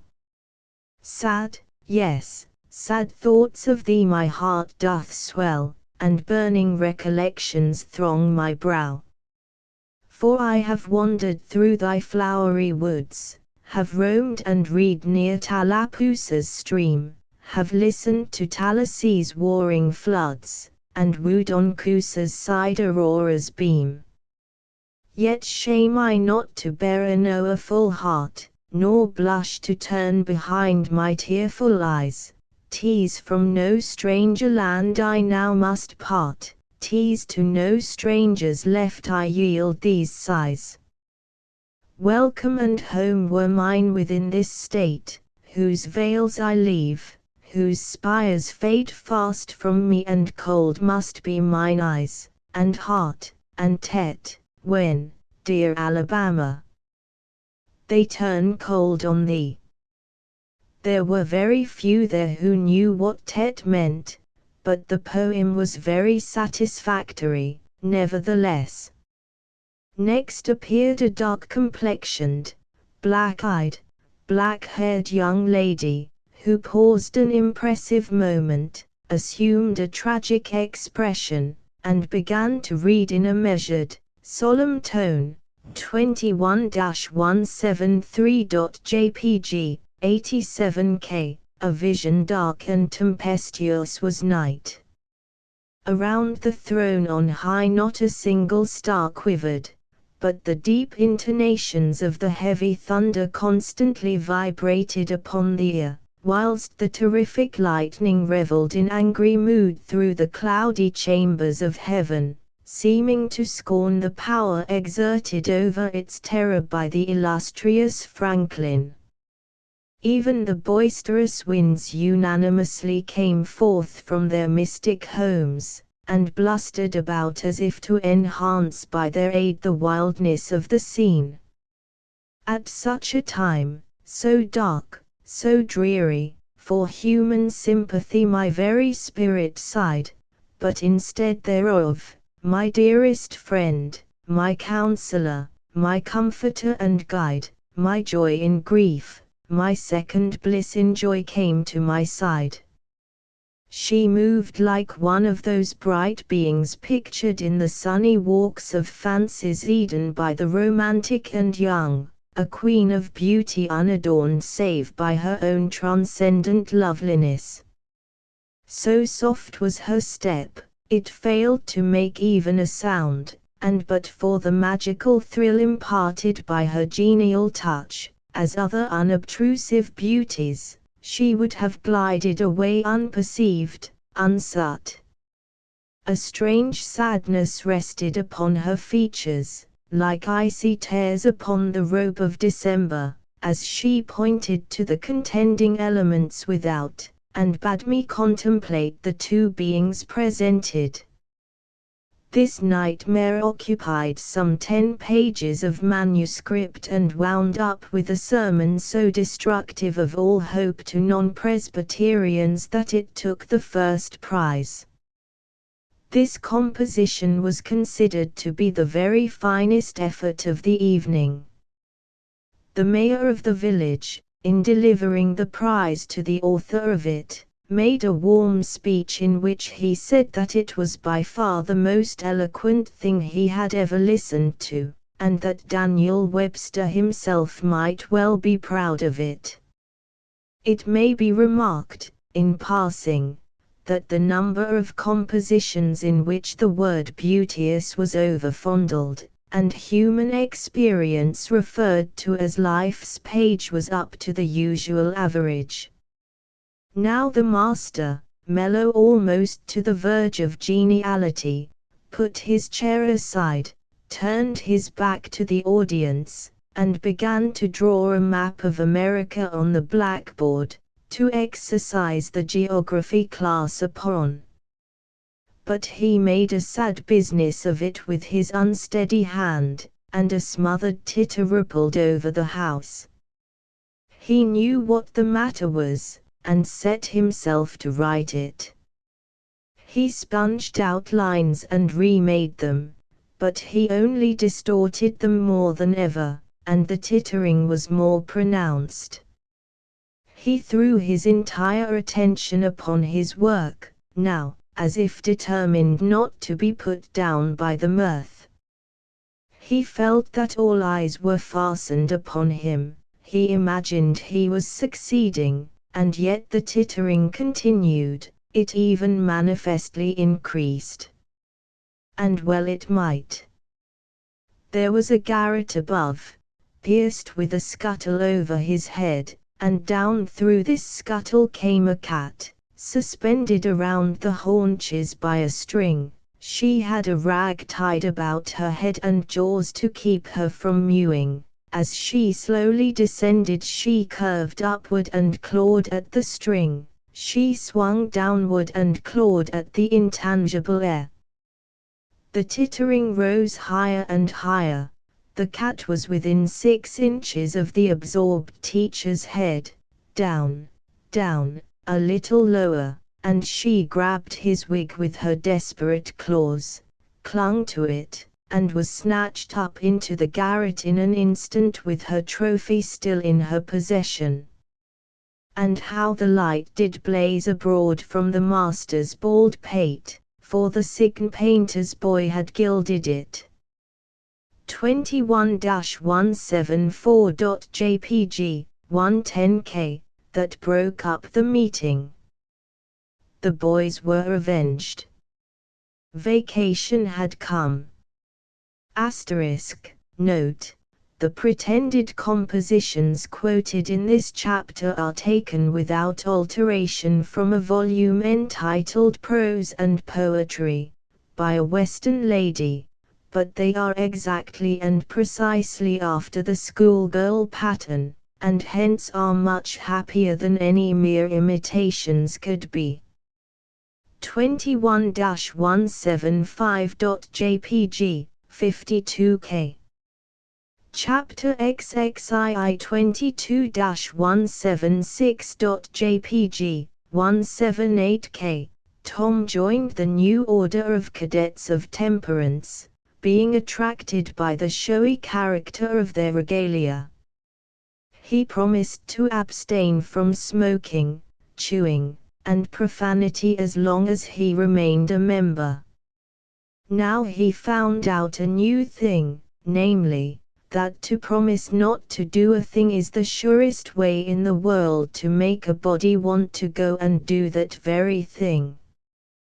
Tom soon found himself tormented with a desire to drink and swear. The desire grew to be so intense that nothing but the hope of a chance to display himself in his red sash kept him from withdrawing from the order. 4th of July was coming, but he soon gave it up before he had worn his shackles over 48 hours, and fixed his hopes upon old Judge Fraser, Justice of the Peace, who was apparently on his deathbed and would have a big public funeral, since he was so high an official. During 3 days Tom was deeply concerned about the judge's condition and hungry for news of it. Sometimes his hopes ran high, so high that he would venture to get out his regalia and practice before the looking-glass. But the judge had a most discouraging way of fluctuating. At last he was pronounced upon the mend, and then convalescent. Tom was disgusted, and felt a sense of injury, too. He handed in his resignation at once, and that night the judge suffered a relapse and died. Tom resolved that he would never trust a man like that again. The funeral was a fine thing. The cadets paraded in a style calculated to kill the late member with envy. Tom was a free boy again, however, there was something in that. He could drink and swear, now, but found to his surprise that he did not want to. The simple fact that he could, took the desire away, and the charm of it. Tom presently wondered to find that his coveted vacation was beginning to hang a little heavily on his hands. He attempted a diary, but nothing happened during 3 days, and so he abandoned it. The first of all the Negro minstrel shows came to town, and made a sensation. Tom and Joe Harper got up a band of performers and were happy for 2 days.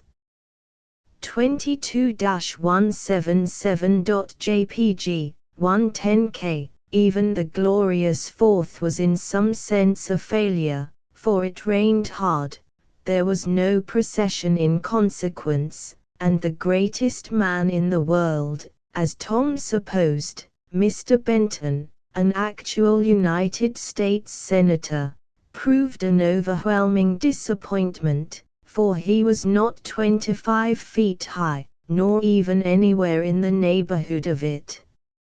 A circus came. The boys played circus for 3 days afterward in tents made of rag carpeting. Admission, 3 pins for boys, 2 for girls, and then circusing was abandoned. A phrenologist and a mesmerizer came, and went again and left the village duller and drearier than ever. There were some boys and girls parties, but they were so few and so delightful that they only made the aching voids between ache the harder. Becky Thatcher was gone to her Constantinople home to stay with her parents during vacation, so there was no bright side to life anywhere. The dreadful secret of the murder was a chronic misery. It was a very cancer for permanency and pain. Then came the measles. 22-178.jpg, 51K. During 2 long weeks Tom lay a prisoner, dead to the world and its happenings. He was very ill, he was interested in nothing. When he got upon his feet at last and moved feebly downtown, a melancholy change had come over everything and every creature. There had been a revival and everybody had got religion, not only the adults, but even the boys and girls. Tom went about, hoping against hope for the sight of one blessed sinful face, but disappointment crossed him everywhere. He found Joe Harper studying a testament, and turned sadly away from the depressing spectacle. He sought Ben Rogers, and found him visiting the poor with a basket of tracts. He hunted up Jim Hollis, who called his attention to the precious blessing of his late measles as a warning.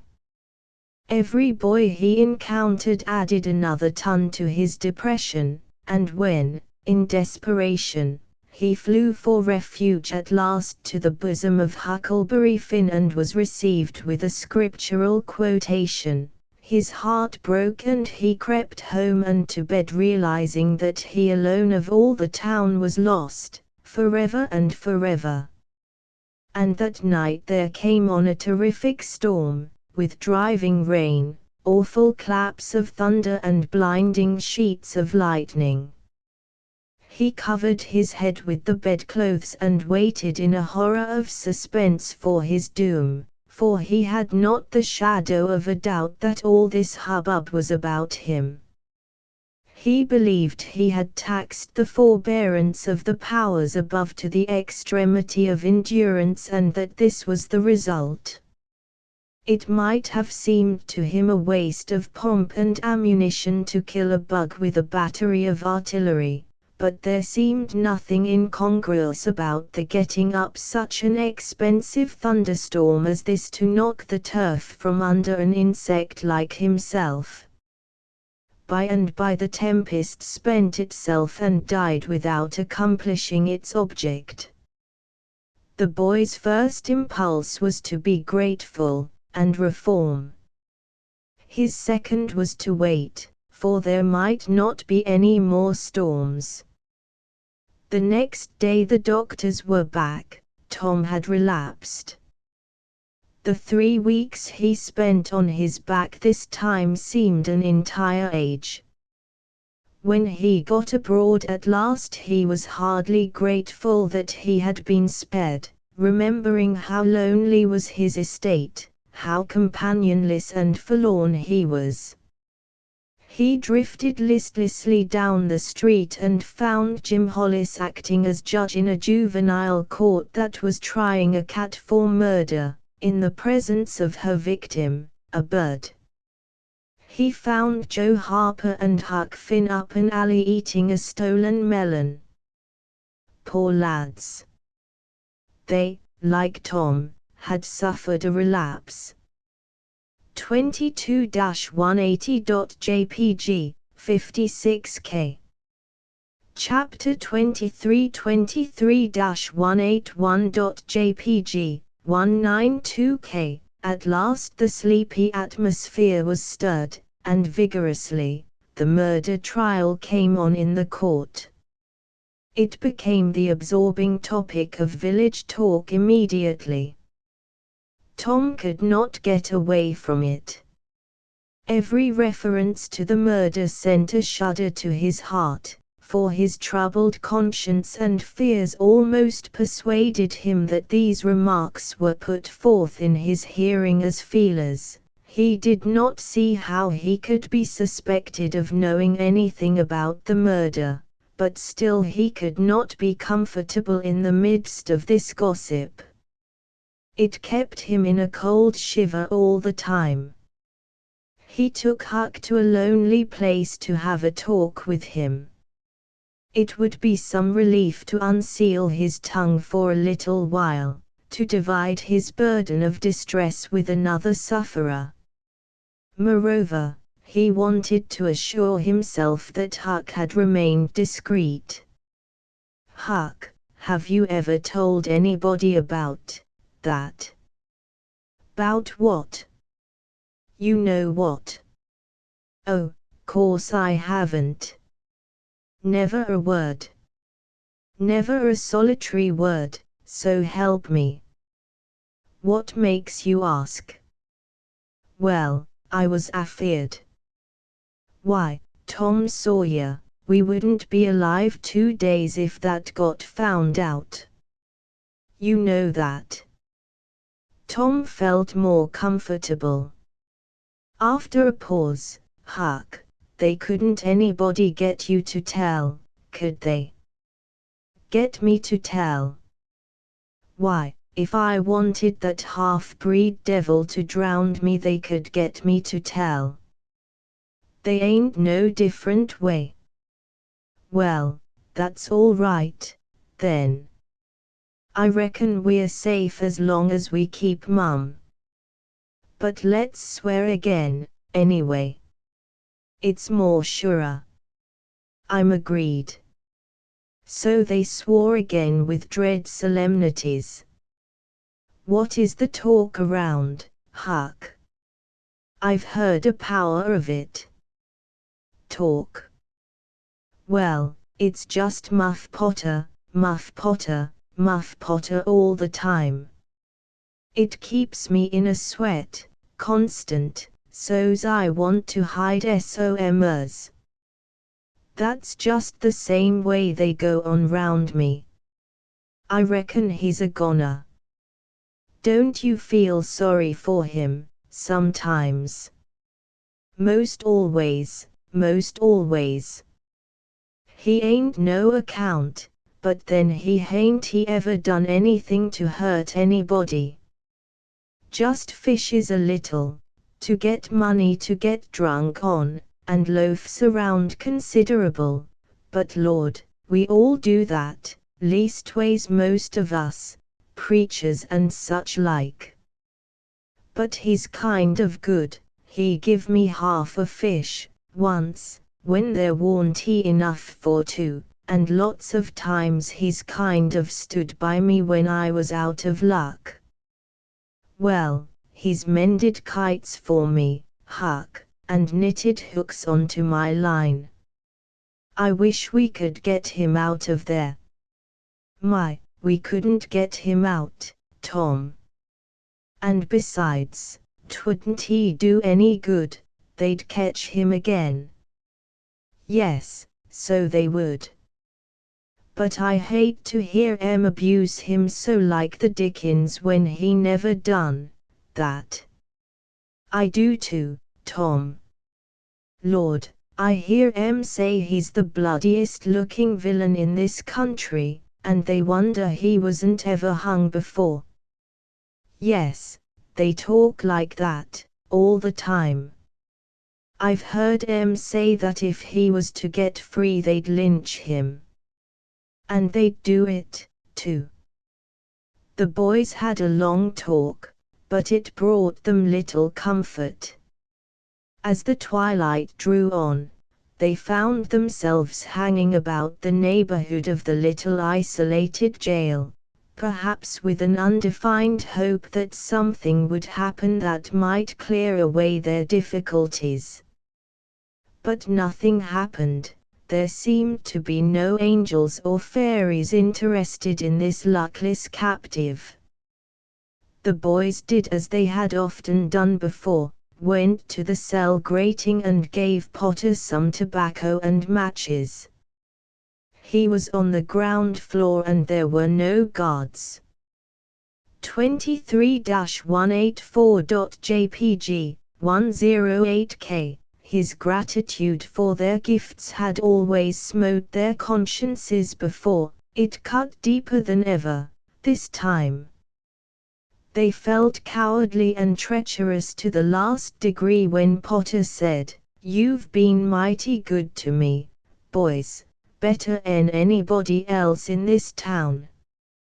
And I don't forget it, I don't. Often I says to myself, says I used to mend all the boys' kites and things, and show 'em where the good fish in places was, and befriend 'em what I could, and now they've all forgot old Muff when he's in trouble, but Tom don't, and Huck don't, they don't forget him, says I, and I don't forget them.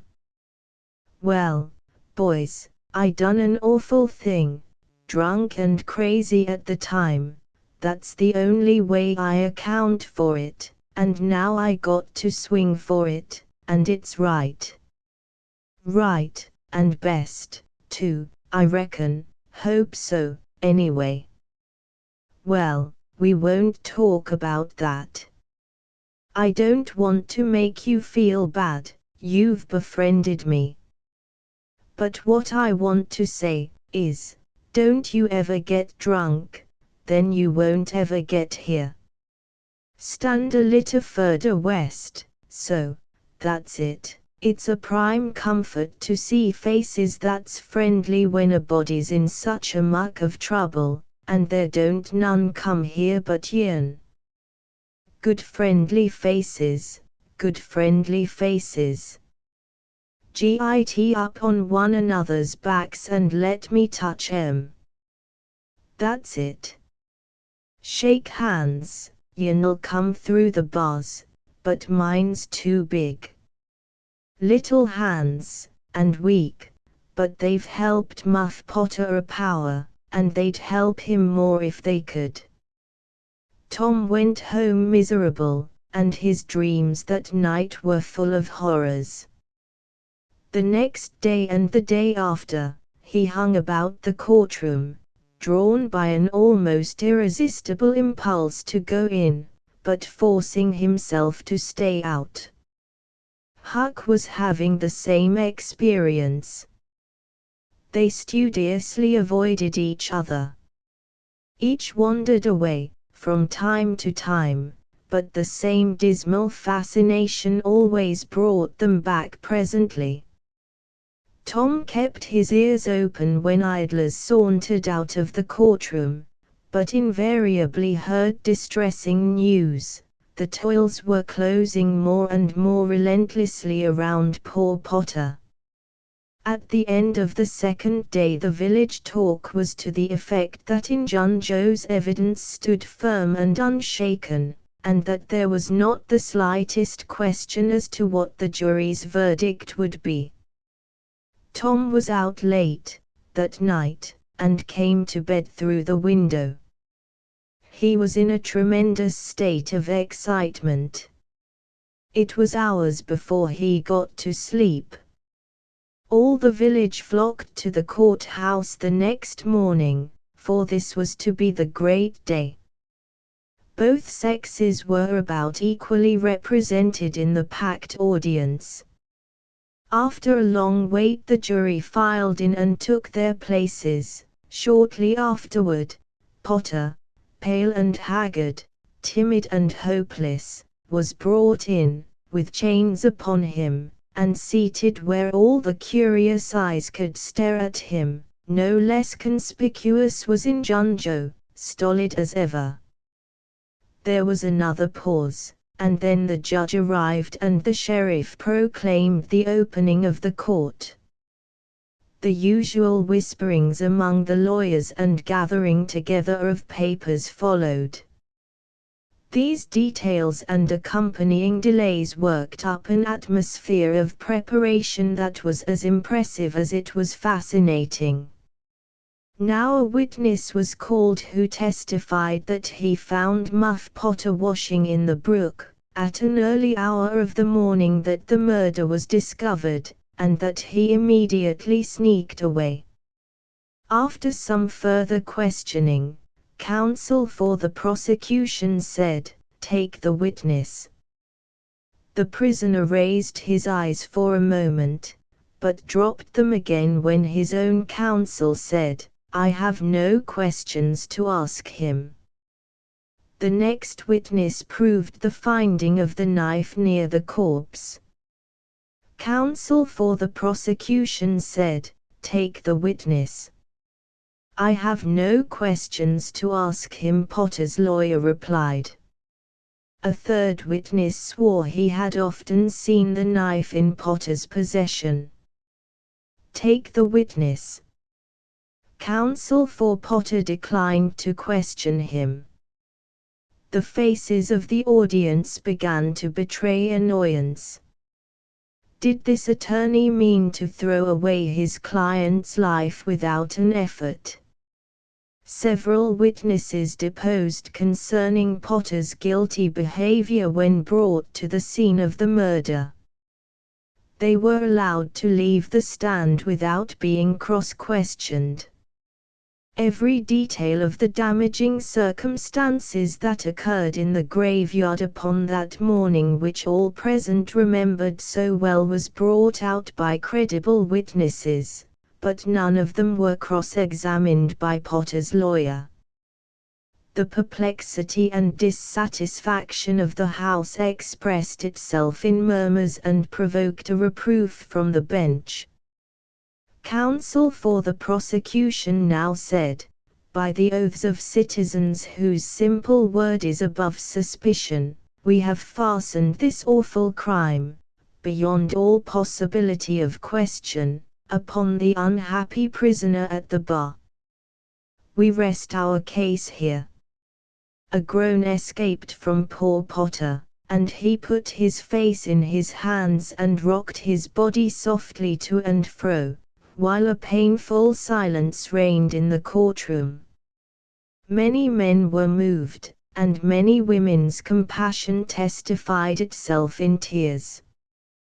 Counsel for the defense rose and said, "Your Honor, in our remarks at the opening of this trial, we foreshadowed our purpose to prove that our client did this fearful deed while under the influence of a blind and irresponsible delirium produced by drink. We have changed our mind. We shall not offer that plea." Then to the clerk Happy Smiley called Thomas Sawyer. A puzzled amazement awoke in every face in the house, not even excepting Potter's. Every eye fastened itself with wondering interest upon Tom as he rose and took his place upon the stand. The boy looked wild enough, for he was badly scared. The oath was administered.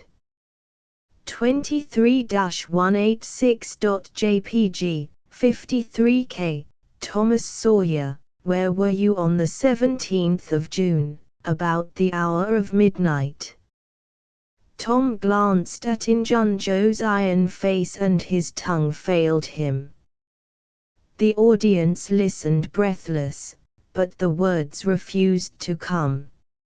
After a few moments, however, the boy got a little of his strength back, and managed to put enough of it into his voice to make part of the house here, in the graveyard.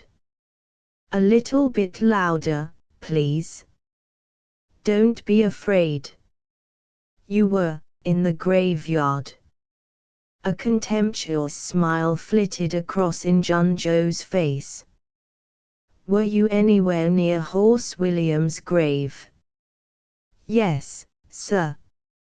"Speak up, just a trifle louder." "How near were you?" "Near as I am to you." "Were you hidden, or not?" "I was hid." "Where?" "Behind the elms that's on the edge of the grave." Injunjo gave a barely perceptible start. "Anyone with you?" "Yes, sir. I went there with..." Wait a moment." Never mind mentioning your companion's name. We will produce him at the proper time. Did you carry anything there with you?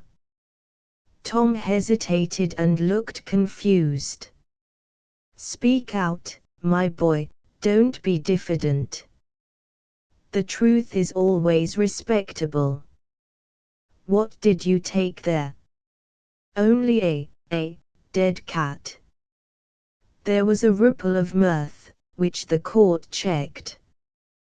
We will produce the skeleton of that cat. Now, my boy, tell us everything that occurred. Tell it in your own way, don't skip anything, and don't be afraid.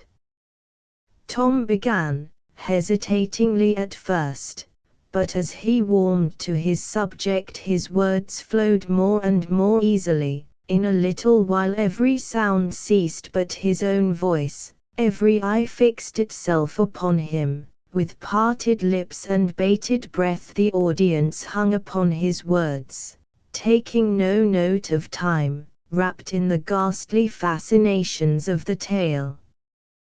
The strain upon pent emotion reached its climax when the boy said, and as the doctor fetched the board around and Muff Potter fell, Injunjo jumped with the knife and, crash! Quick as lightning the half-breed sprang for a window, tore his way through all opposers, and was gone.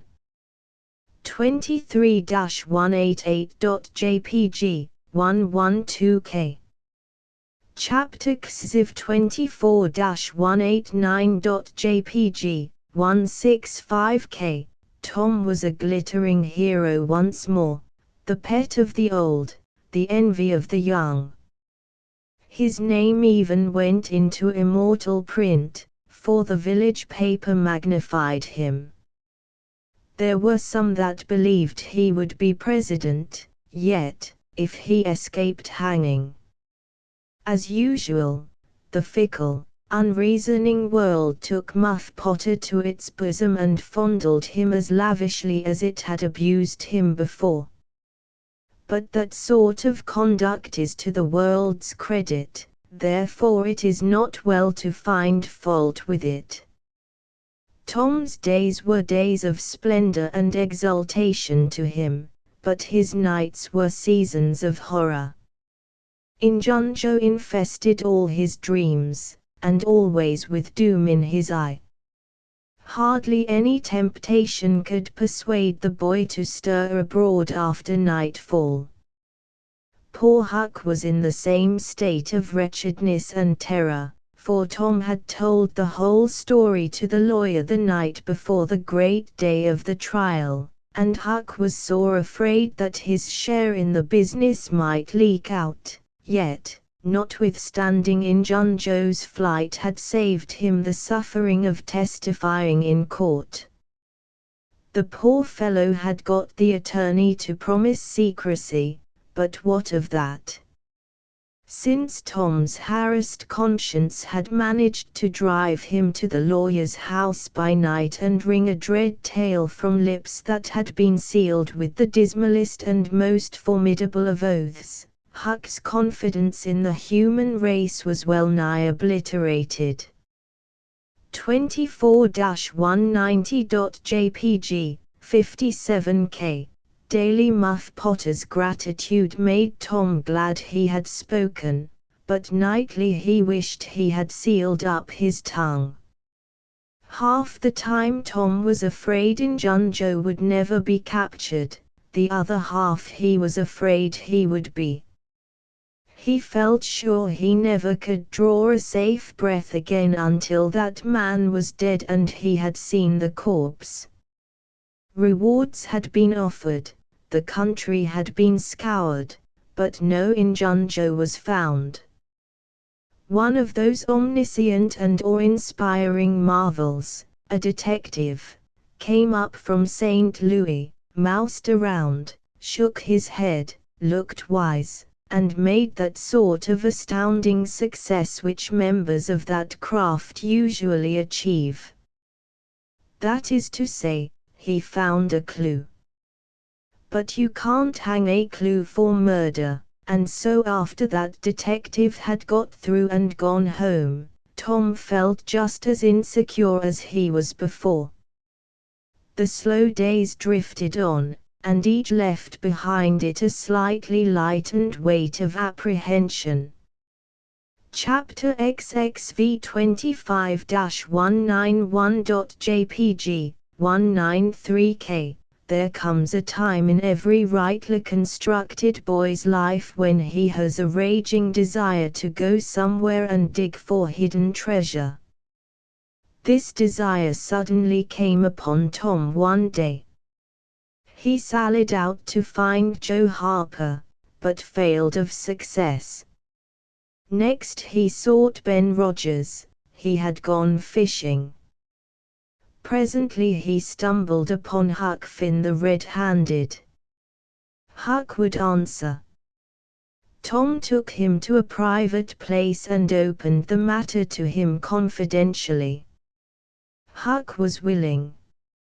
Huck was always willing to take a hand in any enterprise that offered entertainment and required no capital, for he had a troublesome superabundance of that sort of time which is not money. "Well, we dig," said Huck. "Oh, most anywhere." "Why, is it hid all around?" "No, indeed it ain't. It's hid in mighty particular places, Huck, sometimes on islands, sometimes in rotten chests under the end of a limb of an old dead tree, just where the shadow falls at midnight, but mostly under the floor in haunted houses." "Who hides it?" "Why, robbers, of course. Who'd you reckon?" "Sunday school superintendents." "I don't know. If 'twas mine I wouldn't hide it, I'd spend it and have a good time." "So would I. But robbers don't do that way. They always hide it and leave it there." 25-192.jpg, 59k. Don't they come after it anymore? "No, they think they will, but they generally forget the marks, or else they die. Anyway, it lays there a long time and gets rusty, and by somebody finds an old yellow paper that tells how to find the marks, a paper that's got to be ciphered over about a week because it's mostly signs and hieroglyphics." "Hiero, which?" "Hieroglyphics, pictures and things, you know, that don't seem to mean anything." "Have you got one of them papers, Tom?" "No. Well then, how you going to find the marks?" "I don't want any marks. They always bury it under a haunted house or on an island, or under a dead tree that's got one limb sticking out." "Well, we've tried Jackson's Island a little, and we can try it again sometime, and there's the old haunted house up the Stillhouse branch, and there's lots of dead limb trees, dead loads of 'em." "Is it under all of them?" "How you talk." "No." "Then how you going to know which one to go for?" "Go for all of 'em." "Why, Tom, it'll take all summer." "Well, what of that? Suppose you find a brass pot with $100 in it, all rusty and gray, or rotten chest full of diamonds. How's that?" Huck's eyes glowed. "That's bully. Plenty bully enough for me. Just you gimme the $100 and I don't want no diamonds." "All right. But I bet you I ain't going to throw off on diamonds. Some of 'em's worth $20 a piece. There ain't any, hardly, but's worth 6 bits or $1. No. Is that so? Certainly, anybody'll tell you so. Hain't you ever seen one, Huck? Not as I remember. Oh, kings have slathers of them. Well, I don't know no kings, Tom. I reckon you don't. But if you was to go to Europe you'd see a raft of them hopping around. Do they hop? Hop, your granny? No. Well, what did you say they did, for? Shucks, I only meant you'd see 'em, not hopping, of course, what do they want to hop for, but I mean you'd just see 'em, scattered around, you know, in a kind of a general way. Like that old humpbacked Richard. Richard. What's his other name? He didn't have any other name. Kings don't have any but a given name. No. But they don't. Well, if they like it, Tom, all right, but I don't want to be a king and have only just a given name, like a nigger. But say, where you going to dig first? 25-194.jpg, 56K, well, I don't know. Suppose we tackle that old deadlim tree on the hill t'other side of Stillhouse Branch. I'm agreed. So they got a crippled pick and a shovel, and set out on their 3-mile tramp. They arrived hot and panting, and threw themselves down in the shade of a neighboring elm to rest and have a smoke. I like this, said Tom. So do I. Say, Huck, if we find a treasure here, what you going to do with your share? Well, I'll have pie and a glass of soda every day, and I'll go to every circus that comes along. I bet I'll have a gay time. Well, ain't you going to save any of it? Save it? What for? Why, so as to have something to live on, by and by. Oh, that ain't any use. Pap would come back to the Ashore town some day and get his claws on it if I didn't hurry up, and I tell you he'd clean it out pretty quick. What you going to do with yen, Tom? I'm going to buy a new drum, and a sure enough sword, and a red necktie and a bull pup, and get married. Married. That's it. Tom, why, you ain't in your right mind. Wait, you'll see. Well, that's the foolishest thing you could do. Look at Pap and my mother. Fight. Why, they used to fight all the time.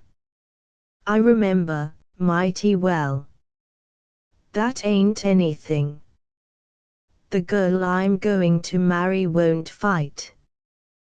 Tom, I reckon they're all alike. They'll all comb a body. Now you better think 'bout this a while. I tell you better. What's the name of the gal? It ain't a gal at all, it's a girl.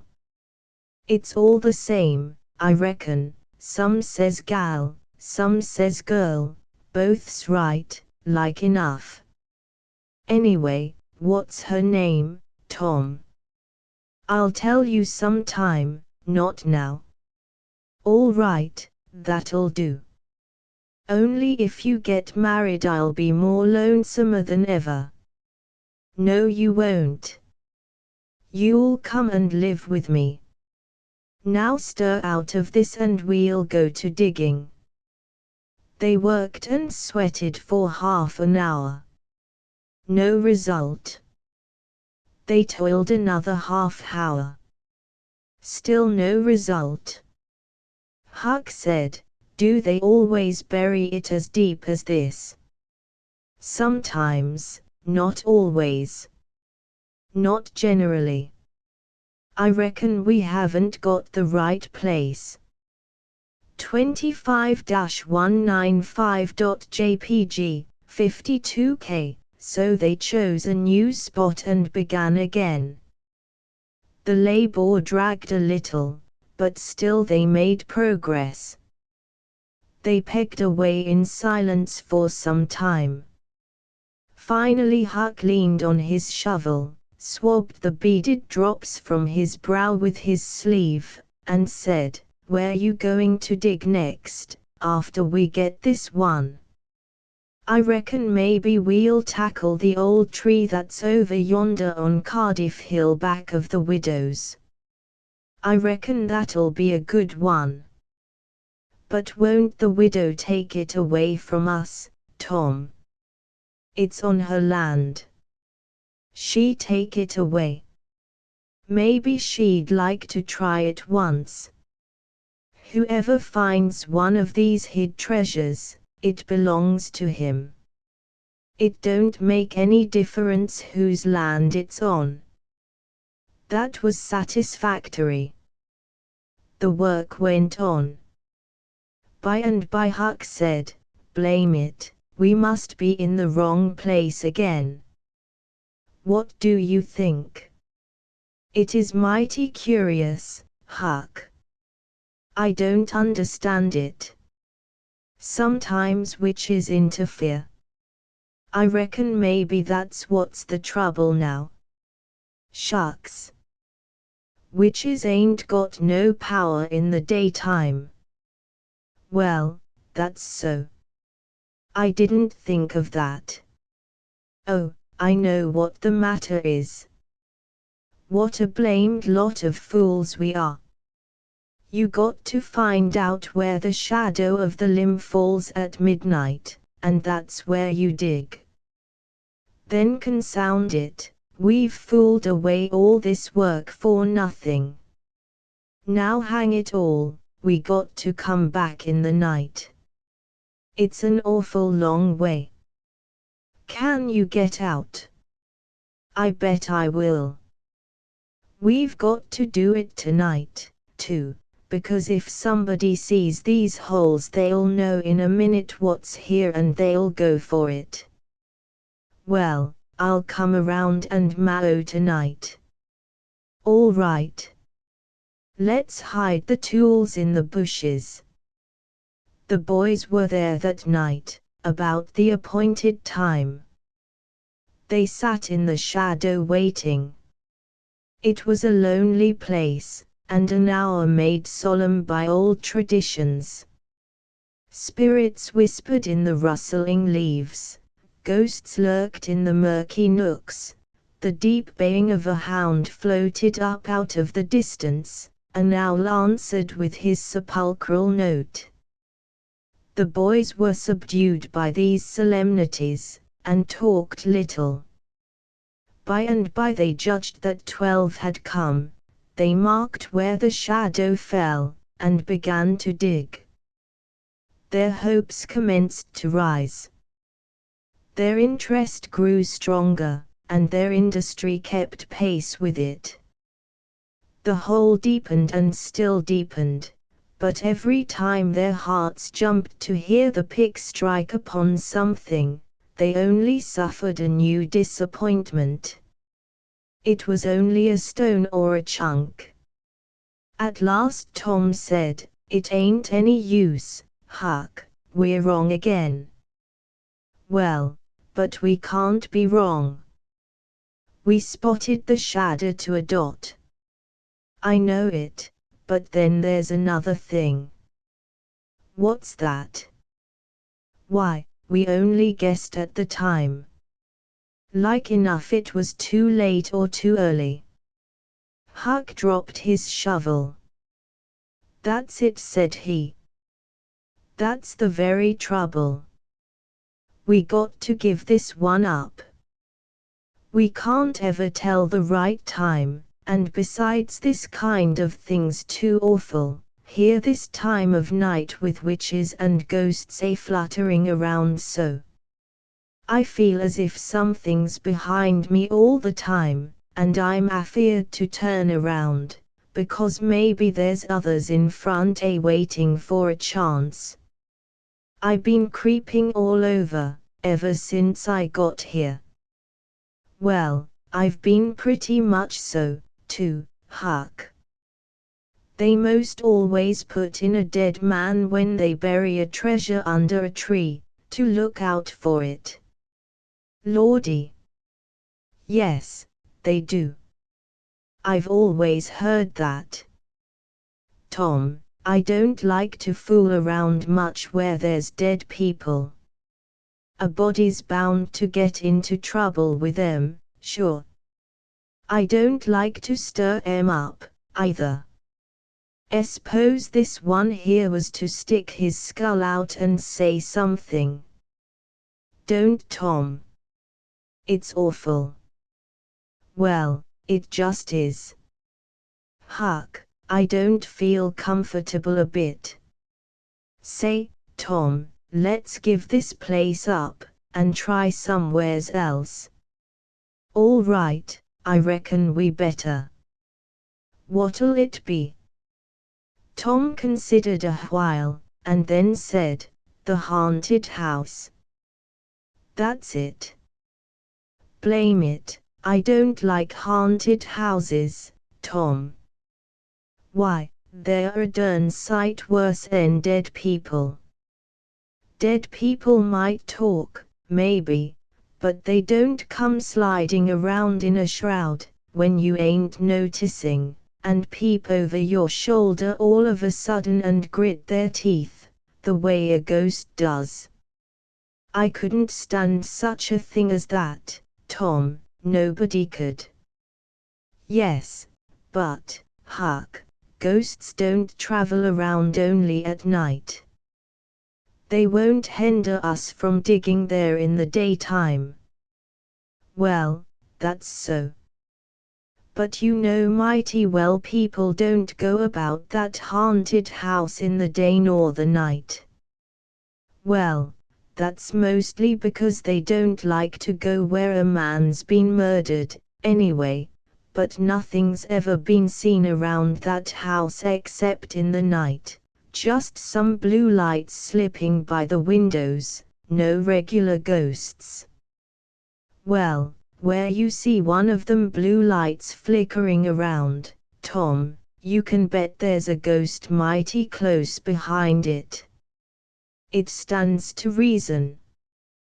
Because you know that they don't anybody but ghosts use them. Yes, that's so. But anyway they don't come around in the daytime, so what's the use of our being afeared? Well, all right. We'll tackle the haunted house if you say so, but I reckon it's taking chances. 25-198.jpg, 97K, they had started down the hill by this time. There in the middle of the moonlit valley below them stood the haunted house, utterly isolated, its fences gone long ago, rank weeds smothering the very doorsteps, the chimney crumbled to ruin, the window sashes vacant, a corner of the roof caved in. The boys gazed a while, half expecting to see a blue light flit past a window, then talking in a low tone, as befitted the time and the circumstances, they struck far off to the right, to give the haunted house a wide berth, and took their way homeward through the woods that adorned the rearward side of Cardiff Hill. Chapter XXVI 26-199.jpg, 195K. About noon the next day the boys arrived at the dead tree. They had come for their tools. Tom was impatient to go to the haunted house. Huck was measurably so, also, but suddenly said, "Look here, Tom, do you know what day it is?" Tom mentally ran over the days of the week, and then quickly lifted his eyes with a startled look in them. I never once thought of it, Huck. Well, I didn't neither, but all at once it popped onto me that it was Friday. Blame it, a body can't be too careful, Huck. We might 'a' got into an awful scrape, tackling such a thing on a Friday. Might. Better say we would.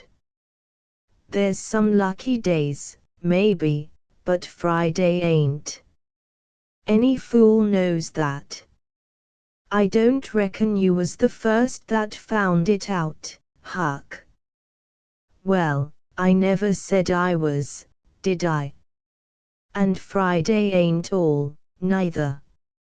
I had a rotten bad dream last night, dreamt about rats. No.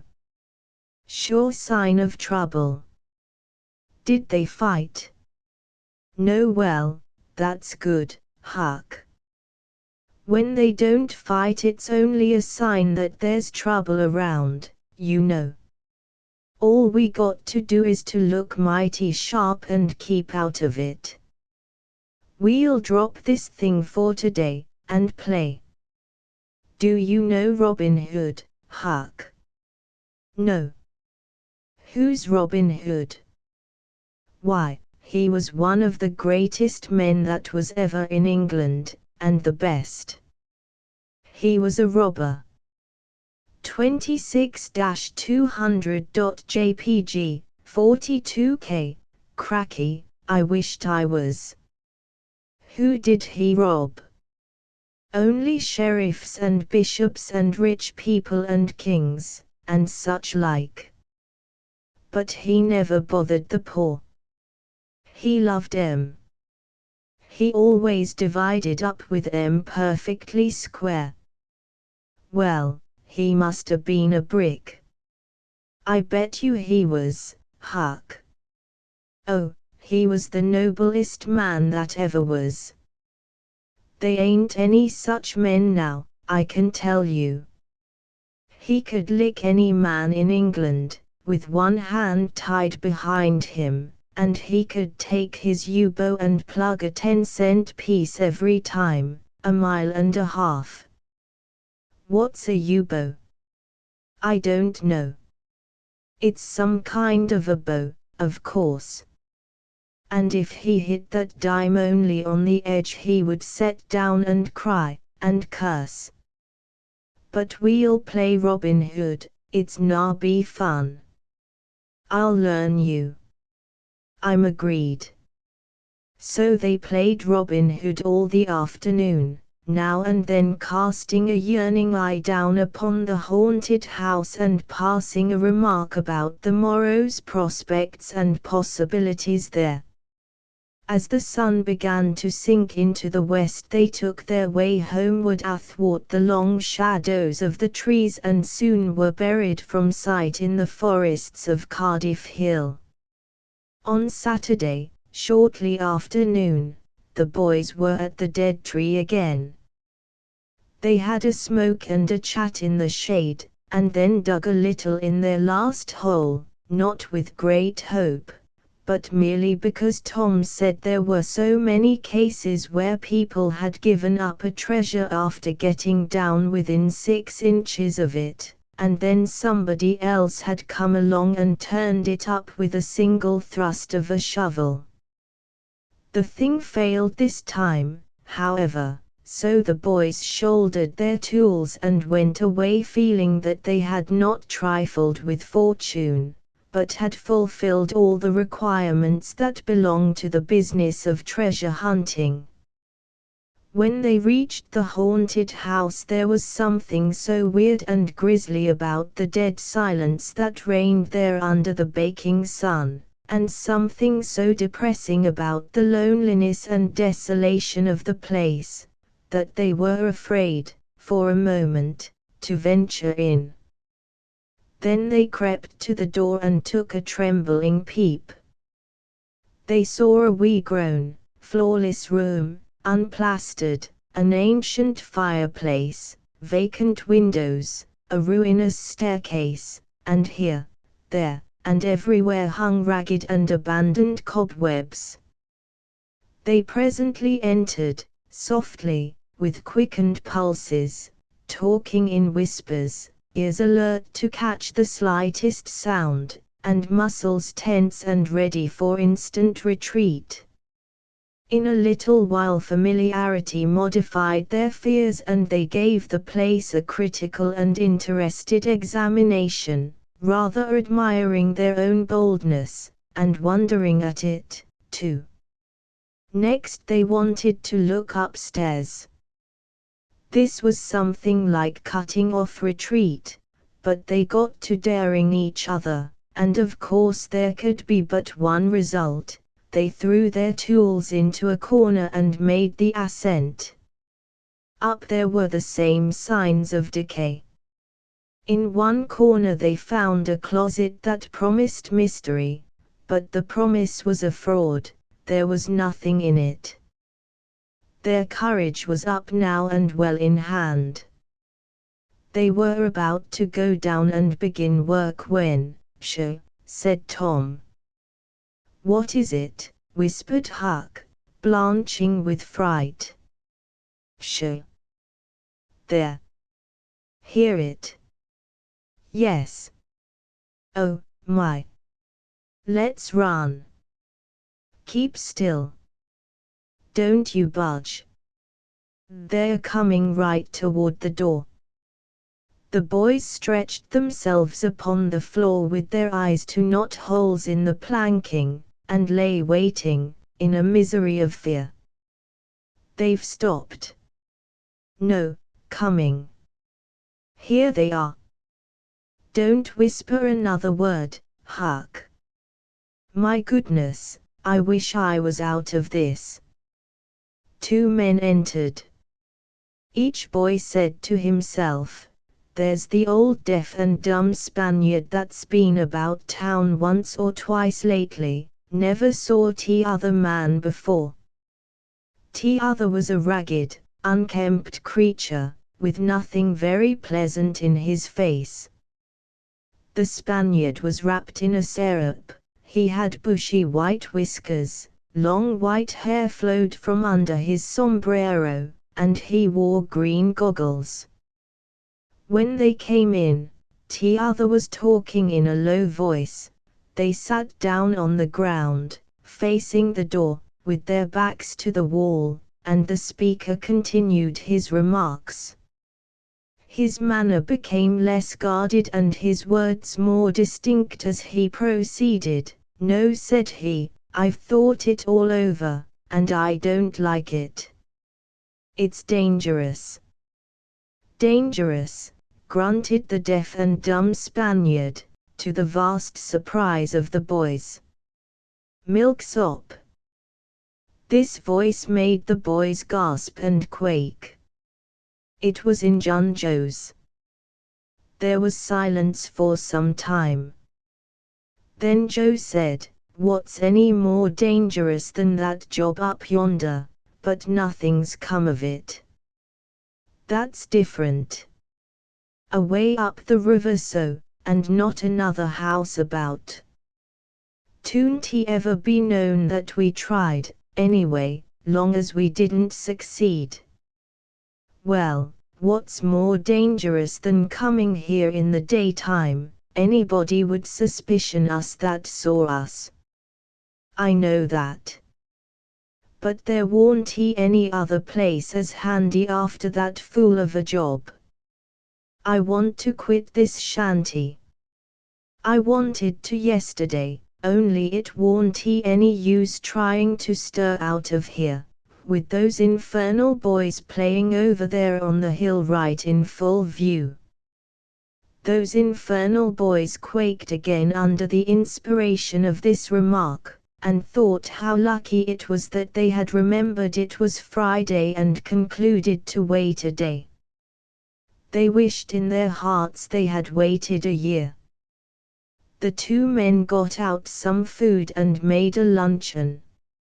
After a long and thoughtful silence, Injun-Joe said, "Look here, lad, you go back up the river where you belong. Wait there till you hear from me. I'll take the chances on dropping into this town just once more, for a look. We'll do that dangerous job after I've spied around a little and think things look well for it. Then for Texas. We'll leg it together." This was satisfactory. Both men presently fell to yawning, and Injun-Joe said, "I'm dead for sleep.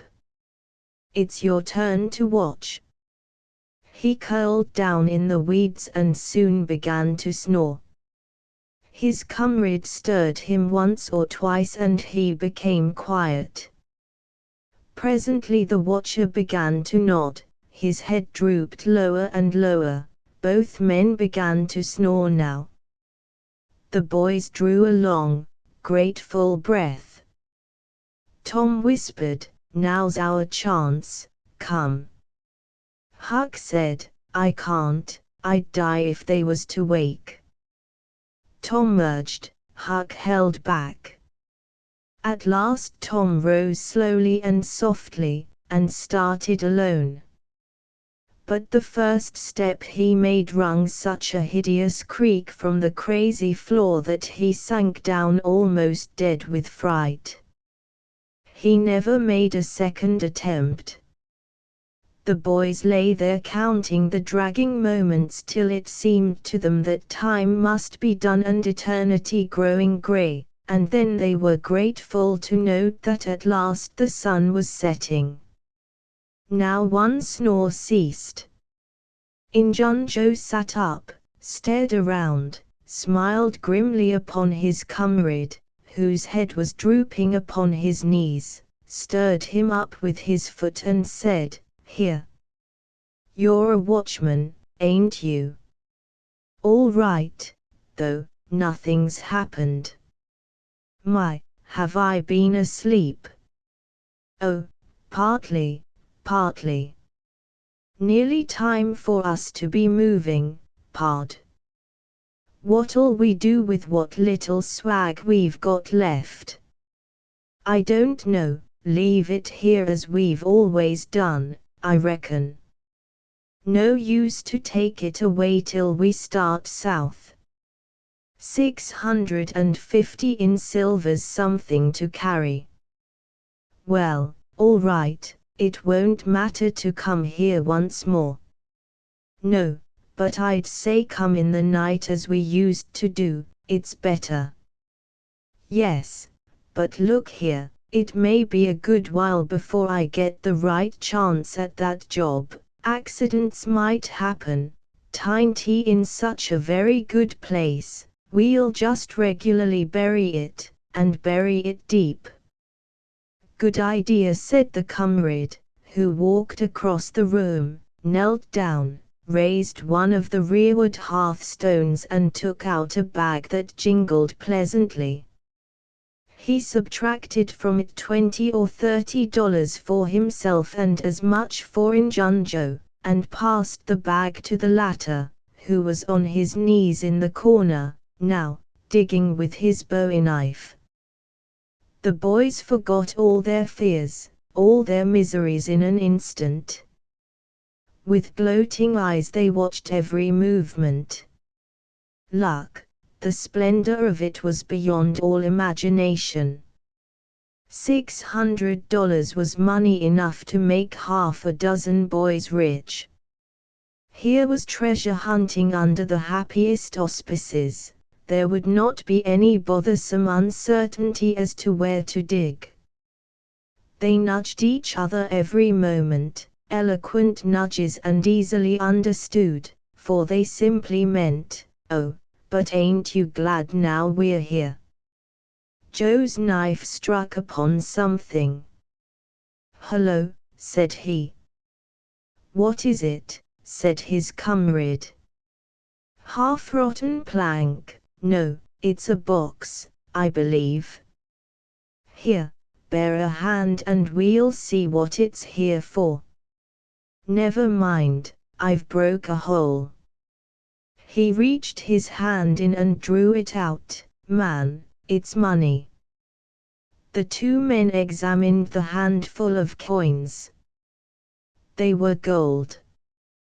The boys above were as excited as themselves, and as delighted. Joe's comrade said, "We'll make quick work of this. There's an old rusty pick over amongst the weeds in the corner the other side of the fireplace. I saw it a minute ago." He ran and brought the boys' pick and shovel. Injun Joe took the pick, looked it over critically, shook his head, muttered something to himself, and then began to use it. The box was soon unearthed. It was not very large, it was iron-bound and had been very strong before the slow years had injured it. The men contemplated the treasure a while in blissful silence. "Pard, there's thousands of dollars here," said Injun Joe. 26-205.jpg, 106K. "'Twas always said that Merrill's gang used to be around here one summer," the stranger observed. "I know it," said Injun Joe, "and this looks like it, I should say. Now you won't need to do that job."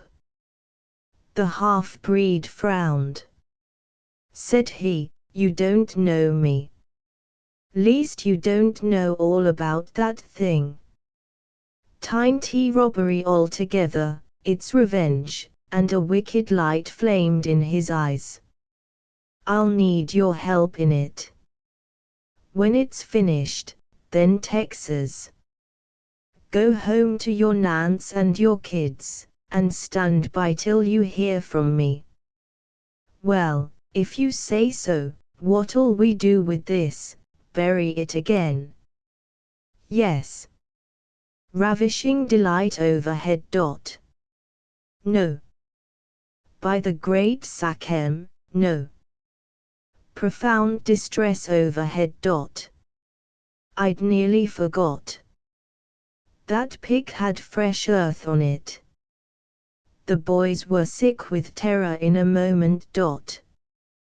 "What business has a pick and a shovel here? What business with fresh earth on them? Who brought them here, and where are they gone?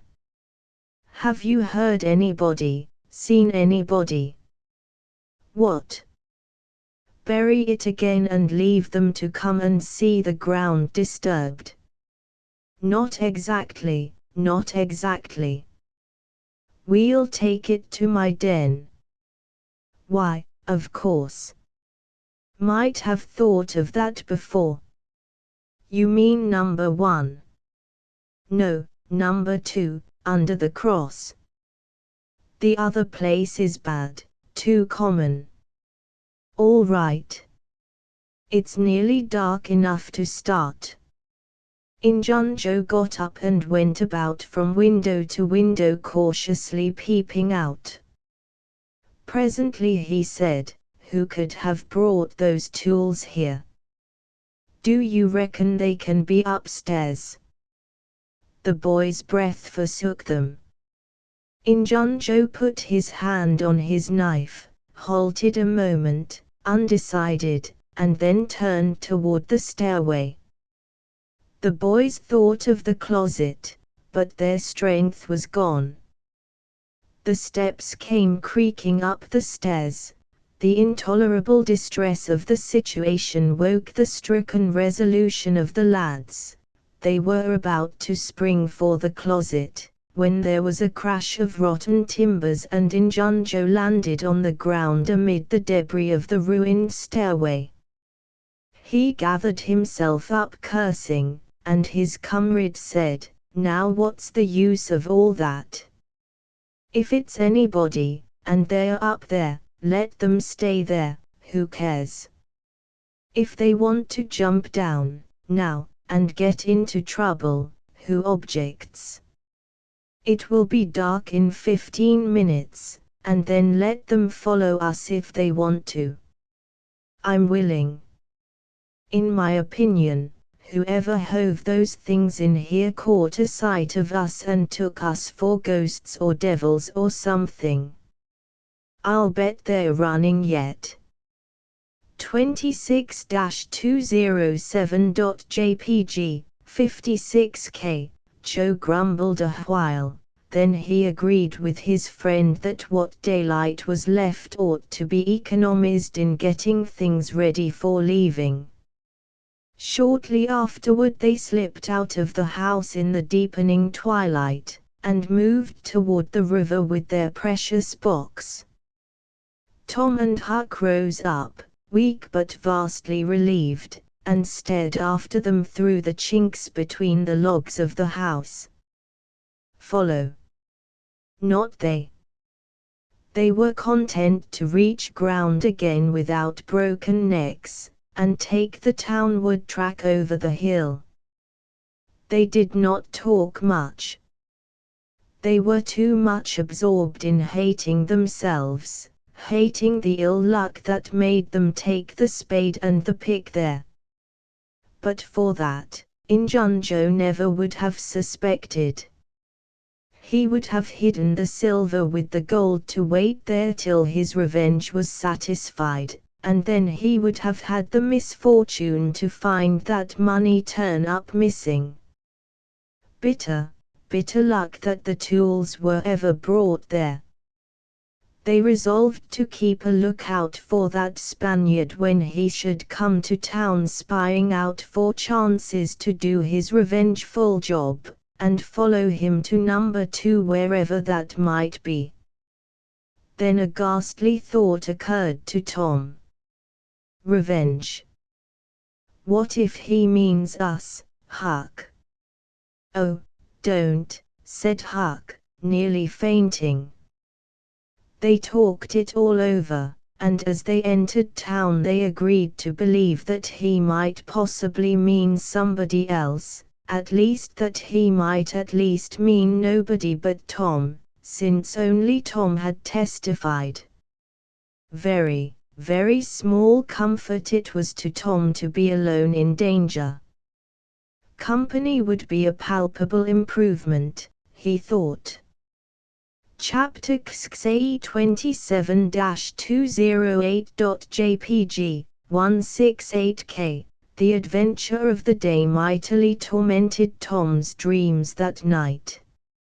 4 times he had his hands on that rich treasure, and 4 times it wasted to nothingness in his fingers as sleep forsook him and wakefulness brought back the hard reality of his misfortune.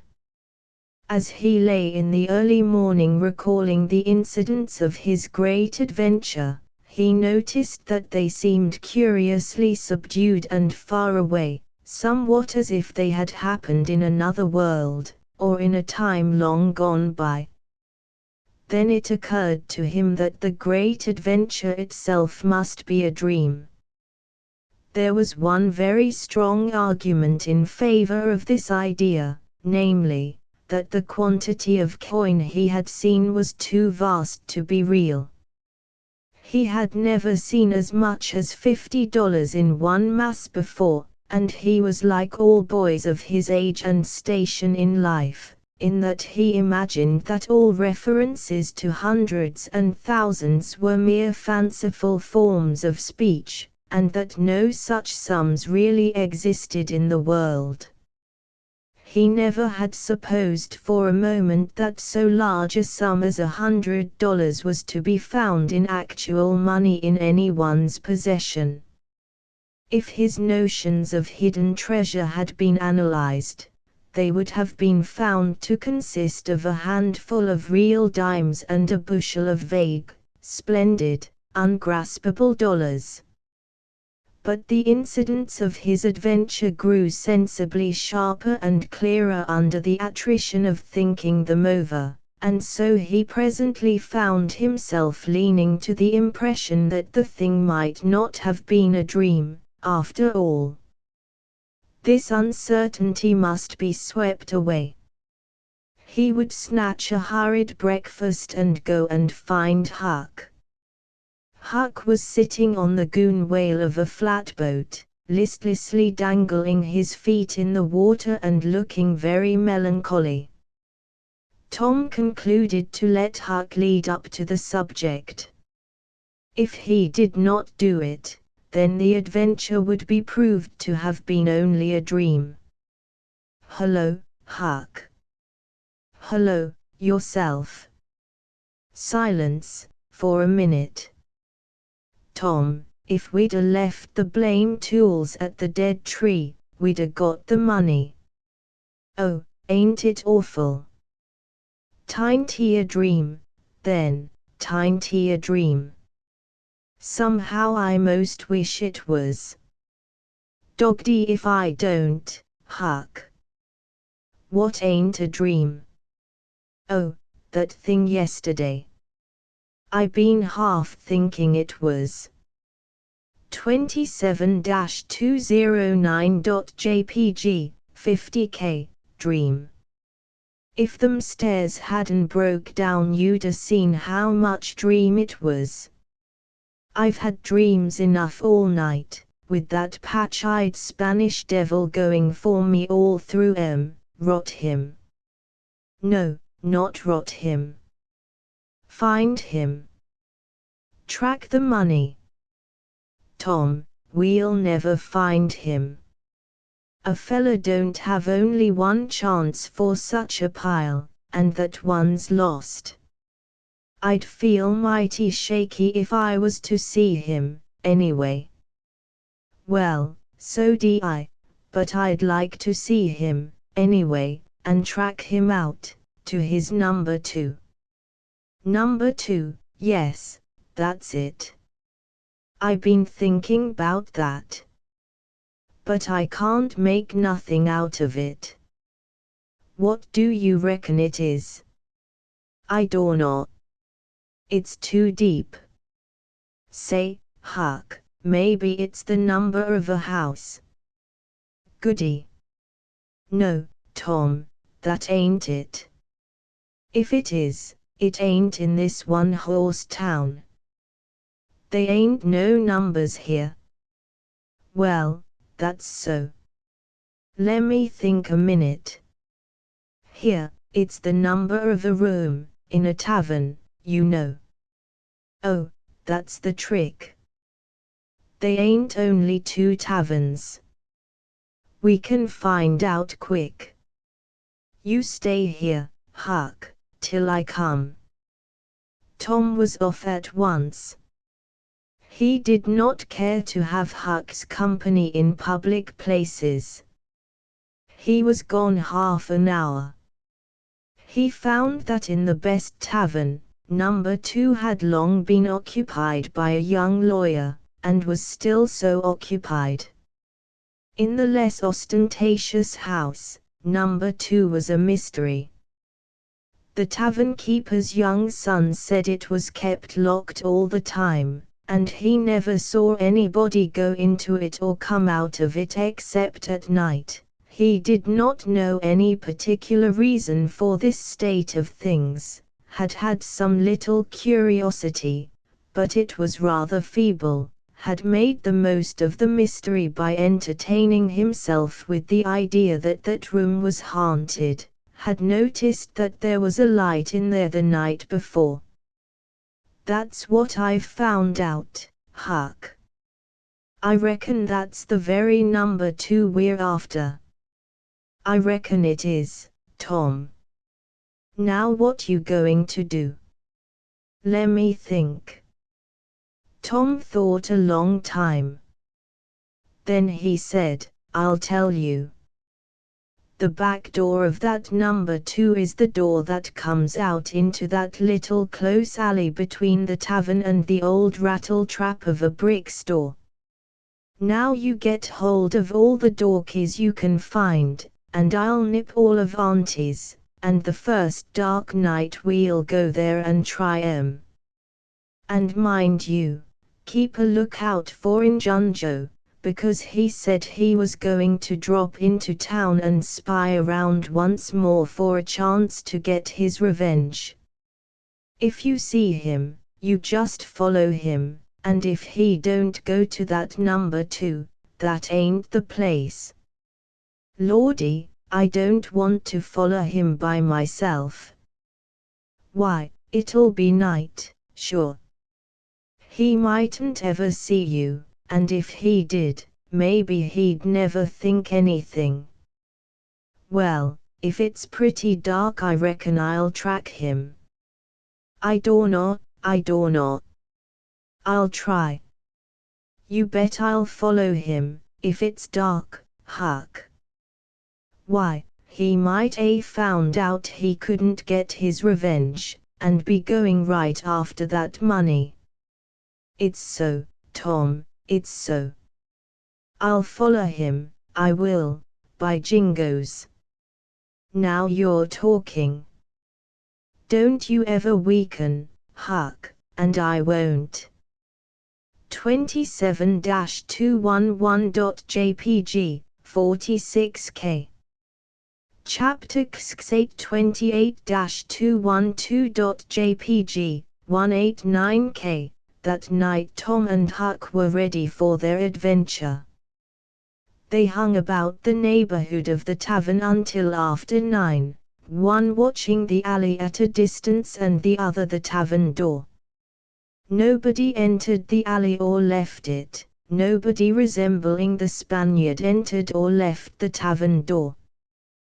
The night promised to be a fair one, so Tom went home with the understanding that if a considerable degree of darkness came on, Huck was to come and mow, whereupon he would slip out and try the keys. But the night remained clear, and Huck closed his watch and retired to bed in an empty sugar hogshead about 12. 28-213.jpg, 50K. Tuesday the boys had the same ill luck. Also Wednesday. But Thursday night promised better. Tom slipped out in good season with his aunt's old tin lantern, and a large towel to blindfold it with. He hid the lantern in Huck's sugar hogshead and the watch began. An hour before midnight the tavern closed up and its lights, the only ones thereabouts, were put out. No Spaniard had been seen. Nobody had entered or left the alley. Everything was auspicious. The blackness of darkness reigned, the perfect stillness was interrupted only by occasional mutterings of distant thunder.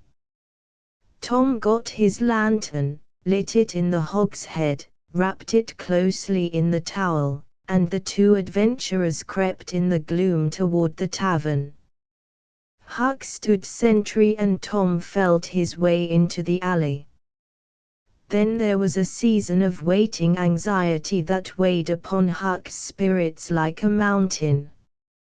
He began to wish he could see a flash from the lantern. It would frighten him, but it would at least tell him that Tom was alive yet. It seemed hours since Tom had disappeared. Surely he must have fainted, maybe he was dead, maybe his heart had burst under terror and excitement. In his uneasiness Huck found himself drawing closer and closer to the alley, fearing all sorts of dreadful things, and momentarily expecting some catastrophe to happen that would take away his breath. There was not much to take away, for he seemed only able to inhale it by thimblefuls, and his heart would soon wear itself out, the way it was beating. Suddenly there was a flash of light and Tom came tearing by him. "Run," said he, "run, for your life." He needn't have repeated it, once was enough. Huck was making 30 or 40 miles an hour before the repetition was uttered. the boys never stopped till they reached the shed of a deserted slaughterhouse at the lower end of the village. Just as they got within its shelter, the storm burst and the rain poured down. As soon as Tom got his breath, he said, "Huck, it was awful. I tried 2 of the keys, just as soft as I could, but they seemed to make such a power of racket that I couldn't hardly get my breath. I was so scared. They wouldn't turn in the lock, either. Well, without noticing what I was doing, I took hold of the knob, and open comes the door. It warn't locked. I hopped in, and shook off the towel, and, great Caesar's ghost. 28-214.jpg, 95K, what'd you see, Tom? Huck, I most stepped onto Injun Joe's hand. No. Yes. He was lying there, sound asleep on the floor, with his old patch on his eye and his arms spread out. Lordy, what did you do? Did he wake up? No, never budged. Drunk, I reckon. I just grabbed that towel and started. I'd never thought of the towel, I bet. Well, I would.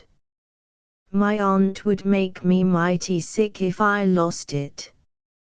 Say, Tom, did you see that box? Huck, I didn't wait to look around. I didn't see the box, I didn't see the cross. I didn't see anything but a bottle and a tin cup on the floor by Injun Joe. Yes, I saw 2 barrels and lots more bottles in the room. Don't you see, now, what's the matter with that haunted room? How? Why, it's haunted with whiskey. Maybe all the temperance taverns have got a haunted room, hey, Huck? Well, I reckon maybe that's so. Who'd thought such a thing? But say, Tom, now's a mighty good time to get that box, if Injun Joe's drunk. It is, that. You try it. Huck shuddered. Well, no, I reckon not. And I reckon not, Huck. Only 1 bottle alongside of Injun Joe ain't enough. If there'd been 3, he'd be drunk enough and I'd do it. There was a long pause for reflection, and then Tom said, Look here, Huck, let's not try that thing any more till we know Injun Joe's not in there. It's too scary. Now, if we watch every night, we'll be dead sure to see him go out, some time or other, and then we'll snatch that box quicker'n lightning. Well, I'm agreed. I'll watch the whole night long, and I'll do it every night, too, if you'll do the other part of the job. All right, I will. All you got to do is to trot up Hooper Street a block and mow, and if I'm asleep, you throw some gravel at the window and that'll fetch me. Agreed, and good as wheat. Now, Huck, the storm's over, and I'll go home. It'll begin to be daylight in a couple of hours. You go back and watch that long, will you? I said I would, Tom, and I will. I'll guarantee that tavern every night for a year. I'll sleep all day and I'll stand watch all night. That's all right. Now, where you going to sleep? In Ben Rogers' hayloft. He lets me, and so does his pap snigger man, Uncle Jake. I tote water for Uncle Jake whenever he wants me to, and any time I ask him he gives me a little something to eat if he can spare it. That's a mighty good nigger, Tom. He likes me, because I don't ever act as if I was above him. Sometime I've set right down and eat with him. But you needn't tell that. A body's got to do things when he's awful hungry he wouldn't want to do as a steady thing. Well, if I don't want you in the daytime, I'll let you sleep. I won't come bothering around. Any time you see something's up, in the night, just skip right around and meow. 28-216.jpg, 49k. Chapter 6 29-217.jpg, 198k.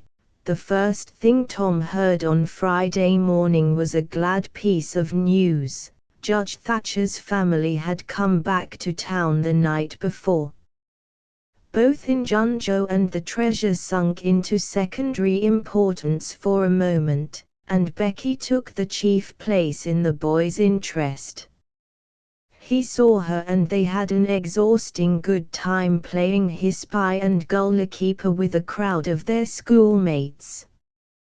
The day was completed and crowned in a peculiarly satisfactory way. Becky teased her mother to appoint the next day for the long-promised and long-delayed picnic, and she consented. The child's delight was boundless, and Tom's not more moderate. The invitations were sent out before sunset, and straightway the young folks of the village were thrown into a fever of preparation and pleasurable anticipation. Tom's excitement enabled him to keep awake until a pretty late hour, and he had good hopes of hearing Huck's meow and of having his treasure to astonish Becky and the picnickers with, next day, but he was disappointed. No signal came that night. Morning came, eventually, and by 10 or 11 o'clock a giddy and rollicking company were gathered at Judge Thatcher's, and everything was ready for a start. It was not the custom for elderly people to mar the picnics with their presence. The children were considered safe enough under the wings of a few young ladies of 18 and a few young gentlemen of 23 or thereabouts. The old steam ferryboat was chartered for the occasion. Presently the gay throng filed up the main street laden with provision baskets. Sid was sick and had to miss the fun. Mary remained at home to entertain him. The last thing Mrs. Thatcher said to Becky was, "You'll not get back till late. Perhaps you'd better stay all night with some of the girls that live near the ferry landing, child." "Then I'll stay with Susie Harper, Mama." "Very well. And mind and behave yourself and don't be any trouble." Presently, as they tripped along, Tom said to Becky, "Say, I'll tell you what we'll do.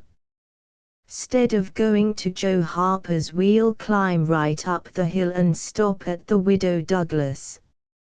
She'll have ice cream. She has it most every day, dead loads of it. And she'll be awful glad to have us. Oh, that will be fun." Then Becky reflected a moment and said, "But what will Mama say? How'll she ever know?" The girl turned the idea over in her mind, and said reluctantly, "I reckon it's wrong, but shucks. Your mother won't know, and so what's the harm? All she wants is that you'll be safe, and I bet you she'd said go there if she'd thought of it. I know she would." The widow Douglas' splendid hospitality was a tempting bait. It and Tom's persuasions presently carried the day. So it was decided to say nothing to anybody about the night's program. Presently it occurred to Tom that maybe Huck might come this very night and give the signal. The thought took a deal of the spirit out of his anticipations. Still he could not bear to give up the fun at Widow Douglas. And why should he give it up, he reasoned. The signal did not come the night before, so why should it be any more likely to come tonight? The sure fun of the evening outweighed the uncertain treasure, and, boylike, he determined to yield to the stronger inclination and not allow himself to think of the box of money another time that day. 3 miles below town the ferry boat stopped at the mouth of a woody hollow and tied up. The crowd swarmed ashore and soon the forest distances and craggy heights echoed far and near with shoutings and laughter. All the different ways of getting hot and tired were gone through with, and by the rovers straggled back to camp fortified with responsible appetites, and then the destruction of the good things began. After the feast there was a refreshing season of rest and chat in the shade of spreading oaks. By and by somebody shouted, "Who's ready for the cave?" Everybody was. Bundles of candles were procured, and straightway there was a general scamper up the hill. The mouth of the cave was up the hillside, an opening shaped like a letter A. Its massive oaken door stood unbarred. Within was a small chamber, chilly as an ice house, and walled by nature with solid limestone that was dewy with a cold sweat. It was romantic and mysterious to stand here in the deep gloom and look out upon the green valley shining in the sun. But the impressiveness of the situation quickly wore off, and the romping began again. The moment a candle was lighted there was a general rush upon the owner of it, a struggle and a gallant defense followed, but the candle was soon knocked down or blown out, and then there was a glad clamor of laughter and a new chase. But all things have an end. By and by the procession went filing down the steep descent of the main avenue, the flickering rank of lights dimly revealing the lofty walls of rock almost to their point of junction 60 feet overhead. This main avenue was not more than 8 or 10 feet wide. Every few steps other lofty and still narrower crevices branched from it on either hand. For MacDougall's cave was but a vast labyrinth of crooked aisles that ran into each other and out again and led nowhere. It was said that one might wander days and nights together through its intricate tangle of rifts and chasms, and never find the end of the cave, and that he might go down, and still down, into the earth, and it was just the same. Labyrinth under labyrinth, and no end to any of them. No man knew the cave. That was an impossible thing.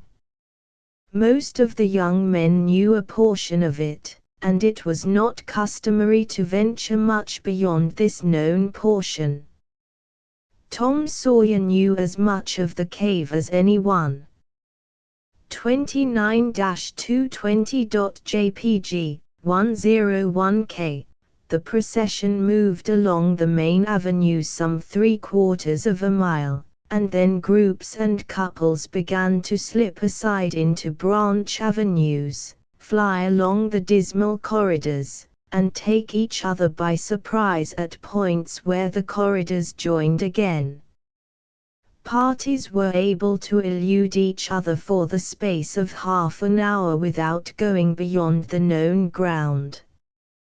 By and by, one group after another came straggling back to the mouth of the cave, panting, hilarious, smeared from head to foot with tallow drippings, daubed with clay, and entirely delighted with the success of the day.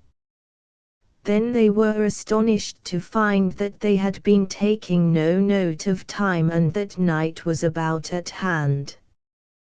The clanging bell had been calling for half an hour. However, this sort of close to the day's adventures was romantic and therefore satisfactory. When the ferry boat with her wild freight pushed into the stream, nobody cared sixpence for the wasted time but the captain of the craft. 29-221.jpg, 52K. Huck was already upon his watch when the ferry boat's lights went glinting past the wharf. He heard no noise on board, for the young people were as subdued and still as people usually are who are nearly tired to death. He wondered what boat it was, and why she did not stop at the wharf, and then he dropped her out of his mind and put his attention upon his business. The night was growing cloudy and dark. 10 o'clock came, and the noise of vehicles ceased, scattered lights began to wink out, all straggling foot passengers disappeared. The village betook itself to its slumbers and left the small watcher alone with the silence and the ghosts. 11 o'clock came, and the tavern lights were put out, darkness everywhere, now. Huck waited what seemed a weary long time, but nothing happened. His faith was weakening. Was there any use? Was there really any use? Why not give it up and turn in? A noise fell upon his ear. He was all attention in an instant. The alley door closed softly. He sprang to the corner of the brick store. The next moment 2 men brushed by him, and one seemed to have something under his arm. It must be that box. So they were going to remove the treasure. Why call Tom now? It would be absurd. The men would get away with the box and never be found again. No, he would stick to their wake and follow them. He would trust to the darkness for security from discovery. So communing with himself, Huck stepped out and glided along behind the men, cat-like, with bare feet, allowing them to keep just far enough ahead not to be invisible. They moved up the river street 3 blocks, then turned to the left up a cross street. They went straight ahead, then, until they came to the path that led up Cardiff Hill. This they took. They passed by the old Welshman's house, halfway up the hill, without hesitating, and still climbed upward. Good, thought Huck, they will bury it in the old quarry. But they never stopped at the quarry. They passed on, up the summit. They plunged into the narrow path between the tall sumac bushes, and were at once hidden in the gloom. Huck closed up and shortened his distance, now, for they would never be able to see him. He trotted along a while, then slackened his pace, fearing he was gaining too fast, moved on a piece, then stopped altogether, listened, no sound, none, save that he seemed to hear the beating of his own heart. The hooting of an owl came over the hill, ominous sound. But no footsteps. Heavens, Was everything lost? He was about to spring with winged feet, when a man cleared his throat not 4 feet from him. Huck's heart shot into his throat, but he swallowed it again, and then he stood there shaking as if a dozen aches had taken charge of him at once, and so weak that he thought he must surely fall to the ground. He knew where he was. He knew he was within 5 steps of the stile leading into Widow Douglas' grounds. Very well, he thought, let them bury it there, it won't be hard to find. Now there was a voice, a very low voice, in John Joe's. Damn her, maybe she's got company, there's lights, late as it is. I can't see any. This was that stranger's voice, the stranger of the haunted house. A deadly chill went to Huck's heart. This, then, was the revenge job. His thought was, to fly. Then he remembered that the Widow Douglas had been kind to him more than once, and maybe these men were going to murder her. He wished he dared venture to warn her, but he knew he didn't dare, they might come and catch him. He thought all this and more in the moment that elapsed between the stranger's remark and Injun Joe's next, which was, because the bush is in your way. Now, this way, now you see, don't you? Yes. Well, there is company there, I reckon. Better give it up. Give it up, and I just leaving this country forever. Give it up and maybe never have another chance. I tell you again, as I've told you before, I don't care for her swag, you may have it. But her husband was rough on me, many times he was rough on me, and mainly he was the justice of the peace that jugged me for a vagrant. And that ain't all. It ain't a millionth part of it. He had me horso-hipped in front of the jail, like a nigger, with all the town looking on. Horso-hipped, do you understand? He took advantage of me and died. But I'll take it out of her. Oh, don't kill her. Don't do that. Kill. Who said anything about killing? I would kill him if he was here, but not her. When you want to get revenge on a woman you don't kill her, bosh. You go for her looks. You slit her nostrils, you notch her ears like a sow. By God, that's, keep your opinion to yourself. It will be safest for you. I'll tie her to the bed. If she bleeds to death, is that my fault? I'll not cry, if she does.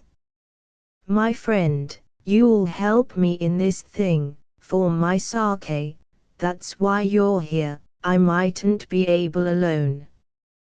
If you flinch, I'll kill you.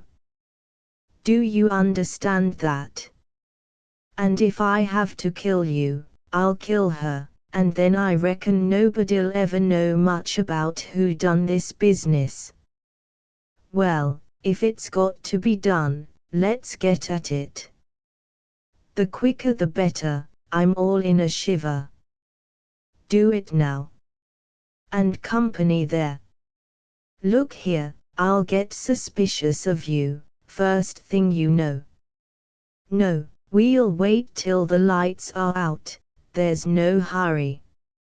Huck felt that a silence was going to ensue, a thing still more awful than any amount of murderous talk, so he held his breath and stepped gingerly back, planted his foot carefully and firmly, after balancing, one-legged, in a precarious way and almost toppling over, first on one side and then on the other. He took another step back, with the same elaboration and the same risks, then another and another, and a twig snapped under his foot. His breath stopped and he listened. There was no sound, the stillness was perfect. His gratitude was measureless. Now he turned in his tracks, between the walls of sumac bushes, turned himself as carefully as if he were a ship, and then stepped quickly but cautiously along. When he emerged at the quarry he felt secure, and so he picked up his nimble heels and flew. Down, down he sped, till he reached the Welshman's. He banged at the door, and presently the heads of the old man and his two stalwart sons were thrust from windows. 29-224.jpg, 103K, what's the row there? Who's banging? What do you want? Let me in, quick. I'll tell everything. Why, who are you? Huckleberry Finn, quick, let me in. Huckleberry Finn, indeed. It ain't a name to open many doors, I judge. But let him in, lads, and let's see what's the trouble. Please don't ever tell I told you were Huck's first words when he got in. Please don't, I'd be killed, sure, but the widow's been good friends to me sometimes, and I want to tell. I will tell if you'll promise you won't ever say it was me. By George, he has got something to tell, or he wouldn't act so, exclaimed the old man. Out with it and nobody he'll ever tell, lad. 3 minutes later the old man and his sons, well armed, were up the hill, and just entering the sumac path on tiptoe, their weapons in their hands. Huck accompanied them no further. He hid behind a great boulder and fell to listening.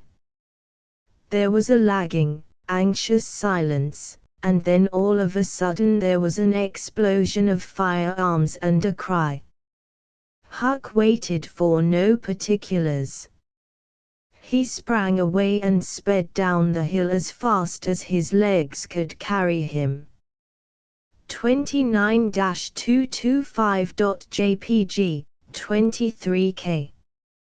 Chapter XXX 30-226.jpg, 183K. As the earliest suspicion of dawn appeared on Sunday morning, Huck came groping up the hill and rapped gently at the old Welshman's door.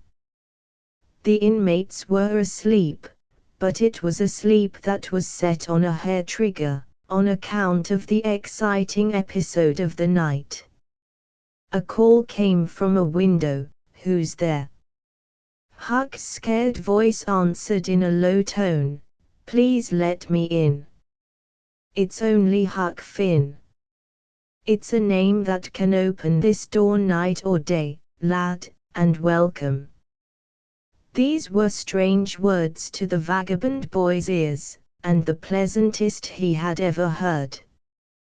He could not recollect that the closing word had ever been applied in his case before. The door was quickly unlocked, and he entered. Huck was given a seat and the old man and his brace of tall sons speedily dressed themselves. Now, my boy, I hope you're good and hungry, because breakfast will be ready as soon as the sun's up, and we'll have a piping hot one, too. Make yourself easy about that. I and the boys hoped you'd turn up and stop here last night. I was awful scared, said Huck, and I ran. I took out when the pistols went off, and I didn't stop for 3 mile. I've come now because I wanted to know about it, you know, and I come before daylight because I didn't want to run across them devils, even if they was dead. Well, poor chap, you do look as if you'd had a hard night of it, but there's a bed here for you when you've had your breakfast.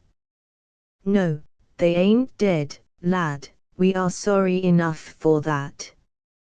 You see, we knew right where to put our hands on them, by your description, so we crept along on tiptoe till we got within 15 feet of them, dark as a cellar that sumac path was, and just then I found I was going to sneeze. It was the meanest kind of luck. I tried to keep it back, but no use, 'twas bound to come, and it did come. I was in the lead with my pistol raised, and when the sneeze started, those scoundrels rustling to get out of the path, I sung out, "Fire, boys," and blazed away at the place where the rustling was. So did the boys. But they were off in a jiffy, those villains, and we after them, down through the woods. I judge we never touched them. They fired a shot apiece as they started, but their bullets whizzed by and didn't do us any harm. As soon as we lost the sound of their feet we quit chasing, and went down and stirred up the constables. They got a posse together, and went off to guard the river bank, and as soon as it is light the sheriff and a gang are going to beat up the woods. My boys will be with them presently. I wish we had some sort of description of those rascals, 'twould help a good deal. But you couldn't see what they were like, in the dark, lad, I suppose. 30-227.jpg, 48K, oh yes, I saw them downtown and followed them. Splendid. Describe them, my boy. One's the old deaf and dumb Spaniard that's been around here once or twice, and t'other's a mean-looking, ragged. That's enough, lad, we know the men. Happened on them in the woods back of the widow's one day, and they slunk away. Off with you, boys, and tell the sheriff, get your breakfast tomorrow morning. The Welshman's sons departed at once. As they were leaving the room, Huck sprang up and exclaimed, "Oh, please don't tell anybody it was me that blowed on them." "Oh, please? All right if you say it, Huck, but you ought to have the credit of what you did." "Oh no, no. Please don't tell." When the young men were gone, the old Welshman said, "They won't tell, and I won't." "But why don't you want it known?"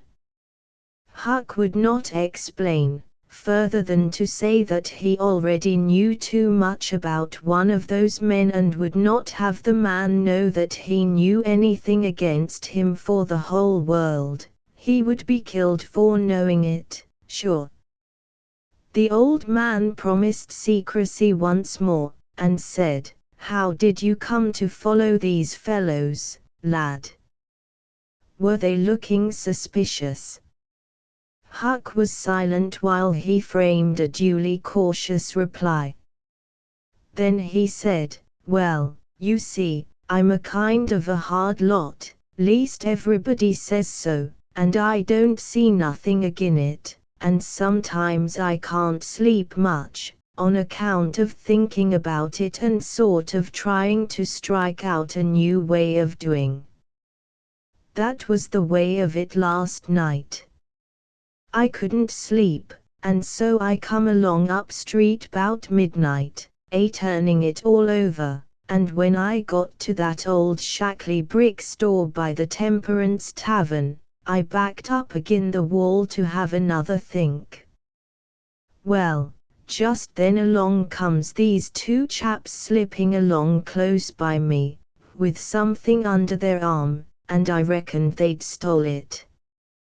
One was smoking, and t'other one wanted a light, so they stopped right before me and the cigars lit up their faces, and I see that the big one was the deaf and dumb Spaniard, by his white whiskers and the patch on his eye, and t'other one was a rusty, ragged-looking devil. Could you see the rags by the light of the cigars? This staggered Huck for a moment.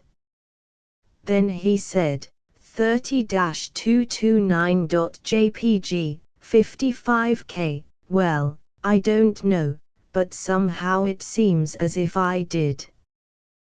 Then they went on, and you followed 'em, yes. That was it. I wanted to see what was up, they sneaked along so. I dogged 'em to the widow's stile, and stood in the dark and heard the ragged one beg for the widow, and the Spaniard swear he'd spile her looks just as I told you and you're too, what? The deaf and dumb man said all that. Huck had made another terrible mistake. He was trying his best to keep the old man from getting the faintest hint of who the Spaniard might be, and yet his tongue seemed determined to get him into trouble in spite of all he could do. He made several efforts to creep out of his scrape, but the old man's eye was upon him and he made blunder after blunder. Presently the Welshman said, "My boy, don't be afraid of me. I wouldn't hurt a hair of your head for all the world. No, I'd protect you, I'd protect you. This Spaniard is not deaf and dumb, you've let that slip without intending it, you can't cover that up now. You know something about that Spaniard that you want to keep dark. Now trust me, tell me what it is, and trust me, I won't betray you." Huck looked into the old man's honest eyes a moment, then bent over and whispered in his ear, "'Tain't he a Spaniard, it's Injunjo." The Welshman almost jumped out of his chair. In a moment he said, "It's all plain enough, now. When you talked about notching ears and slitting noses, I judged that that was your own embellishment, because white men don't take that sort of revenge.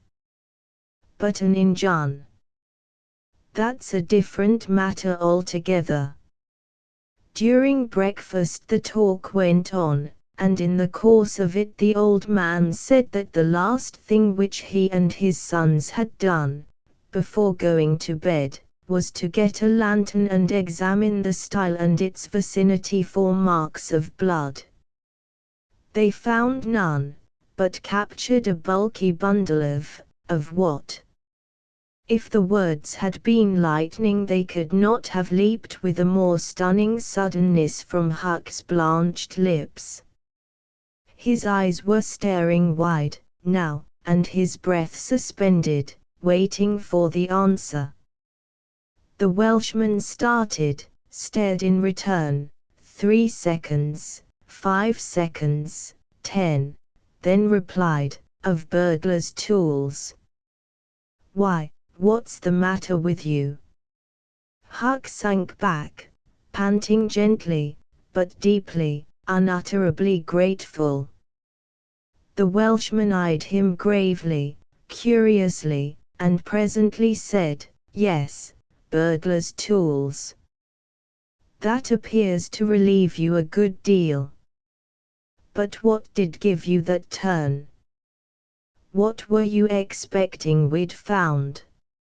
Huck was in a close place, the inquiring eye was upon him, he would have given anything for material for a plausible answer, nothing suggested itself.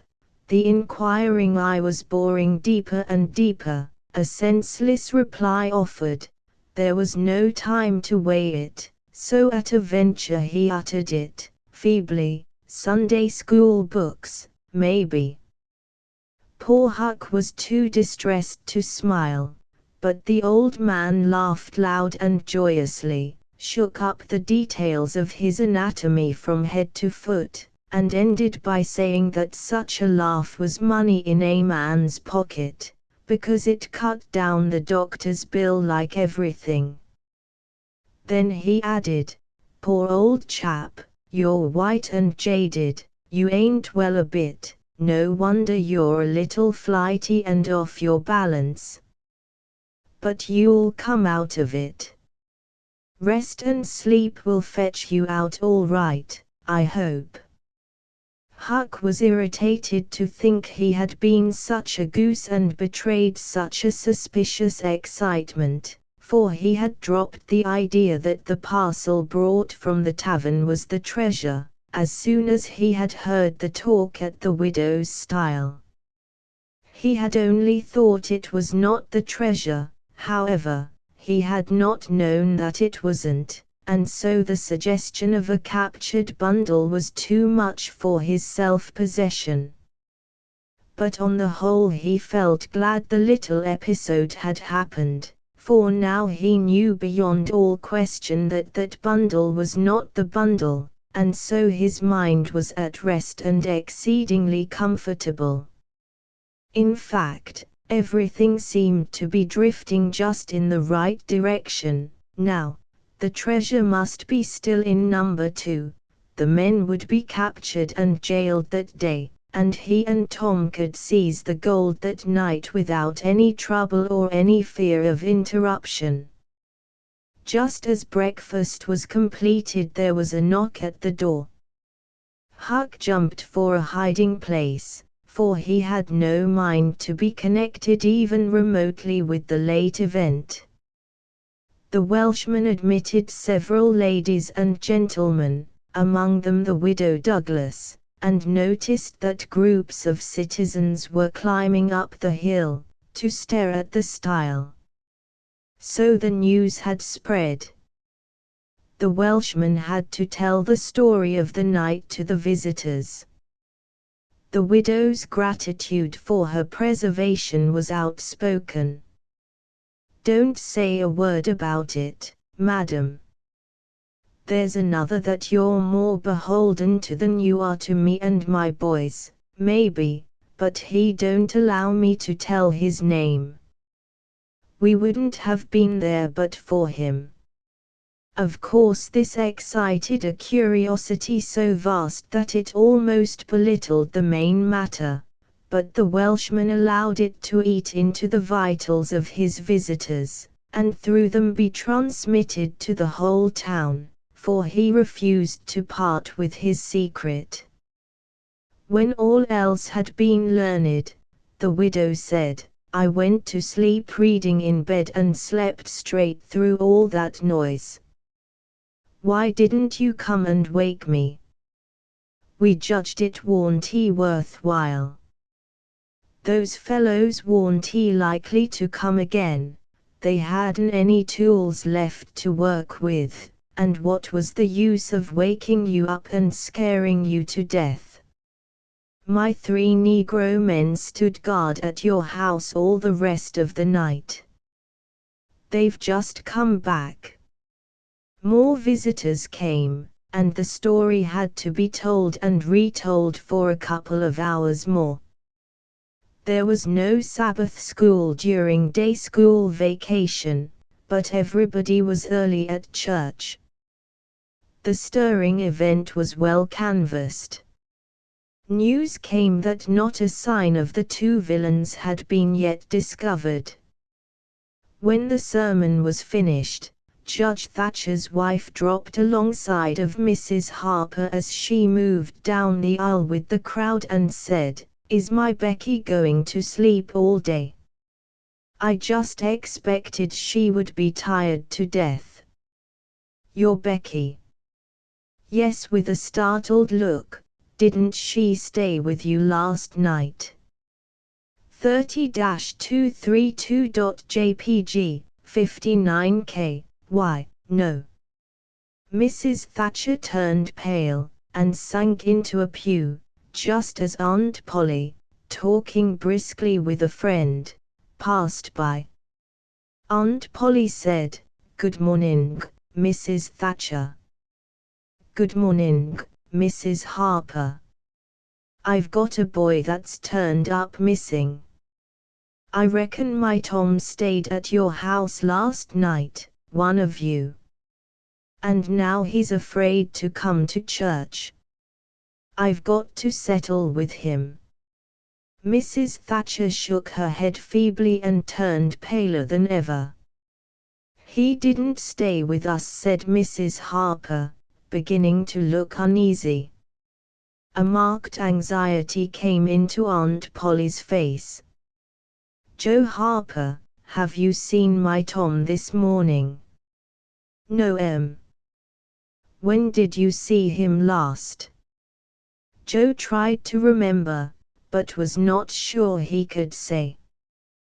The people had stopped moving out of church. Whispers passed along, and a boding uneasiness took possession of every countenance. Children were anxiously questioned, and young teachers. They all said they had not noticed whether Tom and Becky were on board the ferry boat on the homeward trip. It was dark. No one thought of inquiring if anyone was missing. One young man finally blurted out his fear that they were still in the cave. Mrs. Thatcher swooned away. Aunt Polly fell to crying and wringing her hands. The alarm swept from lip to lip, from group to group, from street to street, and within 5 minutes the bells were wildly clanging and the whole town was up. The Cardiff Hill episode sank into instant insignificance. The burglars were forgotten, horses were saddled, skiffs were manned, the ferry boat ordered out, and before the horror was half an hour old, 200 men were pouring down High Road and River toward the cave. 30-233.jpg, 93K. All the long afternoon the village seemed empty and dead. Many women visited Aunt Polly and Mrs. Thatcher and tried to comfort them. They cried with them, too, and that was still better than words. All the tedious night the town waited for news. But when the morning dawned at last, all the word that came was, "Send more candles, and send food." Mrs. Thatcher was almost crazed, and Aunt Polly, also. Judge Thatcher sent messages of hope and encouragement from the cave, but they conveyed no real cheer. The old Welshman came home toward daylight, splattered with candle grease, smeared with clay, and almost worn out. He found Huck still in the bed that had been provided for him, and delirious with fever.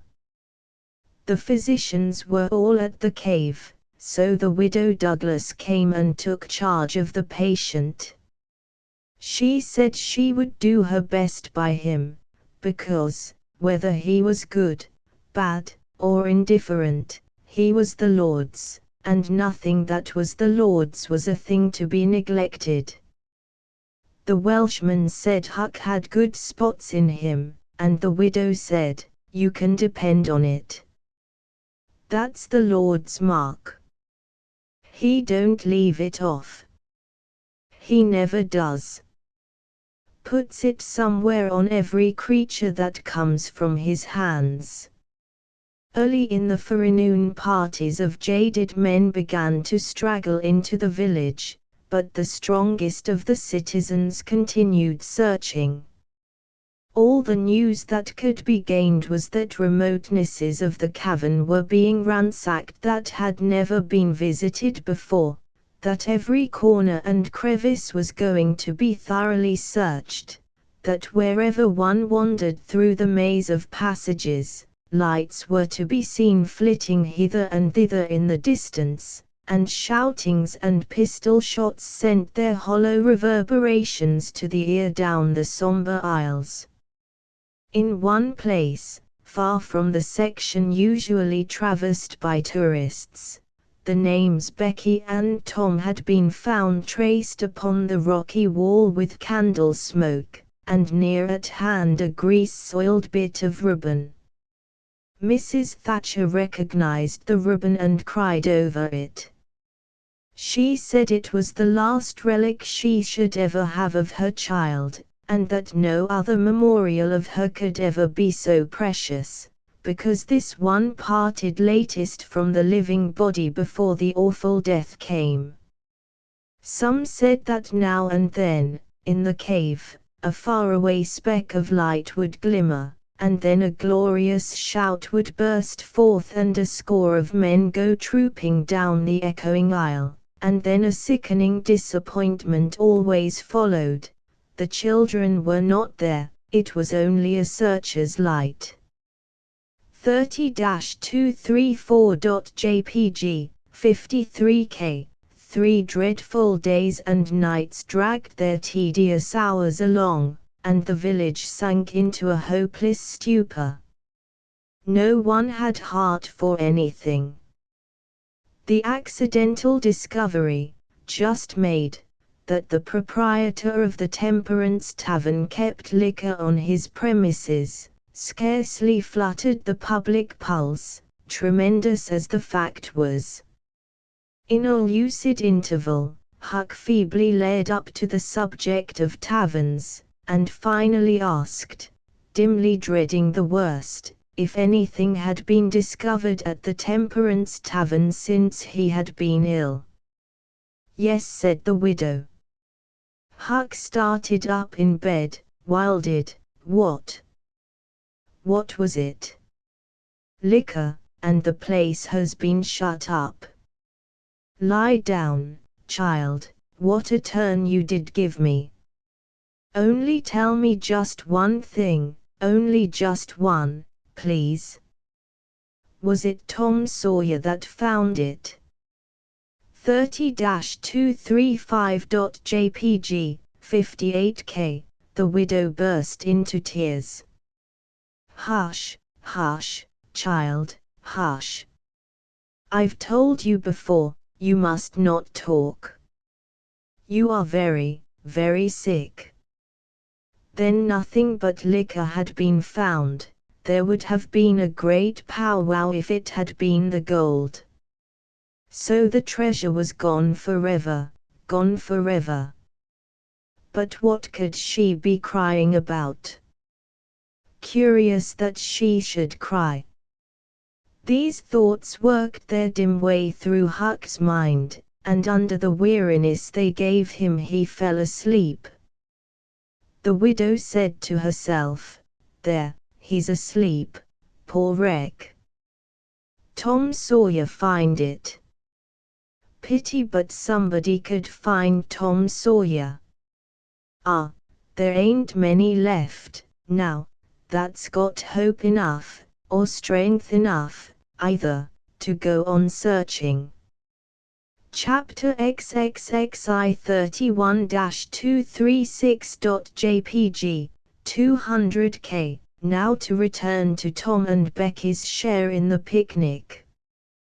They tripped along the murky aisles with the rest of the company, visiting the familiar wonders of the cave, wonders dubbed with rather over-descriptive names, such as the drawing room, the cathedral, Aladdin's palace, and so on.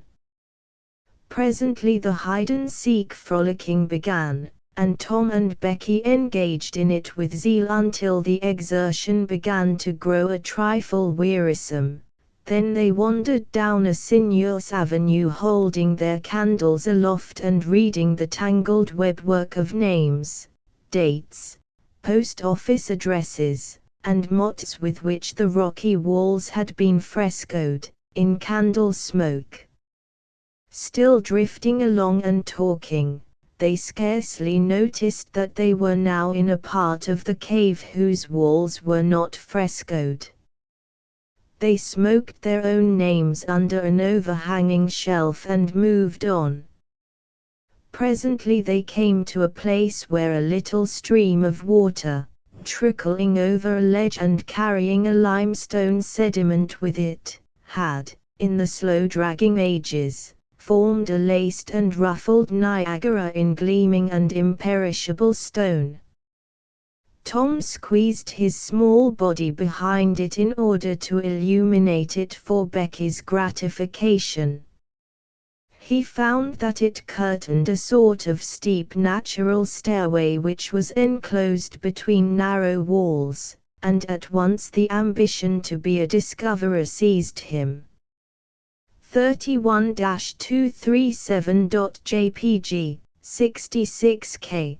Becky responded to his call, and they made a smoke mark for future guidance, and started upon their quest.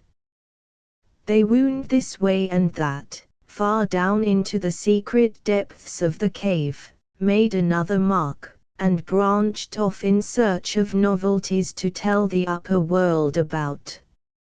In one place they found a spacious cavern, from whose ceiling depended a multitude of shining stalactites of the length and circumference of a man's leg. They walked all about it, wondering and admiring, and presently left it by one of the numerous passages that opened into it. This shortly brought them to a bewitching spring, whose basin was encrusted with a frostwork of glittering crystals. It was in the midst of a cavern whose walls were supported by many fantastic pillars which had been formed by the joining of great stalactites and stalagmites together, the result of the ceaseless water drip of centuries. Under the roof vast knots of bats had packed themselves together, thousands in a bunch. The lights disturbed the creatures and they came flocking down by hundreds, squeaking and darting furiously at the candles. Tom knew their ways and the danger of this sort of conduct. He seized Becky's hand and hurried her into the first corridor that offered, and none too soon, for a bat struck Becky's light out with its wing while she was passing out of the cavern. The bats chased the children a good distance, but the fugitives plunged into every new passage that offered, and at last got rid of the perilous things. Tom found a subterranean lake, shortly, which stretched its dim length away until its shape was lost in the shadows. He wanted to explore its borders, but concluded that it would be best to sit down and rest a while, first. Now, for the first time, the deep stillness of the place laid a clammy hand upon the spirits of the children. Becky said, "Why, I didn't notice, but it seems ever so long since I heard any of the others."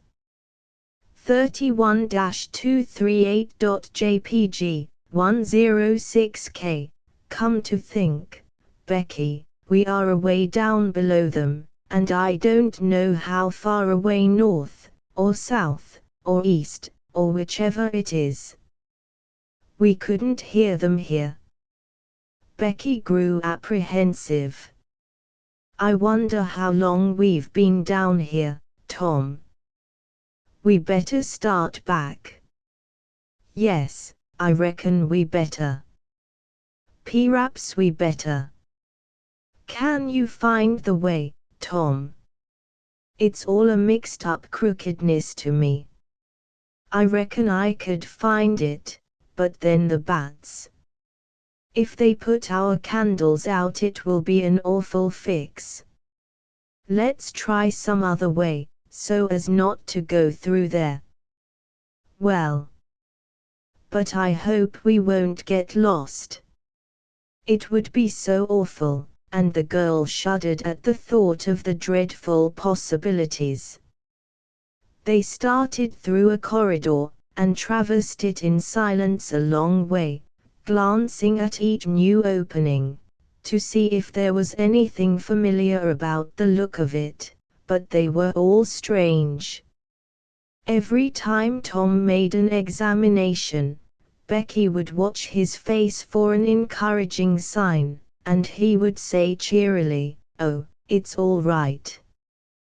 This ain't the one, but we'll come to it right away."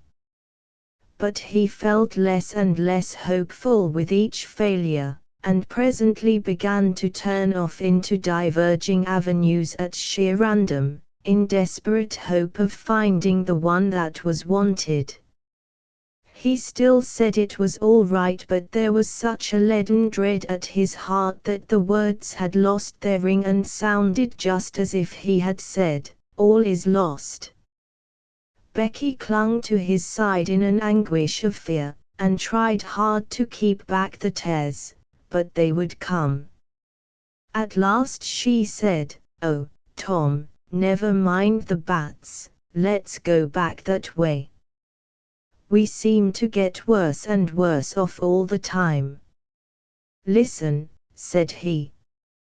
Profound silence, silence so deep that even their breathings were conspicuous in the hush. Tom shouted. The call went echoing down the empty aisles and died out in the distance in a faint sound that resembled a ripple of mocking laughter. "Oh, don't do it again, Tom, it is too horrid," said Becky. "It is horrid, but I better, Becky, they might hear us, you know," and he shouted again.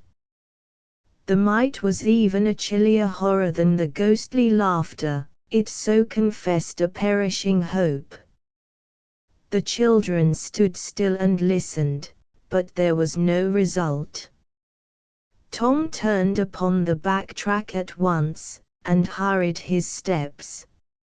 It was but a little while before a certain indecision in his manner revealed another fearful fact to Becky: he could not find his way back. "Oh, Tom, you didn't make any marks." "Becky, I was such a fool. Such a fool. I never thought we might want to come back. No, I can't find the way. It's all mixed up. Tom, Tom, we're lost, we're lost. We never can get out of this awful place. Oh, why did we ever leave the others?" 31-240.jpg, 50k. She sank to the ground and burst into such a frenzy of crying that Tom was appalled with the idea that she might die, or lose her reason. He sat down by her and put his arms around her. She buried her face in his bosom, she clung to him, she poured out her terrors, her unavailing regrets, and the far echoes turned them all to jeering laughter. Tom begged her to pluck up hope again, and she said she could not. He fell to blaming and abusing himself for getting her into this miserable situation. This had a better effect. She said she would try to hope again, she would get up and follow wherever he might lead if only he would not talk like that anymore. For he was no more to blame than she said. So they moved on again, aimlessly, simply at random. All they could do was to move, keep moving. For a little while, hope made a show of reviving, not with any reason to back it, but only because it is its nature to revive when the spring has not been taken out of it by age and familiarity with failure. By and by Tom took Becky's candle and blew it out. This economy meant so much. Words were not needed. Becky understood, and her hope died again. She knew that Tom had a whole candle and 3 or 4 pieces in his pockets, yet he must economize. By and by, fatigue began to assert its claims. The children tried to pay attention, for it was dreadful to think of sitting down when time was grown to be so precious. Moving, in some direction, in any direction, was at least progress and might bear fruit, but to sit down was to invite death and shorten its pursuit. At last Becky's frail limbs refused to carry her farther. She sat down. Tom rested with her, and they talked of home, and the friends there, and the comfortable beds and, above all, the light. Becky cried, and Tom tried to think of some way of comforting her, but all his encouragements were grown threadbare with use, and sounded like sarcasms. Fatigue bore so heavily upon Becky that she drowsed off to sleep. Tom was grateful.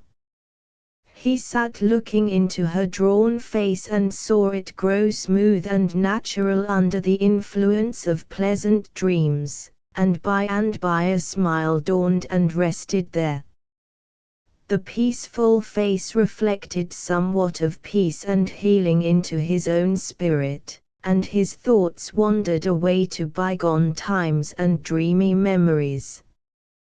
While he was deep in his musings, Becky woke up with a breezy little laugh, but it was stricken dead upon her lips, and a groan followed it. "Oh, how could I sleep? I wish I never had waked." "No, I don't, Tom. Don't look so. I won't say it again. I'm glad you've slept, Becky. You'll feel rested, now, and we'll find the way out." "We can try, Tom, but I've seen such a beautiful country in my dream. I reckon we are going there." Maybe not. Cheer up, Becky, and let's go on trying." They rose up and wandered along, hand in hand and hopeless. They tried to estimate how long they had been in the cave, but all they knew was that it seemed days and weeks, and yet it was plain that this could not be, for their candles were not gone yet. A long time after this, they could not tell how long, Tom said they must go softly and listen for dripping water. They must find a spring. They found one presently, and Tom said it was time to rest again. Both were cruelly tired, yet Becky said she thought she could go a little farther. She was surprised to hear Tom dissent. She could not understand it. They sat down, and Tom fastened his candle to the wall in front of them with some clay. Thought was soon busy, nothing was said for some time. Then Becky broke the silence. "Tom, I am so hungry." Tom took something out of his pocket. 31-242.jpg, 57K. "Do you remember this?" said he. Becky almost smiled. "It's our wedding cake, Tom." "Yes, I wish it was as big as a barrel, for it's all we've got. I saved it from the picnic for us to dream on, Tom, the way grown-up people do with wedding cake, but it'll be our." She dropped the sentence where it was. Tom divided the cake and Becky ate with good appetite, while Tom nibbled at his moiety. There was abundance of cold water to finish the feast with. By and by Becky suggested that they move on again. Tom was silent a moment. Then he said, "Becky, can you bear it if I tell you something?" Becky's face paled, but she thought she could. "Well, then, Becky, we must stay here, where there's water to drink.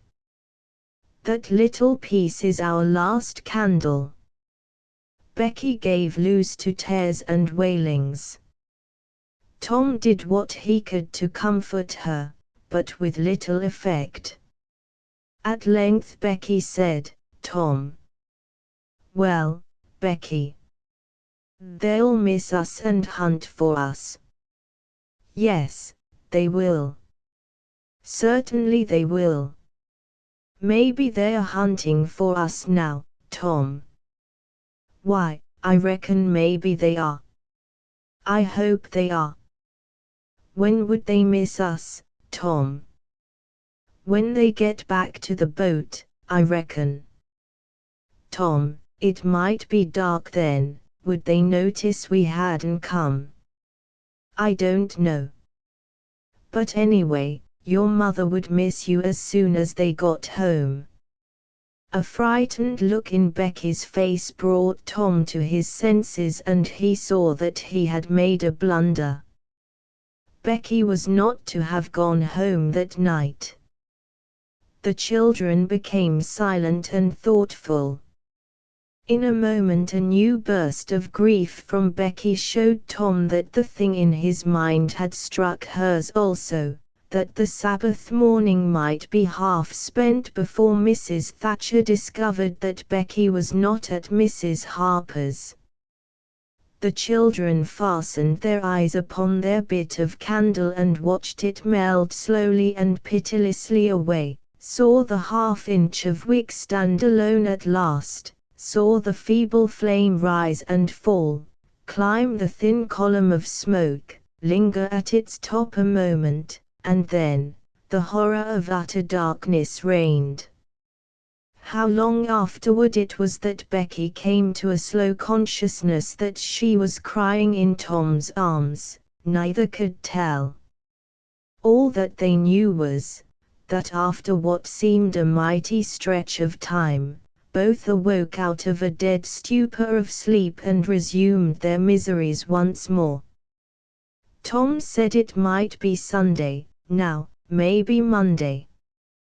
He tried to get Becky to talk, but her sorrows were too oppressive, all her hopes were gone.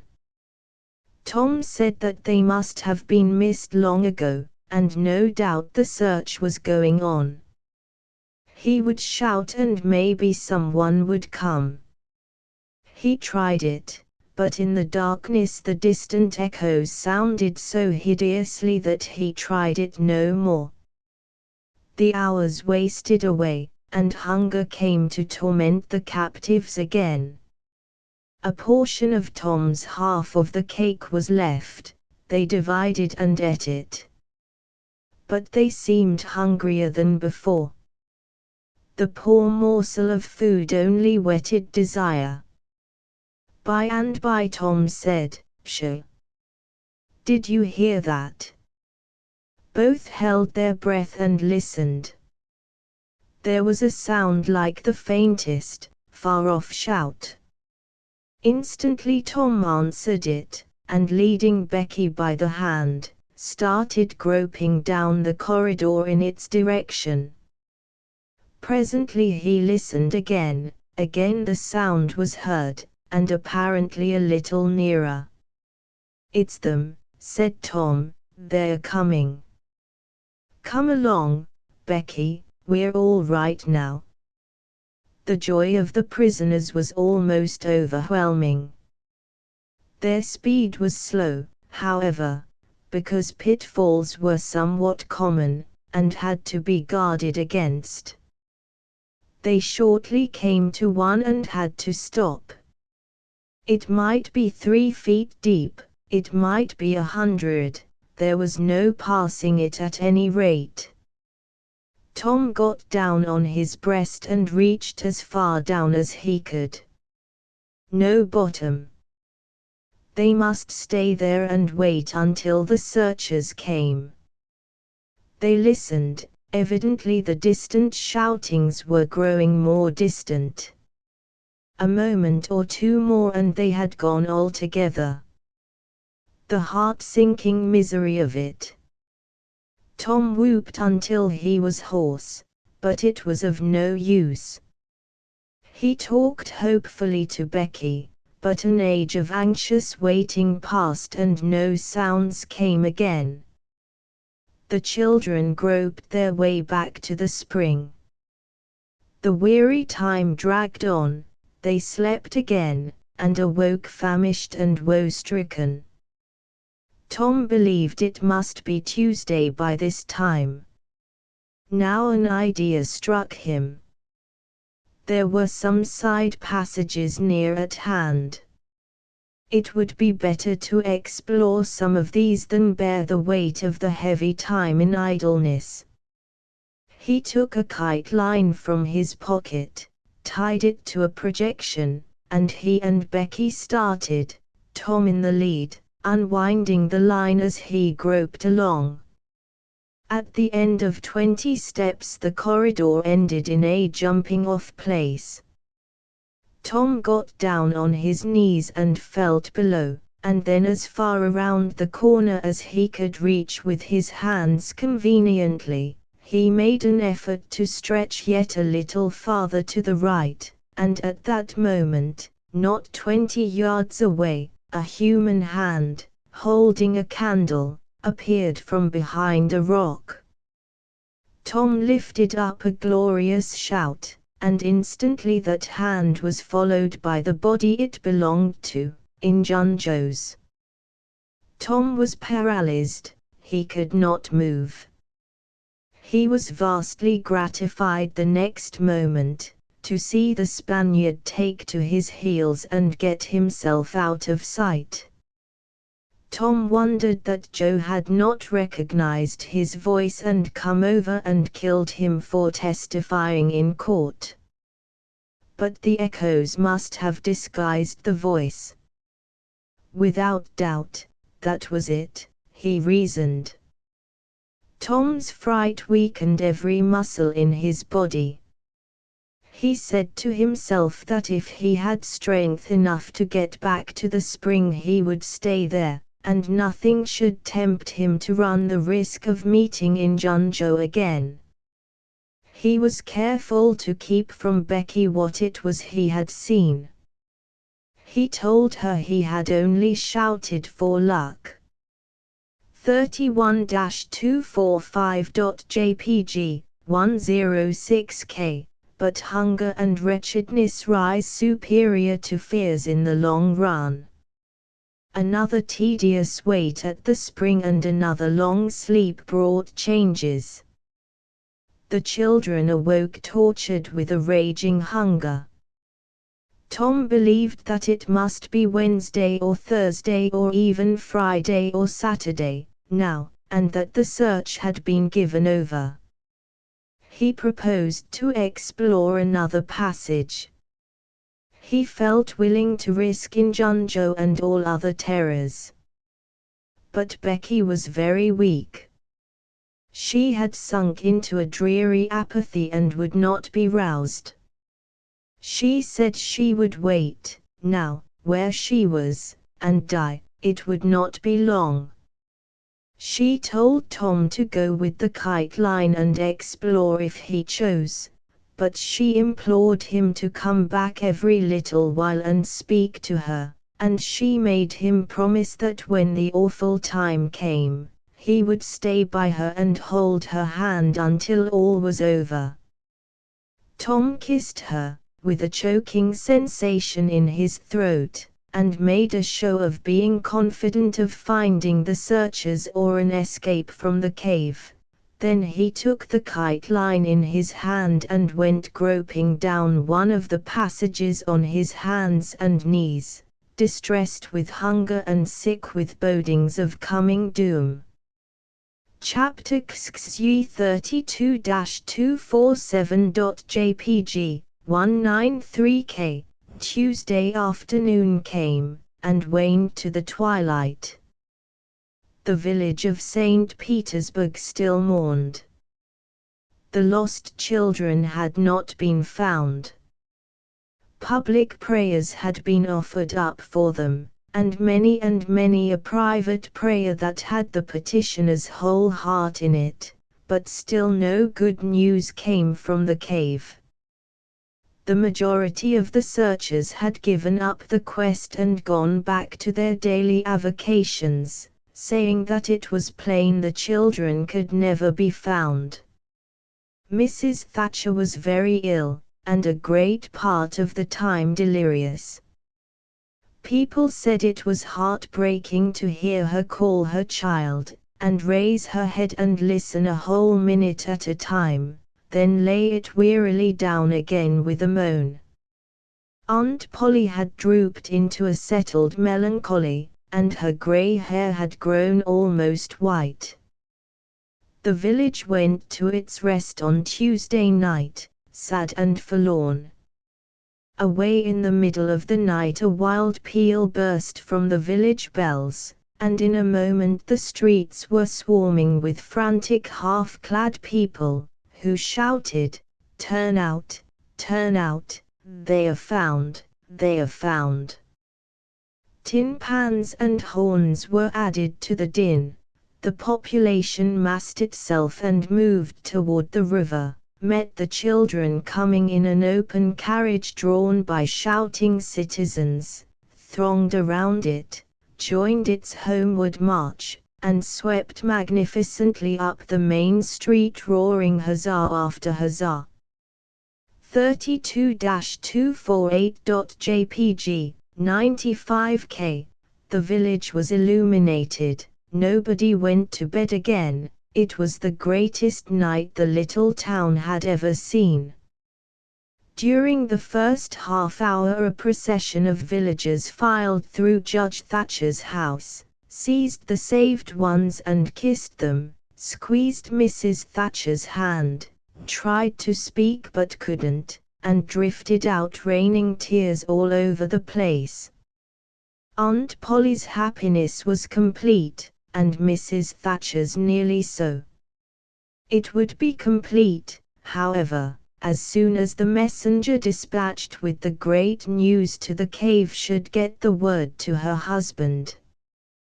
Tom lay upon a sofa with an eager auditory about him and told the history of the wonderful adventure, putting in many striking additions to adorn it withal, and closed with a description of how he left Becky and went on an exploring expedition, how he followed 2 avenues as far as his kite line would reach, how he followed a third to the fullest stretch of the kite line, and was about to turn back when he glimpsed a far-off speck that looked like daylight, dropped the line and groped toward it, pushed his head and shoulders through a small hole, and saw the broad Mississippi rolling by. 32-249.jpg, 97K, and if it had only happened to be night he would not have seen that speck of daylight and would not have explored that passage any more. He told how he went back for Becky and broke the good news, and she told him not to fret her with such stuff, for she was tired, and knew she was going to die, and wanted to. He described how he lay bought with her and convinced her, and how she almost died for joy when she had groped to where she actually saw the blue speck of daylight. How he pushed his way out at the hole and then helped her out, how they sat there and cried for gladness, how some men came along in a skiff and Tom hailed them and told them their situation and their famished condition, how the men didn't believe the wild tale at first, because said they, "You are 5 miles down the river below the valley the cave is in," then took them aboard, rode to a house, gave them supper, made them rest till 2 or 3 hours after dark and then brought them home. Before day dawn, Judge Thatcher and the handful of searchers with him were tracked out, in the cave, by the twine clues they had strung behind them, and informed of the great news. 3 days and nights of toil and hunger in the cave were not to be shaken off at once, as Tom and Becky soon discovered. They were bedridden all of Wednesday and Thursday, and seemed to grow more and more tired and worn, all the time. Tom got about, a little, on Thursday, was downtown Friday, and nearly as whole as ever Saturday, but Becky did not leave her room until Sunday, and then she looked as if she had passed through a wasting illness. Tom learned of Huck's sickness and went to see him on Friday, but could not be admitted to the bedroom, neither could he on Saturday or Sunday. He was admitted daily after that, but was warned to keep still about his adventure and introduce no exciting topic. The widow Douglas stayed by to see that he obeyed. At home Tom learned of the Cardiff Hill event, also that the ragged man's body had eventually been found in the river near the ferry landing. He had been drowned while trying to escape, perhaps. About a fortnight after Tom's rescue from the cave, he started off to visit Huck, who had grown plenty strong enough, now, to hear exciting talk, and Tom had some that would interest him, he thought. Judge Thatcher's house was on Tom's way, and he stopped to see Becky. The judge and some friends set Tom to talking, and someone asked him ironically if he wouldn't like to go to the cave again. Tom said he thought he wouldn't mind it. The judge said, "Well, there are others just like you, Tom, I've not the least doubt. But we have taken care of that. Nobody will get lost in that cave anymore." "Why?" "Because I had its big door sheathed with boiler iron 2 weeks ago, and triple locked, and I've got the keys." Tom turned as white as a sheet. "What's the matter, boy? Here, run, somebody. Fetch a glass of water." The water was brought and thrown into Tom's face. "Ah, now you're all right. What was the matter with you, Tom?" "Oh, Judge, Injun Joe's in the cave." 32-251.jpg, 47K. Chapter XXXIII 33-252.jpg, 184K. Within a few minutes the news had spread, and a dozen skiffloads of men were on their way to McDougal's cave, and the ferry boat, well filled with passengers, soon followed. Tom Sawyer was in the skiff that bore Judge Thatcher. When the cave door was unlocked, a sorrowful sight presented itself in the dim twilight of the place. Injun Joe lay stretched upon the ground, dead, with his face close to the crack of the door, as if his longing eyes had been fixed, to the latest moment, upon the light and the cheer of the free world outside. Tom was touched, for he knew by his own experience how this wretch had suffered. His pity was moved, but nevertheless he felt an abounding sense of relief and security, now, which revealed to him in a degree which he had not fully appreciated before how vast a weight of dread had been lying upon him since the day he lifted his voice against this bloody-minded outcast. 33-253.jpg, 90K. Injun Joe's bowie knife lay close by, its blade broken in two. The great foundation beam of the door had been chipped and hacked through, with tedious labor, useless labor, too, it was, for the native rock formed a sill outside it, and upon that stubborn material the knife had wrought no effect. The only damage done was to the knife itself. But if there had been no stony obstruction there the labor would have been useless still, for if the beam had been wholly cut away Injunjo could not have squeezed his body under the door, and he knew it. So he had only hacked that place in order to be doing something, in order to pass the weary time, in order to employ his tortured faculties. Ordinarily one could find half a dozen bits of candle stuck around in the crevices of this vestibule, left there by tourists, but there were none now. The prisoner had searched them out and eaten them.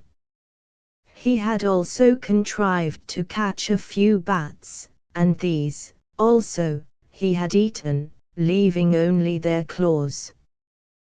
The poor unfortunate had starved to death. In one place, near at hand, a stalagmite had been slowly growing up from the ground for ages, builded by the water drip from a stalactite overhead. The captive had broken off the stalagmite, and upon the stump had placed a stone, wherein he had scooped a shallow hollow to catch the precious drop that fell once in every 3 minutes with the dreary regularity of a clock tick, a dessert spoonful once in 24 hours.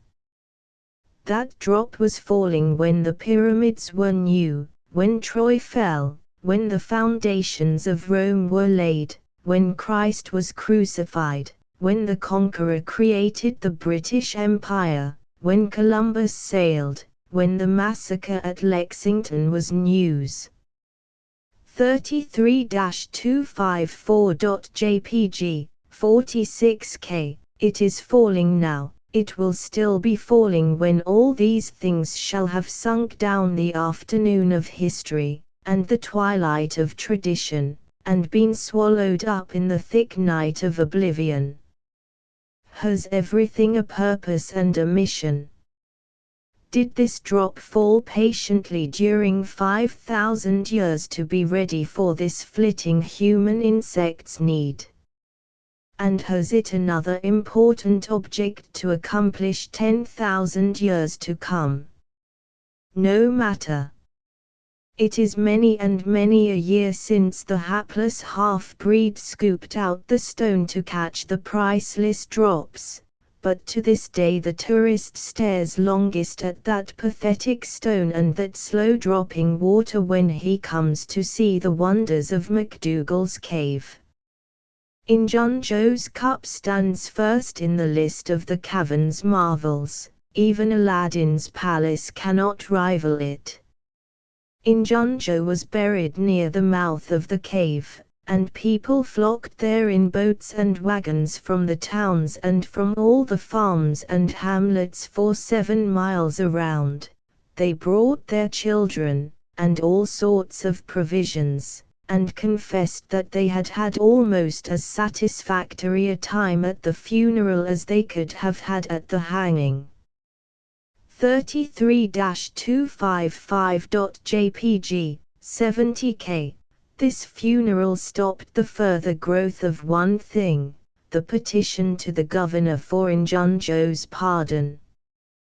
The petition had been largely signed, many tearful and eloquent meetings had been held, and a committee of sappy women been appointed to go in deep mourning and wail around the governor, and implore him to be a merciful ass and trample his duty underfoot. Injunjo was believed to have killed 5 citizens of the village, but what of that? If he had been Satan himself there would have been plenty of weaklings ready to scribble their names to a pardon petition, and drip a tear on it from their permanently impaired and leaky waterworks. The morning after the funeral, Tom took Huck to a private place to have an important talk. Huck had learned all about Tom's adventure from the Welshman and the widow Douglas, by this time, but Tom said he reckoned there was one thing they had not told him. That thing was what he wanted to talk about now. Huck's face saddened. He said, "I know what it is. You got into number 2 and never found anything but whiskey. Nobody told me it was you, but I just knowed it must have been you, soon as I heard 'bout that whiskey business, and I knowed you hadn't got the money because you'd a got at me some way or other and told me even if you was mum to everybody else. Tom, something's always told me we'd never get hold of that swag." "Why, Huck, I never told on that tavern keeper. You know his tavern was all right the Saturday I went to the picnic. Don't you remember you was to watch there that night?" "Oh yes. Why, it seems 'bout a year ago. It was that very night that I followed Injun Joe to the widow's." "You followed him?" "Yes, but you keep mum. I reckon Injun Joe's left friends behind him, and I don't want 'em souring on me and doing me mean tricks. If it hadn't been for me he'd be down in Texas now, all right." Then Huck told his entire adventure in confidence to Tom, who had only heard of the Welshman's part of it before. "Well," said Huck, presently, coming back to the main question, "whoever nipped the whiskey in number 2, nipped the money, too, I reckon. Anyways, it's a goner for us, Tom." "Huck, that money wasn't ever in number 2. "What?" Huck searched his comrade's face keenly. "Tom, have you got on the track of that money again?" "Huck, it's in the cave." Huck's eyes blazed. "Say it again, Tom." "The money's in the cave." "Tom, honest Injun, now, is it fun, or earnest?" "Earnest, Huck, just as earnest as ever I was in my life." "Will you go in there with me and help get it out?" "I bet I will. I will if it's where we can blaze our way to it and not get lost." "Huck, we can do that without the least little bit of trouble in the world." "Good as wheat." "What makes you think the money's, Huck? You just wait till we get in there. If we don't find it, I'll agree to give you my drum and everything I've got in the world." "I will, by jings." "All right, it's a whiz." "When do you say?" "Right now, if you say it." "Are you strong enough?" "Is it far in the cave?"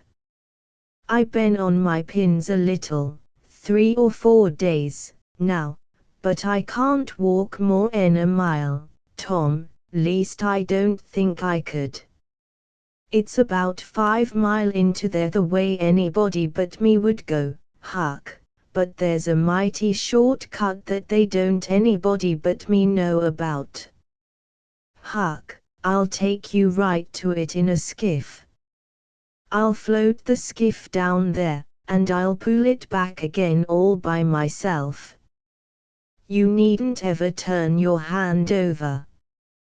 Let's start right off, Tom." "All right. We want some bread and meat, and our pipes, and a little bag or 2, and 2 or 3 kite strings, and some of these new-fangled things they call lucifer matches. I tell you, many's the time I wished I had some when I was in there before." A trifle after noon the boys borrowed a small skiff from a citizen who was absent, and got under way at once.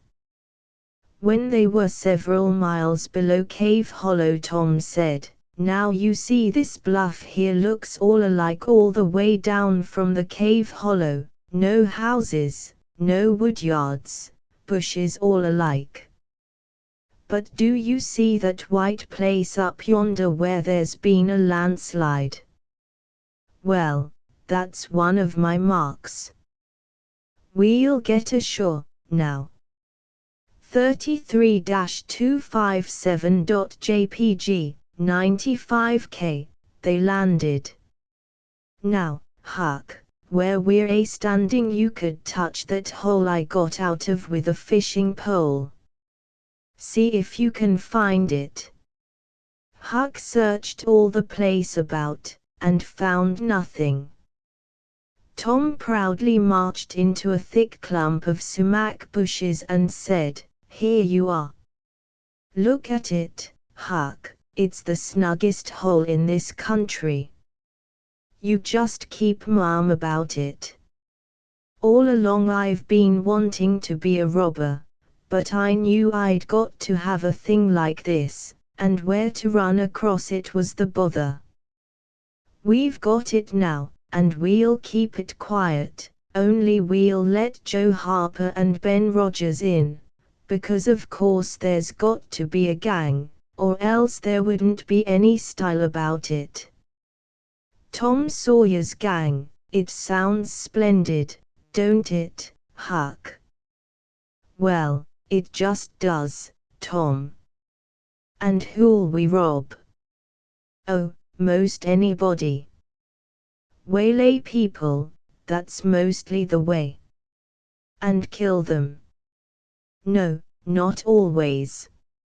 Hive them in the cave till they raise a ransom." "What's a ransom?" "Money. You make them raise all they can, often their friends, and after you've kept them a year, if it ain't raised then you kill them. That's the general way. Only you don't kill the women. You shut up the women, but you don't kill them. They're always beautiful and rich, and awfully scared. You take their watches and things, but you always take your hat off and talk polite. They ain't anybody as polite as robbers, you'll see that in any book. Well, the women get to loving you, and after they've been in the cave a week or 2 weeks they stop crying, and after that you couldn't get them to leave. If you drove them out they'd turn right around and come back. It's so in all the books. Why, it's real bully, Tom. I believe it's better to be a pirate." "Yes, it's better in some ways, because it's close to home and circuses and all that." By this time everything was ready and the boys entered the hole, Tom in the lead. They toiled their way to the farther end of the tunnel, then made their spliced kite strings fast and moved on. A few steps brought them to the spring, and Tom felt a shudder quiver all through him. He showed Huck the fragment of candlewick perched on a lump of clay against the wall, and described how he and Becky had watched the flame struggle and expire. The boys began to quiet down to whispers, now, for the stillness and gloom of the place oppressed their spirits. They went on, and presently entered and followed Tom's other corridor until they reached the jumping-off place. The candles revealed the fact that it was not really a precipice, but only a steep clay hill 20 or 30 feet high. Tom whispered, "Now I'll show you something, Huck." He held his candle aloft and said, "Look as far around the corner as you can. Do you see that? There, on the big rock over yonder, done with candle smoke. Tom, it's a cross. Now where's your number 2? Under the cross, hey. Right yonder's where I saw Injun Joe poke up his candle, Huck. Huck stared at the mystic sign a while, and then said with a shaky voice, Tom, let's get out of here. What, and leave the treasure? Yes, leave it. Injun Joe's ghost is round about there, certain. No it ain't, Huck, no it ain't. It would haunt the place where he died, away out at the mouth of the cave, 5 mile from here. No, Tom, it wouldn't. It would hang round the money. I know the ways of ghosts, and so do you. Tom began to fear that Huck was right. Misgivings gathered in his mind. But presently an idea occurred to him. Look here, Huck, what fools we're making of ourselves. Injun Joe's ghost ain't a-going to come around where there's a cross. The point was well taken. It had its effect. Tom, I didn't think of that. But that's so. It's luck for us, that cross is. I reckon we'll climb down there and have a hunt for that box. Tom went first, cutting rude steps in the clay hill as he descended. Huck followed. 4 avenues opened out of the small cavern which the great rock stood in. The boys examined 3 of them with no result. They found a small recess in the one nearest the base of the rock, with a pallet of blankets spread down in it, also an old suspender, some bacon rind, and the well-gnawed bones of 2 or 3 fowls. But there was no moneybox. The lads searched and researched this place, but in vain. Tom said, he said under the cross. Well, this comes nearest to being under the cross. It can't be under the rock itself, because that sets solid on the ground. They searched everywhere once more, and then sat down discouraged. Huck could suggest nothing.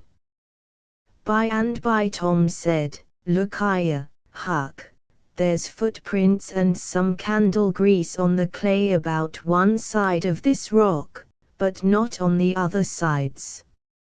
Now, what's that for? I bet you the money is under the rock. I'm going to dig in the clay. That ain't no bad notion, Tom, said Huck with animation. Tom's real bellow was out at once, and he had not dug 4 inches before he struck wood. Hey, Huck, you hear that? Huck began to dig and scratch now.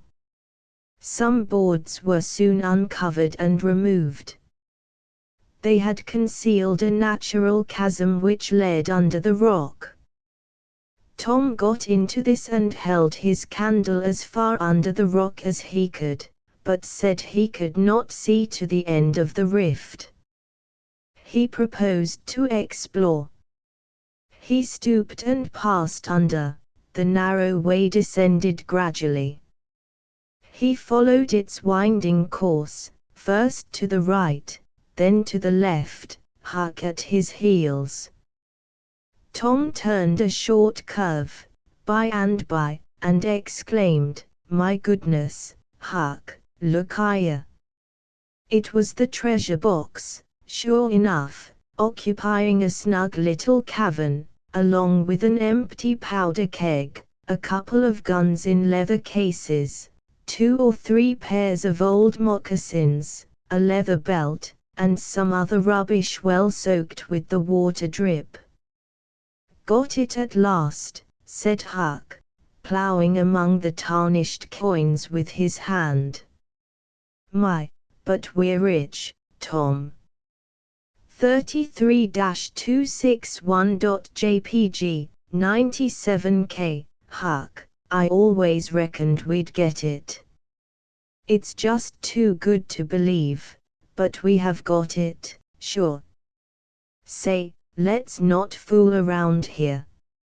Let's snake it out. Lemme see if I can lift the box. It weighed about 50 pounds. Tom could lift it, after an awkward fashion, but could not carry it conveniently. I thought so, he said. They carried it like it was heavy, that day at the haunted house. I noticed that. I reckon I was right to think of fetching the little bags along. The money was soon in the bags and the boys took it up to the cross rock. Now let's fetch the guns and things, said Huck. No, Huck, leave them there. They're just the tricks to have when we go to robbing. We'll keep them there all the time, and we'll hold our orgies there, too. It's an awful snug place for orgies. What orgies? I don't know. But robbers always have orgies, and of course we've got to have them, too. Come along, Huck, we've been in here a long time. It's getting late, I reckon. I'm hungry, too. We'll eat and smoke when we get to the skiff. They presently emerged into the clump of sumac bushes, looked warily out, found the coast clear, and were soon lunching and smoking in the skiff. As the sun dipped toward the horizon they pushed out and got under way. Tom skimmed up the shore through the long twilight, chatting cheerily with Huck, and landed shortly after dark. Now, Huck, said Tom, we'll hide the money in the loft of the widow's woodshed, and I'll come up in the morning and we'll count it and divide, and then we'll hunt up a place out in the woods for it where it will be safe. Just you lay quiet here and watch the stuff till I run and hook Benny Taylor's little wagon. I won't be gone a minute. He disappeared, and presently returned with the wagon, put the 2 small sacks into it, threw some old rags on top of them, and started off, dragging his cargo behind him. When the boys reached the Welshman's house, they stopped to rest. Just as they were about to move on, the Welshman stepped out and said, "Hello, who's that?" "Huck and Tom Sawyer." "Good. Come along with me, boys, you are keeping everybody waiting. Here, hurry up, trot ahead, I'll haul the wagon for you." "Why, it's not as light as it might be." "Got bricks in it, or old metal?" "Old metal," said Tom. "I judged so. The boys in this town will take more trouble and fool away more time hunting up 6 bits worth of old iron to sell to the foundry than they would to make twice the money at regular work. But that's human nature. Hurry along, hurry along." The boys wanted to know what the hurry was about. "Never mind, you'll see, when we get to the Widow Douglas," Huck said with some apprehension, for he was long used to being falsely accused. "Mr. Jones, we haven't been doing nothing." The Welshman laughed. "Well, I don't know, Huck, my boy. I don't know about that. Ain't you and the widow good friends?" "Yes." "Well, she's been good friends to me, anyway." "All right, then. What do you want to be afraid for? This question was not entirely answered in Huck's slow mind before he found himself pushed, along with Tom, into Mrs. Douglas' drawing room. Mr. Jones left the wagon near the door and followed. The place was grandly lighted, and everybody that was of any consequence in the village was there. The Thatchers were there, the Harpers, the Rogerses, Aunt Polly, Sid, Mary, the minister, the editor, and a great many more, and all dressed in their best.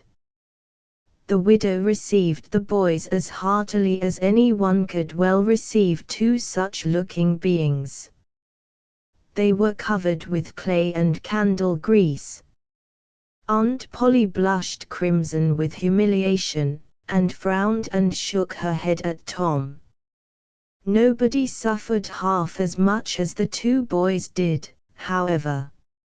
Mr. Jones said, Tom wasn't at home yet, so I gave him up, but I stumbled on him and Huck right at my door, and so I just brought them along in a hurry. And you did just right, said the widow. Come with me, boys.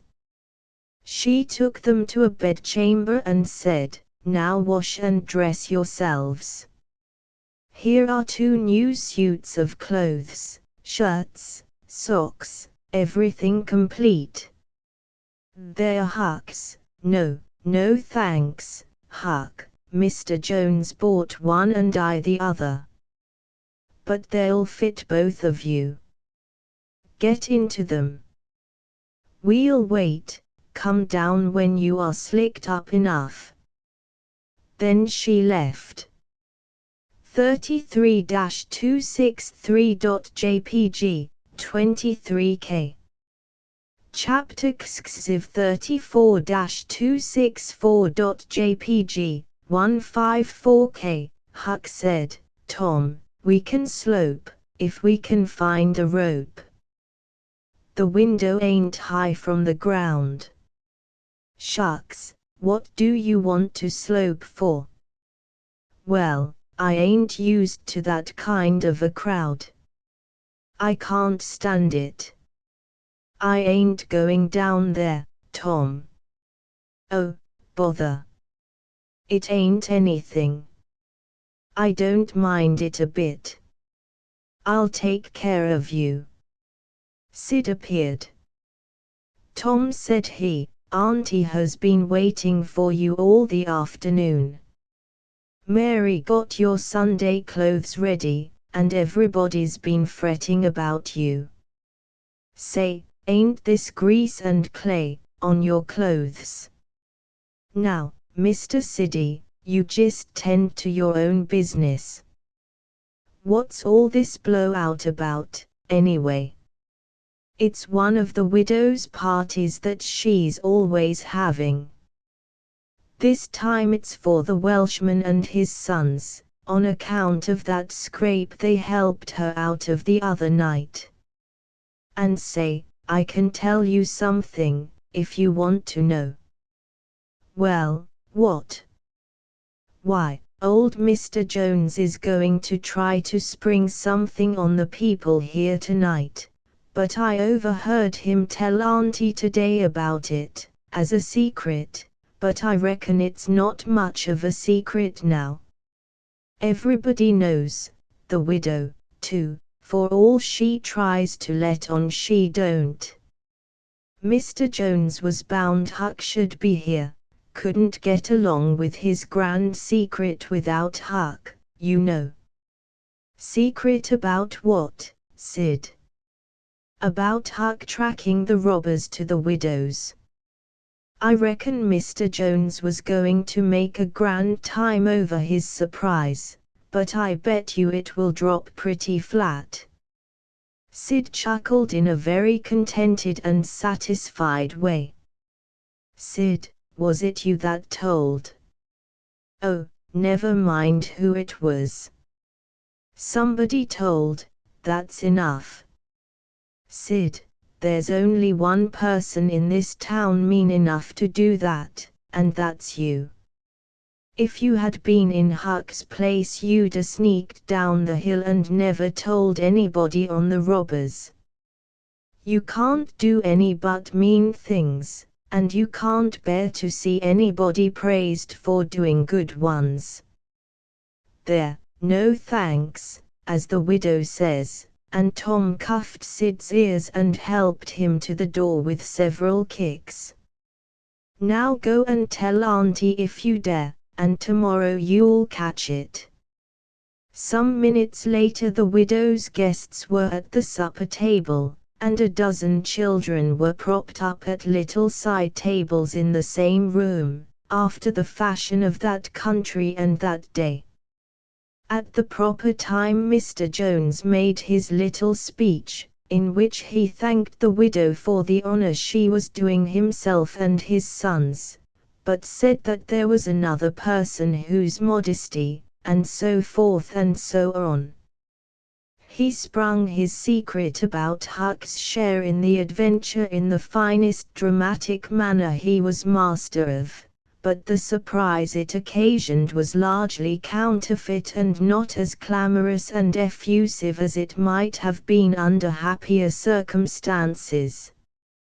However, the widow made a pretty fair show of astonishment, and heaped so many compliments and so much gratitude upon Huck that he almost forgot the nearly intolerable discomfort of his new clothes in the entirely intolerable discomfort of being set up as a target for everybody's gaze and everybody's laudations. The widow said she meant to give Huck a home under her roof and have him educated, and that when she could spare the money she would start him in business in a modest way. Tom's chance was come. He said, "Huck don't need it. Huck's rich." Nothing but a heavy strain upon the good manners of the company kept back the due and proper complimentary laugh at this pleasant joke. But the silence was a little awkward. Tom broke it. "Huck's got money. Maybe you don't believe it, but he's got lots of it. Oh, you needn't smile, I reckon I can show you. You just wait a minute." Tom ran out of doors. The company looked at each other with a perplexed interest, and inquiringly at Huck, who was tongue-tied. "Sid, what ails Tom?" said Aunt Polly. Well, there ain't ever any making of that boy out. I never." Tom entered, struggling with the weight of his sacks, and Aunt Polly did not finish her sentence. Tom poured the mass of yellow coin upon the table and said, "There, what did I tell you? Half of it's Huck's and half of it's mine.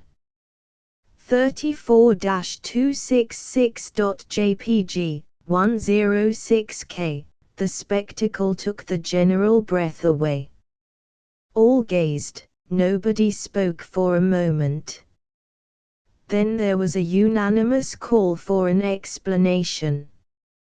Tom said he could furnish it, and he did. The tale was long, but brimful of interest. There was scarcely an interruption from anyone to break the charm of its flow. When he had finished, Mr. Jones said, "I thought I had fixed up a little surprise for this occasion, but it don't amount to anything now. This one makes it sing mighty small, I'm willing to allow." The money was counted. The sum amounted to a little over $12,000. It was more than anyone present had ever seen at one time before, though several persons were there who were worth considerably more than that in property. 34-267.jpg, 20K. Chapter XXXV 35-268.jpg 189K. The reader may rest satisfied that Tom's and Huck's windfall made a mighty stir in the poor little village of St. Petersburg. So vast a sum, all in actual cash, seemed next to incredible. It was talked about, gloated over, glorified, until the reason of many of the citizens tottered under the strain of the unhealthy excitement. Every haunted house in St. Petersburg and the neighboring villages was dissected, plank by plank, and its foundations dug up and ransacked for hidden treasure, and not by boys, but men, pretty grave, unromantic men, too, some of them. Wherever Tom and Huck appeared they were courted, admired, stared at. The boys were not able to remember that their remarks had possessed weight before, but now their sayings were treasured and repeated. Everything they did seemed somehow to be regarded as remarkable. They had evidently lost the power of doing and saying commonplace things. Moreover, their past history was raked up and discovered to bear marks of conspicuous originality. The village paper published biographical sketches of the boys. The widow Douglas put Huck's money out at 6%, and Judge Thatcher did the same with Tom's at Aunt Polly's request. Each lad had an income, now, that was simply prodigious, $1 for every weekday in the year and half of the Sundays. It was just what the minister got. No, it was what he was promised. He generally couldn't collect it.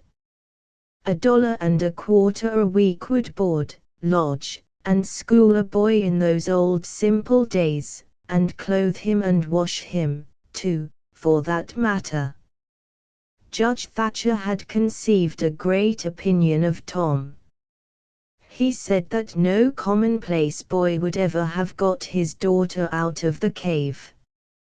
When Becky told her father, in strict confidence, how Tom had taken her whipping at school, the judge was visibly moved, and when she pleaded grace for the mighty lie which Tom had told in order to shift that whipping from her shoulders to his own, the judge said with a fine outburst that it was a noble, a generous, a magnanimous lie, a lie that was worthy to hold up its head and march down through history breast to breast with George Washington's lauded truth about the hatchet. Becky thought her father had never looked so tall and so superb as when he walked the floor and stamped his foot and said that. She went straight off and told Tom about it. Judge Thatcher hoped to see Tom a great lawyer or a great soldier someday. He said he meant to look to it that Tom should be admitted to the National Military Academy and afterward trained in the best law school in the country, in order that he might be ready for either career or both. Huck Finn's wealth and the fact that he was now under the widow Douglas' protection introduced him into society, dragged him into it, hurled him into it, and his sufferings were almost more than he could bear. The widow's servants kept him clean and neat, combed and brushed, and they bedded him nightly in unsympathetic sheets that had not one little spot or stain which he could press to his heart and know for a friend. He had to eat with a knife and fork, he had to use napkin, cup, and plate, he had to learn his book, he had to go to church, he had to talk so properly that speech was become insipid in his mouth. Whithersoever he turned, the bars and shackles of civilization shut him in and bound him hand and foot. He bravely bore his miseries 3 weeks, and then one day turned up missing. For 48 hours the widow hunted for him everywhere in great distress. The public were profoundly concerned. They searched high and low, they dragged the river for his body. Early the third morning Tom Sawyer wisely went poking among some old empty hogsheads down behind the abandoned slaughterhouse, and in one of them he found the refugee. Huck had slept there, he had just breakfasted upon some stolen odds and ends of food, and was lying off, now, in comfort, with his pipe. He was unkempt, uncombed, and clad in the same old ruin of rags that had made him picturesque in the days when he was free and happy. Tom routed him out, told him the trouble he had been causing, and urged him to go home. Huck's face lost its tranquil content, and took a melancholy cast. He said, "Don't talk about it, Tom. I've tried it, and it don't work, Tom. It ain't for me, I ain't used to it. The widow's good to me, and friendly, but I can't stand them ways. She makes me get up just at the same time every morning, she makes me wash, they comb me all to thunder, she won't let me sleep in the woodshed. I got to wear them blamed clothes that just smothers me, Tom. They don't seem to any air git through 'em, somehow, and they are so rotten nice that I can't set down, nor lay down, nor roll around anywheres. I hain't slid on a cellar door for, well, it 'pears to be years. I got to go to church and sweat. I hate them ornery sermons. I can't catch a fly in there, I can't chaw. I got to wear shoes all Sunday. The widow eats by a bell, she goes to bed by a bell, she gets up by a bell, everything's so awful reg'lar a body can't stand it." 35-271.jpg, 112k, well, everybody does that way, Huck. Tom, it don't make no difference. I ain't everybody, and I can't stand it. It's awful to be tied up so. And grub comes too easy, I don't take no interest in victuals, that way. I got to ask to go a fishing, I got to ask to go in a swimming, derndy if I hain't got to ask to do everything. Well, I'd got to talk so nice it wasn't no comfort, I'd got to go up in the attic and rip out a while, every day, to git a taste in my mouth, or I'd a died, Tom. The widow wouldn't let me smoke, she wouldn't let me yell, she wouldn't let me gape, nor stretch, nor scratch, before folks. Then with a spasm of special irritation and injury, and Dad fetch it, she prayed all the time. I never see such a woman. I had to shove, Tom, I just had to. And besides, that school's going to open, and I'd had to go to it, well, I wouldn't stand that, Tom. Looka here, Tom. Being rich ain't what it's cracked up to be. It's just worry, and sweat, and a wishing you was dead all the time. Now these clothes suits me, and this bar suits me, and I ain't ever going to shake 'em any more. Tom, I wouldn't ever got into all this trouble if it hadn't a been for that money. Now you just take my share of it along with your and gimme a 10-center sometimes, not many times, because I don't give a dern for a thing thout it's tolerable hard to git, and you go and beg off for me with the widow. Oh, Huck, you know I can't do that. Tain't fair, and besides if you'll try this thing just a while longer you'll come to like it. Like it? Yes, the way I'd like a hot stove if I was to set on it long enough. No, Tom, I won't be rich, and I won't live in them cussed smothery houses. I like the woods, and the river, and hogsheads, and I'll stick to 'em, too. Blame it all. Just as we'd got guns, and a cave, and all just fixed to rob, here this darn foolishness has got to come up and spile it all. Tom saw his opportunity. Look here, Huck, being rich ain't going to keep me back from turning robber. No.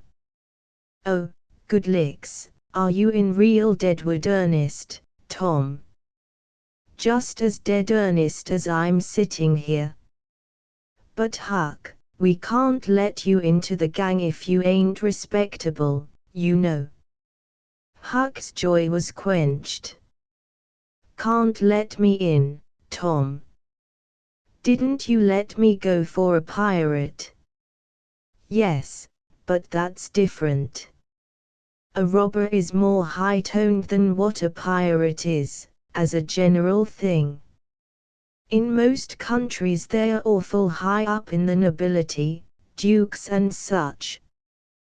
35-273.jpg, 109k. Now, Tom, hain't you always been friendly to me? You wouldn't shut me out, would you, Tom? You wouldn't do that, now, would you, Tom? Huck, I wouldn't want to, and I don't want to, but what would people say? Why, they'd say, miles per hour. Tom Sawyer's gang.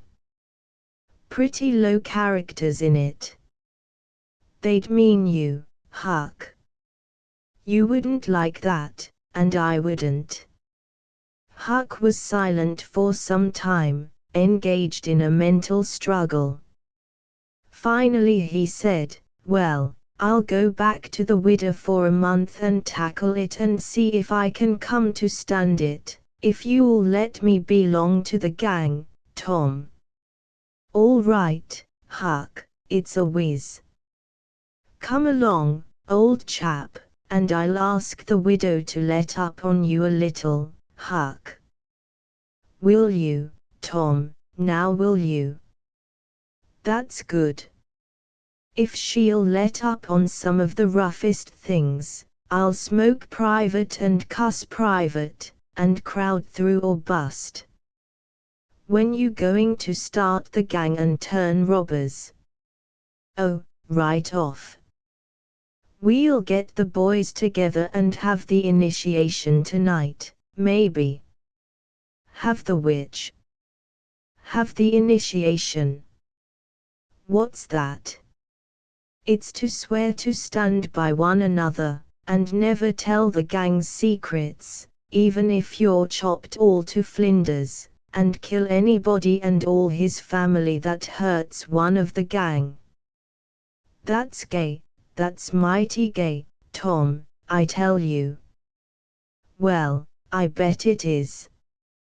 And all that swearing's got to be done at midnight, in the lonesomest, awfulest place you can find. A haunted house is the best, but they are all ripped up now.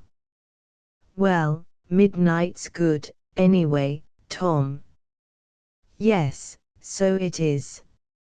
And you've got to swear on a coffin, and sign it with blood.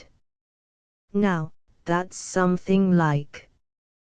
Why, it's a million times bullier than pirating.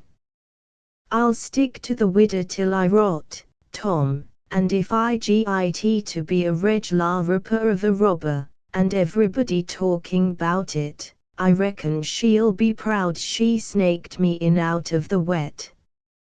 35-274.jpg, 110k. Conclusion. So endeth this chronicle. It being strictly a history of a boy, it must stop here. The story could not go much further without becoming the history of a man. When one writes a novel about grown people, he knows exactly where to stop, that is, with a marriage, but when he writes of juveniles, he must stop where he best can. Most of the characters that perform in this book still live, and are prosperous and happy. Some day it may seem worthwhile to take up the story of the younger ones again and see what sort of men and women they turned out to be, therefore it will be wisest not to reveal any of that part of their lives at present. End of the Project Gutenberg ebook The Adventures of Tom Sawyer. Complete ******** updated editions will replace the previous one, the old editions will be renamed. Creating the works from print editions not protected by U.S. copyright law means that no one owns a United States copyright in these works, so the Foundation, and you, can copy and distribute it in the United States without permission and without paying copyright royalties. Special rules, set forth in the general terms of use part of this license, apply to copying and distributing Project Gutenberg trademark symbol electronic works to protect the Project Gutenberg trademark symbol concept and trademark. Project Gutenberg is a registered trademark, and may not be used if you charge for an ebook, except by following the terms of the trademark license, including paying royalties for use of the Project Gutenberg trademark. If you do not charge anything for copies of this ebook, complying with the trademark license is very easy. You may use this ebook for nearly any purpose such as creation of derivative works, reports, performances and research.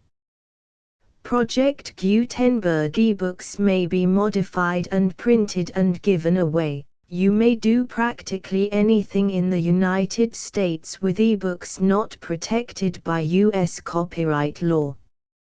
Redistribution is subject to the trademark license, especially commercial redistribution. Start. Full license. The full Project Gutenberg license. Please read this before you distribute or use this work to protect the Project Gutenberg trademark symbol mission of promoting the free distribution of electronic works. By using or distributing this work, or any other work associated in any way with the phrase Project Gutenberg, you agree to comply with all the terms of the full Project Gutenberg trademark symbol license available with this file or online at www.gutenberg.org/license. Section 1. General Terms of Use and Redistributing Project Gutenberg Trademark Symbol Electronic Works 1.0. By reading or using any part of this Project Gutenberg trademark symbol electronic work, you indicate that you have read, understand, agree to and accept all the terms of this license and intellectual property, trademark/copyright, agreement.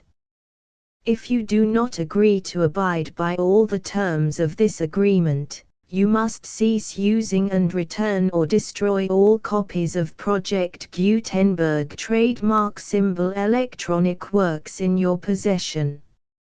If you paid a fee for obtaining a copy of or access to a Project Gutenberg trademark symbol electronic work and you do not agree to be bound by the terms of this agreement, you may obtain a refund from the person or entity to whom you paid the fee as set forth in paragraph 1.e.8.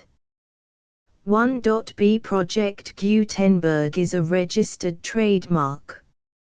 It may only be used on or associated in any way with an electronic work by people who agree to be bound by the terms of this agreement. There are a few things that you can do with most Project Gutenberg trademark symbol electronic works even without complying with the full terms of this agreement. See paragraph 1.c below. There are a lot of things you can do with Project Gutenberg trademark symbol electronic works if you follow the terms of this agreement and help preserve free future access to Project Gutenberg trademark symbol electronic works. See paragraph 1.e below. 1.c The Project Gutenberg Literary Archive Foundation, the Foundation or PGLAF, owns a compilation copyright in the collection of Project Gutenberg trademark symbol electronic works. Nearly all the individual works in the collection are in the public domain in the United States. If an individual work is unprotected by copyright law in the United States and you are located in the United States, we do not claim a right to prevent you from copying, distributing, performing, displaying or creating derivative works based on the work as long as all references to Project Gutenberg are removed. Of course, we hope that you will support the Project Gutenberg trademark symbol mission of promoting free access to electronic works by freely sharing Project Gutenberg trademark symbol works in compliance with the terms of this agreement for keeping the Project Gutenberg trademark symbol name associated with the work. You can easily comply with the terms of this agreement by keeping this work in the same format with its attached full Project Gutenberg trademark symbol license when you share it without charge with others. 1.d The copyright laws of the place where you are located also govern what you can do with this work. Copyright laws in most countries are in a constant state of change.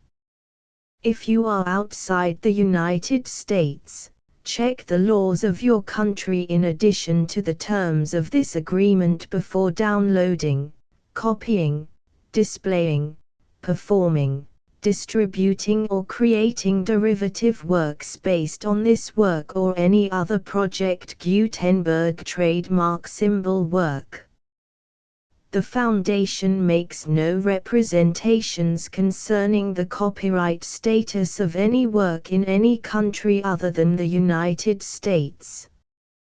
1.e Unless you have removed all references to Project Gutenberg. 1.e.1 The following sentence, with active links to, or other immediate access to, the full Project Gutenberg trademark symbol license must appear prominently whenever any copy of a Project Gutenberg trademark symbol work, any work on which the phrase Project Gutenberg appears, or with which the phrase Project Gutenberg is associated, is accessed, displayed, performed, viewed, copied or distributed. This ebook is for the use of anyone anywhere in the United States and most other parts of the world at no cost and with almost no restrictions whatsoever. You may copy it, give it away or reuse it under the terms of the Project Gutenberg license included with this ebook or online at www.gutenberg.org. If you are not located in the United States, You will have to check the laws of the country where you are located before using this ebook. 1.e.2 If an individual Project Gutenberg trademark symbol electronic work is derived from texts not protected by U.S. copyright law, does not contain a notice indicating that it is posted with permission of the copyright holder, the work can be copied and distributed to anyone in the United States without paying any fees or charges. If you are redistributing or providing access to a work with the phrase Project Gutenberg associated with or appearing on the work, you must comply either with the requirements of paragraphs 1.e.1 through 1.e.7 or obtain permission for the use of the work and the Project Gutenberg trademark symbol trademark as set forth in paragraphs 1.e.8 or 1.e.9. 1.e.3 If an individual Project Gutenberg trademark symbol electronic work is posted with the permission of the copyright holder, your use and distribution must comply with both paragraphs 1.e.1 through 1.e.7 and any additional terms imposed by the copyright holder. Additional terms will be linked to the Project Gutenberg trademark symbol license for all works posted with the permission of the copyright holder found at the beginning of this work. 1.e.4 Do not unlink or detach or remove the full Project Gutenberg trademark symbol license terms from this work, or any files containing a part of this work or any other work associated with Project Gutenberg trademark symbol.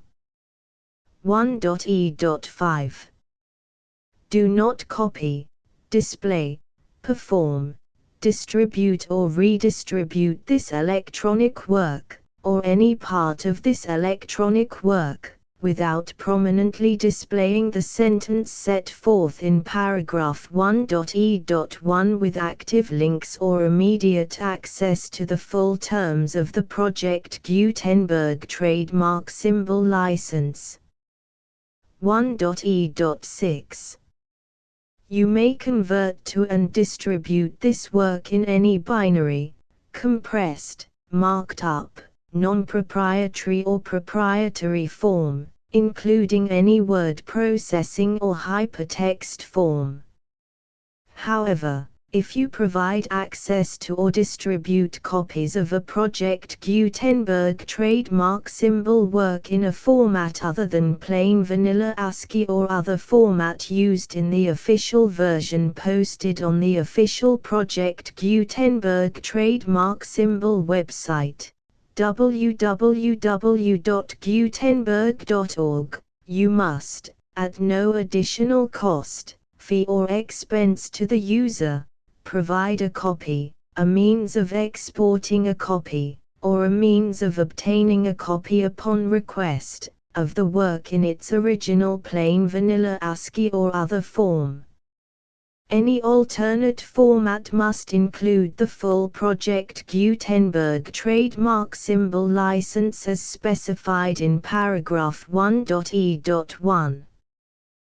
1.e.7 Do not charge a fee for access to, viewing, displaying, performing, copying or distributing any Project Gutenberg trademark symbol works unless you comply with paragraph 1.e.8 or 1.e.9.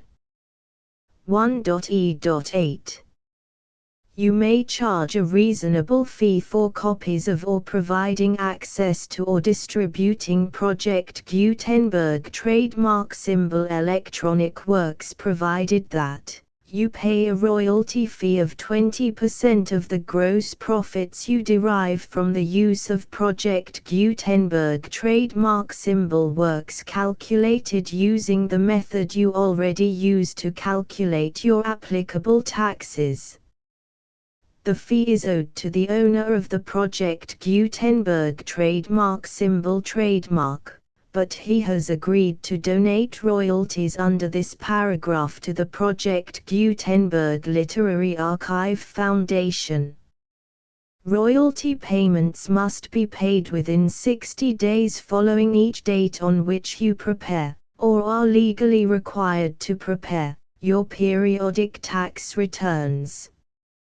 Royalty payments should be clearly marked as such and sent to the Project Gutenberg Literary Archive Foundation at the address specified in Section 4. Information about donations to the Project Gutenberg Literary Archive Foundation.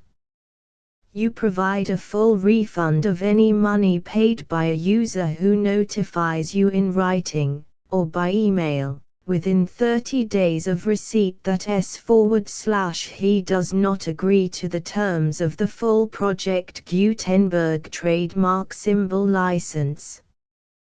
You must require such a user to return or destroy all copies of the works possessed in a physical medium and discontinue all use of and all access to other copies of Project Gutenberg trademark symbol works. You provide, in accordance with paragraph 1.f.3, a full refund of any money paid for a work or a replacement copy, if a defect in the electronic work is discovered and reported to you within 90 days of receipt of the work. You comply with all other terms of this agreement for free distribution of Project Gutenberg trademark symbol works. 1.e.9.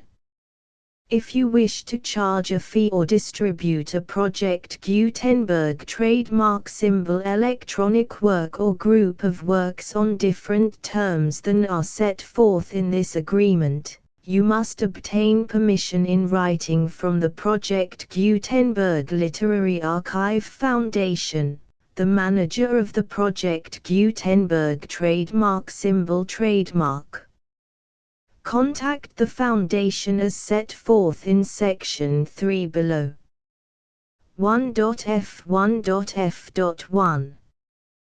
Project Gutenberg volunteers and employees expend considerable effort to identify, do copyright research on, transcribe and proofread works not protected by U.S. copyright law in creating the Project Gutenberg trademark symbol collection. Despite these efforts, Project Gutenberg trademark symbol electronic works, and the medium on which they may be stored, may contain defects such as, but not limited to, incomplete, inaccurate or corrupt data, transcription errors, a copyright or other intellectual property infringement, a defective or damaged disk or other medium, a computer virus, or computer codes that damage or cannot be read by your equipment. 1.f.2. Limited warranty, disclaimer of damages, except for the right of replacement or refund described in paragraph 1.f.3, the Project Gutenberg Literary Archive Foundation, the owner of the Project Gutenberg trademark symbol trademark, and any other party distributing a Project Gutenberg trademark symbol electronic work under this agreement, disclaim all liability to you for damages, costs and expenses, including legal fees. You agree that you have no remedies for negligence, strict liability, breach of warranty or breach of contract except those provided in paragraph 1.f.3. You agree that the Foundation, the trademark owner, and any distributor under this agreement will not be liable to you for actual, direct, indirect, consequential, punitive or incidental damages even if you give notice of the possibility of such damage. 1.f.3 Limited right of replacement or refund. If you discover a defect in this electronic work within 90 days of receiving it, you can receive a refund of the money, if any, you paid for it by sending a written explanation to the person you received the work from. If you received the work on a physical medium, you must return the medium with your written explanation. The person or entity that provided you with the defective work may elect to provide a replacement copy in lieu of a refund. If you received the work electronically, the person or entity providing it to you may choose to give you a second opportunity to receive the work electronically in lieu of a refund. If the second copy is also defective, you may demand a refund in writing without further opportunities to fix the problem. 1.f.4 Except for the limited right of replacement or refund set forth in paragraph 1.f.3, this work is provided to you as is, with no other warranties of any kind, express or implied, including but not limited to warranties of merchantability or fitness for any purpose. 1.f.5 Some states do not allow disclaimers of certain implied warranties or the exclusion or limitation of certain types of damages. If any disclaimer or limitation set forth in this agreement violates the law of the state applicable to this agreement, the agreement shall be interpreted to make the maximum disclaimer or limitation permitted by the applicable state law. The invalidity or unenforceability of any provision of this agreement shall not void the remaining provisions. 1.f.6 Indemnity. You agree to indemnify and hold the foundation, the trademark owner, any agent or employee of the foundation, anyone providing copies of Project Gutenberg trademark symbol electronic works in accordance with this agreement, and any volunteers associated with the production, promotion and distribution of Project Gutenberg trademark symbol electronic works, harmless from all liability, costs and expenses, including legal fees, that arise directly or indirectly from any of the following which you do or cause to occur. A. Distribution of this or any Project Gutenberg trademark symbol work. B. Alteration, modification, or additions or deletions to any Project Gutenberg trademark symbol work, and c. Any defect you cause. Section 2. Information about the mission of Project Gutenberg trademark symbol. Project Gutenberg trademark symbol is synonymous with the free distribution of electronic works in formats readable by the widest variety of computers, including obsolete, old, middle-aged and new computers. It exists because of the efforts of hundreds of volunteers and donations from people in all walks of life. Volunteers and financial support to provide volunteers with the assistance they need are critical to reaching Project Gutenberg trademark symbol's goals and ensuring that the Project Gutenberg trademark symbol collection will remain freely available for generations to come. In 2001, the Project Gutenberg Literary Archive Foundation was created to provide a secure and permanent future for Project Gutenberg trademark symbol and future generations. To learn more about the Project Gutenberg Literary Archive Foundation and how your efforts and donations can help, See sections 3 and 4 and the Foundation information page at www.gutenberg.org. Section 3. Information about the Project Gutenberg Literary Archive Foundation. The Project Gutenberg Literary Archive Foundation is a non-profit 501(c)(3) educational corporation organized under the laws of the state of Mississippi and granted tax-exempt status by the Internal Revenue Service. The Foundation's IN or Federal Tax Identification Number is 64-6221541. Contributions to the Project Gutenberg Literary Archive Foundation are tax-deductible to the full extent permitted by U.S. federal laws and your state's laws. The Foundation's business office is located at 809 North 1500 West, Salt Lake City, UT 84116, 801-596-1887. Email contact links and up-to-date contact information can be found at the Foundation's website and official page at www.gutenberg.org/contact section 4. Information about donations to the Project Gutenberg Literary Archive Foundation. Project Gutenberg trademark symbol depends upon and cannot survive without widespread public support and donations to carry out its mission of increasing the number of public domain and licensed works that can be freely distributed in machine-readable form accessible by the widest array of equipment including outdated equipment.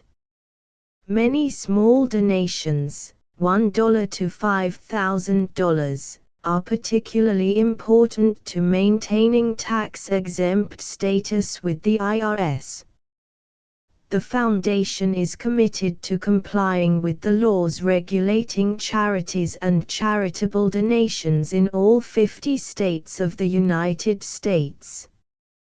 Compliance requirements are not uniform and it takes a considerable effort, much paperwork and many fees to meet and keep up with these requirements. We do not solicit donations in locations where we have not received written confirmation of compliance. To send donations or determine the status of compliance for any particular state, visit www.gutenberg.org/donate. While we cannot and do not solicit contributions from states where we have not met the solicitation requirements, we know of no prohibition against accepting unsolicited donations from donors in such states who approach us with offers to donate. International donations are gratefully accepted, but we cannot make any statements concerning tax treatment of donations received from outside the United States. U.S. laws alone swamp our small staff. Please check the Project Gutenberg web pages for current donation methods and addresses. Donations are accepted in a number of other ways including checks, online payments and credit card donations. To donate, please visit www.gutenberg.org/donate. Section 5. General information about Project Gutenberg trademark symbol electronic works. Professor Michael S. Hart was the originator of the Project Gutenberg trademark symbol concept of a library of electronic works that could be freely shared with anyone. For 40 years, He produced and distributed Project Gutenberg trademark symbol ebooks with only a loose network of volunteer support. Project Gutenberg trademark symbol ebooks are often created from several printed editions, all of which are confirmed as not protected by copyright in the US unless a copyright notice is included. Thus, we do not necessarily keep ebooks in compliance with any particular paper edition. Most people start at our website, which has the main PG search facility, www.gutenberg.org. This website includes information about Project Gutenberg trademark symbol, including how to make donations to the Project Gutenberg Literary Archive Foundation, how to help produce our new ebooks, and how to subscribe to our email newsletter to hear about new ebooks.